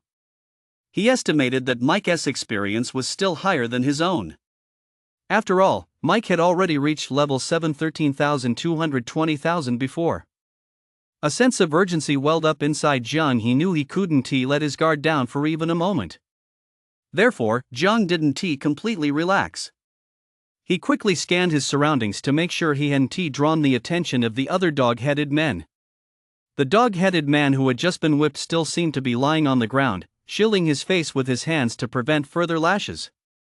The other slave dog-headed men were either transporting stone to the fortress or working in the mines. Then, his gaze fell on the slave dog-headed man in front of him. He swung his blade down. Thud! The slave dog-headed man in front of him was dead. You have killed a level 9 slave dog-headed man. Experience for defeating a higher level monster, 202. Gold plus 1000, not bad. Another 600 experience points. Jiang was thrilled. He is now at level 7, 13,620,000. If he takes down a dozen more of these slave dog-headed men, he'll reach level 8. Feeling the experience points steadily pile up, it couldn't feel any better. Jiang then continued searching for his next target, ready to take down these slave houndmen one by one. Just then, a houndman emerged from the mine shaft. It looked around in confusion, but couldn't spot the overseer. The bewilderment was written all over its hideous face. It seemed to be wondering why the ordinary houndmen who usually kept a constant watch on them had suddenly vanished. But in the next instant, a dark shadow flashed over its head. That agility was as swift as the wind, catching it completely off guard. It was Jiang, descending silently like a ghost. A blade fell from the sky. The blade flashed. The sharp edge sliced through the air, leaving a cold gleam. A whooshing sound of air being torn apart filled the air. It flashed past the slave dog-headed creature in an instant. The slave dog-headed creature had no time to dodge. Before it could even process what was happening, it felt an excruciating pain in its head. Its head was instantly severed and flew far away, tumbling through the air before crashing heavily to the ground. Its headless corpse collapsed to the ground, blood gushing out and staining the surrounding area red. Jiang's gaze was cold and resolute. He showed not a shred of hesitation or pity. You have slain a level 9 slave hound. Experience for defeating a higher level monster, 202. Gold plus 1000. Hearing the Apocalypse System's notification, he quickly scanned his surroundings. After confirming there were no other threats, he continued searching for his next target. Just then, Jiang spotted 2 slave dog heads and 1 ordinary dog head approaching from the direction of the fortress in the distance. Jiang furrowed his brow slightly. 3 of them? Jiang felt this was getting a bit tricky. Instantly taking down 3 of them would be difficult, though it might be possible if they were all slave houndmen. But there was 1 ordinary houndman among them. Although Jiang could easily overwhelm an ordinary houndman now, a head-on confrontation was another matter. With its special ability, the ordinary houndman might be able to hold out against Jiang for a while. Not to mention the 2 slave dog-headed men acting as cannon fodder. Once the ordinary dog-headed man let out a howl, the dog-headed men's fortress would surely be alerted. Jiang felt a twinge of hesitation. However, even if he didn't attack those 3 dog-headed men now, as they approached the quarry, they would inevitably discover the dog-headed men's corpses on the ground. The outcome would be the same then. With that thought, Jiang hesitated no longer. The arrow was on the string. He had no choice but to release it. He had to strike first. Meanwhile, the ordinary dog-headed man in charge of supervision stood where he was, a look of confusion in his eyes. His not-so-bright mind was now filled with bewilderment. Looking out from afar, the vast quarry lay deathly silent, as if there were no living creatures left standing. The slave dogmen who usually bustled about hauling stone had vanished, and the ordinary dogman who should have been standing outside the mine shaft supervising alongside him was nowhere to be seen. The scene was far too abnormal. Moreover, at some point, a faint scent of blood had begun to linger in the air. That scent was like a tentacle reaching out from the darkness, quietly spreading through the air. The ordinary dog-headed man sniffed sharply. He furrowed his brow, his nostrils flaring as if straining to detect some hidden message behind the scent of blood, trying to figure out exactly what had happened here. His gaze grew increasingly wary. He unconsciously tightened his grip on the whip at his waist, leaning forward slightly, ready to respond to any sudden developments. The other 2 slave dog-headed men, however, had vacant, expressionless eyes. Their faces looked as if their souls had been drained. They were indifferent to everything around them, as if nothing in this world concerned them. In this cruel world, it seemed as though they had lost all will to live, merely mechanically carrying out the tasks assigned to them. Woof, woof, woof, woof. Go check what's happening up there. The ordinary dog-headed man bellowed orders at the slave dog-headed men. His voice carried an authority that brooked no argument. The slave dog-headed men were extremely obedient. Without the slightest resistance, they trudged forward with heavy steps. However, just as the slave dog man was about to leave, the ordinary dog man suddenly felt a piercing chill on his back. The chill was like an icy snake, slowly crawling up his spine, causing him to shiver involuntarily. A wave of intense unease surged through him, as if a pair of invisible eyes were watching him in the darkness, ready to strike a fatal blow at any moment. The ordinary dog-headed man whipped his head around, scanning the area behind him warily, but saw nothing. Yet the chill grew stronger, causing his heart to race uncontrollably. But when it turned, it found itself face to face with Jiang. In that instant, the ordinary dog-headed man's eyes were filled with terror. Jiang's stern face was mere inches away, as if death itself had descended. It turned out that, at some unknown moment, Jiang had silently crept up behind the ordinary dog-headed man. His movements were ghostly, making not a sound. Whoosh! A cold gleam flashed as the blade in Jiang's hand sliced through the air like lightning. The fierce strike aimed precisely at the common dog-headed man's throat. Its speed left the creature no chance to dodge. In an instant, a single stroke severed his throat. Blood gushed forth like a fountain, splattering onto the surrounding rocks and earth, forming blinding crimson splatters. The common dog-headed man's eyes widened as the spark of life quickly faded from them. His body then collapsed limply to the ground with a dull thud, never to move again. You have slain a level 10 common dog-headed man. Experience for defeating a higher level monster, 1003. Gold plus 3000. The apocalypse system notification rang out. That familiar notification sound rang in Jiang's mind, like music to his ears. Jiang's heart leapt with joy, as if a blazing fire were burning in his chest. Another 3000 EXP. This bountiful reward left him exhilarated. His level had now reached level 7, 17,000, 20,000. Every gain in experience felt like a beacon lighting his path forward, bringing him one step closer to level 8. The feeling was absolutely exhilarating, like finally seeing the first light of dawn after groping in the dark for so long. However, Jiang didn't let his joy get the better of him. He knew full well that in this dangerous environment, even a moment's carelessness could send him into a situation with no way out.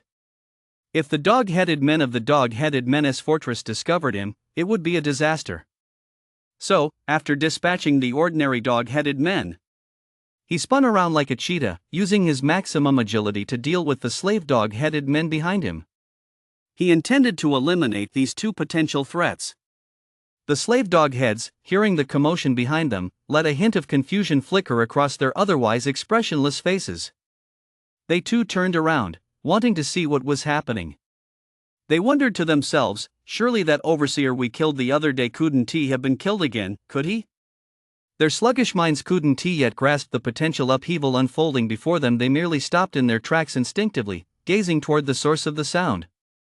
But in the next instant, they froze in shock. Their already small eyes widened to the size of saucers, filled with astonishment and disbelief. That damned overseer was actually dead. The news exploded like a bombshell in their simple minds. For them, this should have been good news, meaning a temporary escape from cruel enslavement and whippings. But the bad news was that they were about to die too. Before they could recover from their shock, two more flashes of cold steel cut through the air. Jiang's movements were as swift as lightning, his blade slicing through the air with precision. The heads of the two slave dog-headed orcs rolled to the ground, their round heads tumbling a few times before the light in their eyes was completely extinguished. You have killed a level 9 slave houndman monster. Experience for defeating a higher level enemy, 2002.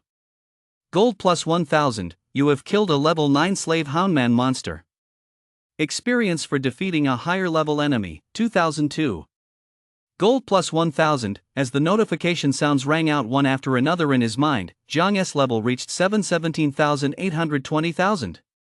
The thrill of leveling up felt like a surging tide, crashing wave after wave against Jiang's heart. Awesome!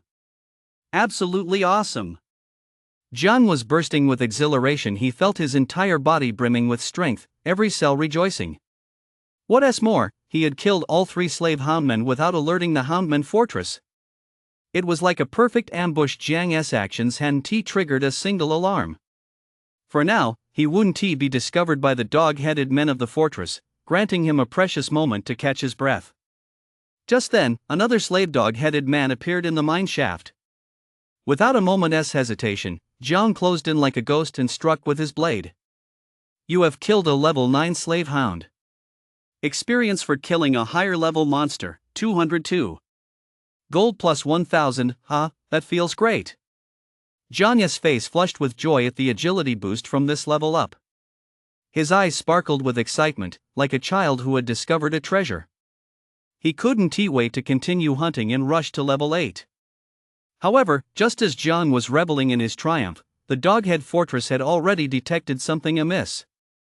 It had been far too long since a slave doghead had delivered stone. This aroused the elite doghead's suspicion, and immediately, it leaped down from the fortress to investigate. On Jiang's side, he lay in wait at the mine entrance like a leopard lurking in the shadows. His gaze was sharp and focused, fixed intently on the pitch-black entrance to the mine. The air around him seemed to grow heavy with his concentration. Only the faint rise and fall of his breath broke the silence. Finally, the long-awaited moment arrived. Another slave dog head emerged, laboring under the weight of stone blocks.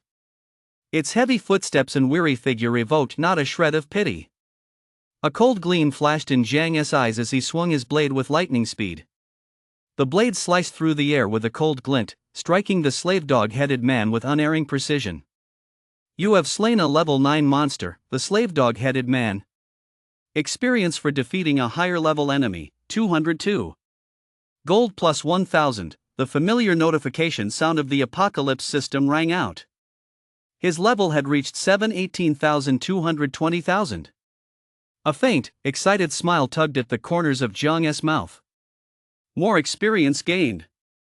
But soon, his smile faded into calm. Things didn't look good. The number of slave houndmen in the mine was dwindling. Jiang had noticed this. They were appearing less and less frequently. I guess there are almost no slave dog-headed men left in the mine. Jiang muttered to himself, his words tinged with regret. He furrowed his brow, his heart filled with frustration. If only he could reach level 8 at the quarry. Then he'd have a much better chance of capturing the dog-headed menace fortress later on. But if he couldn't reach level 8, that would be a real problem. At the thought of this, a heavy weight settled on Jiang's heart, as if a boulder had been placed there. I might as well go straight into the mine and take a look, Jiang mused. Although entering the mine would make it difficult to monitor the situation outside. And if any dog-headed men approached, he wouldn't be able to respond immediately. But Jiang was desperate to level up, so he had no choice but to proceed. He immediately stepped into the mine. Inside, it was dark and damp, filled with a pungent odor, while the walls glowed faintly with the light of ore. Jiang moved forward cautiously, on high alert for any potential danger. Suddenly, he was surprised to discover 2 slave dog-headed men remaining in a corner deep within the mine. Their gaunt figures flickered in and out of view in the darkness, seemingly oblivious to the impending danger. 2 more, not bad at all, Jiang thought with delight. He immediately transformed into a blur and struck down with a single slash, killing both slave dog-headed men. You have killed a level 9 slave dog-headed monster. Experience for defeating a higher level enemy, 202. Gold plus 1000, you have killed a level 9 slave dog-headed monster. Experience for defeating a higher level enemy, 202. Gold plus 1000, level reached 71860020000. You'll level up soon. Meanwhile, the elite dog-headed man strode into the quarry with heavy yet agile steps. The moment his towering figure appeared, it was as if a dark cloud had descended, bringing an inexplicable sense of oppression. The moment it entered the quarry, its keen senses immediately detected something amiss. The air was thick with an overpowering stench of blood. The pungent odor felt like countless steel needles, savagely stinging its nostrils. Its fierce gaze swept the surroundings, revealing a landscape littered with severed limbs and corpses. The limbs lay scattered haphazardly. Some were still warm, as if bearing witness to the brutal slaughter that had just taken place. Other powerful level 10 monsters had launched a surprise attack on the quarry. This thought flashed through the elite ogre's mind, and its gaze grew even more ferocious. Its eyes narrowed into 2 dangerous slits. It gripped its spear tightly. The shaft gleamed with a cold metallic sheen, as if sensing its master's rage. At the same time, the elite dog-headed orc's face contorted into a snarl, baring sharp fangs as a low growl escaped its mouth. Its powerful muscles tensed, ready to charge into battle at any moment. Sniff! The elite dog-headed orc sniffed the air forcefully. The movement was exaggerated, as if it were trying to capture every faint trace of information in the air. Instantly, it keenly detected that unfamiliar scent, foreign to the dog-headed men. The scent stood out starkly against the thick stench of blood. It was like a pebble tossed into a calm lake, shattering the original atmosphere. It's that powerful level 10 creature. The elite dog-headed man instantly recognized it in his not-so-bright mind. His already fierce gaze grew even sharper, like two razor-sharp blades. Then he sniffed again. A dog's nose is naturally keen, and an ordinary dog-headed man's is even more so. And as an elite dog-headed man, its sense of smell was on another level entirely. It could precisely identify the source and direction of every scent amidst a complex web of odors. Immediately, it detected that scent spreading into the mine shaft. In an instant, the elite dog-headed man's legs sprang into action like coiled springs. Its muscles bulged, unleashing astonishing explosive power with a single, light leap. It appeared at the mine entrance like a ghostly apparition. The entire process was utterly silent. It was like a silent grim reaper, descending in stealth.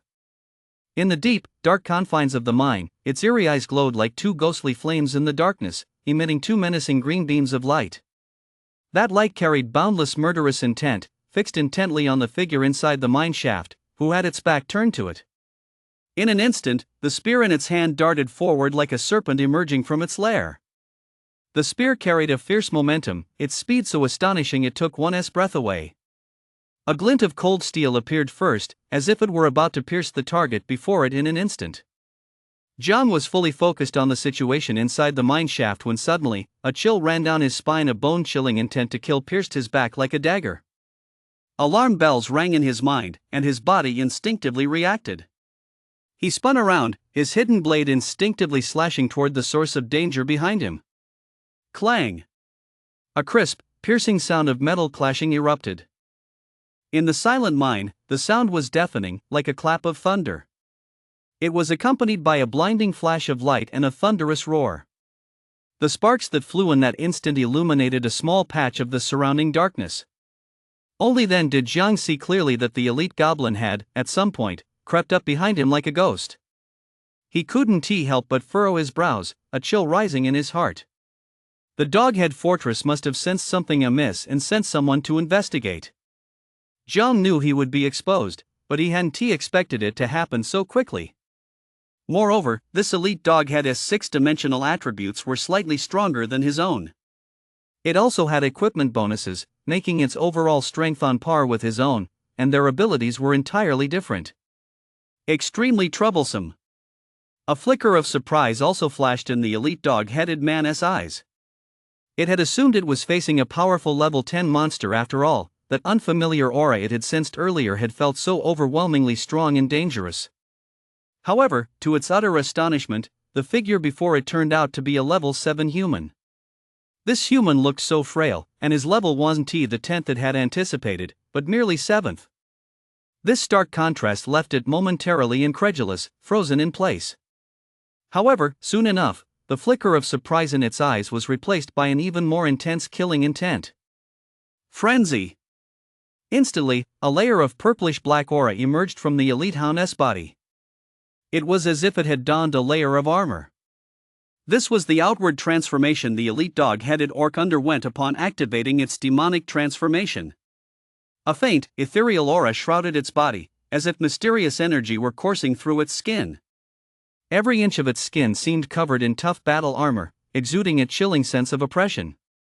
At that very moment, the elite dog-headed orc's aura surged. That aura was like surging, turbulent waves, spreading outward in wave after wave.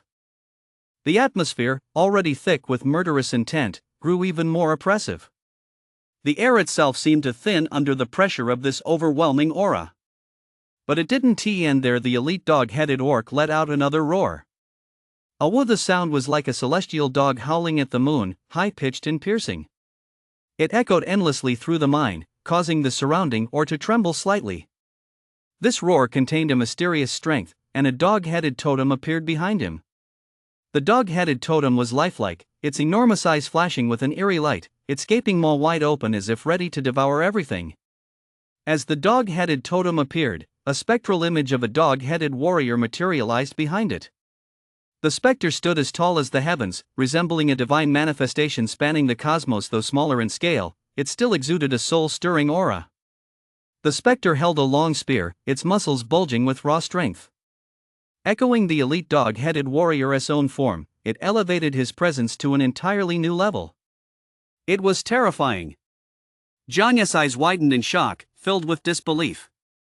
He never would have imagined that this elite dog-headed man could activate 3 abilities in the blink of an eye. Demonization made him seem like a demon returned from hell, radiating a spine-chilling aura, and evil enhancement of strength. Dog-head totem shone behind him, like a symbol of ancient, mysterious strength, endlessly channeling energy into him. And then there was battle chi, that colossal aura condensed into tangible strength, swirling around him. Full combat power unleashed. He actually intends to slay me in one fell swoop. Jiang's heart felt incredibly heavy, as if a massive boulder had been placed upon it. He knew full well that his current situation was extremely dangerous, so without a moment's hesitation, he retreated violently. Every step was incredibly swift, as he tried to create distance between himself and the elite dog-headed man.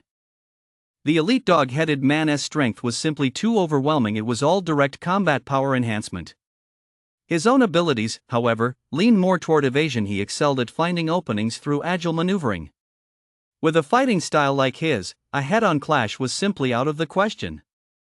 Going head-to-head would be like a grasshopper trying to stop a cart. It would only result in him being instantly crushed by that overwhelming strength. The elite dog-headed orc let out another howl, radiating an unstoppable momentum. In the blink of an eye, it lunged forward like an arrow leaving the bow, its massive body tracing a sharp arc through the air. Its agility was incredibly fast, so fast that it sliced through the surrounding air, creating a series of whistling sounds. This was clearly another special ability.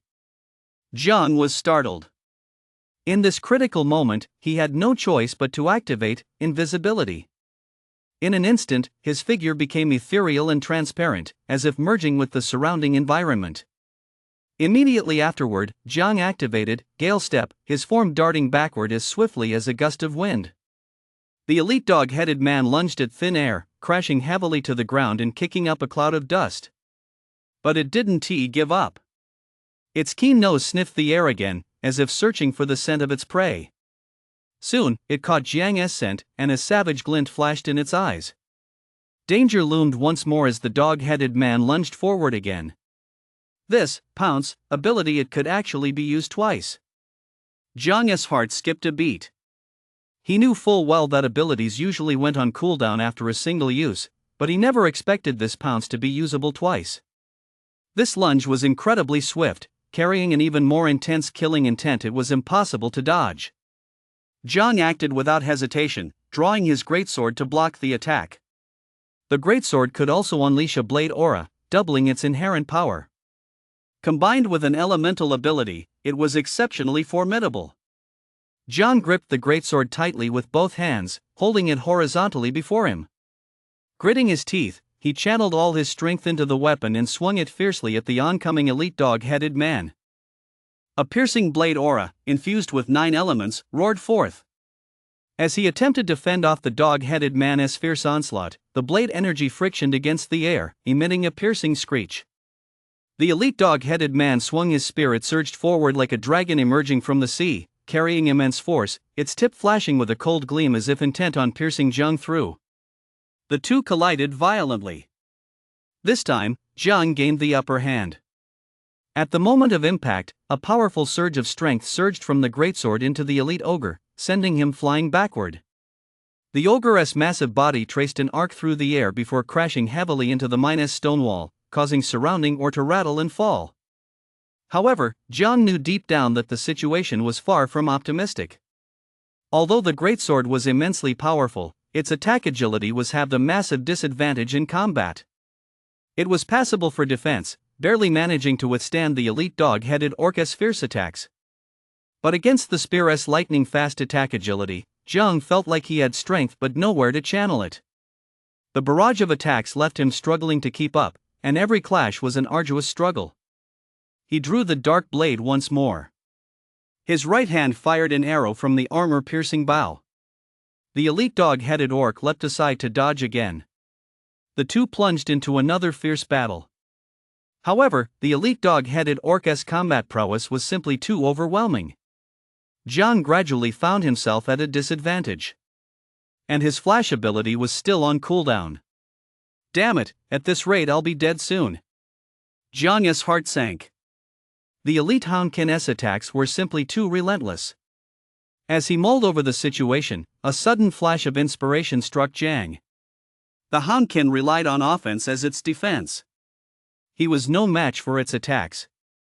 But its defense wasn't particularly strong. So he'd have to trade blows. That might just break the deadlock.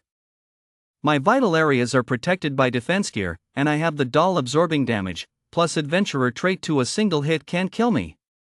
I have no choice but to do this, it's the only way to kill it.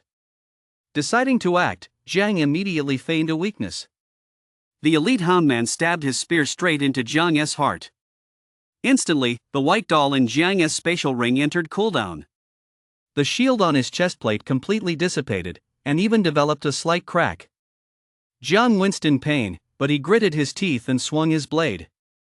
He sliced right through half of the elite dog-headed orc's neck. The elite dog-headed orc tried to pull the spear out to defend itself. Jiang grabbed the spear lodged in its heart with his left hand. Preventing it from pulling the spear out, he swung his blade down once more. Elite. The ogre's head drops. You have killed the level 10 elite monster, Elite Ogre. Experience for defeating a higher level monster, 4003. Gold plus 10,000, you have successfully leveled up to level 8. Meanwhile, the chat channel buzzed with discussion. Can Big Brother Jiang beat Mike from the US? The Dragon Nation players speculated with deep concern. Exactly, we're not going to lose to the US, are we? Don't give the enemy false hope and dampen our own spirits. Let us trust Big Brother Jiang. But I heard Mike is already level 7, 19,220,000. The US region is already celebrating wildly. But there is still no word from our Big Brother Jiang. The news hit the chat channel like a bombshell. Hearing this, the Dragon Nation players were stunned. What? He's already that high? Their hearts sank. How is that even possible?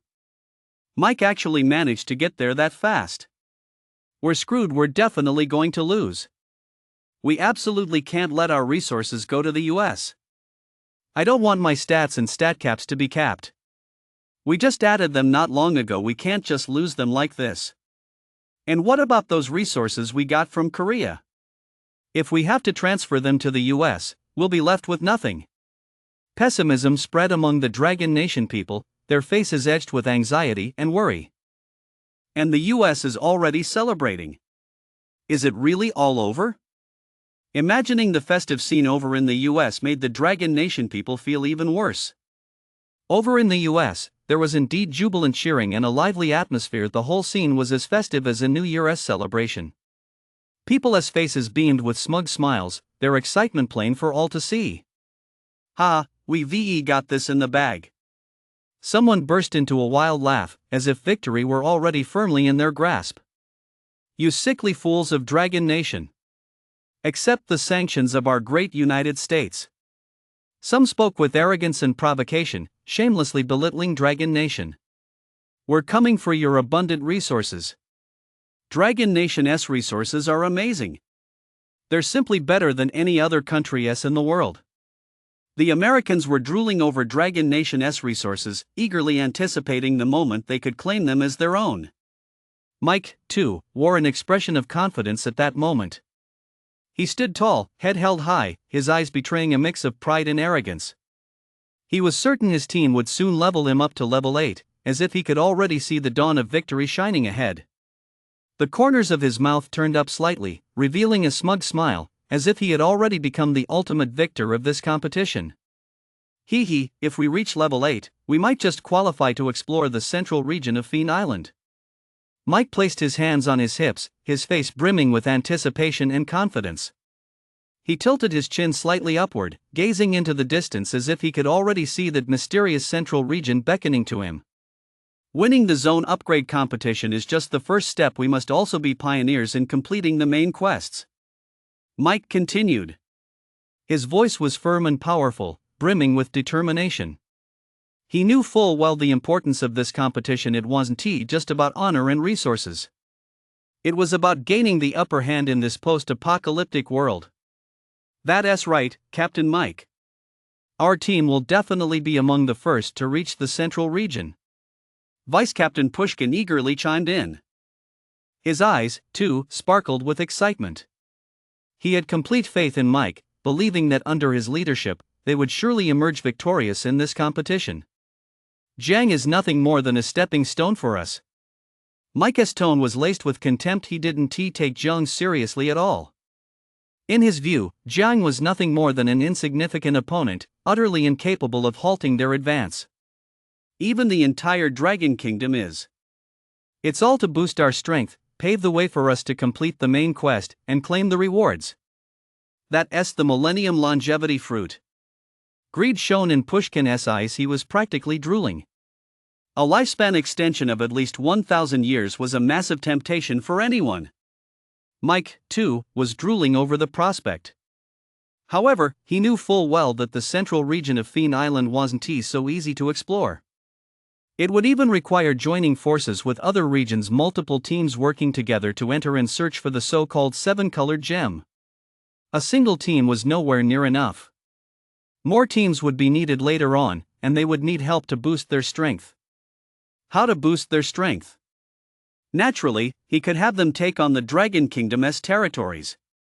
Seize the Dragon Kingdom's resources to grow stronger. That way, success would be much more certain. A faint, contemptuous smile curled at the corners of Mike's mouth. He believed this plan was entirely feasible and brilliant. Absolutely brilliant. Due to defeating a higher-level enemy, the excess experience gained will be retained after you level up. Your maximum attribute cap plus 10. All attributes plus 1. Your reward is doubled as the victor. Your attribute cap plus 20, all attributes plus 20. You have successfully explored the quarry area and earned 20 exploration points.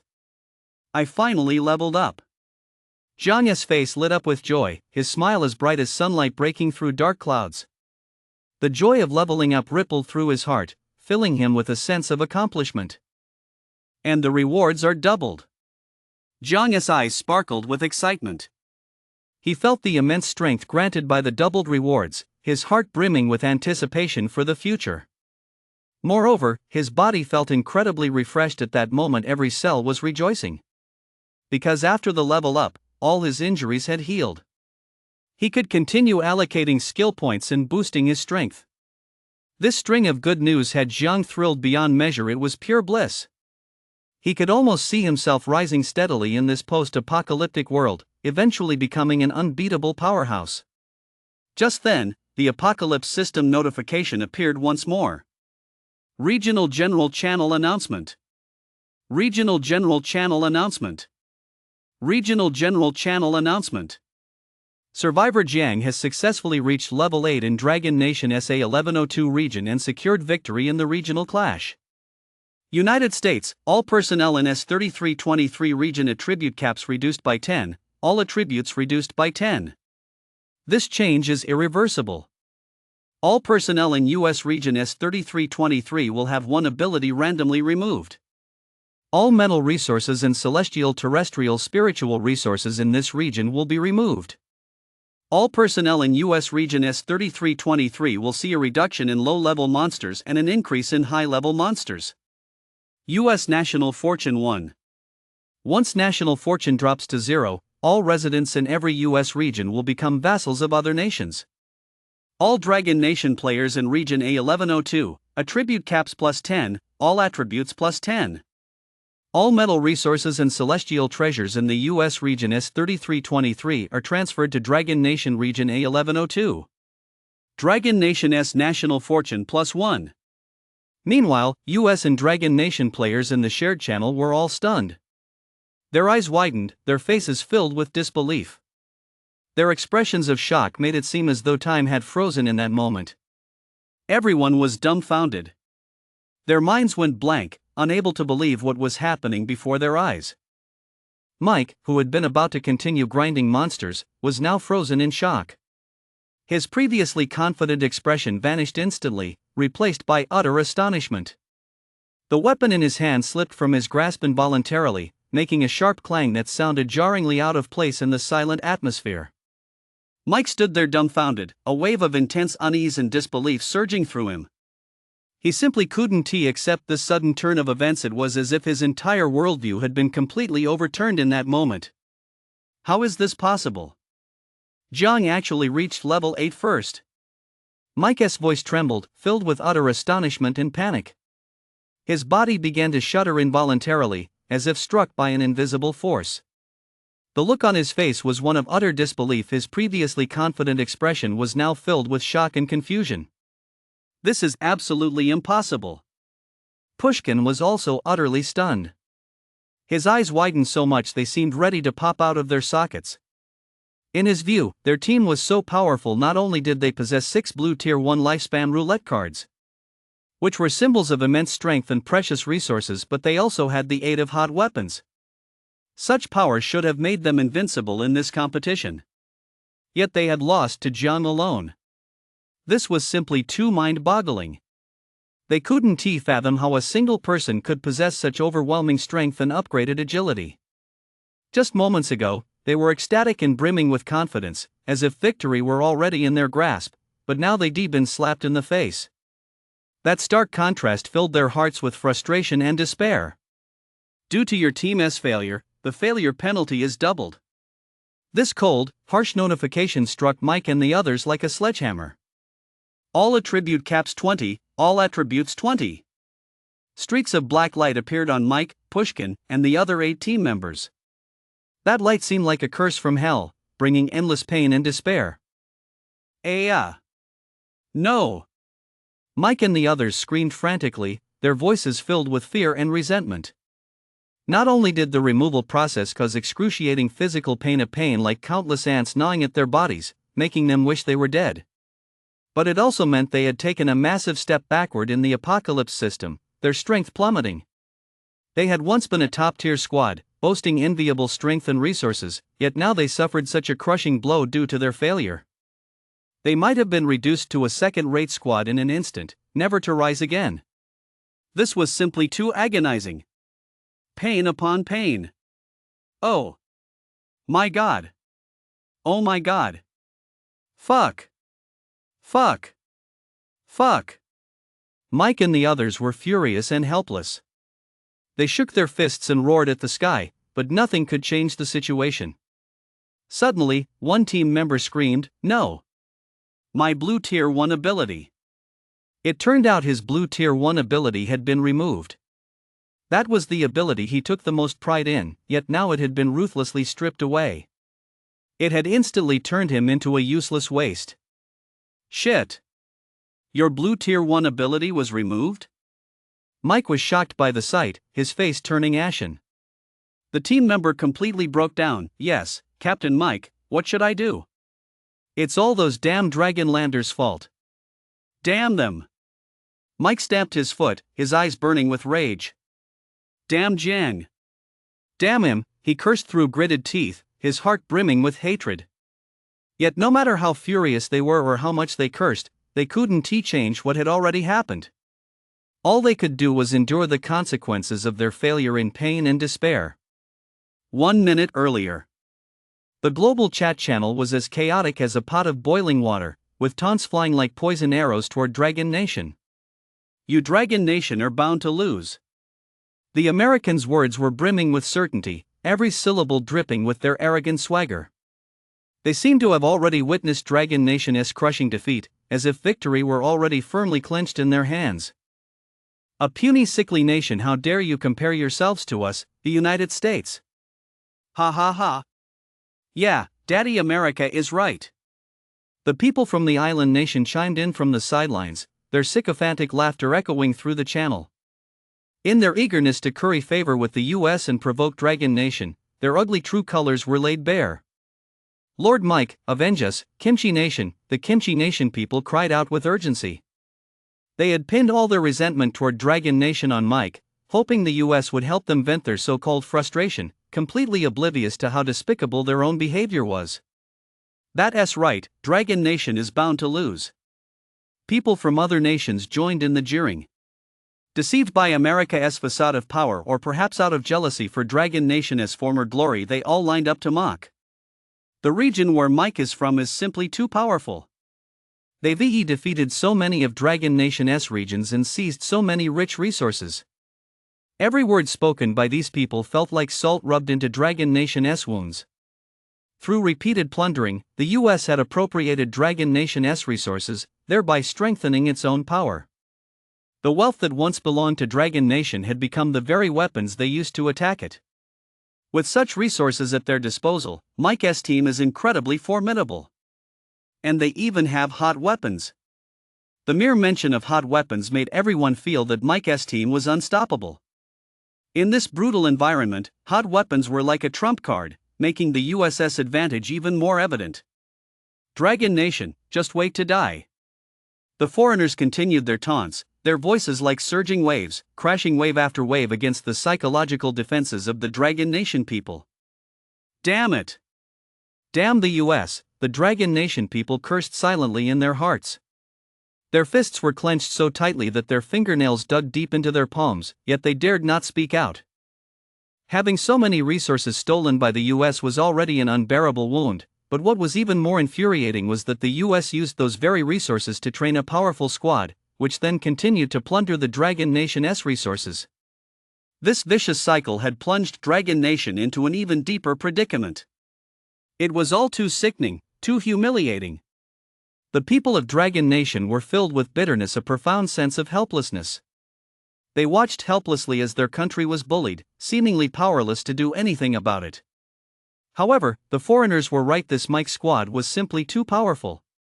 Their strength was like a mountain, crushing them until they could barely breathe. And Jiang was alone. Facing such a formidable opponent, he was bound to lose again. At this thought, the hearts of the people of Dragon Nation felt as if they were being crushed by a massive boulder. The nation's fortune was about to diminish once again. This was not merely a matter of winning or losing a game, but a matter of the entire nation's fate. There might even be a crisis of national extinction, a terrifying prospect. To have to rely on other nations for survival would be unthinkable. After all, the Dragon Nation was a country with a long history. 1,000 years of cultural heritage had instilled an incredibly strong sense of national pride in its people. To rely on other nations would be nothing short of a desecration of the Dragon Nation's history and dignity. It was unthinkable. Yet at that moment, every Dragon Nation citizen's heart was weighed down by an immense heaviness, as if the entire world had turned gray and lifeless. Their mood was like the sea before a storm, oppressive and stifling. As they awaited the final judgment, the agony felt like waiting for dawn in the darkness, yet fearing that dawn would bring an even crueler reality. Ha ha! Lord Mike is about to reach level 8. The Americans were still laughing wildly in the chat channel. They seemed to have already glimpsed the dawn of victory. To the Dragonlanders, that laughter sounded so jarring. Then, in the very next moment, notifications began popping up frantically, like a bolt from the blue, shattering the Americans' sweet dreams. The Americans in Mike's area let out frantic wails. Ouch, ouch, ouch. It hurts so much. Those pitiful screams echoed through the channel, their voices filled with terror and despair. Strange, gray auras began to appear on their bodies, like icy tentacles tightly coiling around them. Wherever the auras touched, it was as if an invisible force was at work. It was directly stripping away their stats and stat caps. The Americans could clearly feel their strength draining away bit by bit. The fear was like the darkness of an abyss, spreading endlessly. And every resource they had plundered from the Dragon Nation along with their own resources was now transforming into a streak of light, vanishing in an instant, taking everything with it. That streak of light was as colorful as a rainbow, yet it was like a sharp blade, slicing through the Americans' hopes.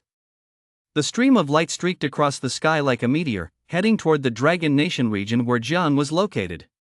It was the return of justice, the compensation the Dragon Nation rightfully deserved. No! Our attribute caps and attributes. Our resources.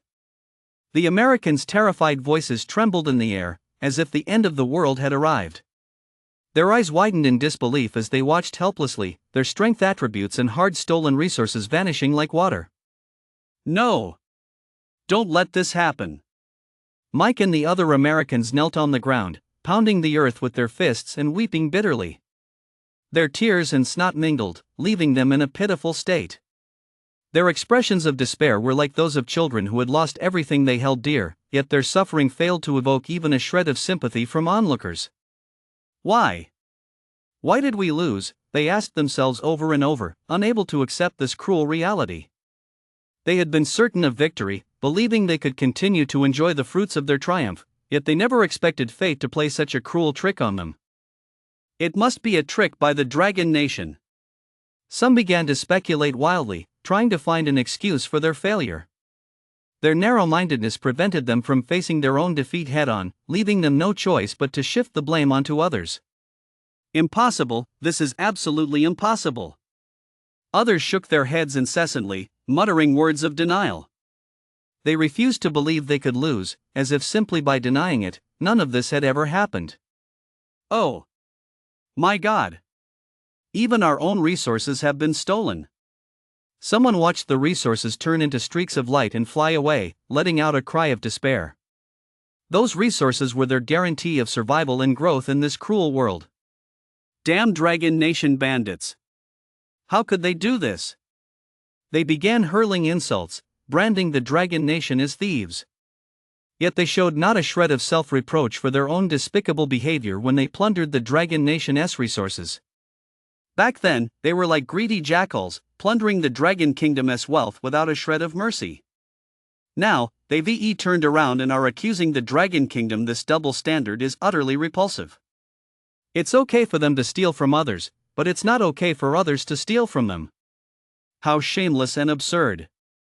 Ha ha ha. We won. The Dragon Nation people of the Jiang region were ecstatic.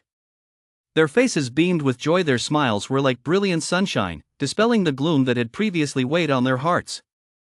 Waves of warm, golden energy surged through their bodies once more, flowing like a gentle stream to every corner of their being. Warm, comfortable, and gentle, it felt just like soaking in a hot spring. Every cell was rejoicing, reveling in the gift brought by this victory. Their strength surged visibly, and the Dragon Nation people could clearly feel themselves growing more powerful. It feels so good, so incredibly good. Some were even moaning with pleasure, their voices filled with satisfaction and contentment.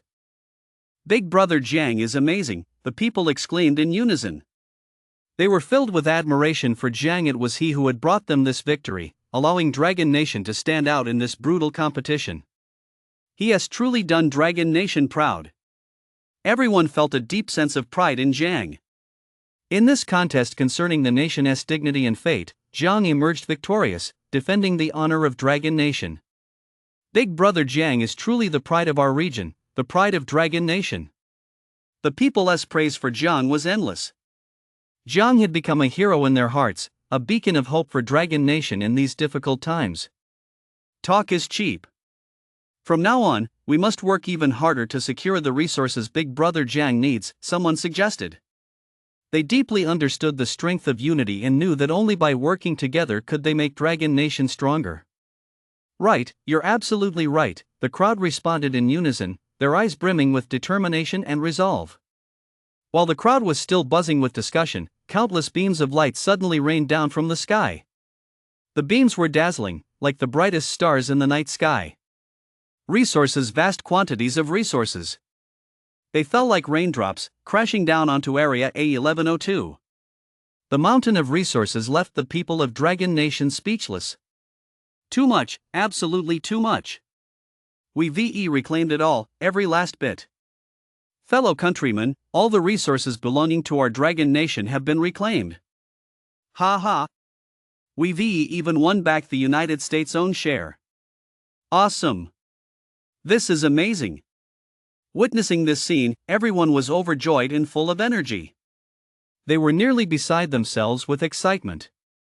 Many Dragon Nation citizens were also mocking them in the regional chat channel. Aren't you Americans supposed to be good at barking? And you claimed you won. You sickly Americans, are you really this weak? What a bunch of losers. 10 of you have all these resources, yet you can't even beat a single person from our country? If I were you, I'd just go and bang my head against a wall until I die. Ha ha ha. Useless USA. Let us see how you yelp now. All the Dragon Nation players were basking in triumph. That sense of pride and exhilaration surged like a raging tide, surging through everyone's chest. Their faces beamed with victorious smiles, and their eyes sparkled with a light that had been suppressed for far too long.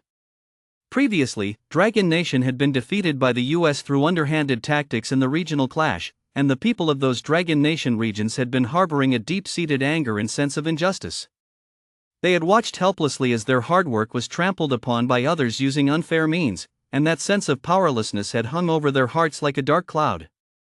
But now, they were absolutely ecstatic. It was like drinking a glass of ice-cold spring water on a sweltering summer day, a sensation that cooled them from the throat right down to their very souls. In the chat channel, they lashed out fiercely at the Americans, returning every mocking and insulting remark they once received with even greater force. Every word was like a sharp sword, piercing the once arrogant Americans. The Dragon Nation's people vented their emotions to their heart's content, transforming all the pain, resentment, and anger they had endured into words that rained down on their enemies like artillery shells. This time, the Dragon Nation had staged a stunning comeback, as if, after groping in the dark for so long, they had finally welcomed the first light of dawn. They proved themselves through sheer strength, forcing the nations that once looked down on them to take notice. This victory was not merely a win on the field, it was a defense of dignity and a steadfast commitment to fairness and justice. They vented all their grievances with unbridled relief. The negative emotions pent up in their hearts burst forth like a flood breaking through a dam, rushing unchecked. Every word, every sentence, carried their emotions. It was both an indictment of their past hardships and a triumphant cheer for their victory. This feeling, it was so liberating. It was as if they had finally been able to cast off a heavy burden they had borne for so long. Their whole being felt incredibly light, as if they could soar freely through the sky. They reveled in the freedom and exhilaration that victory brought. Aha! The Americans were furious. Their faces, flushed red with rage, looked like ripe tomatoes. Veins bulged on their foreheads, like writhing little snakes. Their eyes burned with blazing fury, as if they were about to incinerate everything before them. They lashed out wildly, like enraged beasts, letting out wave after wave of roars. Yet they couldn't even let out a single fart. They nearly choked themselves to death. Because this was a real, genuine, and undeniable defeat at the hands of the Dragon Nation. It was an ironclad fact, like an unshakable mountain looming before them. No matter how unwilling or furious they couldn't change this outcome. Every piece of evidence was irrefutable. Every statistic clearly pointed to their defeat. This outcome could not be denied. It was etched into the history of this competition like a brand. What the? The Japanese were completely dumbfounded at that moment. Their already small eyes widened like copper bells, and their mouths gaped wide enough to fit an egg. Their faces were etched with disbelief, as if they just heard the most absurd thing in the world. Their eyes, which had once been full of scheming, were now nothing but blank. They stood frozen in place, their minds a blank, still struggling to process the shocking news. The US actually lost? Is this for real? They began to doubt their own ears, asking each other over and over, hoping it was just a joke, a false rumor. It wasn't until they were absolutely certain that they were truly stunned. Mike-san actually lost to Jiang. How is that even possible? The Japanese frantically scratched their heads, trying to find a shred of reasonable explanation amid the chaos in their minds, but to no avail. Those despicable Dragon Country people must have resorted to some underhanded tactics. Unable to find a reason, the islanders began to make malicious assumptions, projecting their own dark inner thoughts onto the Dragon Country people. Those twisted expressions and venomous words laid bare their shamelessness. Even the US lost to Jiang? Park from Korea was also frozen in place, as if struck by a petrification spell, unable to move. His expression froze in that instant, a mix of shock, panic, and bewilderment. How could this happen? The others from the land of kimchi also let out cries of shock. Their eyes, which had been filled with anticipation, instantly lost their luster. We were supposed to crush the Dragon Nation and bring about its downfall. Their hearts were filled with resentment. Their once perfect plan had vanished into thin air at that very moment. They had fantasized that after the Dragon Nation's collapse, they would reap enormous benefits and claim some of its possessions as their own. Everyone in Kimchi Nation was utterly shocked. Their plan had been so insidious. Once Dragon Nation was destroyed, they would inherit everything it possessed, and the culture they had stolen from Dragon Nation could officially become their own. That was truly a cause for immense joy. They had sought to erase the original roots of that culture, claiming it as their own to satisfy their ridiculous ethnic vanity. Yet now, the unexpected variable of Jiang had emerged, shattering all their dreams and plunging them back into despair and panic. Damn it, but we won't give up, the people of Kimchi Nation said through gritted teeth, their expressions as if they were about to crush their own teeth. Their faces were twisted with malice, their eyes flashing with cunning and greed, like a pack of wolves stalking their prey in the darkness, a sight that sent chills down one's spine. After all, in their view, the Dragon Nation had only one powerful region, and with each battle, the nation's fortune would rise or fall by just 1 point. This rule shone in their hearts like a glimmer of hope in the darkness. All manner of schemes and plots began to form in their minds. What if? The corners of their mouths curled slightly upward, revealing a repulsive grin. Ha ha ha. That laughter was filled with malice, as if it were a curse echoing from the depths of hell. The United States and Japan had also realized this. Their eyes met, and they understood each other without words. In that instant, they made a silent resolution. A flash of ruthlessness crossed their faces, like a sky darkened by storm clouds before a tempest. A new conspiracy against the Dragon Nation was quietly brewing. They were like 3 venomous snakes, preparing to spit their deadly venom at the Dragon Nation once more, scheming to drag it back into the abyss of darkness. Meanwhile, Jiang was also checking his loot. It was an absolute bonanza. Not only had the caps for all 7 attributes increased by 30 points, but through attribute allocation, all 7 attributes had also risen by another 30 points. Notice, your exploration points have reached 70, Elite Explorer title upgraded to Elite Explorer. All attribute caps plus 10. Notice, you have defeated the level 10 Elite Monster, Elite Dog-Headed Orc, which dropped a great Elite Lifespan Roulette. Ha ha ha. This is absolutely amazing. Jiang was overjoyed. A radiant smile spread across his face. Not only did he gain double the attribute caps and attribute boosts from the victory, but he also gained a level up and an additional attribute cap. A title upgrade, plus a cap increase. This was a complete surprise, a double blessing. It was like discovering a hidden compartment in a treasure chest already brimming with riches, filled with even more precious treasures. The title upgrade felt like a symbol of honor. And the accompanying attribute cap increase was the tangible reward that came with that honor. Jiang was over the moon. His heart felt like a raging sea, with waves of joy crashing against his soul one after another. This surge was nothing short of a massive power boost. Allocate points. Give me points. Jiang shouted excitedly, his voice filled with urgency and longing. Allocating points is what truly increases one's strength. Immediately, Jiang poured all his remaining attribute points into his stats. A determined gleam shone in his eyes with every point allocated. It felt as though he were forging a stronger version of himself. He was completely focused, as if performing a sacred ritual. Soon, the allocation was complete. Waves of warmth surged through him. He could clearly feel that powerful strength surging within him, like a volcano on the verge of eruption, containing earth-shattering energy. This leap in power filled him with even greater confidence and anticipation for the future. He checked his status window.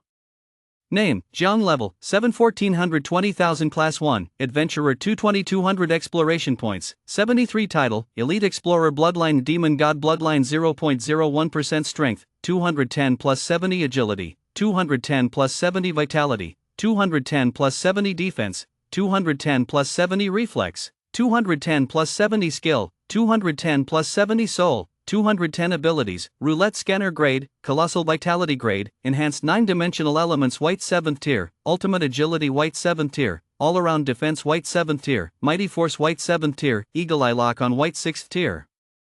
Killing Technique White 6th Tier, Instant Reflex White 6th Tier, Blade Chi 6th Layer White 7th Tier, Soul Sensing White 6th Tier, Sixth Senses Clarity White 6th Tier, Intermediate Resilience White 6th Tier, Drop Rate Increase White 6th Tier, Equipment, Scouting Goggles Green 3rd Tier Fused to Eyes, Soul Guarding Bracelet Green Level 1 Fused to Left Arm, Armor Piercing Bow Green Level 1 Fused to Left Palm, Dark Blade Green Level 1 fused to right arm, Space Ring grade. 2. Golden Mask Green Level 1 fused to forehead, Greatsword grade, Bodyguard Doll grade, Adventurer S6 piece set 5/5 white tier 7, Mana Necklace grade only displays items currently equipped. Talents Fountain of Magic Black Iron, Necromantic Secrets Silver Combat Skills, Gale Step Black Iron, Blink Black Iron, Spells, Infinite Firepower Silver, Invisibility Black Iron Combat Rank, Silver Tier 1, Beginner Lifespan, Infinite Awesome. This is absolutely amazing. Jiang couldn't help but praise. His voice trembled slightly with excitement, and his eyes sparkled with awe. Every word seemed like a note leaping from the depths of his heart, playing a melody woven from victory and surprise. His expression was that of an explorer who had discovered a priceless treasure in a deep cave, his heart brimming with uncontrollable elation. But it wasn't over yet. There was still the Great Elite Lifespan roulette to draw. He was like a lucky soul standing before a mysterious treasure trove, knowing that even more surprises awaited him.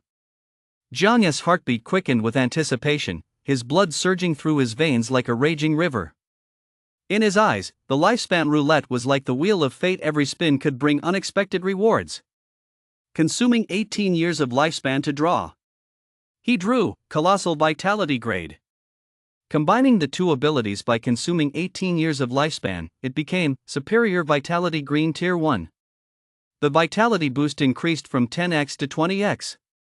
It actually increased by 10x, this was simply a staggering figure. Jiang could clearly feel his body undergoing a complete transformation. His vitality surged. At this moment, Jiang's body was like a sturdy fortress or a powerful war machine, ready at any moment to face new battles and display unparalleled strength. Is this the amplification of a green ability? Jiang couldn't help but be utterly stunned inside. This boost is simply terrifying. A tenfold increase. Every level up represents a complete qualitative transformation. It's equivalent to the total increase from before. Each leap in level feels like crossing a chasm separating different worlds. From ordinary to exceptional, from exceptional to extraordinary, every step feels like shattering a layer of shackles that bind strength. This qualitative leap was like the Big Bang, unleashing boundless energy and possibilities. It revealed to Jiang the infinite potential and allure of strength enhancement, leaving him utterly captivated. This only deepened Jiang's desire to elevate all his other abilities to the green tier. This craving was like a ferocious beast, roaring wildly in the depths of his soul, driving Jiang to pursue it by any means necessary. Each ability was like a raw gemstone waiting to be carved, and the green tier was the magical craftsmanship that would allow them to radiate unparalleled brilliance. He could almost see himself surrounded by green light, invincible with all his abilities at this level. It was a vision that made his blood boil and left him utterly captivated. Beyond that, what kind of boost would a blue ability provide? And as for even higher tier abilities, that was simply beyond imagination. Perhaps flying through the skies, traversing the earth, and achieving physical invincibility were all within reach. And with all this, Jiang possessed infinite lifespan. As long as he continued to obtain lifespan roulette and kept drawing, it would be enough. Meanwhile, inside the dog-headed orc fortress, the Houndkin chieftain had already sensed the death of his minions. A crystal orb in his hand shattered. This was the very soul essence of his elite Houndkin minions. Once shattered, it signified the death of his elite Houndkin minions.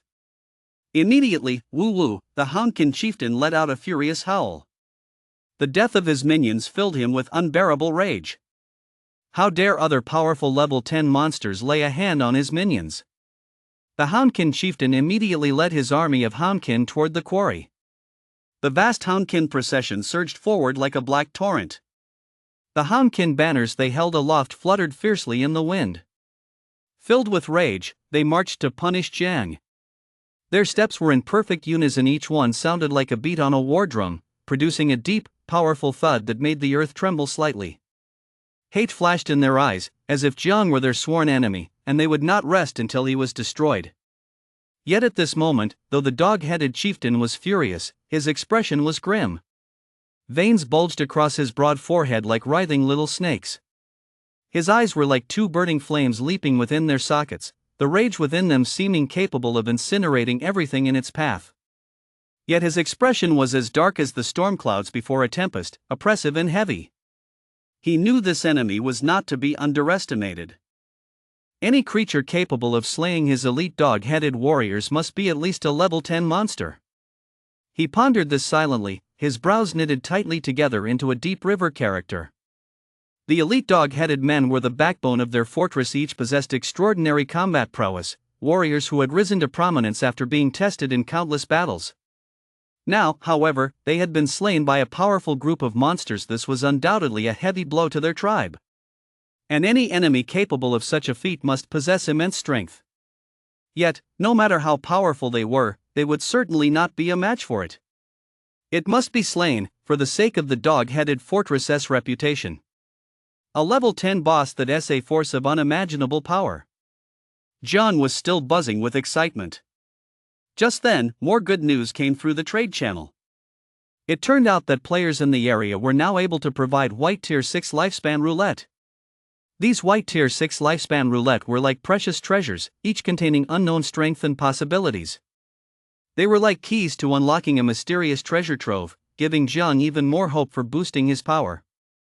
At the same time, the players in the area traded these lifespan roulette to Jiang. This was undoubtedly a massive surprise. Those lifespan roulette shone with a unique glow in the trade channel, as if beckoning to Jiang, summoning him to explore their mysteries.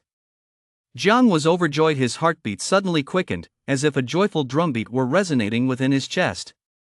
A flood of joy surged through him, instantly overwhelming him. The corners of his mouth turned upward into a radiant smile, a smile brimming with anticipation for his future growth. Then, looking at the lifespan roulette in the trade channel, Jiang didn't even know where to start. These lifespan roulette items were like a pile of glittering gifts, each one filled with temptation. His gaze wandered among them, his heart torn with indecision, as if he were a child facing countless treasures, unsure which one to choose first. But of course, he had to boost his power. In no time, he spent 300 years of lifespan to open all the white 6th tier chests, upgrading every white 6th tier ability to white 7th tier. The boost went from 7 times to 8 times.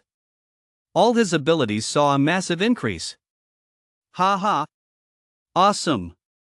This was absolutely amazing. Jiang felt incredibly satisfied. In the large region chat channel, the atmosphere was as tense as a bowstring about to snap. Every word felt like a spark igniting in that charged air. We absolutely cannot let this slide. The Americans were seething with rage. Their voices sounded as if squeezed through clenched teeth, brimming with endless hatred. Their faces flushed crimson with fury, veins bulging on their foreheads like angry little snakes writhing beneath the skin. Fiery rage burned in their eyes, flames that seemed poised to consume the entire channel. Every American was like a barrel of gunpowder ready to ignite. The slightest spark would send them into a full-blown explosion. "Mike-san, it seems you lot are having some trouble," said a Japanese man named Yutaro. His voice carried a unique intonation that stood out somewhat against the backdrop of this furious atmosphere. His words appeared to be a question, yet they carried a subtle hint of arrogance. Yutaro's lips curled slightly into a faint, almost imperceptible smile, his eyes glinting with cunning, like a fox sizing up its prey's vulnerabilities.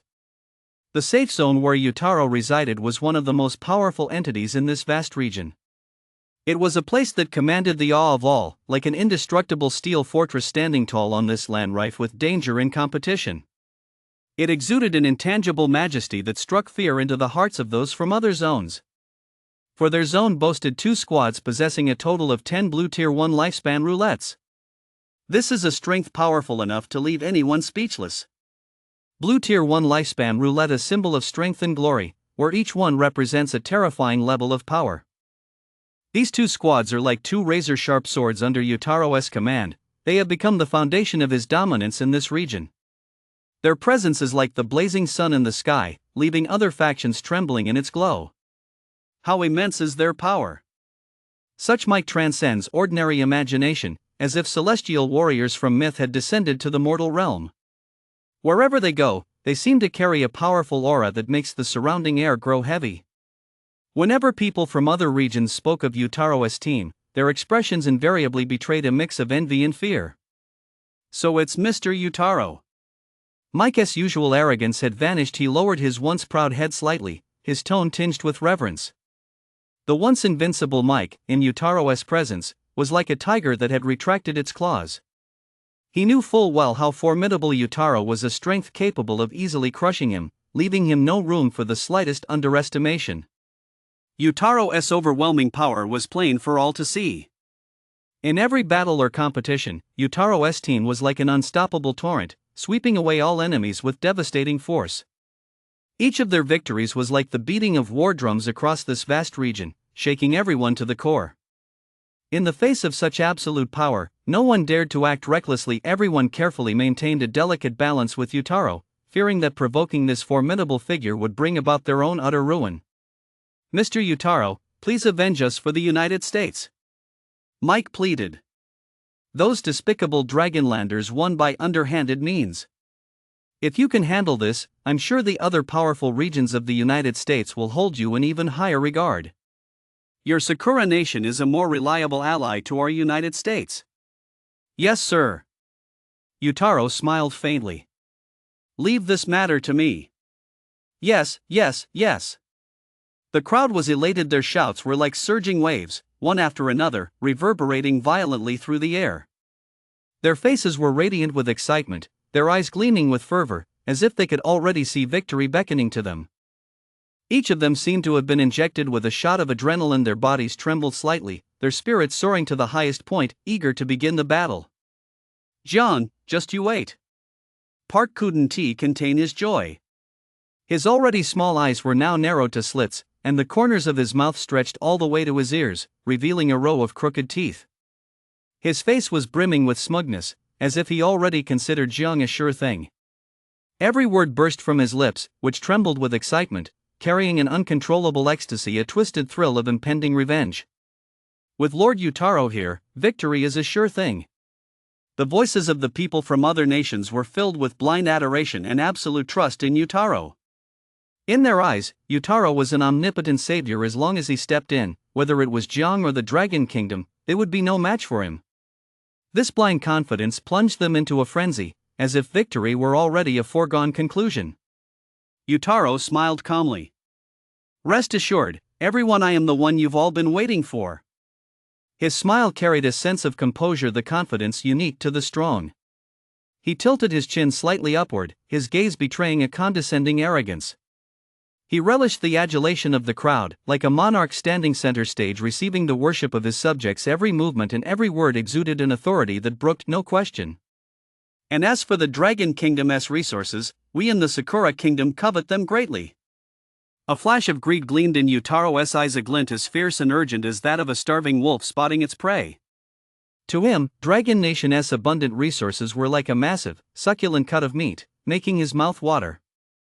His words made no attempt to hide his craving for Dragon Nation's resources, as if they were rightfully meant for Sakura Nation. "If the Dragon Kingdom's fortune should crumble, I hope to make it a vassal state of my Sakura Kingdom." His tone was brimming with ambition, arrogance, desire to rule another nation. Every word was like a sharp dagger, piercing the Dragon Kingdom's dignity. He fantasized about Dragon Nation under their control, at their beck and call, reduced to a mere appendage of Sakura Nation, providing an endless stream of wealth and resources. This is the dream Sakura Nation has longed for. His gaze grew distant, as if he had already envisioned Dragon Nation bowing at their feet.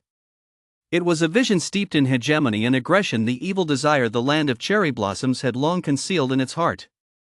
For the sake of this so-called dream, they were willing to pay any price, preparing to launch a brutal assault on Dragon Nation's territory in a desperate attempt to realize their sinister ambitions.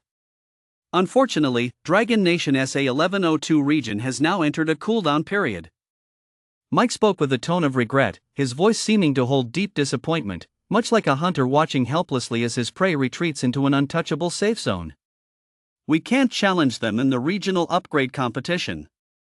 As he spoke, he shook his head in resignation, silently mulling over other possible solutions, though he had no clear ideas at the moment.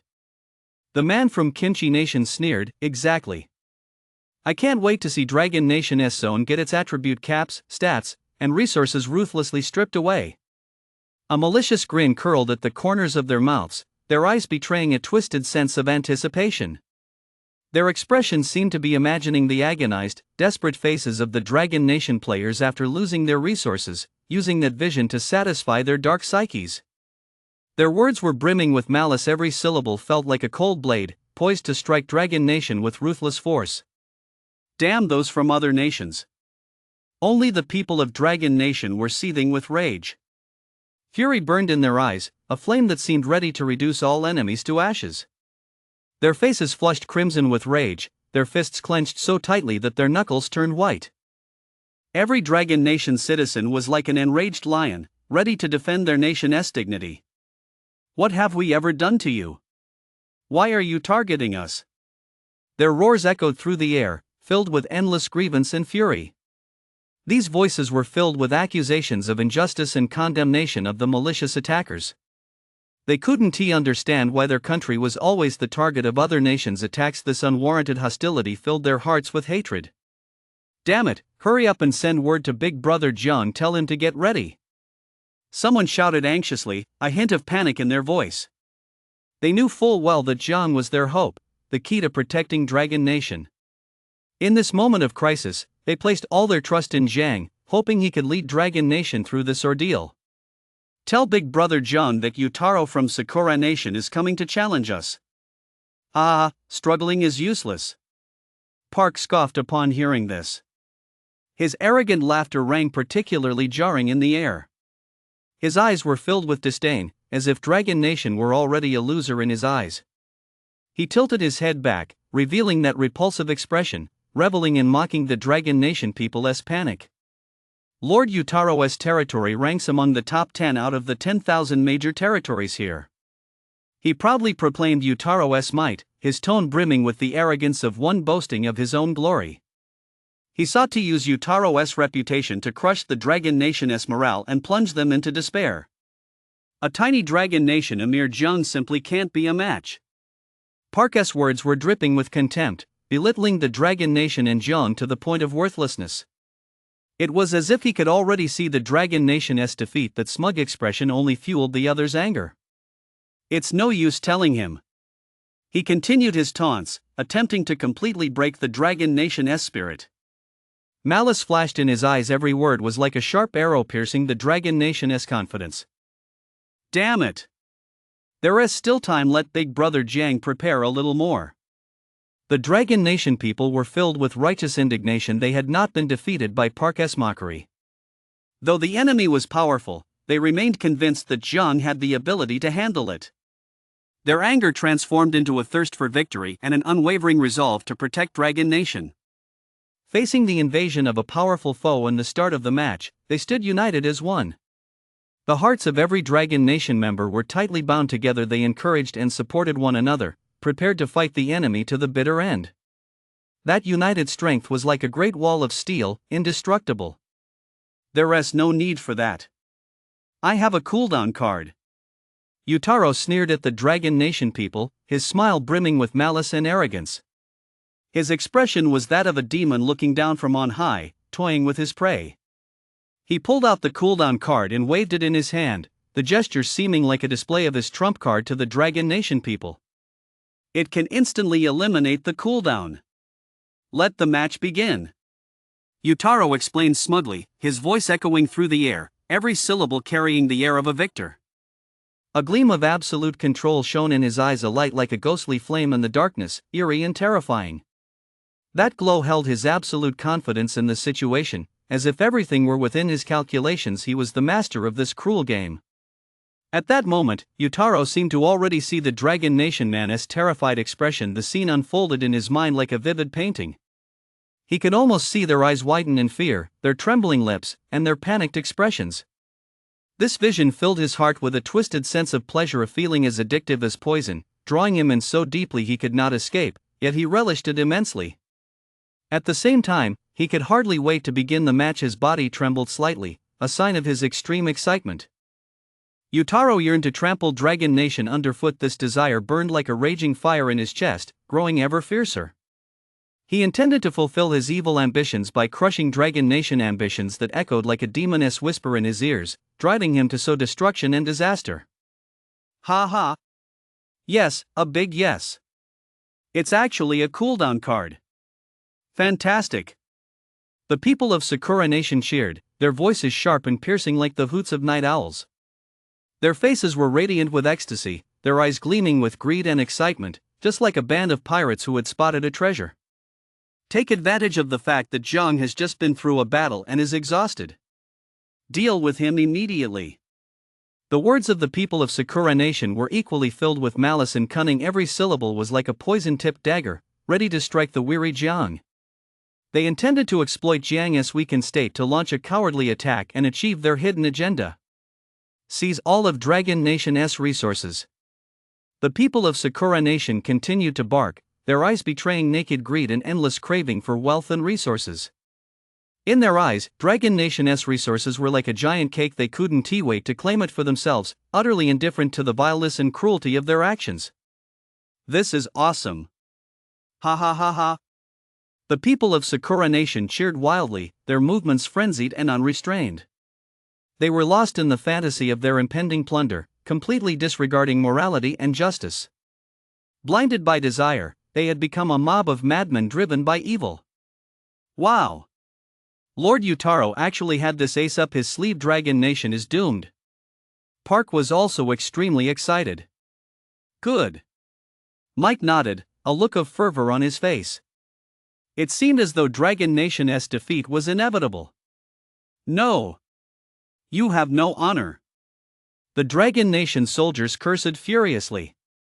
Their angry roars seemed to pierce the heavens. Every word carried boundless indignation, like surging waves crashing violently against the dam of morality. Their eyes were bloodshot with rage, glowing crimson, as if burning flames were dancing within their sockets. To take advantage of someone's weakness and try to take their life. You can't do this. Their voices were choked with tears, yet they carried a stubborn refusal to yield. It was a yearning for justice, a stern condemnation of such despicable acts. Every word was like a sharp blade, attempting to sever the enemy's evil intentions. Damn you! You are vile and shameless. Must you drive our Dragon Nation into despair?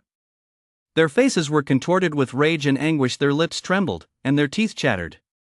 The fury in their hearts was like a volcano on the verge of eruption, ready to explode at any moment. One by one, the people of the Dragon Kingdom had red, swollen eyes, on the verge of tears. Tears welled up in those swollen eyes, tears of grievance, a lament against an unjust fate.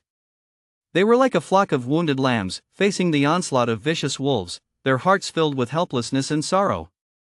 Some had already shed tears of anguish. Those tears slid down their cheeks and fell to the ground, as if the very soil of Dragon Nation were weeping for its people. Every single tear carried their pain, anger, and resentment. They had finally found a glimmer of hope in Jiang, but now the despicable land of cherry blossoms was about to shatter that last hope. They felt as though, after groping in the darkness for so long, they had just caught a glimpse of dawn, only to be ruthlessly dragged back into the abyss of darkness. It was a profound despair, like a cold knife piercing the heart of every Dragon Nation citizen. Must the Dragon Nation be destroyed? They screamed inwardly, their hatred for the enemy burning like a wildfire, growing ever fiercer. Those despicable foreigners. The words were ground out between their teeth, brimming with loathing and hatred. Can't we just have a fair match? A Dragon Nation citizen demanded. The cry echoed through the air, carrying a faint plea for justice. Their eyes betrayed a longing for fair competition, hoping the enemy might possess even a shred of conscience. Even in a fair match, if Jiang lost, they would accept it. They possessed their own pride and accepted victory or defeat with equanimity. As long as the contest was fair, they would accept defeat without complaint. After all, if one's skills were inferior, there was nothing to say if one lost the match. This magnanimity revealed the noble character inherent in the people of Dragon Nation. But now, the team from Sakura Nation, clearly so powerful, was still resorting to underhanded tactics to attack Dragon Nation's hope. Their tone was filled with contempt for such injustice and disdain for the enemy's despicable tactics.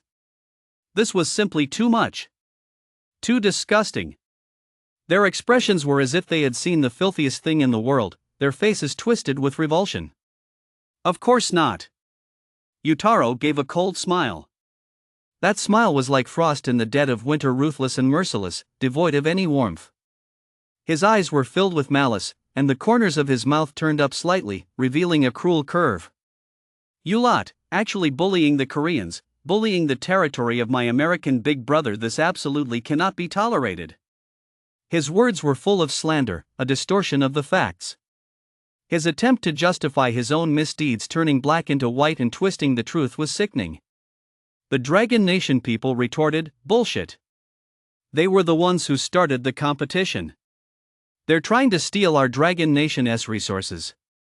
Their rebuttal rang out as loud as thunder, a defense of the truth. They faced Utaro's slander without fear, countering the enemy's lies with facts. Then why hasn't Dragon Nation been plundered? Utaro shook his head, his tone malicious. His expression was that of a scoundrel, twisting logic to confuse the issue. His eyes betrayed arrogance and contempt, as if the people of Dragonland were mere targets to be bullied at will. You have a large population and vast territories. What's the harm in taking a little? His words were steeped in discrimination against Dragonland, treating its prosperity as a justification for wanton plunder. This bandit logic was infuriating. Don't you have any faults of your own? Utaro continued to quibble, attempting to shift the blame onto the Dragonese to justify his own acts of aggression. You can't see your own faults at all, yet you slander others. You Dragonese really aren't up to much. You're only fit to be vassals of our Sakura nation. Utaro sneered once more. Every word was like a thorn, piercing the hearts of the Dragon Nation people. His arrogant words laid bare his true ambitions. This Utaro sought to trample the Dragon Nation underfoot and reduce it to a vassal of the Cherry Blossom Nation. Such hegemonic thinking was utterly evil and repugnant. At that moment, Utaro sneered coldly, activated his cooldown card, and then launched a regional upgrade competition against Dragon Nation SA1102 zone. Notice, regional upgrade competition initiated. Sakura Nation SX2441 zone has launched a regional upgrade competition against Dragon Nation SA1102 zone. Notice, for the losing side, all personnel in the region will have their attribute caps reduced by 10 and all attributes reduced by 10 irreversibly. The apocalypse system alert sounded once more. One ability will be randomly reduced. All mental resources and celestial, terrestrial, spiritual resources in this region will be removed. Low-level monsters in this region will decrease, while high-level monsters will increase. Additionally, the nation's national fortune will decrease by 1. Once national fortune drops to 0, all residents of this nation's regions will become vassals of other nations. For the winning region, all residents will have their attribute caps increased by 10 and all attributes boosted by 10. The losing side's metal resources and celestial terrestrial treasures will be transferred entirely to the winning side. Note, each region must send a 10-person team to Fiend Island. The team member who first reaches level 9 will secure victory in the regional competition. An additional team may also be dispatched to Fiend Island, but each member of the second team must consume 30 years of lifespan. Note, Region X2441 of Sakura Nation and Region A1102 of Dragon Nation have gained an additional shared chat channel. Jiang froze for a moment, his expression resembling a small boat drifting peacefully on a calm lake that had suddenly encountered an unexpected storm, leaving him somewhat at a loss. His brows furrowed slightly, a hint of confusion flashing in his eyes as his thoughts, previously immersed in the joy of his harvest, were abruptly interrupted by this sudden turn of events. He was still sorting through his loot at that moment. These were the bountiful rewards of a thrilling battle. Each item felt like a precious gem, carefully cradled in the palm of his hand. These gains were earned through blood and sweat, representing his growth and progress. Leveling up each ascent felt like scaling a steep mountain peak, and he had successfully reached a new height. It was not merely a change in numbers, but a symbol of true strength, signifying that he had unlocked more of his potential and stood on a new tier of power. Attribute boosts felt like infusing his body with a mysterious and powerful energy. The enhancement of attributes like strength, agility, and intelligence made him feel as though he had transformed into a more precise and formidable combat machine. Every slight increase in his attributes was changing him, allowing him to handle battles with greater ease. Ability upgrades are like adding several razor-sharp swords to his arsenal. Some of these abilities allow him to launch surprise attacks on enemies during battle, while others protect him at critical moments. They are his secret weapons for facing various dangers, giving him a greater chance of survival in this challenging world. In addition, his equipment can also be upgraded. It's as if he is donning a layer of even sturdier, more magnificent armor for this powerful fighting machine. Equipment upgrades give him greater confidence when facing enemies. Each piece of gear contains unique strength that complements his own abilities. At this moment, he has upgraded all 7 pieces of the Adventurer's set to grade. Under his meticulous refinement, the 7-piece set radiates a dazzling glow, as if forged from the stars themselves. They are no longer ordinary gear, but artifacts representing top-tier craftsmanship and immense strength. The total bonus has reached 90 points. This number flashes through his mind like a thunderous bolt of lightning. Such high bonuses caused his strength to skyrocket like a rocket. Every bonus point was like a drop of fuel, igniting the flame of his strength and making it burn even more fiercely. His power had surged once again. He could clearly feel the surging strength within his body, as if it were about to break free from its constraints. This surge in power filled him with anticipation for the future. He could almost see himself dominating this world, invincible. But then, unexpectedly, the match began again. Jiang was filled with surprise. He had thought he would have some time to rest and consolidate his strength, but this sudden match notification had shattered his plans. He looked around in bewilderment, searching for answers. What's going on? He wondered to himself, his mind racing through all the possibilities. Was there a glitch in the apocalypse system, or was there some other reason? This uncertainty made him feel uneasy. Isn't there supposed to be a cooldown? He frowned, a sense of foreboding welling up inside him. The cooldown was supposed to be his protective shield, giving him time to recover and prepare. Now that shield seemed to have been shattered, and he had to face a new challenge, one that might be even tougher than before. When Jiang looked back at the chat channel, he finally discovered the truth. It turned out that Yutaro had used a cooldown card. He had completely eliminated the match's cooldown. Then he declared war on the Dragon Nation region. Declared war on him personally. And on top of that, he was teaming up with other nations in the channel to viciously insult the Dragon Nation. It was absolutely disgusting. Our Lord Yutaro has already reached level 831,000 50,000 XP. Let us see how you Dragon Nation can win. Ha, little Jiang, you've only just reached level 8. And we've got 2 teams of 10 players each with blue tier 1 lifespan roulette. The people of Sakura Nation were going wild with mockery in the general chat. The Dragon Nation players were furious. Damn it. You despicable, vile, shameless Sakura Nation scum. To resort to such underhanded tactics. Jiang's heart skipped a beat. This Yutaro seems to be no ordinary player. His level is actually this high. He has reached level 831,000 50,000. But as long as I wipe out all the dog-headed men in the dog-headed men's fortress, reaching level 9 will be a piece of cake. These Sakura Nation players are practically asking for death. Just then, he felt the ground tremble. Looking into the distance, he saw a massive horde of dog-headed men advancing. So the dog-headed men from the dog-headed men's fortress have spotted me. Jiang's heart skipped a beat. But, bring it on.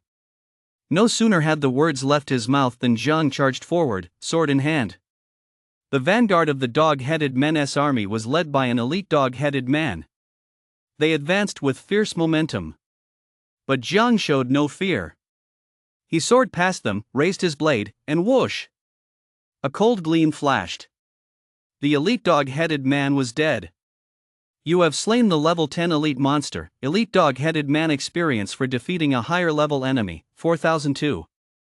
Gold plus 10,000, Jiang's level instantly rose to 819,000 50,000. Then, Jiang's figure flickered, his agility was lightning fast, like a phantom slicing through the air. His movements were ghostly and elusive. In that instant, he seemed to blend into his surroundings, yet also transcended this world, becoming an invincible presence. He then swiftly slaughtered all the ordinary dog-headed men nearby.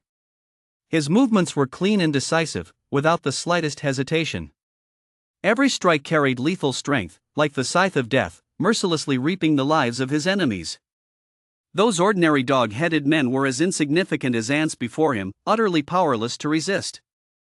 Not a single one could stand against him. His power was staggering, and his might was terrifying. On this battlefield, he was like an invincible war god, unstoppable in his path. No enemy could withstand his attacks, no enemy could survive in his presence. His presence was like an insurmountable mountain, striking fear into the hearts of all his foes. You have killed a level 10 common dog-headed orc. Experience for defeating a higher level enemy, 1002. Gold plus 3000, you have killed a level 10 common dog-headed orc. Experience for defeating a higher level enemy, 1002. Gold plus 3000, you have killed a level 10 common dog-headed orc. Experience for defeating a higher level monster, 1002. Gold plus 3000. A brilliant golden light erupted from Jiang's body, dazzling and radiant, as blinding as the midday sun. The golden glow emanated from his body, enveloping him like a layer of sacred armor. Every ray of light contained immense strength, as if proclaiming his majesty to the world. The experience bar skyrocketed. It shot upward like an arrow leaving the bowstring. The numbers flickered constantly, like joyful notes playing a symphony of victory. Each tick represented a rise in Jiang's power. Every change in the numbers brought him one step closer to greatness. In the blink of an eye, the entire dog-headed vanguard army was wiped out. The scene was like a sudden catastrophe, leaving everyone in shock. Before the dog-headed creatures could even react, they were instantly obliterated by Jiang's overwhelming might. Their lives came to an abrupt end in that moment, as if they had never existed. All that remained was a field of severed limbs and scattered remains, along with a mist of blood swirling through the air. The scene was harrowing. The severed limbs and remains lay scattered on the ground, like flowers ravaged by a storm. The mist of blood filled the air, carrying a pungent, metallic stench, as if narrating the brutality of this battle. "What is going on?" the dog-headed leader exclaimed in shock. His eyes widened, filled with astonishment and fear. He couldn't believe what he was seeing. His vanguard had been wiped out in an instant. This strength was simply too overwhelming. A deep sense of helplessness welled up within him, as if he were facing an invincible enemy. And to make matters worse, the person standing before him was merely a weak level 8 human. This fact made it even harder for him to accept. In his understanding, a level 8 human should be a weak creature, yet the person before him had displayed such terrifying power. Meanwhile, Jiang's experience points had skyrocketed to 40,000 in the blink of an eye. That number was like a tempting treasure, filling Jiang's heart with joy. Every single point of experience was the fruit of his labor, proof of his battles. Just 10,000 more and he could level up. With this goal within arm's reach, he was brimming with motivation. Awesome! Absolutely awesome! Jiang was in a killing frenzy. That excitement and thrill made his blood boil, and a mad gleam shone in his eyes. With a roar, he charged forward. His voice boomed like thunder, radiating fearless courage and determination. The Sakura nation had just landed on Fiend Island. Their figures appeared along the island's coastline, filled with a mix of tension and anticipation. The cooldown card Yutaro used had a special effect. That cooldown card was like a magical key, unlocking the door to victory for them. By landing directly on Fiend Island, they could start slaying monsters immediately, without any waiting period. This special effect gave them a decisive advantage, as if the gods of fate were smiling upon them. Their hearts brimmed with confidence as they prepared to prove themselves on Fiend Island. Dragon Nation's first team is ready. Members, Jiang. Cherry Blossom Nation's first team is ready. Members, Yutaro, Yumekakawa Cool and 10 others. Cherry Blossom Nation's second team is ready. Members, Kojiro and 10 others. Kill. Kill. Kill. Level up. Level up. Level up, the people of Sakura Nation shouted. Their voices were like surging waves, filled with fervor and greed. Every word was like a sharp blade, carrying boundless killing intent. A mad flame burned in their eyes, an intense thirst for victory and an endless greed for power and wealth. We, the Cherry Blossom Nation, will surely triumph. This cry echoed through the air like a battle horn. Confident smiles spread across their faces, as if victory were already within their grasp. They firmly believed their nation was invincible, unbeatable. This blind confidence made them even more frenzied, even more reckless. While the Dragon Nation is down, we'll finish it off. Their words were filled with malice and cunning. They were like a pack of hungry wolves who had spotted wounded prey, eager to pounce and tear it apart. They intended to exploit the Dragon Nation's predicament, deal it a crushing blow, and seize its resources and wealth. Yes. Once we turn Dragon Nation into a vassal state of Sakura Nation, I want 100 flower girls. A Sakura Nation man flashed an evil grin, his words dripping with insult and desecration toward the women of Dragon Nation. A wicked gleam shone in his eyes, as if he had already envisioned himself running rampant in Dragon Nation. 10,000 would be fine. Ha ha ha. Another Sakura Nation man chimed in, his laughter brimming with shamelessness and depravity. Their hearts were filled with evil desires, treating the people of Dragon Nation as their playthings, with complete disregard for others' dignity and rights. Head to the central region of Fiend Island immediately. Don't give that brat Jiang a single chance. Yutaro said coldly. His voice was as icy as frost, sending a chill down one's spine. His eyes betrayed a ruthless determination. He knew time was of the essence and they had to act quickly. He intended to deliver a fatal blow to Jiang before he was ready, thereby fulfilling his own ambitions. You have defeated a level 10 elite monster, elite dog-headed man experience for defeating a higher level enemy, 4002. Gold plus 10,000, you have reached level 9. Over on Jiang's side, he had just slain another elite dog-headed man. Ha ha. I've leveled up. Jiang was overjoyed. I've won the match outright. Your rewards are doubled as the victor. Your attribute caps plus 20, all attributes plus 20. Waves of golden light surged over Jiang, resembling a dazzling starry sky, mysterious and magnificent. Each ray seemed to contain boundless strength, dancing joyfully around Jiang's body like spirited elves. The golden radiance illuminated the surrounding space, making Jiang appear like a deity descended to the mortal realm, exuding an aura of awe-inspiring majesty.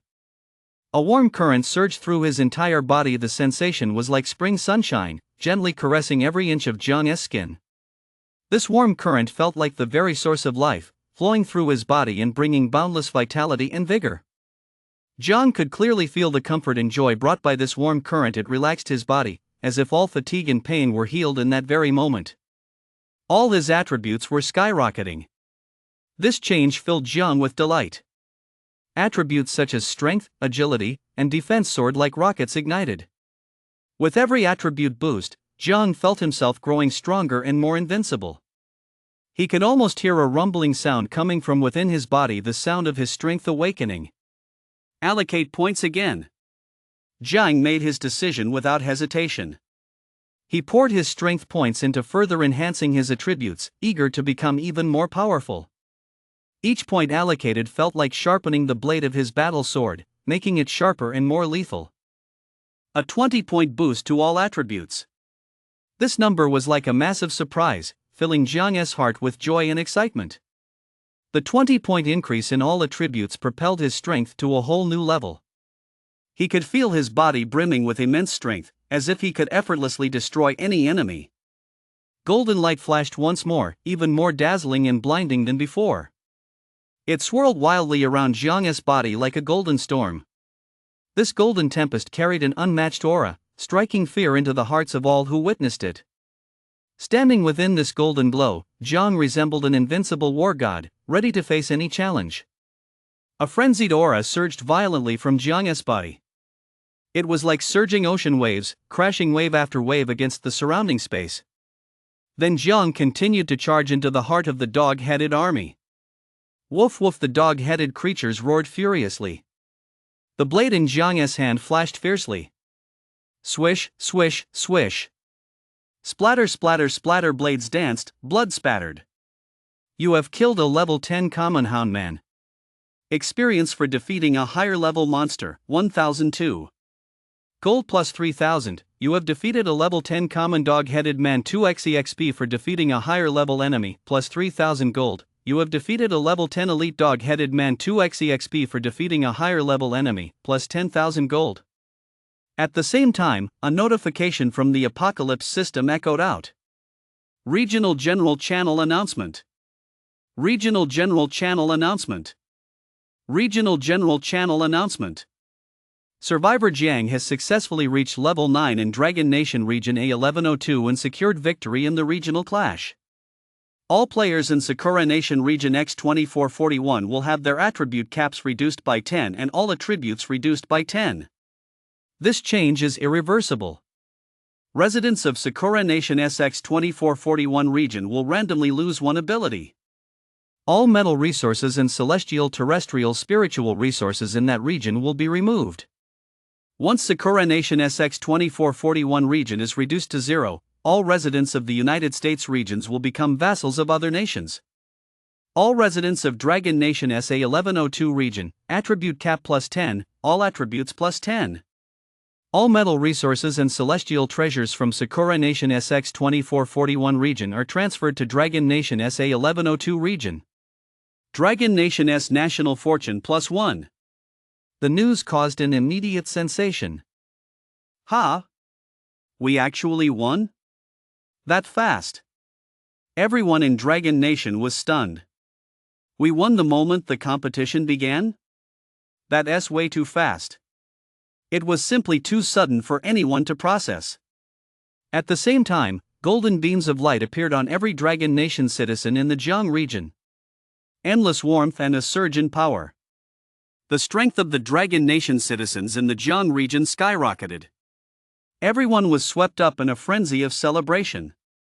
1 minute ago, Yutaro of Sakura Nation had just arrived on Fiend Island. Confident and full of fighting spirit. If I lose this match, I'll commit seppuku, Yutaro said with a calm expression. His subordinates replied with a smile, Lord Yutaro could never lose. But the very next moment, your regional clash has failed. All attributes will be deducted at double the rate. All attributes deducted at double the rate. All attribute caps reduced by 20. All attributes reduced by 20. Everyone in Sakura Nation S Region X2441 was stunned. Their faces were etched with shock and disbelief, as if they had witnessed the most unbelievable thing in the world. Their expressions were as if they'd been struck by lightning, frozen in place, unable to recover for a long time. How is this possible? Their voices were filled with shock and disbelief, every word seeming to be forced out through gritted teeth. They couldn't accept this reality. Their hearts were filled with confusion and bewilderment. In their plans, this match was supposed to be an easy victory for them, but now it had completely defied their expectations. We lost outright? Holy shit! Everyone from the land of cherry blossoms was stunned. Their emotions collapsed instantly, a tangled web of anger, frustration, and despair. They couldn't believe they'd lost the match so easily. The blow was almost unbearable. We lost right at the start of the match. How is this possible? Their hearts were filled with resentment as they kept asking themselves. They had been brimming with confidence, convinced they could easily defeat Jiang and seize the Dragon Kingdom's resources, but reality had dealt them a crushing blow. How did that Jiang do it? Their minds were filled with questions as they tried to figure out the reason behind Jiang's victory. They were shocked by Jiang's strength, and at the same time, ashamed of their own failure. At the same time, waves of gray energy began to emanate from their bodies. That gray energy was like the shadow of death, enveloping them. It filled them with an inexplicable fear, as if it were a curse of fate. The pain, it was unbearable. Aya, the people of Sakura Nation screamed in agony. Their bodies felt as though they were being pierced by countless blades, the pain excruciating. This agony was not merely physical, it was also mental. They suffered for their failure, for the loss of their resources, and for the uncertainty of the future. On top of that, all their resources were stripped away, transforming into shooting stars that streaked toward the Dragon Kingdom region where Jiang resided. The scene was like a surreal dream, yet it sent the hearts of the people of Sakura Nation plummeting to the depths of despair. They watched helplessly as their resources were snatched away. Those streaks of shooting stars seemed to symbolize the shattering of their dreams, plunging them into deep despair. Meanwhile, in Dragon Nation SA-1102 region, countless shooting stars streaked across the sky. Those shooting stars were like dazzling fireworks, bursting with brilliant light in the night sky. Trailing long tails, they sliced through the heavens, as if they were gifts bestowed upon the Dragon Kingdom by the heavens. Each shooting star held boundless hope and strength, filling the hearts of the Dragon Kingdom's people with anticipation. A vast amount of resources rained down from the heavens. The scene was like a magical shower, nourishing the land of Dragon Nation. All manner of precious metals shimmered with dazzling light, as if forged from the stars themselves. These metals are the cornerstone of Dragon Nation's development and will provide powerful support for its construction. A variety of celestial treasures exude an air of mystery. They contain magical strength capable of bringing unexpected benefits to the people of Dragon Kingdom.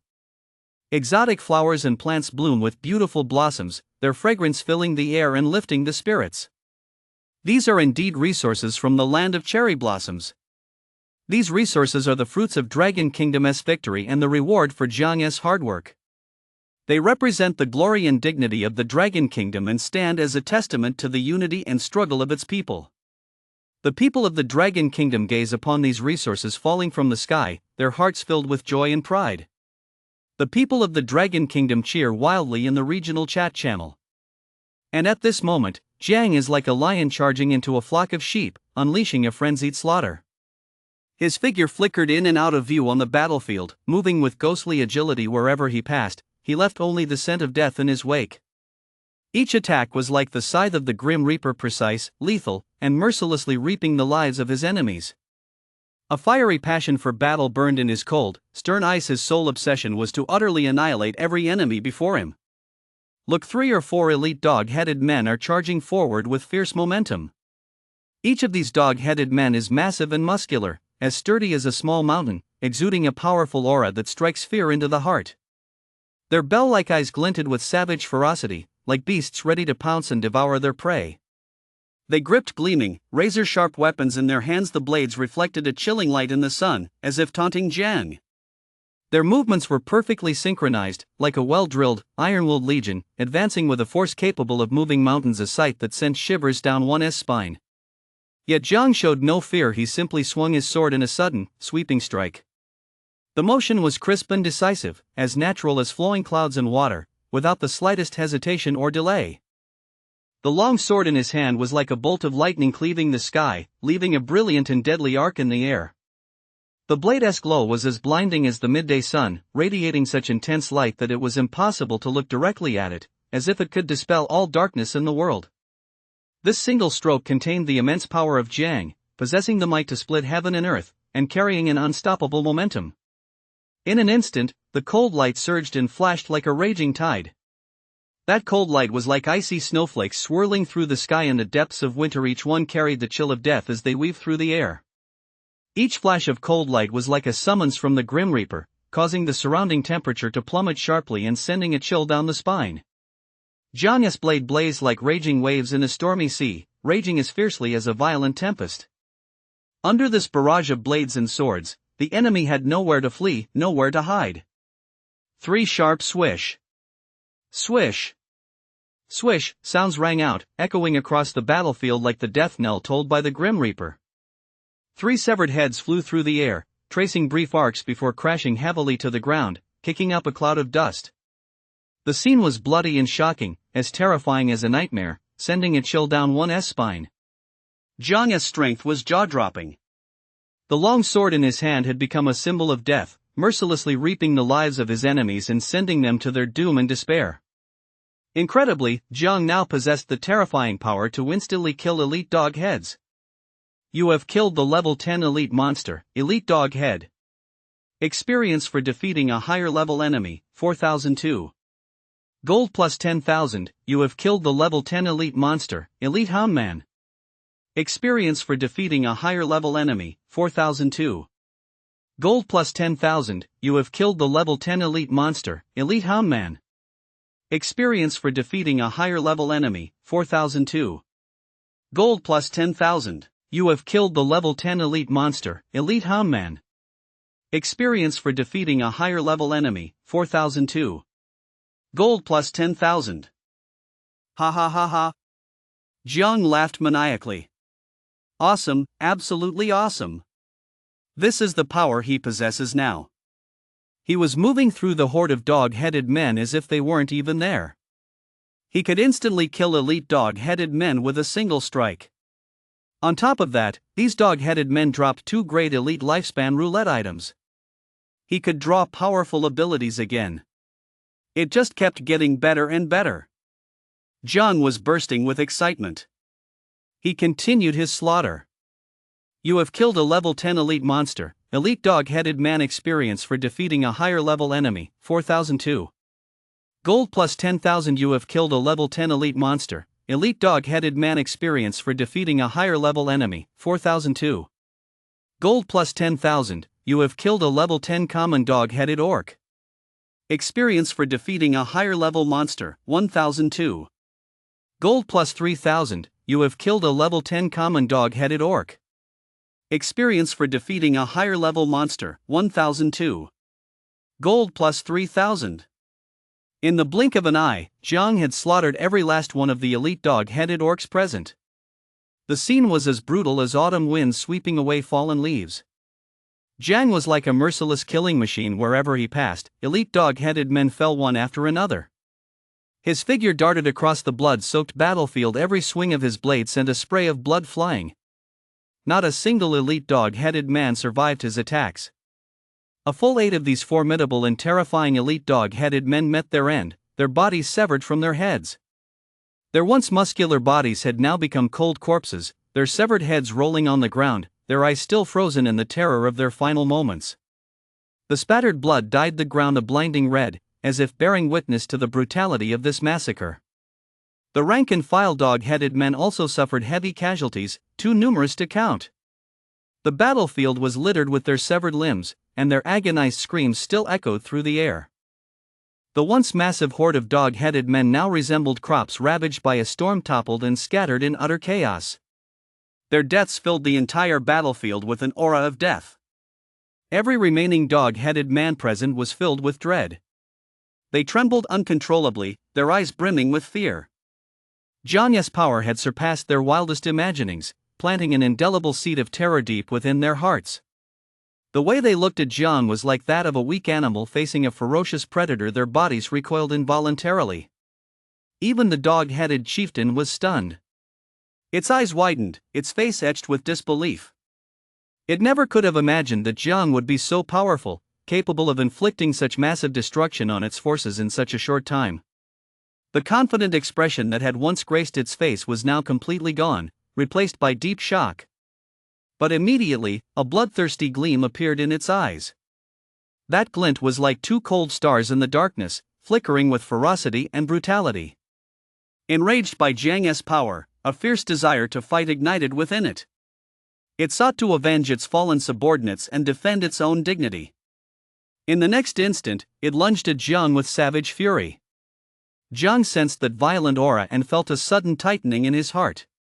The figure of the dog-headed chieftain moved like a bolt of black lightning, charging toward Jiang with boundless fury and strength. Every step made the earth tremble, and his momentum, like surging waves, swept toward Jiang. Jiang's eyes grew cold. His gaze was a tangible, icy glare that seemed capable of piercing the soul. There was not a trace of fear, only endless coldness and resolve. In the next instant, Jiang strode forward, his steps firm and powerful, each one carrying an unstoppable momentum that seemed to make the very earth tremble. Soon, the two were face to face. Jiang, holding the dark blade, flipped his wrist and swung the blade horizontally toward the abyss. The dark blade in his hand was like a slumbering dragon awakened, radiating a piercing cold light wherever the blade pointed. There lay the target. Instantly, the two collided violently. The impact was like 2 meteors converging in the cosmos, unleashing staggering energy. The air seemed to ignite in that moment, emitting a shrill whistling sound. Whoosh! Whoosh! Whoosh! Buzz! Buzz! Buzz! Energy erupted in all directions. Blades flashed. The dazzling light was as blinding as a solar explosion, and streaks of blade light, like lightning darting through the glow, crisscrossed the air, slicing the surrounding space to shreds. Yet, unexpectedly, Jiang gained the upper hand in the blink of an eye. He was like a suddenly rising star, shining brilliantly on the battlefield. His true strength was fully on display at that moment. His fierce attacks and ruthless techniques left the dog-headed boss utterly helpless. A level 10 boss monster was actually being overwhelmed by Jiang. This fact was nothing short of shocking. That boss monster was supposed to be an incredibly powerful entity, possessing fearsome strength and defense. Yet in the face of Jiang, it seemed so vulnerable, as if all its advantages had vanished into thin air under his attacks. Clang! Immediately after, Jiang brought down another slash. This strike was like a death sentence, carrying unstoppable force. The crisp sound rang out sharply against the clamor of the battlefield, like a victory trumpet. It sent the dog-headed boss flying, its massive body traced an arc through the air, like a fired cannonball. It embedded itself into a massive boulder. A thunderous boom echoed as dust flew everywhere. The dust swirled up like a sandstorm, engulfing everything around it, leaving only the heart-pounding afterglow of the battle echoing in the air. But the dog-headed leader was no pushover. He quickly rose from the rock. The two sides plunged into a new, fierce battle. I wonder how things are going in Jiang's area. In the large area chat channel, the Dragon Nation region, which had previously been defeated by other nations, couldn't help but express their concern. Their hearts were filled with anxiety, their brows were furrowed, and their eyes betrayed their concern for their comrades, as if they were on the battlefield themselves. Yutaro is just too powerful. The match has only just begun, and Jiang is probably already in a desperate struggle. Their words were filled with anxiety. They knew full well how formidable Yutaro was and were deeply worried about Jiang's situation. That sense of concern seeped through every word. Seeing this, the people of Sakura Nation sneered, "Bastards, you Dragon Nation are bound to lose." Their lips curled upward, their eyes brimming with contempt, their arrogant demeanor plain for all to see. Every word was like a sharp blade, meant to wound the Dragon Nation's pride. "And you still dare to dream of victory against Lord Yutaro?" The people of the land of cherry blossoms continued, their tone brimming with blind adoration for Yutaro and contempt for the Dragon Nation. Convinced of their inevitable victory, their words were filled with arrogance. "That's right, Lord Yutaro is invincible." This shout pushed their blind faith in Yutaro to a fever pitch. They seemed to already envision the Dragon Nation as humiliating defeat, their faces beaming with smug satisfaction. "Oh! You foolish Dragonlanders, how could you even think that? You're bound to lose." The American sneered coldly.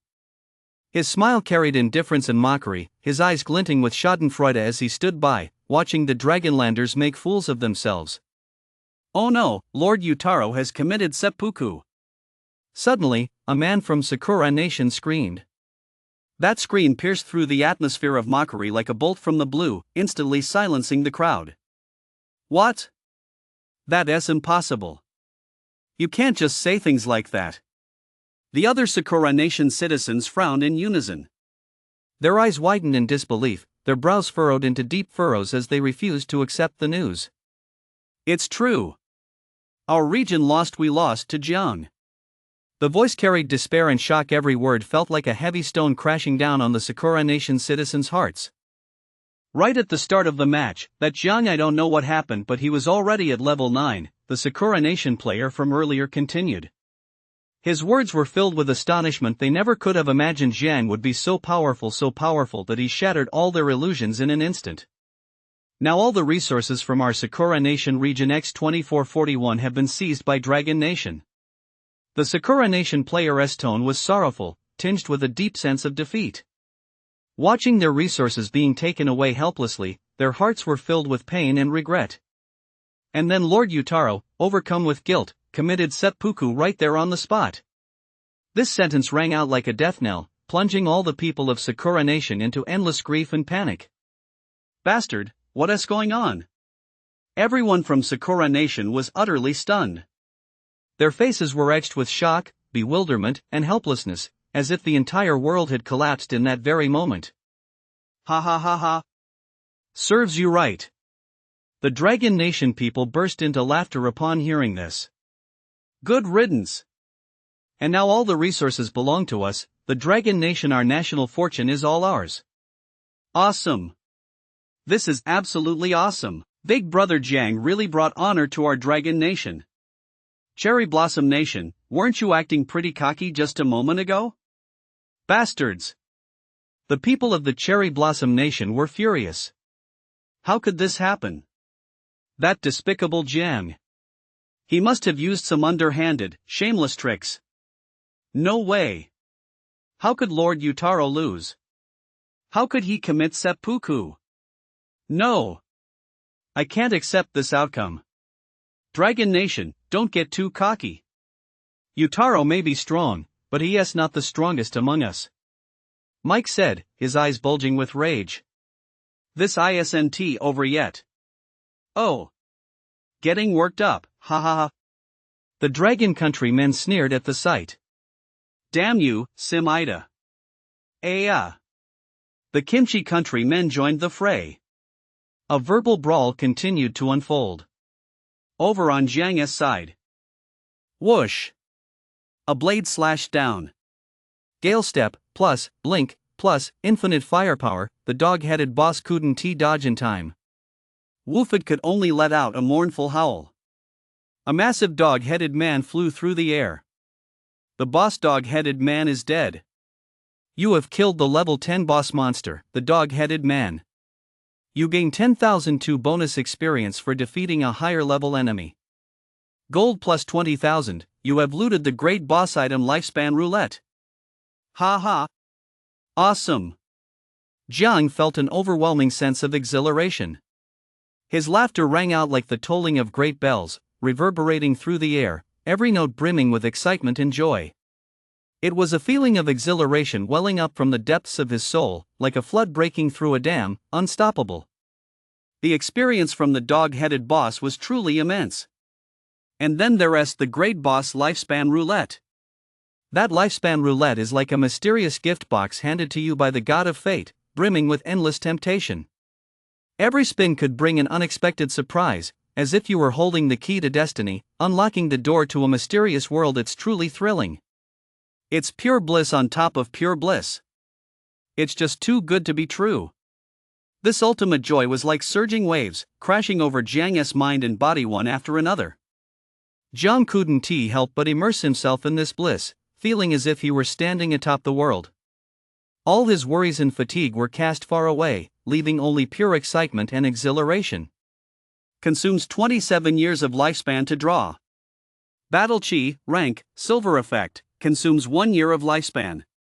For 1 minute, a Battle Chi phantom appears behind you, increasing combat power by 20%. Stacks. Cooldown, 1 hour. Ha ha. It's actually that powerful ability of the dog-headed people. Jiang couldn't help but widen his eyes and burst out laughing. That laughter was like a joyful stream, dancing through the air. Every syllable carried the joy in his heart, as if he had discovered the world's most precious treasure. Most importantly, it's stackable. Those two words, stackable, were like a password unlocking a mysterious treasure, brimming with endless magic. It was like a magical key that could open a door to even greater strength, giving Jiang hope for a massive surge in power. Stacking combat power. This is simply incredible. This stacking of combat power is like lighting a string of powerful firecrackers once ignited. It unleashes astonishing energy. Each instance of stacking is like continuously adding weight to the scales of strength, propelling Jiang's power ever closer to the pinnacle.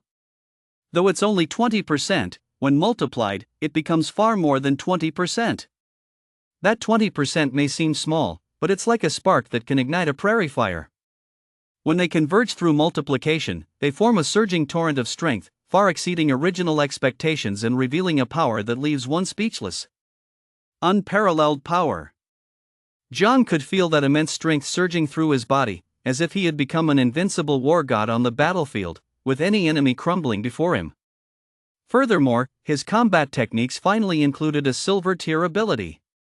This silver tier technique shone like the brightest star in the night sky, radiating a unique brilliance within Jiang's skill set. It represented a qualitative leap in Jiang's strength, like a peerless sword providing him with even greater power to cut through obstacles in battle. Then, Jiang looked around and discovered there were still many lifespan roulette. His gaze, as sharp as an eagle's, scanned every corner of his surroundings, not missing a single opportunity to enhance his strength. These lifespan roulettes were like mysterious gift boxes bestowed by fate, waiting for him to open them. White 8th tier, grade. These lifespan roulettes of varying tiers exuded an air of mystery. They were like gateways to different levels of strength, each containing unknown surprises and opportunities, drawing Jiang to explore their secrets. Though few in number, it seemed that the higher the tier of the lifespan roulette, the lower the drop rate. But even so, they could significantly boost his strength. Just like precious gems, rare in quantity yet priceless in value.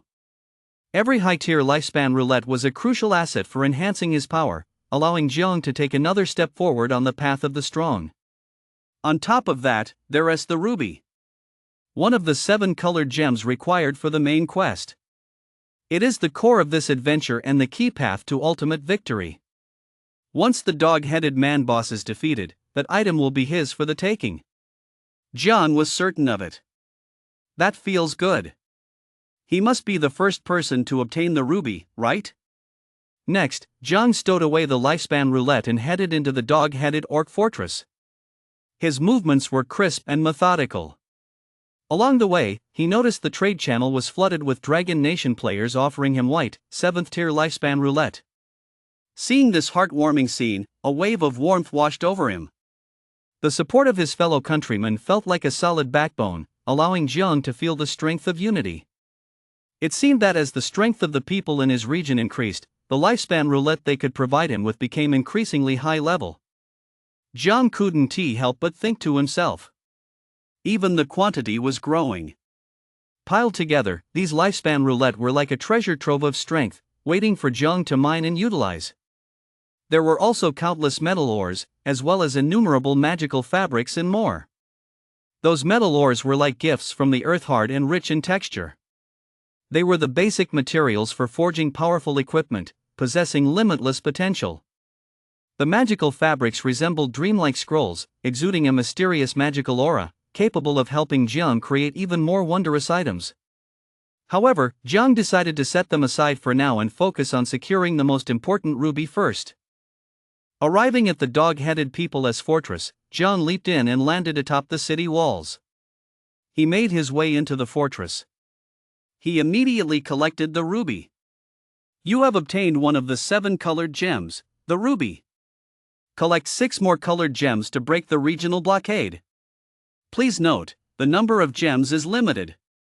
Success means a bright future. Failure means certain doom. Success! Jiang exclaimed with delight as he gazed at the diamond-shaped ruby in his hand. Damn it, this can't go on.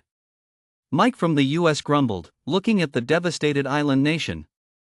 Mr. White, how is that plan coming along? Mike sent a private message to an American named White. White replied, we're just one item short of completing the mission set. Wait. My men just sent word they've gathered the final piece. We can start the national war now. White looked at a black crystal token in his hand. National war token. Using this will initiate a national war. The victor gains a massive amount of national fortune from the loser, along with enormous rewards. The loser suffers massive loss of national fortune and faces severe penalties. Prerequisites, warning, using this item carries the risk of national annihilation. Use with extreme caution. That Jiang is leveling up his agility way too fast. I was planning to slowly chip away at Dragon Nation, but now it looks like I have no choice but to take action. White said coldly. Besides that, there are the 7 colored gems we need to enter Fiend Island to seize them. Only by using this token and having teams from multiple regions enter Fiend Island will we have a chance to obtain them. Ha ha! Great! This really kills 2 birds with 1 stone. Mike couldn't help but shout excitedly. Jiang, I will definitely avenge what happened before. Mr. White, please activate the national war token immediately. Mike said excitedly. His eyes flashed with a fanatical light in anticipation for the impending operation, as if he had already glimpsed the dawn of victory. His voice was also filled with uncontrollable excitement. White nodded indifferently. The time has indeed come. His expression was cold and detached, as if what was about to begin wasn't a brutal war but a trivial matter. The cruelty hidden beneath that calm was even more chilling. "It is time to nip the Dragon Nation in the bud." "Ha ha." White chuckled coldly. His words were brimming with malice and venom. Like a venomous snake flickering its tongue, he intended to deliver a fatal blow before the Dragon Nation could grow strong, fully revealing his treacherous intent. Otherwise, given the Dragon Nation's resilience, it will inevitably become a formidable opponent in the future. Without hesitation, White clenched his fist and crushed the national war token. His action was decisive, devoid of any mercy. That forceful squeeze felt as though he were crushing not just a token, but the hopes of countless Dragon Nation citizens. The mission items beside him began to dissolve as well. These seemingly ordinary items concealed immense evil. These items were nothing else. They were 100 Dragon Kingdom citizens. This truth struck like a bolt from the blue, so cruel and bloody. It was a desecration of life, a manifestation of humanity's darkest side. To activate a national war token against a specific nation, one must sacrifice 100 living people from that nation. Such a rule is barbaric and evil, a trampling of civilization, a ritual of slaughter devoid of humanity. Yet White carried it out without batting an eye. No. It hurts, the Dragon Nation people wailed in agony. Piercing screams rent the air, a cry for survival, an indictment of this senseless catastrophe. Each shriek felt like a dagger piercing the heart. Among them were men, women, and children of all ages. They should have been living their own lives, some warm and cozy, others simple and ordinary, yet they were swept into this cruel vortex, their destinies ruthlessly rewritten. "Daddy, it hurts so much." A little girl threw herself into her father's arms, sobbing. That frail, helpless figure, those innocent eyes now filled with pain, were heart-wrenching. "You're untrustworthy. How could you do this to us?" A Dragon Country citizen denounced White. Their anger burned amid the agony, filled with resentment toward this betrayal, yet they felt utterly powerless in the face of this cruel reality. They had all been in the United States as tourists or students. Filled with curiosity and hope for a foreign land, they never imagined the terrible fate that awaited them. The apocalypse system has descended. Not only did the Americans refuse to help them, they exploited them without mercy. And just moments ago, White had forced them to sign an agreement. Yet that so-called agreement was nothing more than a ticket to death, a ploy by the conspirators to push them step by step toward the abyss.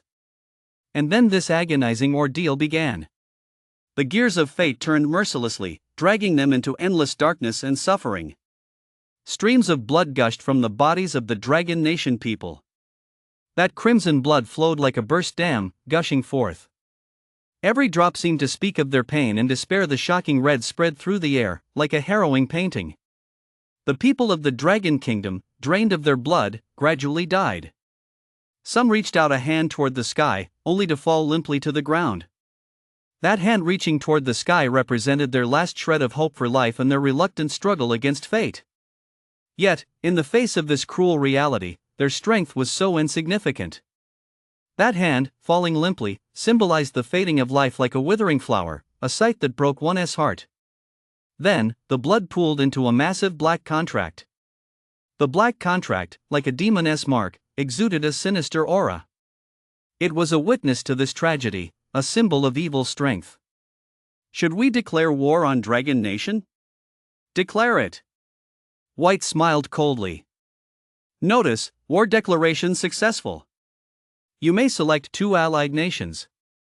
Your side may choose to commit 100 regions to the battle. The enemy may also choose to commit 100 regions to the battle. Immediately, White prepared to invite Sakura Nation and Kimchi Nation to join the effort.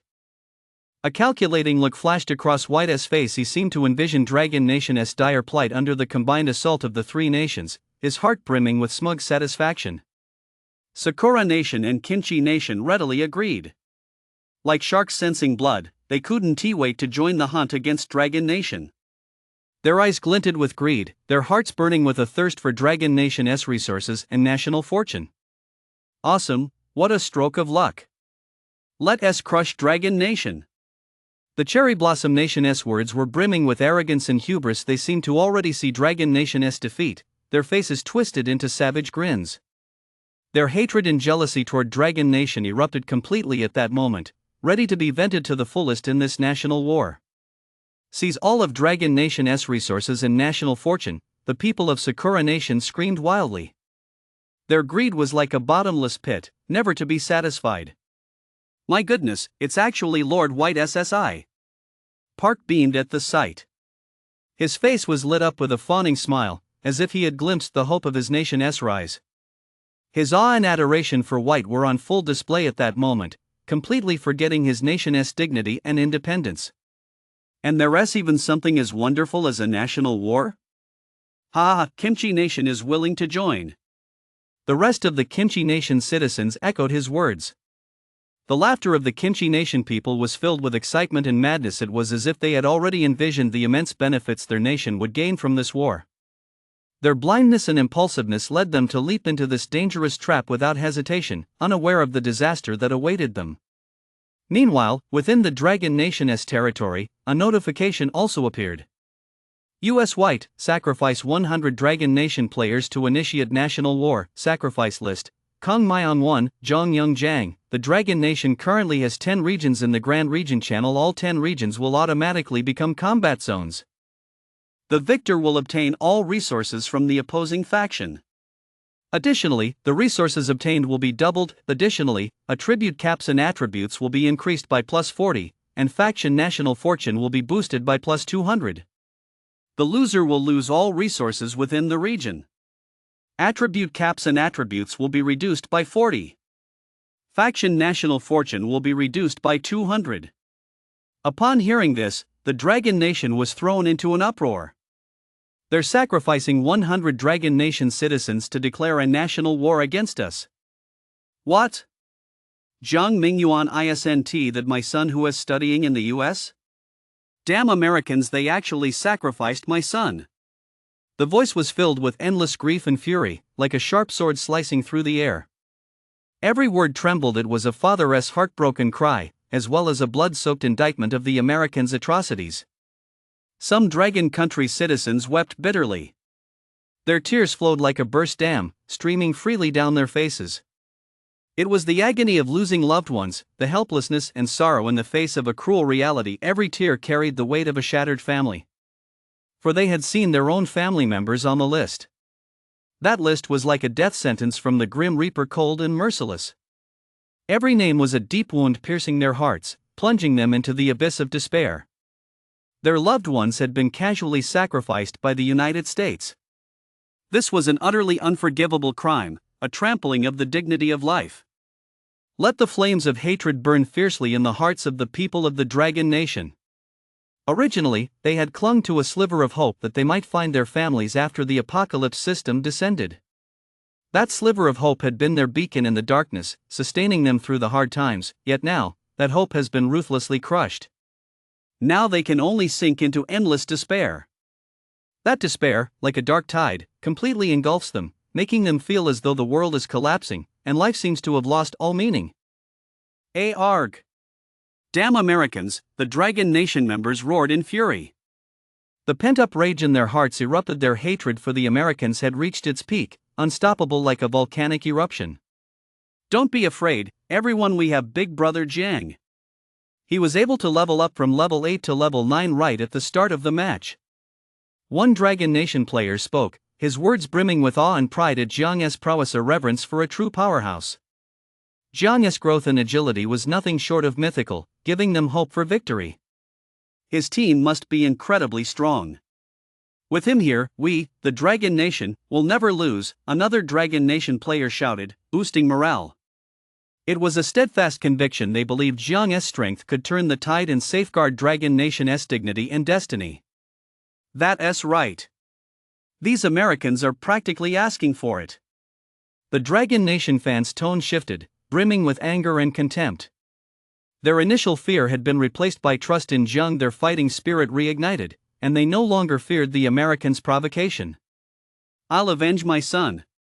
Bring on this so-called national war. This was the vow of a Dragon Nation avenger, who had intertwined his personal hatred with the fate of his nation. Rising from his grief, he prepared to face the coming challenge. Whoa! In the large region chat channel, the Americans sucked in a sharp breath. They were stunned by the sudden burst of intensity from the Dragon Nation players, a wave of unease washing over them as their earlier smugness began to fade. They had already been intimidated by Jiang's strength before. Jiang's power had cast a deep shadow over their minds, haunting them like a nightmare and making them dare not underestimate the Dragon Nation. He was simply too powerful, too unpredictable. Jiang was like a mysterious enigma. His power was unfathomable, filling the Americans with dread. Every time they thought of him, an inexplicable fear gripped them. Even within the Grand Region, Jiang's strength ranked among the very best. He was like a brilliant star, standing out among the many powerful figures, shining with an awe-inspiring radiance, and becoming the key factor that determined the course of the battle. Oh my God! Why declare a national war against the Dragon Nation at a time like this? The Americans screamed. Their voices were filled with shock and bewilderment, as if they were witnessing an incomprehensible catastrophe unfolding. Every word carried intense emotional turmoil, a direct challenge to this sudden decision. If we lose, we're finished. The rest of the Americans spoke with tones brimming with worry and fear, as if they had already witnessed the terrible consequences of defeat. It was a sense of unease about an unknown outcome, a deep anxiety over the fate of the United States. Yeah. I'm so scared. Most of the Americans were starting to chicken out. Their voices betrayed cowardice. Their former arrogance had vanished completely in that moment. Fear hung over them like dark clouds, robbing them of their former confidence. Isn't this just asking for trouble? Did Mr. White get his head stuck in a door? Some Americans asked angrily, expressing their dissatisfaction with Mr. White's decision. They felt they had been pushed into a dangerous situation, filled with confusion and fear about the future. Exactly. Even if we have more territories, if we can't beat Jiang, we're finished. Ha ha. Scared now?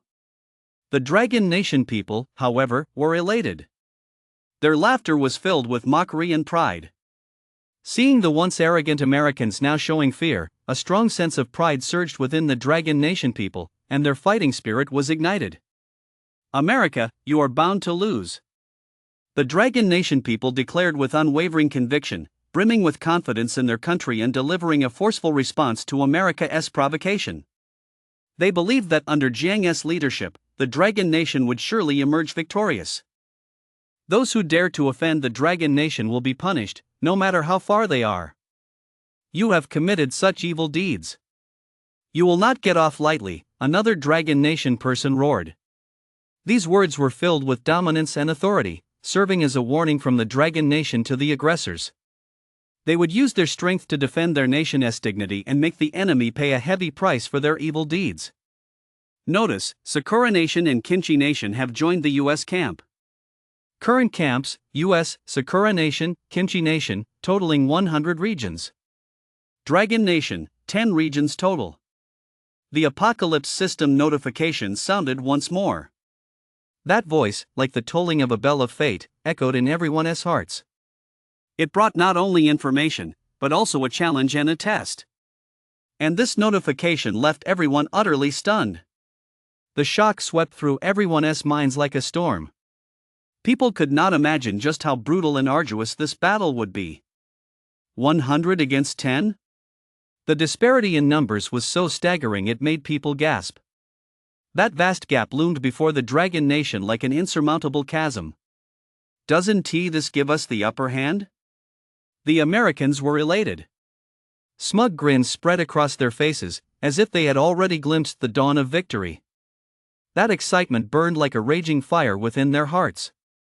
The people of the land of cherry blossoms were also overjoyed.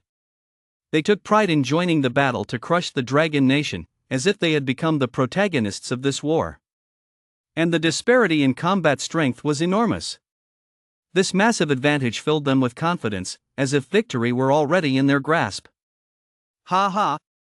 It's going to be a total rout. Could it be that your team, Big Brother Jiang, can take on 100 men alone? Asked a Dragon Nation soldier, utterly bewildered. A hint of worry and uncertainty tinged his questioning tone. Given the vast disparity in strength, it was hard to imagine Jiang's team possessing such astonishing combat prowess. They could only hope for an affirmative answer from Jiang to slightly soothe their inner unease. Or are you saying you can win this war just by trading supplies? This was another question filled with doubt. Faced with such a dire situation, they were trying to explore every possible angle to find a path to victory. Yet they felt that every approach seemed fraught with difficulties. Their thirst for victory drove them to consider every single possibility. And can Lifespan really handle it? Another Dragon Nation citizen asked. This question cut straight to the heart of the matter. After all, when it came to boosting their strength, the strain on Lifespan was a factor that could not be ignored. They feared that even if Jiang was powerful, if problems arose with Lifespan, the outcome of this great war would still be grim. I obtained many items on Fiend Island that increase lifespan, so everyone, there is no need to panic, Jiang said. His words were steady and forceful, an attempt to reassure everyone. He wanted them to know he was prepared in this regard, so that the lifespan issue wouldn't become a hindrance in battle. As for the fact that his lifespan was infinite, he certainly wouldn't reveal that. Jiang knew full well that if such a secret were leaked, it would attract untold envy and trouble, so he had to keep it under wraps. Even when facing his own compatriots, he could not afford to be careless.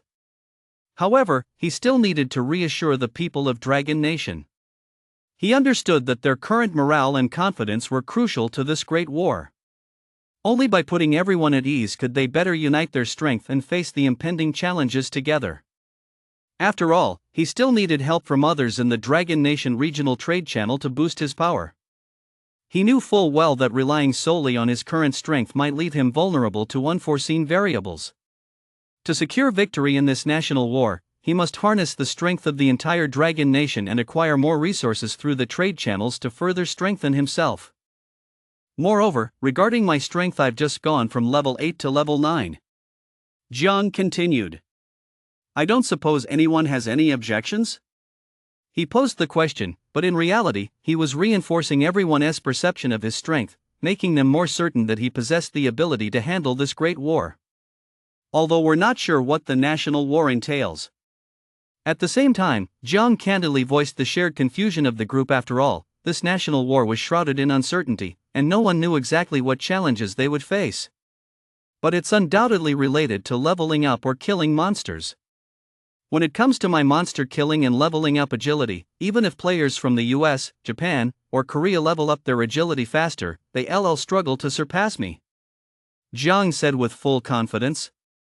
After all, high-level monsters yield a massive amount of experience.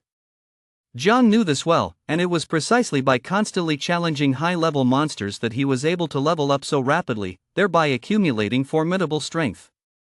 And with this advantage, Jiang could easily take on 100 enemies alone. He was fully capable of fighting back. These words resonated like the beating of war drums, stirring the hearts of the Dragon Nation's people and showing them that, even in this seemingly hopeless situation, there was still hope for victory. I see.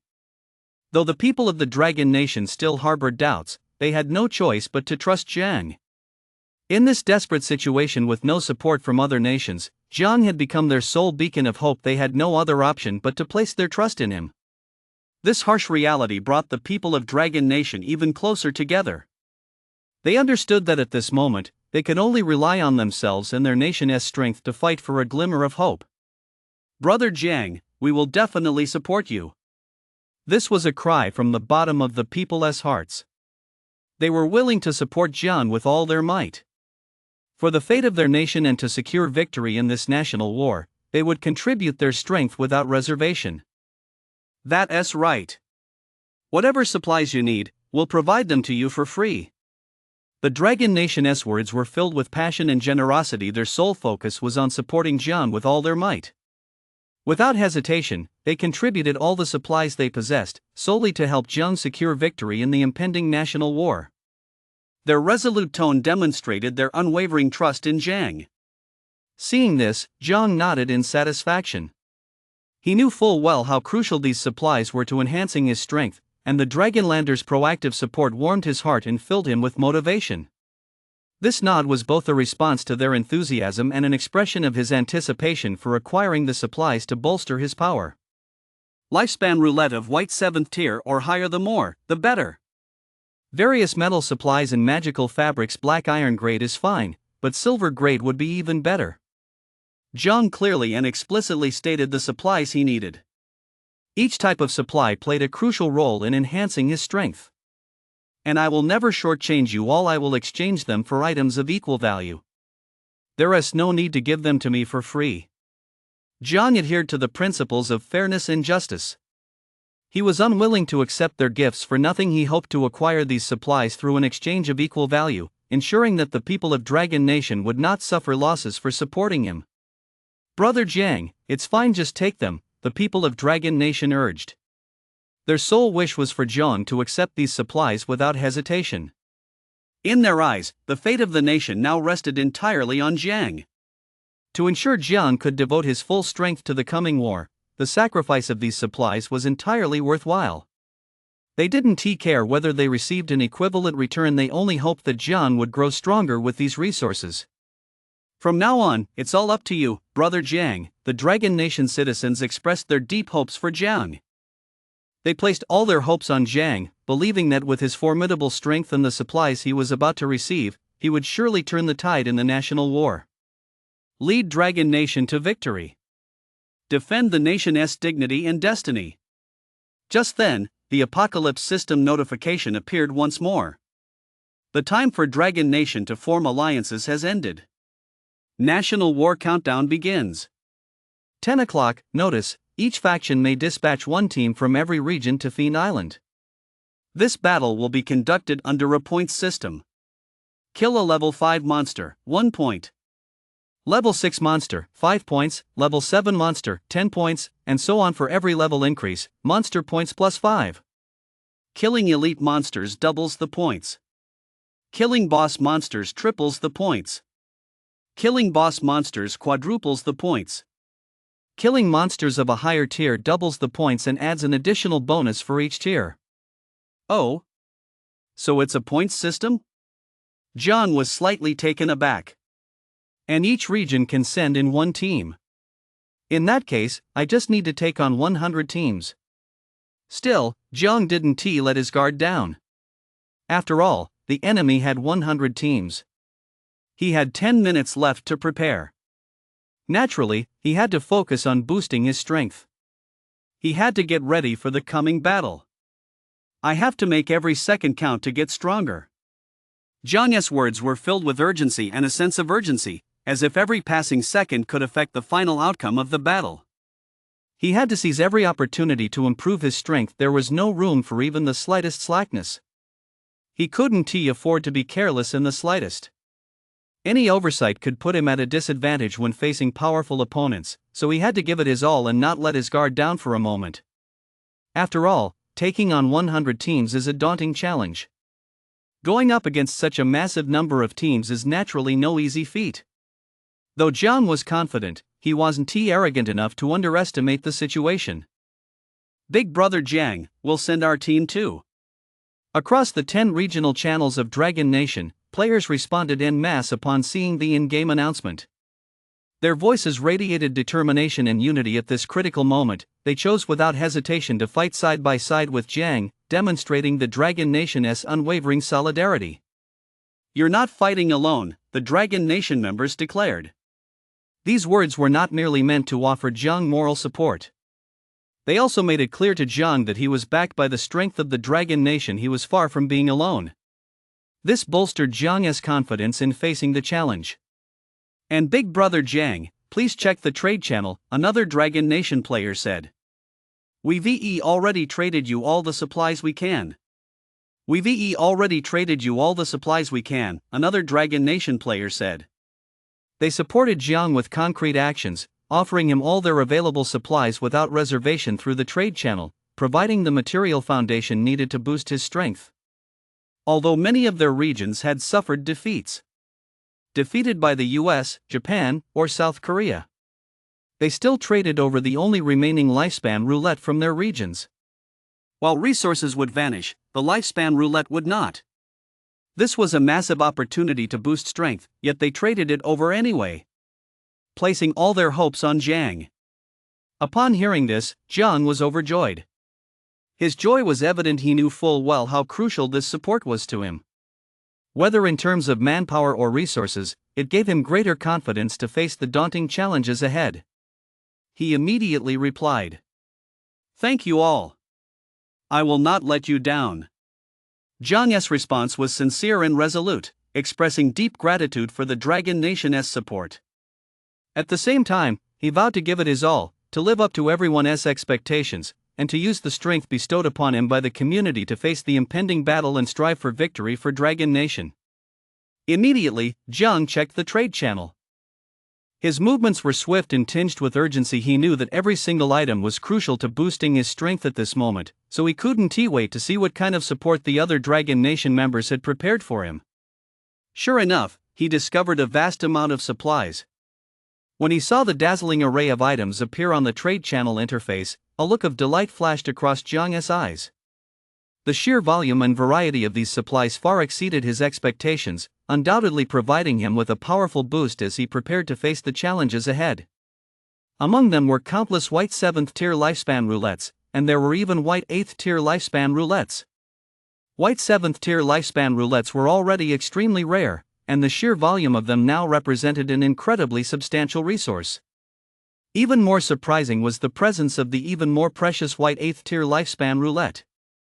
The energy and opportunities they contained were surely immense, and for Jiang's cultivation, this was undoubtedly the icing on the cake. Furthermore, there were vast quantities of metal ores and magical cloth.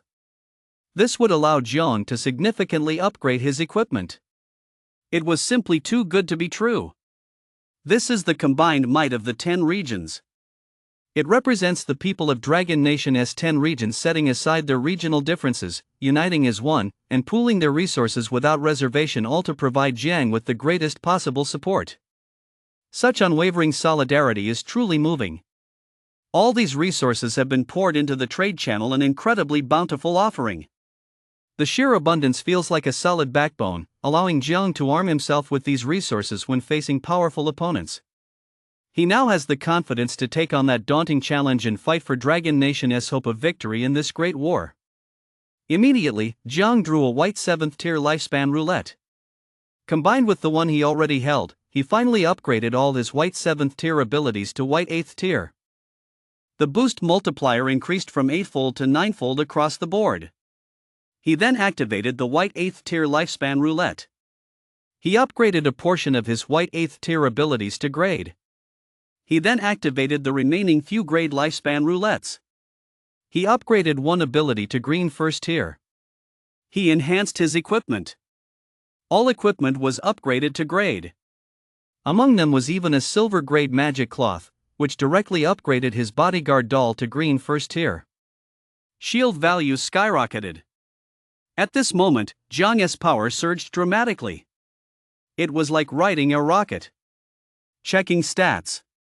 Name, Jiang, level, 9 110,000 200,000, Class 1, Adventurer Tier 2 2200, Exploration Points, 73 Title, Elite Explorer Bloodline, Demon God Bloodline 0.01% Strength, 240 plus 90 Agility, 240 plus 90 Vitality, 240 plus 90 Defense, 240 plus 90 Reflex, 240 plus 90 Skill, 240 plus 90 Soul. 240 Ability Roulette Scanner Grade, Superior Vitality Green Level 1, Enhanced 9-Dimensional Elements White Level 8, Ultimate Agility Green Level 1, All-Around Defense Grade, Mighty King Grade, Eagle Eye Lock On Grade, Killing Technique Grade, Instant Reflex White Tier 8, 7-Layer Blade Chi White Tier 8, Soul Sensing White Tier 8, 7 Senses Enlightenment White Tier 8, Intermediate Resilience White Tier 8, Increased Drop Rate White Tier 8, Equipment, Scouting Goggles Green Level 3 Fused to Eyes, Soul Guarding Bracelet Green Level 1 Fused to Left Arm, Armor Piercing Bow Green Level 1 Fused to Left Palm, Dark Blade Green Level 1 Fused to Right Arm, Space Ring Grade 2, Golden Mask Green Tier 1. Fused to Forehead, now, Greatsword Grade, Bodyguard Doll Grade, Adventurer's 7-piece set 5-5 Grade, Mana Necklace Grade, only displays equipped items, Talent, Fountain of Magic Black Iron, Necromantic Secrets Silver, Combat Skills, Gale Step Black Iron, Blink Black Iron, Battle Aura Silver Spells, Infinite Firepower Silver, Invisibility Black Iron Combat Rank, Silver Tier 1, Beginner Lifespan. Infinite. I feel much more confident going into the match. Especially the boost to the agility stat. A 20x multiplier for Tier 1 Green. That staggering increase is nothing short of mythical, it's truly jaw-dropping. A 20x boost to agility is an absolutely terrifying concept. It means the user will gain mobility far beyond what ordinary people can imagine. Such an agility bonus is more than enough to let Jiang move through combat with ease. After all, in combat, agility is often one of the key factors that determine victory or defeat. With such a massive agility boost, Jiang is like wielding an invincible weapon, able to strike swiftly or dodge attacks before enemies can even react, effortlessly controlling the pace of battle. Aside from agility, the improvements to other abilities are equally impressive. A 9x or 10x boost is already a very powerful aid. Equally impressive. It's just that, compared to a 20x agility boost, it pales in comparison. A 20x boost is simply too powerful. Jiang felt the enhancement. That endless, powerful, and effortless strength surged through his legs. It was as if he could see strength surging through his legs, providing endless power. Jiang even felt as though he could take flight. It was as if he had broken through the limits of the human body and entered a whole new realm, a wondrous experience where freedom and power intertwined. Just like a bird soaring freely. His movements were incredibly light and effortless, completely unbound, allowing him to traverse the terrain at will. Jiang then tested his movement, and sure enough, he was as swift as the wind. He could even walk along walls without falling. Not only was his agility astonishing on flat ground, but he could also walk on vertical walls that defied all logic. If one were to force an explanation, it's because when agility is fast enough, it generates centripetal force. That allows one to walk on vertical walls. He could already scale walls and leap across rooftops. At that moment, Jiang was overjoyed. Possessing such a powerful ability would excite anyone. After all, this ability not only gave him a massive advantage in combat, but also provided a significant edge in certain unique terrains. It could play a huge role in such environments, greatly expanding its scope and value. It was simply exhilarating. Jiang felt an immense sense of satisfaction, and his mood grew even brighter. Now, Jiang couldn't help but look forward to all his other abilities reaching Green Tier 1 as well. This anticipation was only natural, having experienced the immense benefits of his agility boost. He yearned for his other abilities to reach the same level. Perhaps even additional abilities would unlock. Just how powerful would that be? Jiang couldn't help but wonder. And how awe-inspiring would it be? Jiang was incredibly curious. However, in reality, his extraordinary vitality had already reached the green first tier. It's just that with vitality, the changes aren't immediately apparent. Unlike the improvements in certain abilities or attributes, which immediately display obvious external effects, it's a more subtle change that requires time and specific situations to perceive. But Jiang had actually already begun to sense the benefits. Namely, he never got tired. To ordinary people, continuous combat would inevitably lead to utter exhaustion, yet Jiang had broken that rule. For quite some time now, Jiang had been fighting non-stop, yet he felt absolutely no fatigue. Even after prolonged combat, he remained in an astonishingly energetic state. This is likely the benefit of supernatural vitality. Superior endurance. It's as if he possesses an inexhaustible source of energy, capable of sustained output during combat and other activities. Grade-level abilities simply couldn't achieve this level of performance. When he only had a grade vitality ability boost, he would still get tired. The difference between a 10x boost and a 20x boost is clear. Of course, Jiang's attributes and equipment are also crucial. True strength is the result of multiple factors working together, especially when they can be stacked and multiplied. Attributes are the foundation. Just as building a skyscraper requires a solid foundation, the quality of one's attributes directly determines the level of overall strength. And the attributes granted by my black iron grade rare treasures have already reached perfection. Silver grade rare treasures should still provide further increases within the first 20 levels. Of course, there is no rush, he can improve gradually. After all, building a foundation is a step-by-step process. One cannot rush it. Only by taking steady, solid steps can one go further. He still needs to gradually acquire more silver-grade rare treasures. Thinking of this, Jiang felt optimistic about the future. Notice, you have successfully conquered the dog-headed man fortress and completed its exploration. Exploration points plus 50. Your exploration points have reached 100. Elite Explorer title successfully upgraded to Senior Explorer. Attribute cap plus 10, all attributes plus 10. Jiang was already running through the mysterious and slightly eerie Goblin Fortress. His figure, like an agile cheetah, darted swiftly through the labyrinthine passages of the fortress. Suddenly, a notification sound from the Apocalypse system rang out in his ears without warning. The sound stood out starkly in the silent fortress, instantly shattering the original tranquility, and felt like an invisible giant hand that abruptly seized all of Jiang's attention. Jiang froze on the spot. His footsteps came to an abrupt halt. Still, he wasn't all that surprised. Conquering this ogre fortress was a highly challenging feat in itself, and in his view, receiving some exploration points as a reward after accomplishing such a feat was only natural. It would have been strange not to get any exploration points. The only thing that truly surprised him was that his title had been upgraded. And his attribute caps and stats had increased once again. His eyes widened, and the astonishment in them was instantly replaced by delight. The light in his eyes shone so brightly it seemed capable of illuminating the dim dog-headed fortress. Awesome! Jiang couldn't help but shout aloud, his voice echoing through the empty fortress, carrying his overflowing joy and excitement. His strength had increased again. Jiang was overjoyed. A radiant smile spread across his face, filled with uncontrollable joy and anticipation for the future. His attribute caps and all attributes had reached 250 points.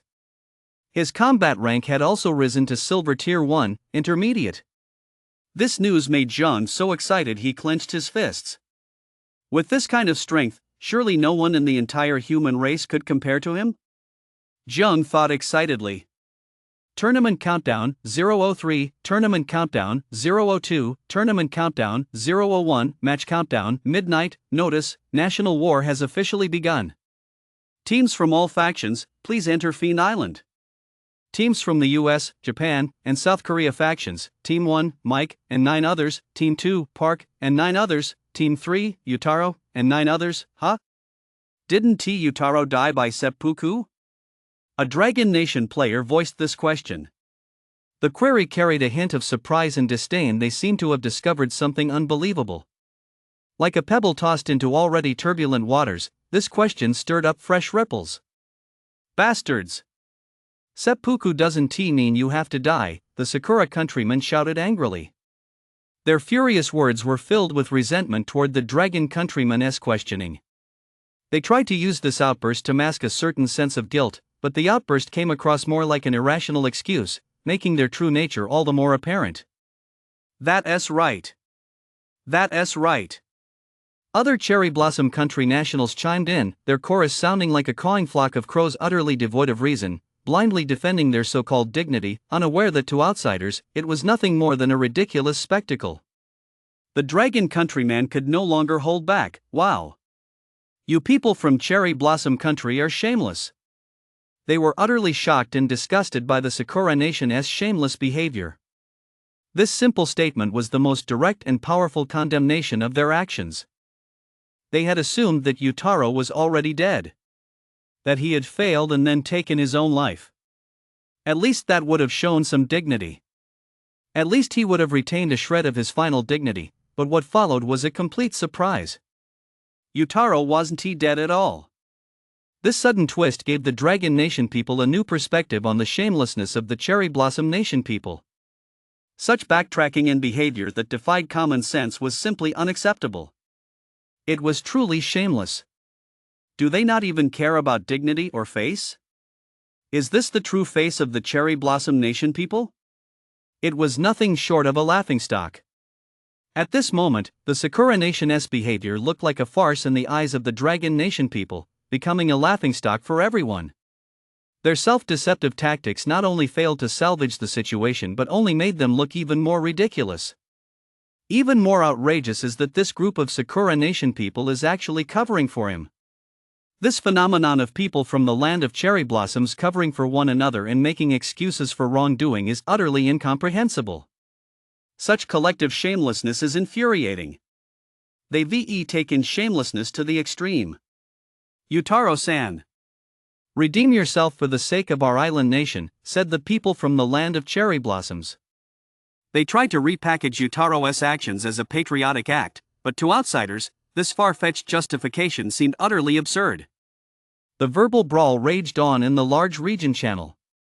The arguments between the two sides surged like raging waves. One wave had subsided before another crashed in.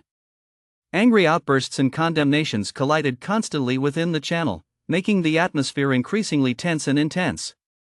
Yet this did nothing to dampen the fervor. Despite the constant bickering, the tense situation only made the atmosphere more electric. Everyone was swept up in the emotion, unable to pull away. The moment national war began, everyone was thrilled. Whether driven by concern for their nation's fate or anticipation for the battle itself, this grand conflict acted like a giant magnet, drawing everyone's gaze and sending their excitement soaring to the peak. Everyone is eagerly awaiting the course and outcome of this great battle. What will become of the nations on both sides? This uncertainty leaves people both excited and on edge as they wait to see what happens next. Preparation time, 1 o'clock, Team 4, ready. Team 100, ready. Dragon Nation, Team 1, Jiang, alone, ready. Team 2, Jiang Tianyang, and 9 others, ready. Team 10, ready. Ha! Big shot Jiang is actually all alone. Seeing this scene, everyone from Dragon Nation was stunned.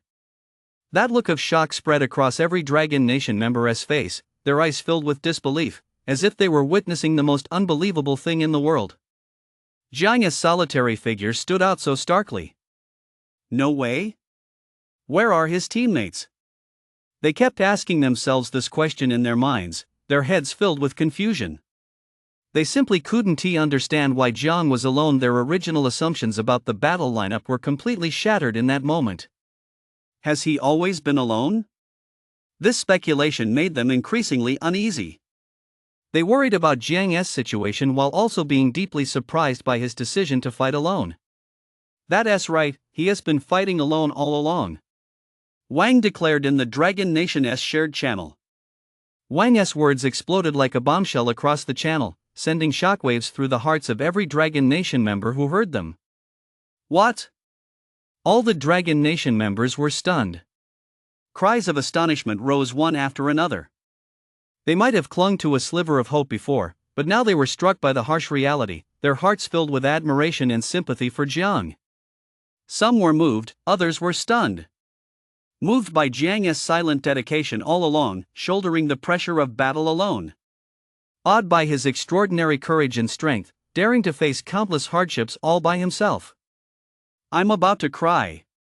So Big Brother Jiang has been fighting for us all alone behind the scenes the whole time. Such heartfelt exclamations, brimming with deep gratitude, brought tears to their eyes as they were moved by Jiang's selfless dedication. Go, Big Brother Jiang, the other Dragon Nation members shouted in unison, their voices brimming with strength, hoping to convey their encouragement to Jiang and infuse him with even more courage and motivation. The rest of us Dragon Nation teams mustn't hold Jiang back. We must fight with all our might. The Dragon Nation participants in this national war began to rally themselves. They understood they couldn't let Jiang's efforts go to waste. They had to fight alongside him for the honor of Dragon Nation, ensuring their own teams became the backbone of the battle. The morale of all Dragon Nation members soared. Any lingering hesitation, worry, or other negative emotions were swept away, replaced by high spirits and an unwavering determination to win. They were ready to give their all in this great war. Whether fighting on the front lines or supplying the rear, everyone was united as one. Meanwhile, Jiang had already set off for an area containing an orange gem. His power was now immense, and he clearly had no interest in the red zones anymore. An orange zone was well within his reach. Higher level monsters might lurk there, offering more points, and he could also collect the second orange gem from the main quest's 7 colored gems. If he truly couldn't take it down, he could rely on his lightning-fast agility to return and attack nearby red zones. Thanks to Jiang's extreme agility and his recent sprint, he had already approached an orange zone. Hint: you have arrived at the orange gem area, the deadly hive. The apocalypse system issued a prompt. Jiang's heart skipped a beat. The orange gem is located at the very center of the hive. The prompt appeared again, and Jiang's gaze fixed intently on the center of the hive. But beware, the hive is swarming with bee guards. There are an enormous number of bee guards. However, individually they are not very strong and offer little experience. But their sheer numbers pose a massive threat. It is recommended that a powerful human force of 50 members, all at level 10, be dispatched to conquer it. The apocalypse system's prompt sounded once more. It's actually a beehive. Jiang's heart skipped a beat. In that instant, a flicker of surprise and excitement crossed his eyes. It was as if he had discovered a mysterious place brimming with opportunities and challenges, and a desire to explore welled up within him. Immediately, his gaze, sharp as an eagle's, pierced through layer upon layer of space, fixing on the location of the hive. Before him stood a towering, pitch-black tree. The colossal tree resembled a giant beast in the darkness, standing there silently and exuding an ancient, mysterious aura. Its black trunk seemed to have been formed from endless night, giving off a heavy and oppressive feeling. The tree soared into the clouds, its crown seemingly vanishing into the vast horizon, making it impossible to glimpse its full form. Its colossal form blocked out the sky and the sun, making everything around it appear small and insignificant. And hanging from the main trunk was a massive beehive. The hive resembled a dazzling pearl, set within the embrace of this dark giant tree, making it particularly eye-catching. Entirely golden, it shone brilliantly. Every detail was exquisitely crafted, like a magnificent palace forged from gold, exuding an aura of nobility and mystery. A vast swarm of bees circled around it.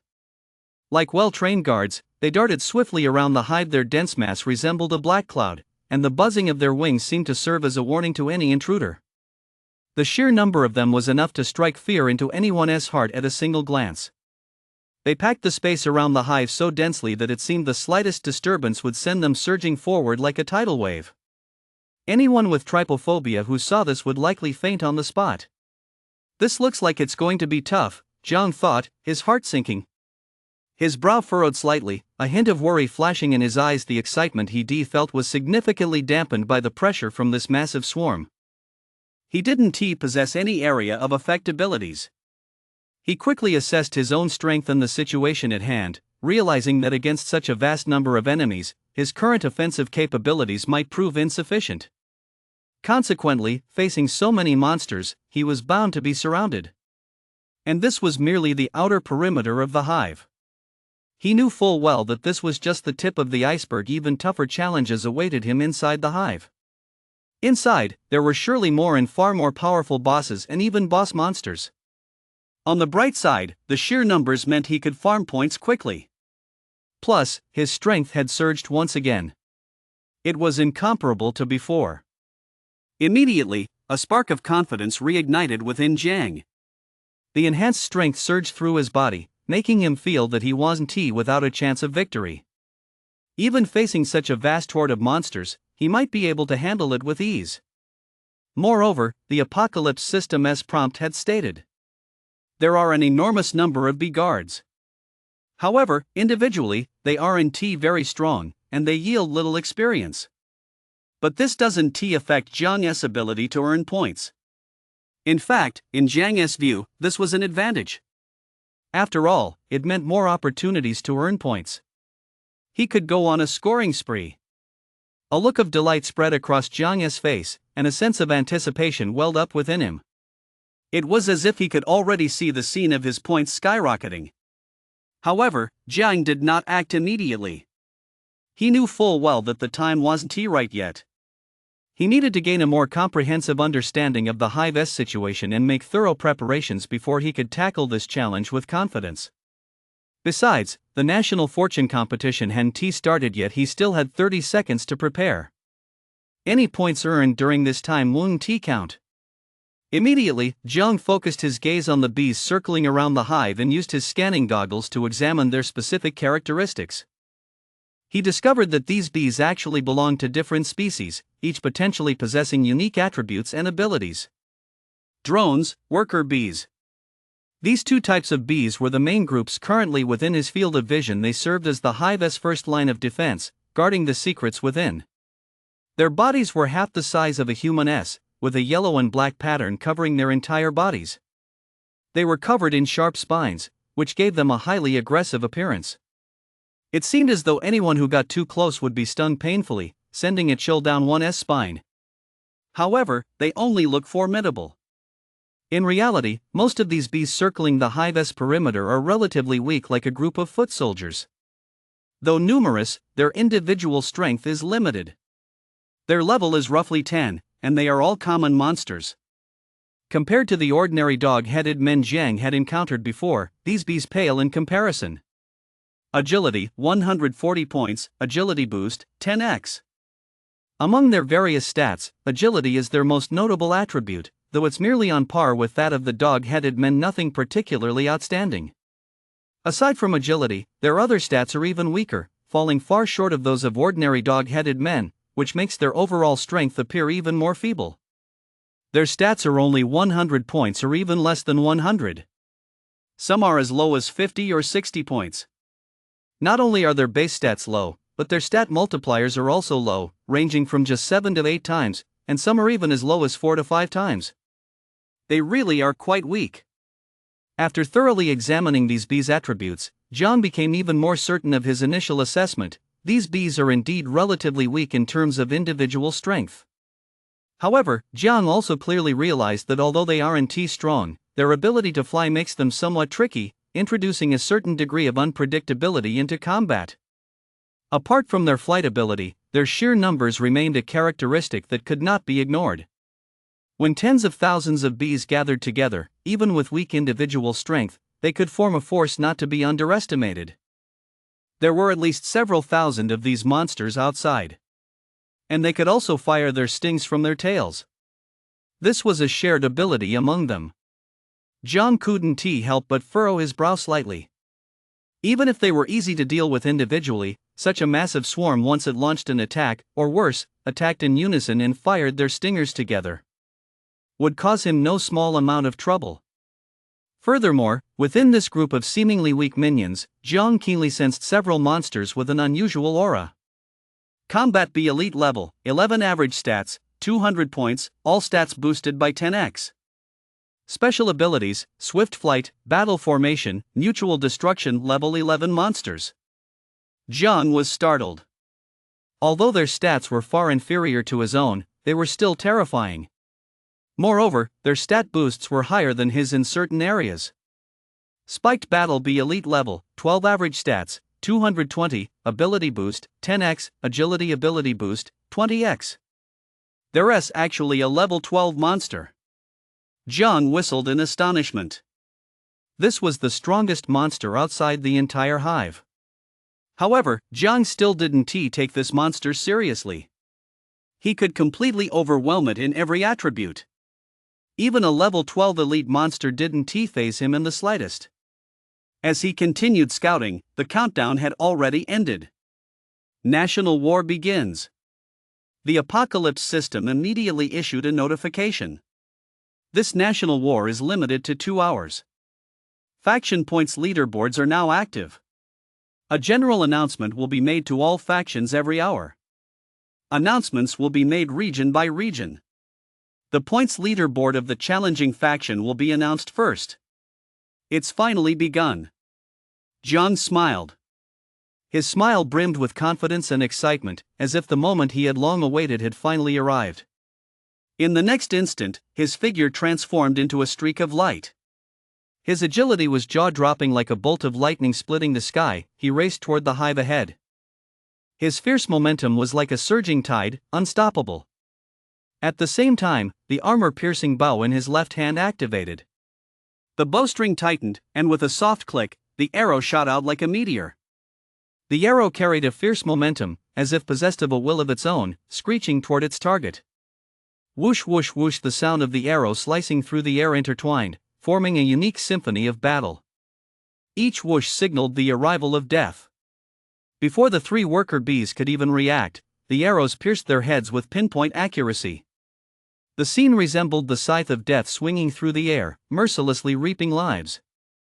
Thick green fluid oozed from their heads. That green fluid, like the blood of a demon, gushed from the wounds, exuding an eerie aura as it stained the ground around them, as if it were the mark of death itself. The worker bees, their heads blown off, saw their rapidly flapping wings come to an abrupt halt. Their bodies plummeted straight to the ground like kites with broken strings, emitting a faint thud that marked the end of their lives. You have killed a level 10 monster worker bee. Level up kill XP, 102, gold plus 300, points plus 25. You have killed a level 10 monster worker bee. Level up kill XP, 102, gold plus 300, points plus 25. You have killed a level 10 monster worker bee. You gain 200x the normal experience for defeating a higher level enemy, plus 300 gold and 25 points. Ha ha! We're off to a great start. Jiang was overjoyed.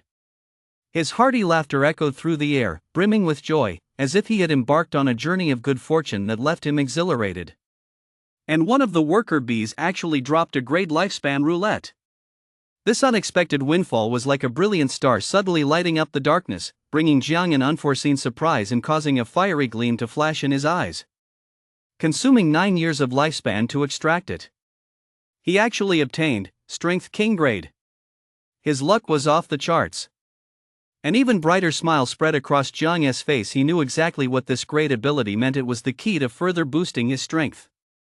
2. Strength King grade, abilities consumed 18 years of lifespan to upgrade. Become Divine Strength Green Tier 1. Another great ability has been upgraded to Green Tier 1. The strength multiplier has even increased from 10x to 20x. This massive boost has given Jiang's strength a huge boost. Every burst of strength will be even more intimidating, and he'll be able to face enemies with greater composure and confidence. Waves of even more powerful strength surged through his body. It felt as though every cell in his body was rejoicing. Awesome! Jiang shouted with unbridled joy. Those two simple words perfectly captured the joy, excitement, and satisfaction he felt at his newfound power, echoing through the empty field for a long time. His strength had surged once again. And at that moment, the swarm noticed Jiang. For the swarm, which had been circling the hive in orderly formation, instantly sensed a whiff of danger. Their uniform flight patterns were shattered as they all turned their attention toward Jiang's direction. Buzz, buzz, buzz. The bees' wings flapped frantically in the air. The sound reverberated through the air like surging waves, deafening and intense, as if issuing the sternest warning to Jiang, venting their anger and discontent. The few drones closest to Jiang were already diving toward him. They were like arrows leaving the bow, or fearless fighter jets. With lightning-fast agility, they charged straight at Jiang, their fierce momentum suggesting they intended to tear him to shreds in an instant. Their flight was swift and sharp, tracing arcs through the air. Driven by an unyielding determination, they were resolved to deal a crushing blow to this human who dared to invade their territory. Jiang summoned a dark blade with his right hand. A black glow flashed in the palm of his right hand, instantly coalescing into a dark blade that exuded a sinister aura. The blade's edge glinted with an eerie coldness in the sunlight, as if proclaiming its sharpness and lethality. Then, he pushed off with both feet. Using the strength generated by his feet pushing off the ground, Jiang leaped high into the air like a bolt of lightning, soaring instantly. Mid-air, he deftly adjusted his posture. Then whoosh, whoosh, whoosh. The dark blade traced silver arcs through the air, creating dazzling flashes of light. Each flash of light contained immense strength, slashing fiercely at the worker bees diving toward him. After completing that series of fierce attacks, Jiang, like an elegant gerfalcon, landed steadily on one knee, descending slowly to the ground. His gaze remained sharp, radiating a sense of cold resolve and determination. As Jiang touched down, the worker bees that had been charging down with such ferocity were now nothing but a pile of shattered fragments. Blood and body parts rained down onto the ground, signaling their utter destruction. You have slain a level 10 worker bee. Experience for defeating a higher level enemy, 102. Gold plus 300, points plus 25. Points are skyrocketing. 200, 500, 1000. Within just a few minutes, Jiang's points had reached 1000. The rate at which his points were increasing was truly staggering. But at this moment, the bees also sensed how troublesome Jiang was. Several combat drones, noticeably sturdier than the other bees, flapped their wings, emitting a distinctive buzzing sound. It was as if they were transmitting some mysterious command, directing the surrounding swarm to spring into action.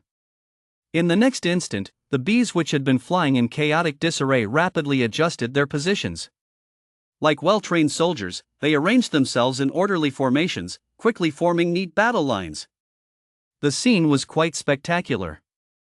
Moreover, these formations were exceptionally precise and well organized. Every bee found its exact position, the spacing between them and the angles of their arrangement were just right, as if they had rehearsed countless times, exuding an aura that commanded respect. Wo Jiang gasped. Jiang was stunned by the scene before him. He never would have imagined that these tiny bees could organize such a tight and orderly battle formation. This far exceeded his expectations, and a chill crept into his heart. He had originally thought they were relying solely on their numerical superiority to attack, but he hadn't expected them to possess such organizational and cooperative abilities. This undoubtedly made the battle several times more difficult. Jiang furrowed his brow. He realized that if he continued to let the bees launch their attacks in such a methodical manner, he would likely find himself in an extremely disadvantageous position. He had to take more proactive and effective measures. So, he immediately activated Blink. His figure flickered, vanishing from his spot in an instant. His agility was so swift it seemed as though he had traversed space itself. In the blink of an eye, Jiang appeared right in front of a combat bee that was directing the battle formation. Before the bee even had time to react, it felt an overwhelming sense of pressure bearing down on it. But it was already too late to react. Jiang raised his dark blade high, then, with fierce momentum, slashed it down toward the combat bee below. The blade traced a cold, gleaming arc through the air. With a crisp snap, the combat bee's tiny body was instantly split in two. Green fluid spurted out, and its remains fell to the ground, marking the end of its life. You have slain a level 11 elite combat bee. 5003 EXP for defeating a higher level monster, plus 30,000 gold, plus 60 points. You have looted a green tier 1 treasure chest. Green tier 1 lifespan roulette. When the green tier 1 lifespan roulette, shimmering with a unique glow, appeared before him, it seemed like a rare treasure radiating mysterious allure. It instantly captured all of Jiang's attention, his eyes betraying uncontrollable excitement and anticipation. A radiant smile spread across Jiang's face, brimming with joy. Just like a child who had received a long-awaited gift, he was completely immersed in this sudden surprise, unable to pull himself away. This was the very first time a green lifespan roulette had appeared. Hint: the higher the tier, the lower the drop rate. The Apocalypse System S prompt appeared once more. The cold, mechanical tone rang in his ears, as if emphasizing just how hard-won this prize was. Jiang silently rejoiced, knowing that based on normal odds, obtaining this green tier lifespan roulette would be next to impossible. And now it had appeared right before him. This was undoubtedly Lady Luck bestowing her special favor upon him. But there was no need to dwell on it. Jiang quickly refocused his thoughts. He knew that while this stroke of luck was cause for celebration, what mattered more was seizing this opportunity to boost his strength, rather than simply wallowing in the joy of his good fortune. After all, the stronger he was, the more points he'd earn. He immediately spent 20 years of lifespan to draw. Blast green tier 1, attacks deal blast splash damage equal to 30% of the base damage. The moment the result appeared, a flash of delight once again lit up Jiang's eyes. Splash damage doesn't that mean a massive boost to monster farming agility? Faster loot drops? Aside from that, there's one more thing. That is, the green lifespan roulette can yield some new things. Jiang's heart skipped a beat. At the same time, he gained a new understanding of the green lifespan roulette. It seemed the green lifespan roulette held more than just higher level strength. It might also grant entirely new abilities with unique effects. This undoubtedly opened up new avenues for boosting his future power. It meant his strength could be significantly enhanced once again. Awesome! Absolutely awesome! He couldn't help but look forward to obtaining more green lifespan roulette, unlocking more powerful abilities, and letting his strength continue to climb. Meanwhile, in the Dragon Nation faction S points leaderboard, each region has its own points leaderboard, but they aren't shared across regions. Each region can only view its own points leaderboard. Only after an hour will the overall points leaderboard be announced to everyone. At this moment, within Region A1102, the area had turned into a bustling assembly hall, with voices rising and falling in waves as various discussions intertwined. Some gathered in small groups of 3 or 5, whispering to one another, while others rapidly typed messages in the chat channel. The entire region was enveloped in this atmosphere of lively discussion. Everyone seemed to have an endless supply of topics to talk about. We need to speed up our agility support for Big Brother Jiang, someone suggested in the chat channel. Speaking of which, thanks to what Big Brother Jiang has brought us, there must be at least 100 level 7 powerhouses among us now, right? Another person brought up this topic, their tone tinged with a touch of emotion and pride. It was as if they were recounting the glory and the boost in strength that Jiang had brought to everyone, causing the crowd to reminisce about all the experiences they'd gone through along the way. That's right. Thanks to our victory in the regional war, we VE gained a lot of stats and stat caps. Our power has skyrocketed. Others chimed in, their faces beaming with joy. Recalling that victory, everyone knew it was the result of Jiang's outstanding performance. And the generous rewards that followed have benefited everyone greatly. Even Li, who ranked second, has already reached level 8. That's right, everyone, I've reached level 8. Li said. Lia's voice rang out in the chat channel, steady and powerful, exuding the confidence of a true powerhouse. His declaration earned him even more respect from the group. I hope the remaining level 7 powerhouses will gather around me. Li began organizing the group. He fully understood the team's strength and wanted to bring these powerhouses together to form an even more formidable force. Brother Jiang currently needs white 8th tier lifespan roulette and grade lifespan roulette. He clearly stated Jiang's current needs, making it clear to everyone where their support should be directed. These high-tier lifespan roulette are crucial for Jiang to further enhance his strength. I hope everyone will join me in farming monsters to provide these high-grade lifespan roulette for Brother Jiang.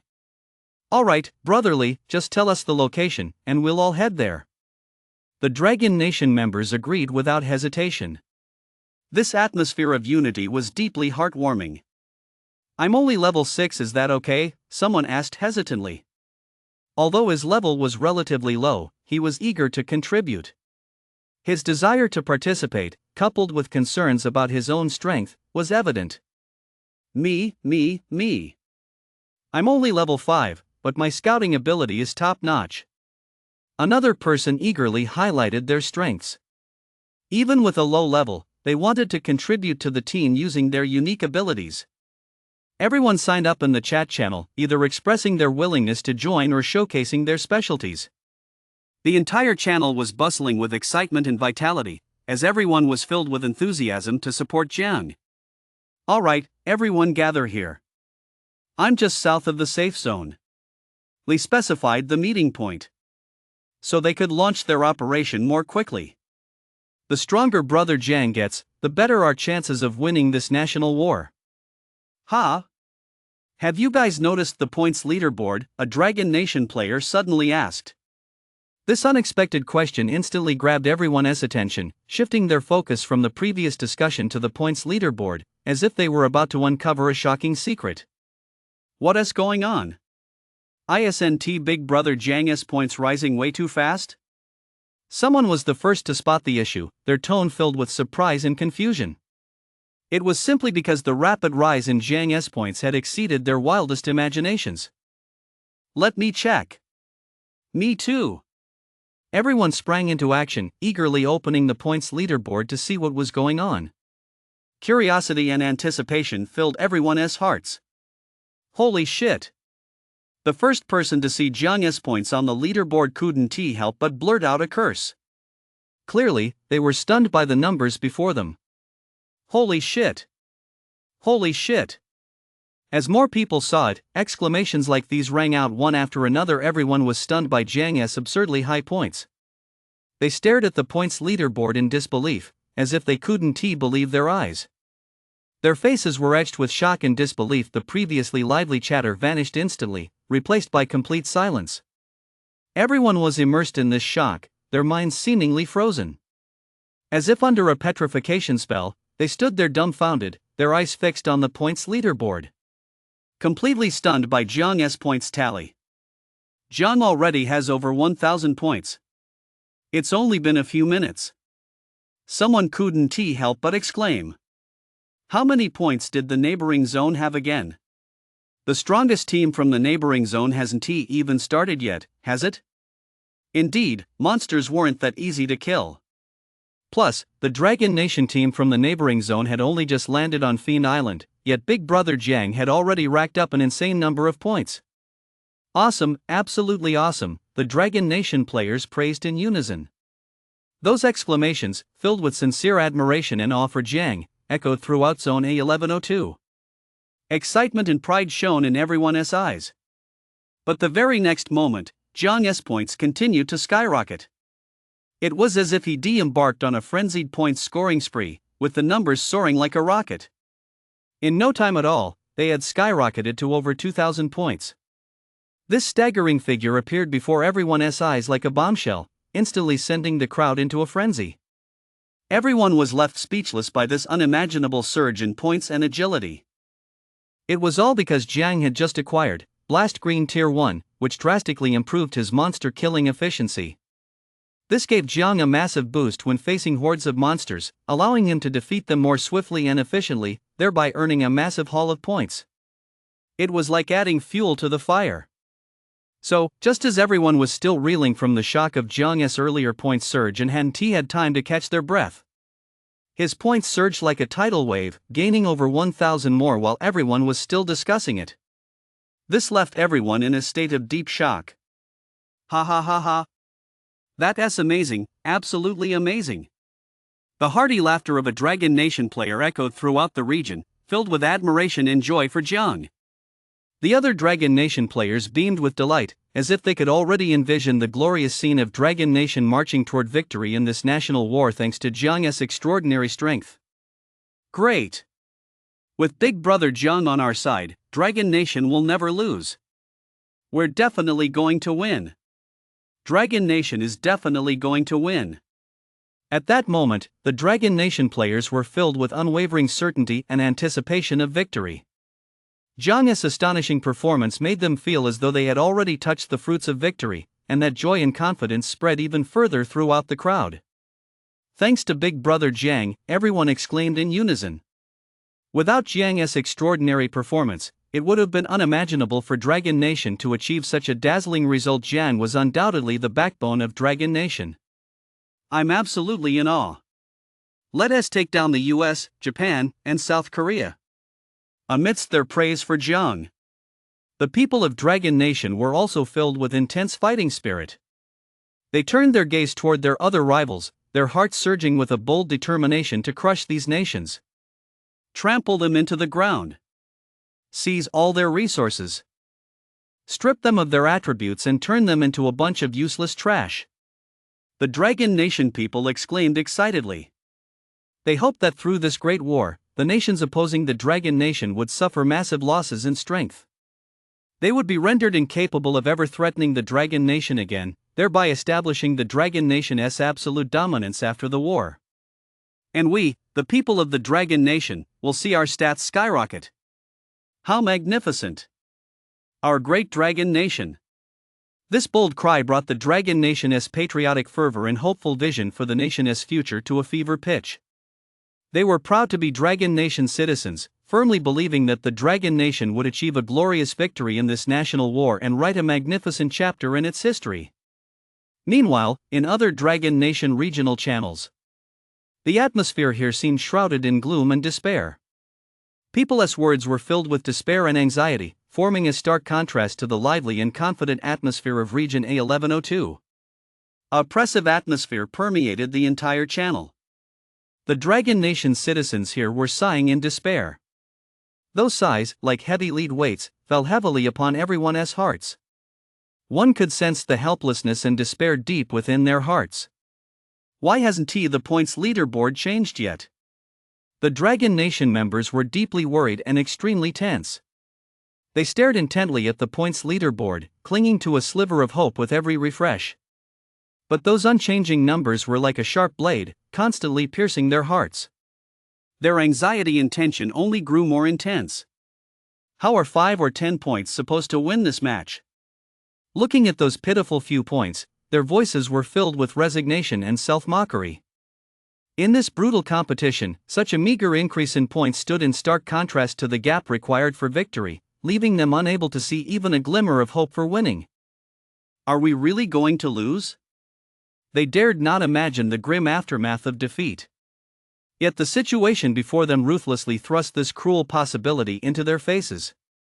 It plunged their hearts into extreme turmoil. Oh no! If we fail, all our resources will vanish. Plus, we'll lose 40 points from our attribute caps and attributes. At the thought of the punishment for failure, their faces grew even paler. That LL wipe out my entire attribute cap, someone cried out in despair. For them, attributes were the very capital needed to survive in the world of the apocalypse system. Once their attribute cap was depleted, they would become incredibly vulnerable, powerless to defend themselves against any danger of fate tantamount to a death sentence. That is practically the same as being dead. If we lose, there is no way we can complete the mission to reach level 10 within 10 days. Within this vast region, our Dragon Nation will inevitably become incredibly weak. We might even face extinction. And if we fail, the nation's fortune will decline. Once the nation's fortune declines, it won't just affect this current match. It will also have numerous adverse effects on Dragon Nation's future development within the entire apocalypse system. It will put Dragon Nation at an even greater disadvantage when facing other nations. It might even affect Dragon Nation's entire standing within the apocalypse system.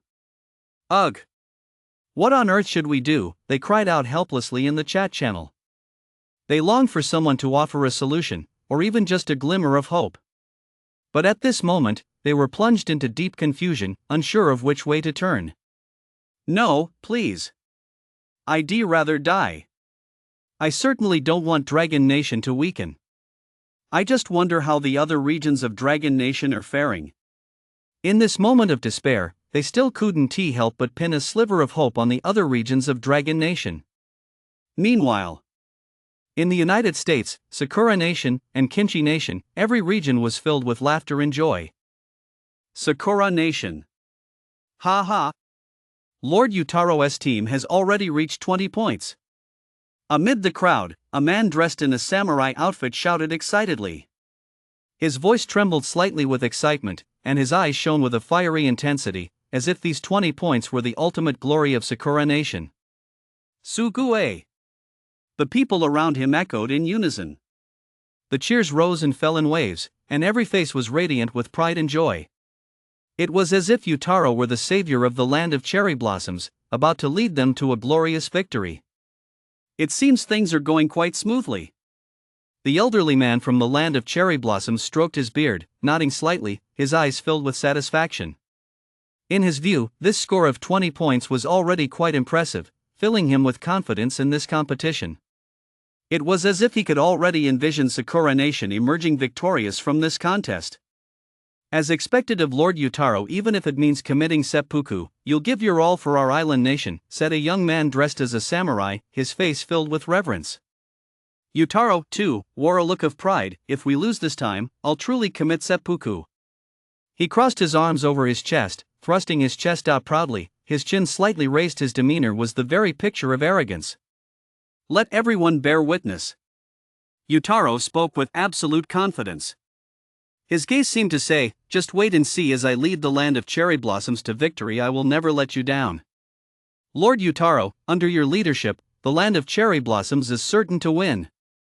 The crowd shouted in unison once more, their voices echoing through the air like thunder, deafening in their intensity. Everyone was inspired by Yutaro's confidence, their hearts burning with fierce fighting spirit, firmly believing that under his leadership, the land of cherry blossoms would surely claim victory in this competition. Ha ha ha. Of course. Yutaro smiled faintly. His smile exuded a calm assurance of victory, as if everything were under his control. The slight upturn at the corners of his mouth seemed to declare to the world that Sakura Nation's victory was a foregone conclusion. United States. Lord Mike has reached 40 points, a tall, blonde-haired, blue-eyed man shouted excitedly. His voice boomed like a great bell, causing a stir among the crowd. Upon hearing the news, people from all around gathered, their eyes filled with awe and envy. Amazing, absolutely amazing. People praised him in a chorus of voices, their admiration surging like a tidal wave, elevating Lord Mike to an exalted status. In their eyes, a score of 40 points was nothing short of a miracle, proof enough of Lord Mike's extraordinary strength and exceptional leadership. Oh, my God, that's incredible. An elderly man wearing a cowboy hat clasped his hands together and muttered something under his breath, his devout expression as if he were praying to God. He hoped Lord Mike would continue this glorious streak and bring even more glory to the United States. We'll crush Dragon Nation for sure. A burly American man with a rugged face pumped his fist and growled menacingly. His eyes betrayed a look of arrogance and hostility toward Dragon Nation, as if the mere mention of it made him eager to trample it underfoot to demonstrate America's might. The other teams are almost at 20 points too, a young blonde woman said with a smile, a hint of anticipation in her eyes. It was as if she could already envision the glorious scene of all the American teams flourishing in this competition and achieving outstanding results. We have 100 regions we're guaranteed to win. Korea. Parkappa already has 15 points. He is so strong, Sini Day. Our other Korean teams are in T-Week either they've got 5 and 10 points, which is pretty impressive too. They're definitely way better than that Jung. Swish. Swish. Swish. The blade in Jiang's hand swung as fast as lightning. Streaks of piercing light flashed by in an instant. The glow was sharp and blinding, like a meteor streaking across the night sky, tearing through the surrounding air with unstoppable momentum. With every strike aimed at its target, a powerful surge of strength erupted outward, spreading like ripples. This spattering strength affected nearby monsters as well, inflicting varying degrees of damage and causing them to emit waves of agonized whining. The blade energy released from the edge seemed to take on a life of its own, dancing wildly through the air. It would either spiral upward like a spirited dragon, or weave back and forth like an agile bird. Wherever the blade energy passed, the air seemed to be sliced to shreds, emitting a hissing sound that highlighted its immense power. Under the dual assault of the blade's light and the blade energy, the bees which had been buzzing wildly and menacingly through the air plummeted straight down from the sky like fallen leaves struck by a force. Some had their wings severed, others were pierced through by the blade energy. One by one, they fell lifelessly to the ground, forming a small patch of black bee rain on the ground. It turned out that after Jiang had killed a combat ant elite, perhaps sensing the overwhelming aura he had displayed during the kill, the swarm of bees instantly fell into chaos. Their originally neat and orderly flight formation was instantly disrupted, and their buzzing became chaotic. They flew wildly through the air, like headless flies that had lost their way. Jiang seized this opportunity to strike ruthlessly. He darted through the panicked swarm like a ghost. His blade swung relentlessly, each strike sending a spray of green blood mist into the air. As bee after bee fell, his attacks grew ever more ferocious. Like a tiger among sheep, he unleashed a bloody slaughter upon the swarm. You have killed a level 10 monster worker bee. Experience for defeating a higher level enemy, 102. Gold plus 300. Points plus 25. You have killed a level 10 monster worker bee. Experience for defeating a higher level enemy, 102. Gold plus 300. Points plus 25. As Jiang successfully killed worker bees time and time again, the system's cold notification sounds rang out in his ears. Every time the notification sounded, it meant Jiang had earned another generous reward. At this moment, his points had already surpassed 4,000. He was almost at 5,000. Jiang stared at his points panel. The constantly fluctuating numbers stirred an uncontrollable surge of excitement within him. Another kill. You have killed a level 10 worker bee. Experience for defeating a higher level monster, 102, gold plus 300, points plus 25. Finally, Jiang's points reached 5,000. Notice, your points have reached 5,000. If your faction wins, you will receive an extra reward. Extra reward, attribute cap increased by 20, attributes increased by 20. Plus 1 green tier 1 lifespan roulette. Ha ha. Such an amazing extra reward. Jiang was ecstatic. His hearty laughter was filled with uncontrollable joy, as if he had obtained the world's most precious treasure. His eyes shone with a fiery glow, and he was completely immersed in this sudden surprise. Not only did his attribute caps increase by 20 and his attributes rise by 20, but he also received a green tier 1 lifespan roulette. It was absolutely amazing. Tip: the higher your points, the more extra rewards you get. That cold, mechanical voice rang in his ears once more, yet it sounded like the most beautiful melody. What? There are actually even more rewards. Jiang was overjoyed. He had thought the previous rewards were already generous enough, but he never expected even more surprises to be waiting for him. This was undoubtedly a double blessing, making his already excited mood soar even higher. In other words, by continuing to farm points, he could earn even more rewards. Jiang could already envision himself accumulating points to harvest a pile of precious rewards and watch his power skyrocket, his heart brimming with anticipation and hope for the future. Ha ha ha. That hearty laugh rang out once more. He felt like an adventurer about to unlock countless treasures, brimming with boundless enthusiasm for the points-earning journey ahead. Awesome. So awesome. Awesome times 2. No complex words could describe his feelings, only the simple, direct expression could vent his emotions. At that moment, Jiang clenched his fists, his gaze becoming incredibly determined. There was only one thought in his mind: to earn as many points as possible. Beyond that, the prerequisite for receiving such rewards was victory in the national war. Jiang knew this well. He understood the importance of this great battle. Only by winning could he enjoy these enticing extra rewards. If he failed, he would get nothing. At the thought of the grim consequences of failure, Jiang couldn't help but shudder. It meant that all his previous efforts would go down the drain. Not only would he receive no rewards, but he would also face severe punishment. This was undoubtedly the outcome he dreaded most. At this thought, Jiang immediately felt a sense of urgency. He put aside his earlier excitement and joy, replacing them with a look of seriousness and determination. Time was of the essence. He had to race against the clock to rack up points and fight for victory, for those tempting rewards. Meanwhile, the bees finally snapped out of their daze. The confusion they'd fallen into after the boss was killed gradually faded. Clear battle strategies seemed to return to their tiny minds, and they began preparing to launch a new wave of attacks against Jiang. Immediately, the level 12 elite spiked combat bee, like a well-trained commander. It swiftly directed the surrounding bees to reposition themselves. The swarm, which had been somewhat scattered, quickly became orderly again, forming a new battle formation that looked even tighter and more threatening. But Jiang had already used up his flash. Previously, relying on the flash skill, Jiang had been able to launch surprise attacks on the elite command monsters within the swarm, but now that this crucial skill was on cooldown, he could no longer force his way in.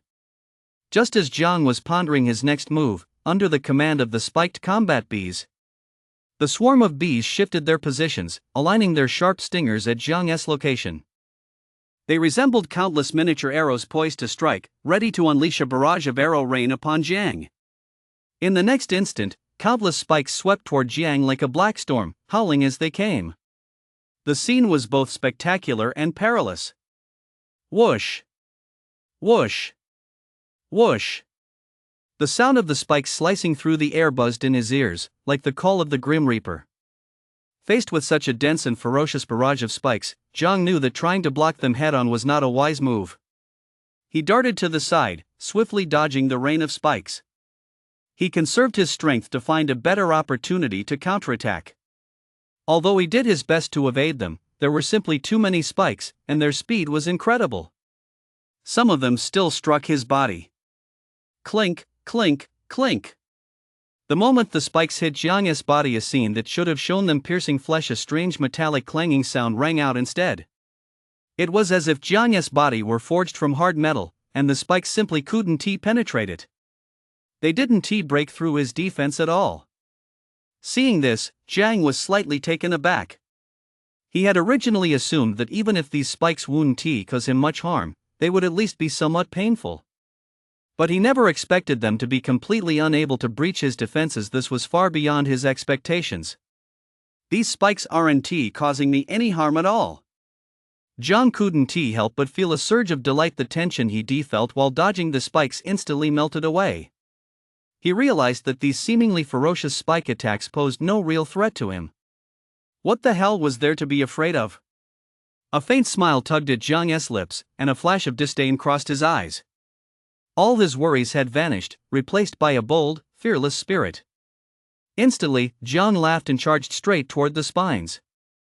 His weapon swung with fierce momentum, each swing unleashing a dazzling flash of steel that reaped the bees' lives like the scythe of death. Wherever he passed, bees fell in droves. Jiang unleashed a bloody slaughter within the swarm, channeling all the pressure the bees had previously inflicted upon him into the driving force of his frenzied killing spree. The swarm, once dense and dark as a black cloud, dwindled rapidly under Jiang's frenzied assault. The once solid defensive line was now riddled with holes, having lost nearly all its defensive capability.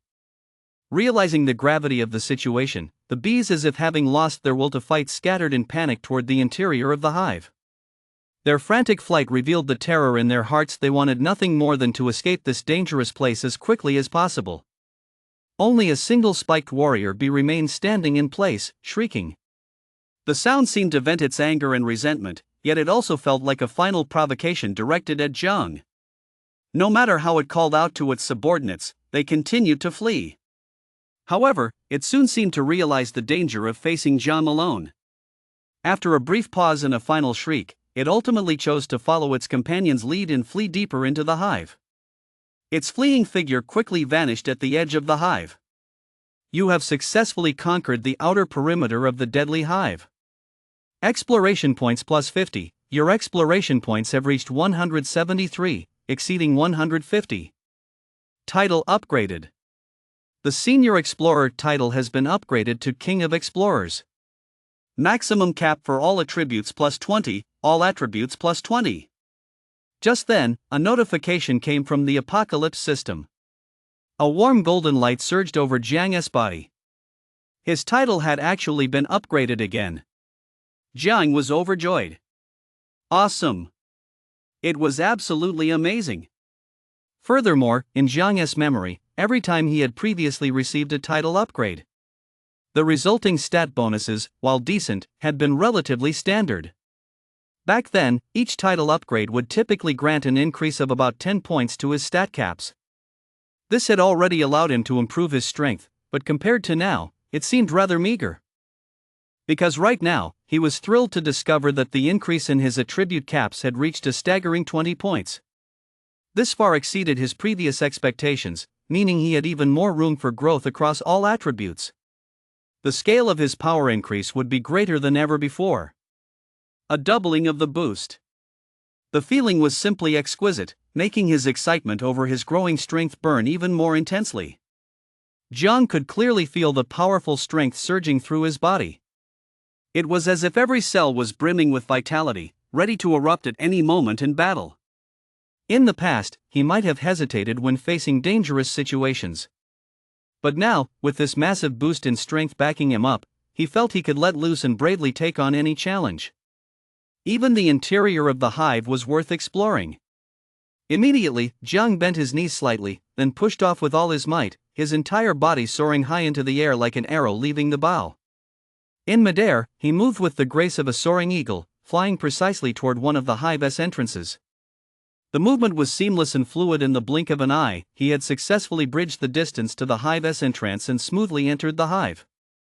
The entrance to the hive did not appear large, and a faint aura of danger emanated from its surroundings, as if warning outsiders not to approach lightly. But Jiang showed not the slightest fear. Relying on his newly enhanced strength and agile movements, he passed through the somewhat narrow entrance without hindrance. He entered the mysterious and perilous world within the hive. The moment he stepped inside, Jiang felt a wave of intense hostility wash over him. Inside the hive, the guard bees, sensing the intruder, began flapping their wings in unison, emitting a buzzing sound that was particularly piercing, as if issuing a warning to Jiang. Some circled overhead, while others stood guard at the entrances, their compound eyes fixed intently on Jiang, ready to attack at any moment to defend their hive. Seeing this, Jiang's eyes hardened, and the blade in his hand instantly left its sheath. He gripped the hilt tightly with both hands, then swung it violently. The blade traced a sharp arc through the air, slashing fiercely at the swarm of guard bees before him. This strike channeled his immense strength wherever it passed. The air seemed to be sliced open, emitting a hissing sound. Before the guard bees could even react, they were struck by this fierce blow, and one by one, they fell to the ground. Some were even split clean in two. Jiang, like a tiger among sheep, began a frenzied slaughter.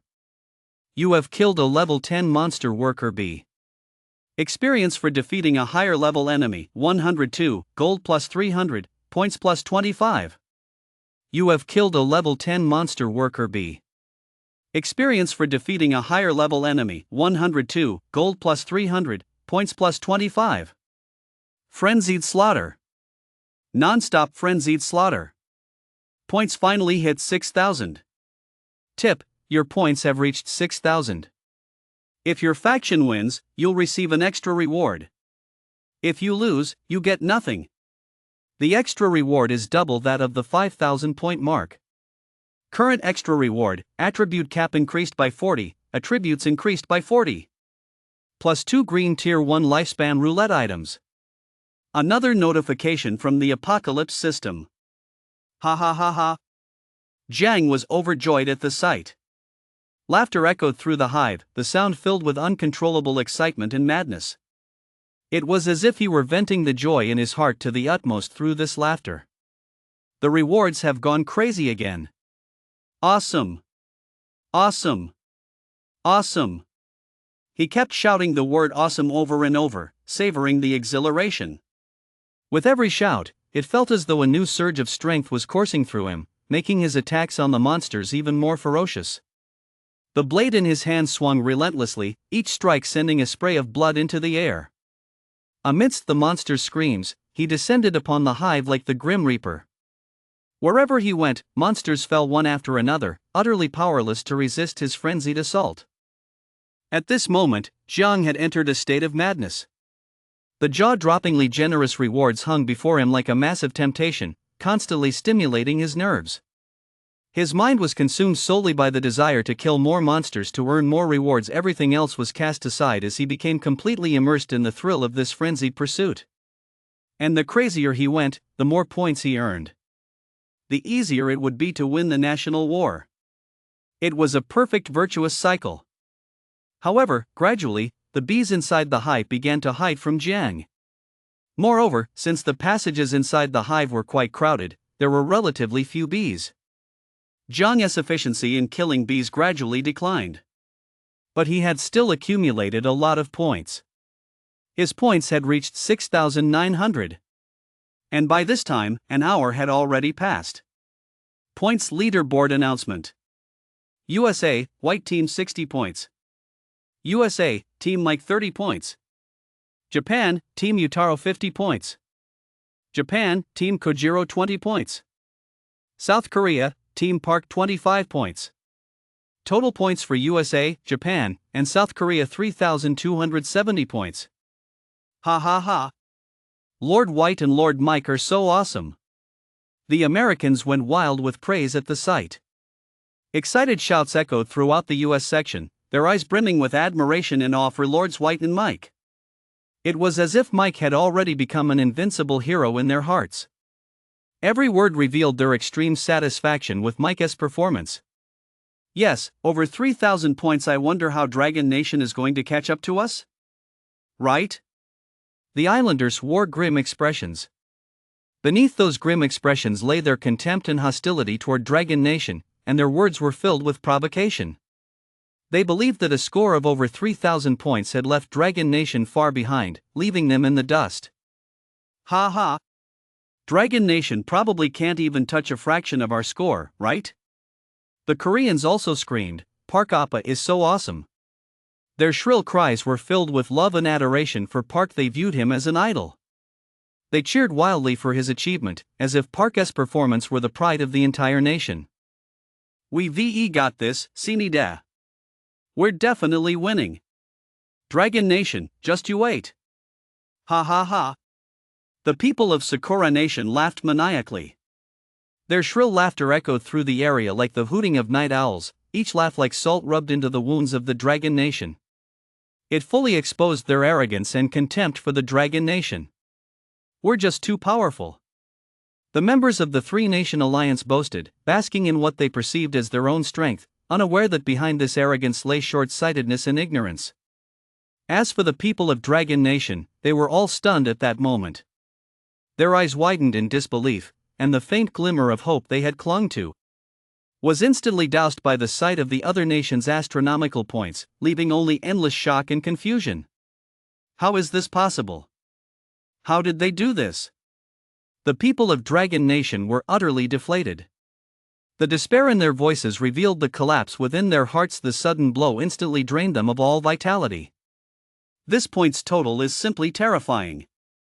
Staring at the absurdly high points figures, the people of Dragon Nation felt their scalps prickle.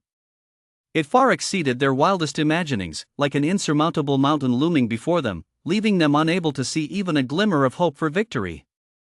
They knew the US, Japan, and South Korea were powerful, but they never imagined they were this strong. "No way," Brother Long muttered to himself, still struggling to accept this cruel reality. He hoped this was just a nightmare, and that everything would return to normal when he woke up. "The monsters on Fiend Island are all incredibly tough," said a Dragon Nation player helplessly. They knew full well that on Fiend Island, a place teeming with danger and challenges, no monster was easy to defeat. How could earning points be so simple? Yet other nations had managed to accumulate so many, leaving them both baffled and despairing. "It's already good if we can kill one or two. Our region only has 20 points. Someone sighed, drawing a comparison. "And the US, Japan, and South Korea have 100 regions each, while we in Dragon Nation only have 10. This reality only deepened the Dragon Nation players' despair. The massive disparity in the number of regions meant their opponents had far more opportunities to earn points. Dragon Nation was already at an inherent disadvantage in this regard, making it even more difficult to catch up. "We're done for, completely done for." Their hearts were filled with despair. It was as if they could already see the outcome of defeat beckoning to them, and the dark future made their very souls tremble. "Wah!" The heart-wrenching cries echoed throughout the Dragon Nation region. It was their fear of impending defeat, their anxiety over the nation's fate, every sob brimming with the anguish and helplessness in their hearts. Just as the people of Dragon Nation were plunged into despair and those from other nations were gloating, the situation suddenly took a dramatic turn. It was as if a massive bomb had been dropped into a calm lake, instantly stirring up towering waves. Dragon Nation, Jiang 6,900 points. A staggering figure was revealed. That eye-catching number shone with a blinding light on the main channel. It was as if a dazzling star had suddenly descended, instantly capturing everyone's attention. Everyone who saw it couldn't help but widen their eyes, their hearts shaken to the core. Jiang, single-handedly, had earned a score that far exceeded the combined total of all 100 regions from the United States, Japan, and South Korea. What an astonishing feat! He was like a colossal dragon emerging from the heavens, leaving his once smug opponents far behind with an unbeatable momentum. Everyone in the Grand Region channel was stunned. Whether it was people from other nations who had been mocking Dragon Nation just moments ago, or Dragon Nation players who had just been plunged into despair. At that moment, they all seemed to be under a spell, staring blankly at the number with their minds going completely blank. They were completely speechless, stunned by this sudden, massive turnaround. Yet the Dragon Nation players, who had all been frozen in place just moments before, erupted into earth-shattering cheers the next instant. Their heads, which had been hanging low, shot up high, and the despair in their eyes was replaced by wild jubilation. Their hearts, which had grown cold, were now ablaze with fiery passion once more. Big Brother Jiang. 6,900 points. Ha ha ha ha ha. They shouted Jiang's name with excitement, their hearty laughter echoing throughout the Dragon Nation section. Every laugh was filled with reverence and gratitude toward Jiang, as if he were their savior, leading them from the depths of darkness onto the bright path of victory. Heaven is on the side of Dragon Nation, someone shouted with emotion. Awesome. So awesome. Simple, direct words of praise kept pouring from the mouths of the Dragon Nation players. They could find no more eloquent words to describe the shock and joy surging through their hearts at that moment. They could only use these most unadorned words to express their admiration for Jiang. His strength and achievements had completely conquered their hearts. Wave after wave of cheers erupted from the Dragon Nation's territory like a raging storm. The cheers converged into a surging, roaring wave of sound. It spread out in all directions, deafening and overwhelming, as if it were about to drown the entire world in the joy of victory. Earth-shaking and breathtaking. The scene was truly awe-inspiring. Whether it was the jaw-dropping reversal in the score or the Dragon Nation fans' emotional shift from despair to ecstasy, it left everyone in awe, as if witnessing the birth of a miracle. Just wait and see what you'll do now, USA, Sakura Nation, and Kimchi Nation. Amid the cheers, the Dragon Nation fans didn't forget to hurl taunts at the nations that had previously mocked them. At this moment, they were brimming with confidence and conviction, eager to see the expressions on the faces of their former rivals as they grappled with this massive turnaround. What? Is this real? The people of the land of the cherry blossoms all gaped in astonishment. Their wide-eyed expressions suggested they were witnessing the most unbelievable thing in the world. Their eyes widened as they stared intently at the screen displaying Jiang's points, their faces etched with disbelief. The arrogance that had once filled their expressions had vanished, replaced by deep shock and confusion. Impossible. Absolutely not, they shouted repeatedly, trying to deny the reality before them. Their voices trembled with emotion. In their minds, their own country's players had already performed exceptionally well. How could a Jiang suddenly appear and far surpass them with such absurdly high points? This was completely beyond what they could accept. Bastard! Jiang, you're dead, you're dead. Some extreme Japanese fans even hurled insults. Furious and humiliated, they vented all their frustration and resentment onto Jiang. Their snarling expressions and venomous words laid bare their narrow-mindedness and irrationality. Faced with the facts, instead of reflecting on their own shortcomings, they resorted to this despicable method to express their dissatisfaction. Oh! This is absolutely despicable. What on earth is going on?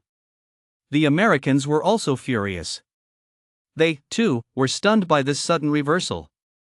They had originally believed that with their country's numerous regions and the solid performances of their players, victory was a sure thing. Yet now, they were far outpaced by Jiang's points alone, and this massive disparity filled them with resentment. They were desperate to know exactly what was happening. I suspect there is foul play, some Americans began to speculate without basis. They refused to believe that Jiang's own skill was simply too overwhelming. Instead, they tried to find some so-called reason behind the scenes to justify their own failure. Such baseless suspicion was nothing more than a means of self-deception, and in the face of Jiang's dazzling results, it seemed particularly ridiculous. The Koreans all wore expressions of anguish. Oh my God! How could it be 6,900 points? As they stared at that absurdly high score, the muscles in their faces twitched slightly from pain and shock. It's too high. It's just too high. Their exclamations were filled with helplessness and despair. They watched Jiang's absurdly high points score with their own eyes, as if they were already seeing the crushing defeat that awaited them. A sense of despair surged through them like a tidal wave. Does that mean our alliance, the US, Japan, and Korea, is going to lose to tiny Dragon Nation? More people screamed in shock. They couldn't believe this cruel reality. In their original plan, relying on the three-nation alliance's numerous regions and their respective so-called powerhouses, defeating Dragon Nation with only 10 regions should have been a piece of cake. But now the situation had taken a sudden turn for the worse, plunging them into deep panic. "No, please, Simida," the Kimchi Nation fans cried out, their pleading voices tinged with fear of defeat. They simply could not accept the outcome of losing to Dragon Nation. It was as if defeat would bring about total annihilation. Their hearts were filled with resentment and helplessness. "Demi! Demi yo!" The people of Sakura Nation also let out a chorus of wails. Those cries of Demi echoed through the air like desperate pleas. At this moment, they were like children who had lost their anchor, able to vent their inner pain and resistance to defeat only in this way. It wasn't that they realized they were wrong, they simply knew they were about to die. "Oh! God, please bless us." Some Americans began to pray. In their panic, they pinned their last hope on God. They hoped God would perform a miracle and turn this situation, which was so overwhelmingly against them, in their favor. Yet deep down, they knew this was likely nothing more than self-comfort. Inside Fiend Island. "Damn it!" White, upon seeing Zhang's score, couldn't help but turn pale with shock. His face, which had been brimming with confidence, instantly went ashen, his eyes betraying terror and disbelief. As if he had seen the most terrifying monster in the world, his body trembled slightly. As the mastermind behind the outbreak of the national war, he had harbored sinister intentions from the start, hoping to use this seemingly unfair competition to crush Dragon Nation. He intended to strip Dragon Nation of its foothold in this vast region, thereby satisfying his own narrow-minded ambitions.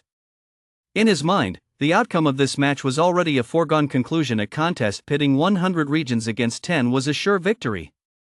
Dragon Nation stood no chance of fighting back. All he had to do was sit back and watch as Dragon Nation gradually fell into decline. In White's eyes, Dragon Nation was nothing more than a soft target to be manipulated at will. He believed that with the three-nation alliance's superiority, whether in manpower or resources, he could easily toy with the Dragon Nation at will. He intended to crush the Dragon Nation in this vast region, stripping it of its former glory.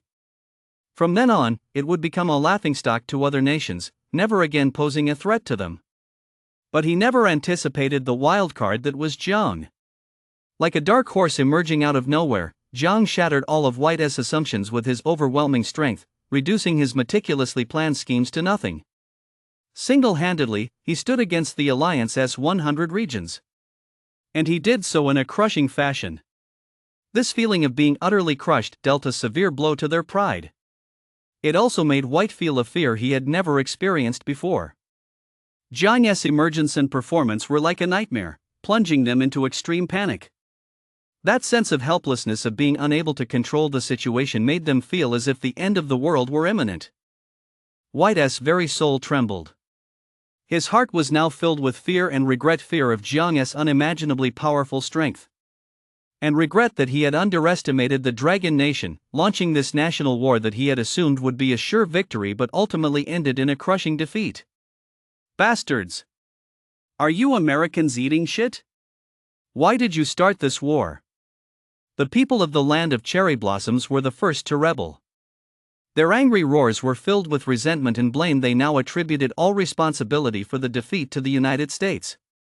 As if they had forgotten that they, too, had been active participants in this war, they were solely focused on venting their frustration.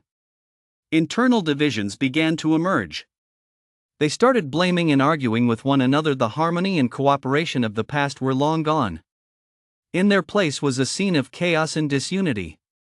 In their view, since the outcome of this great war was already a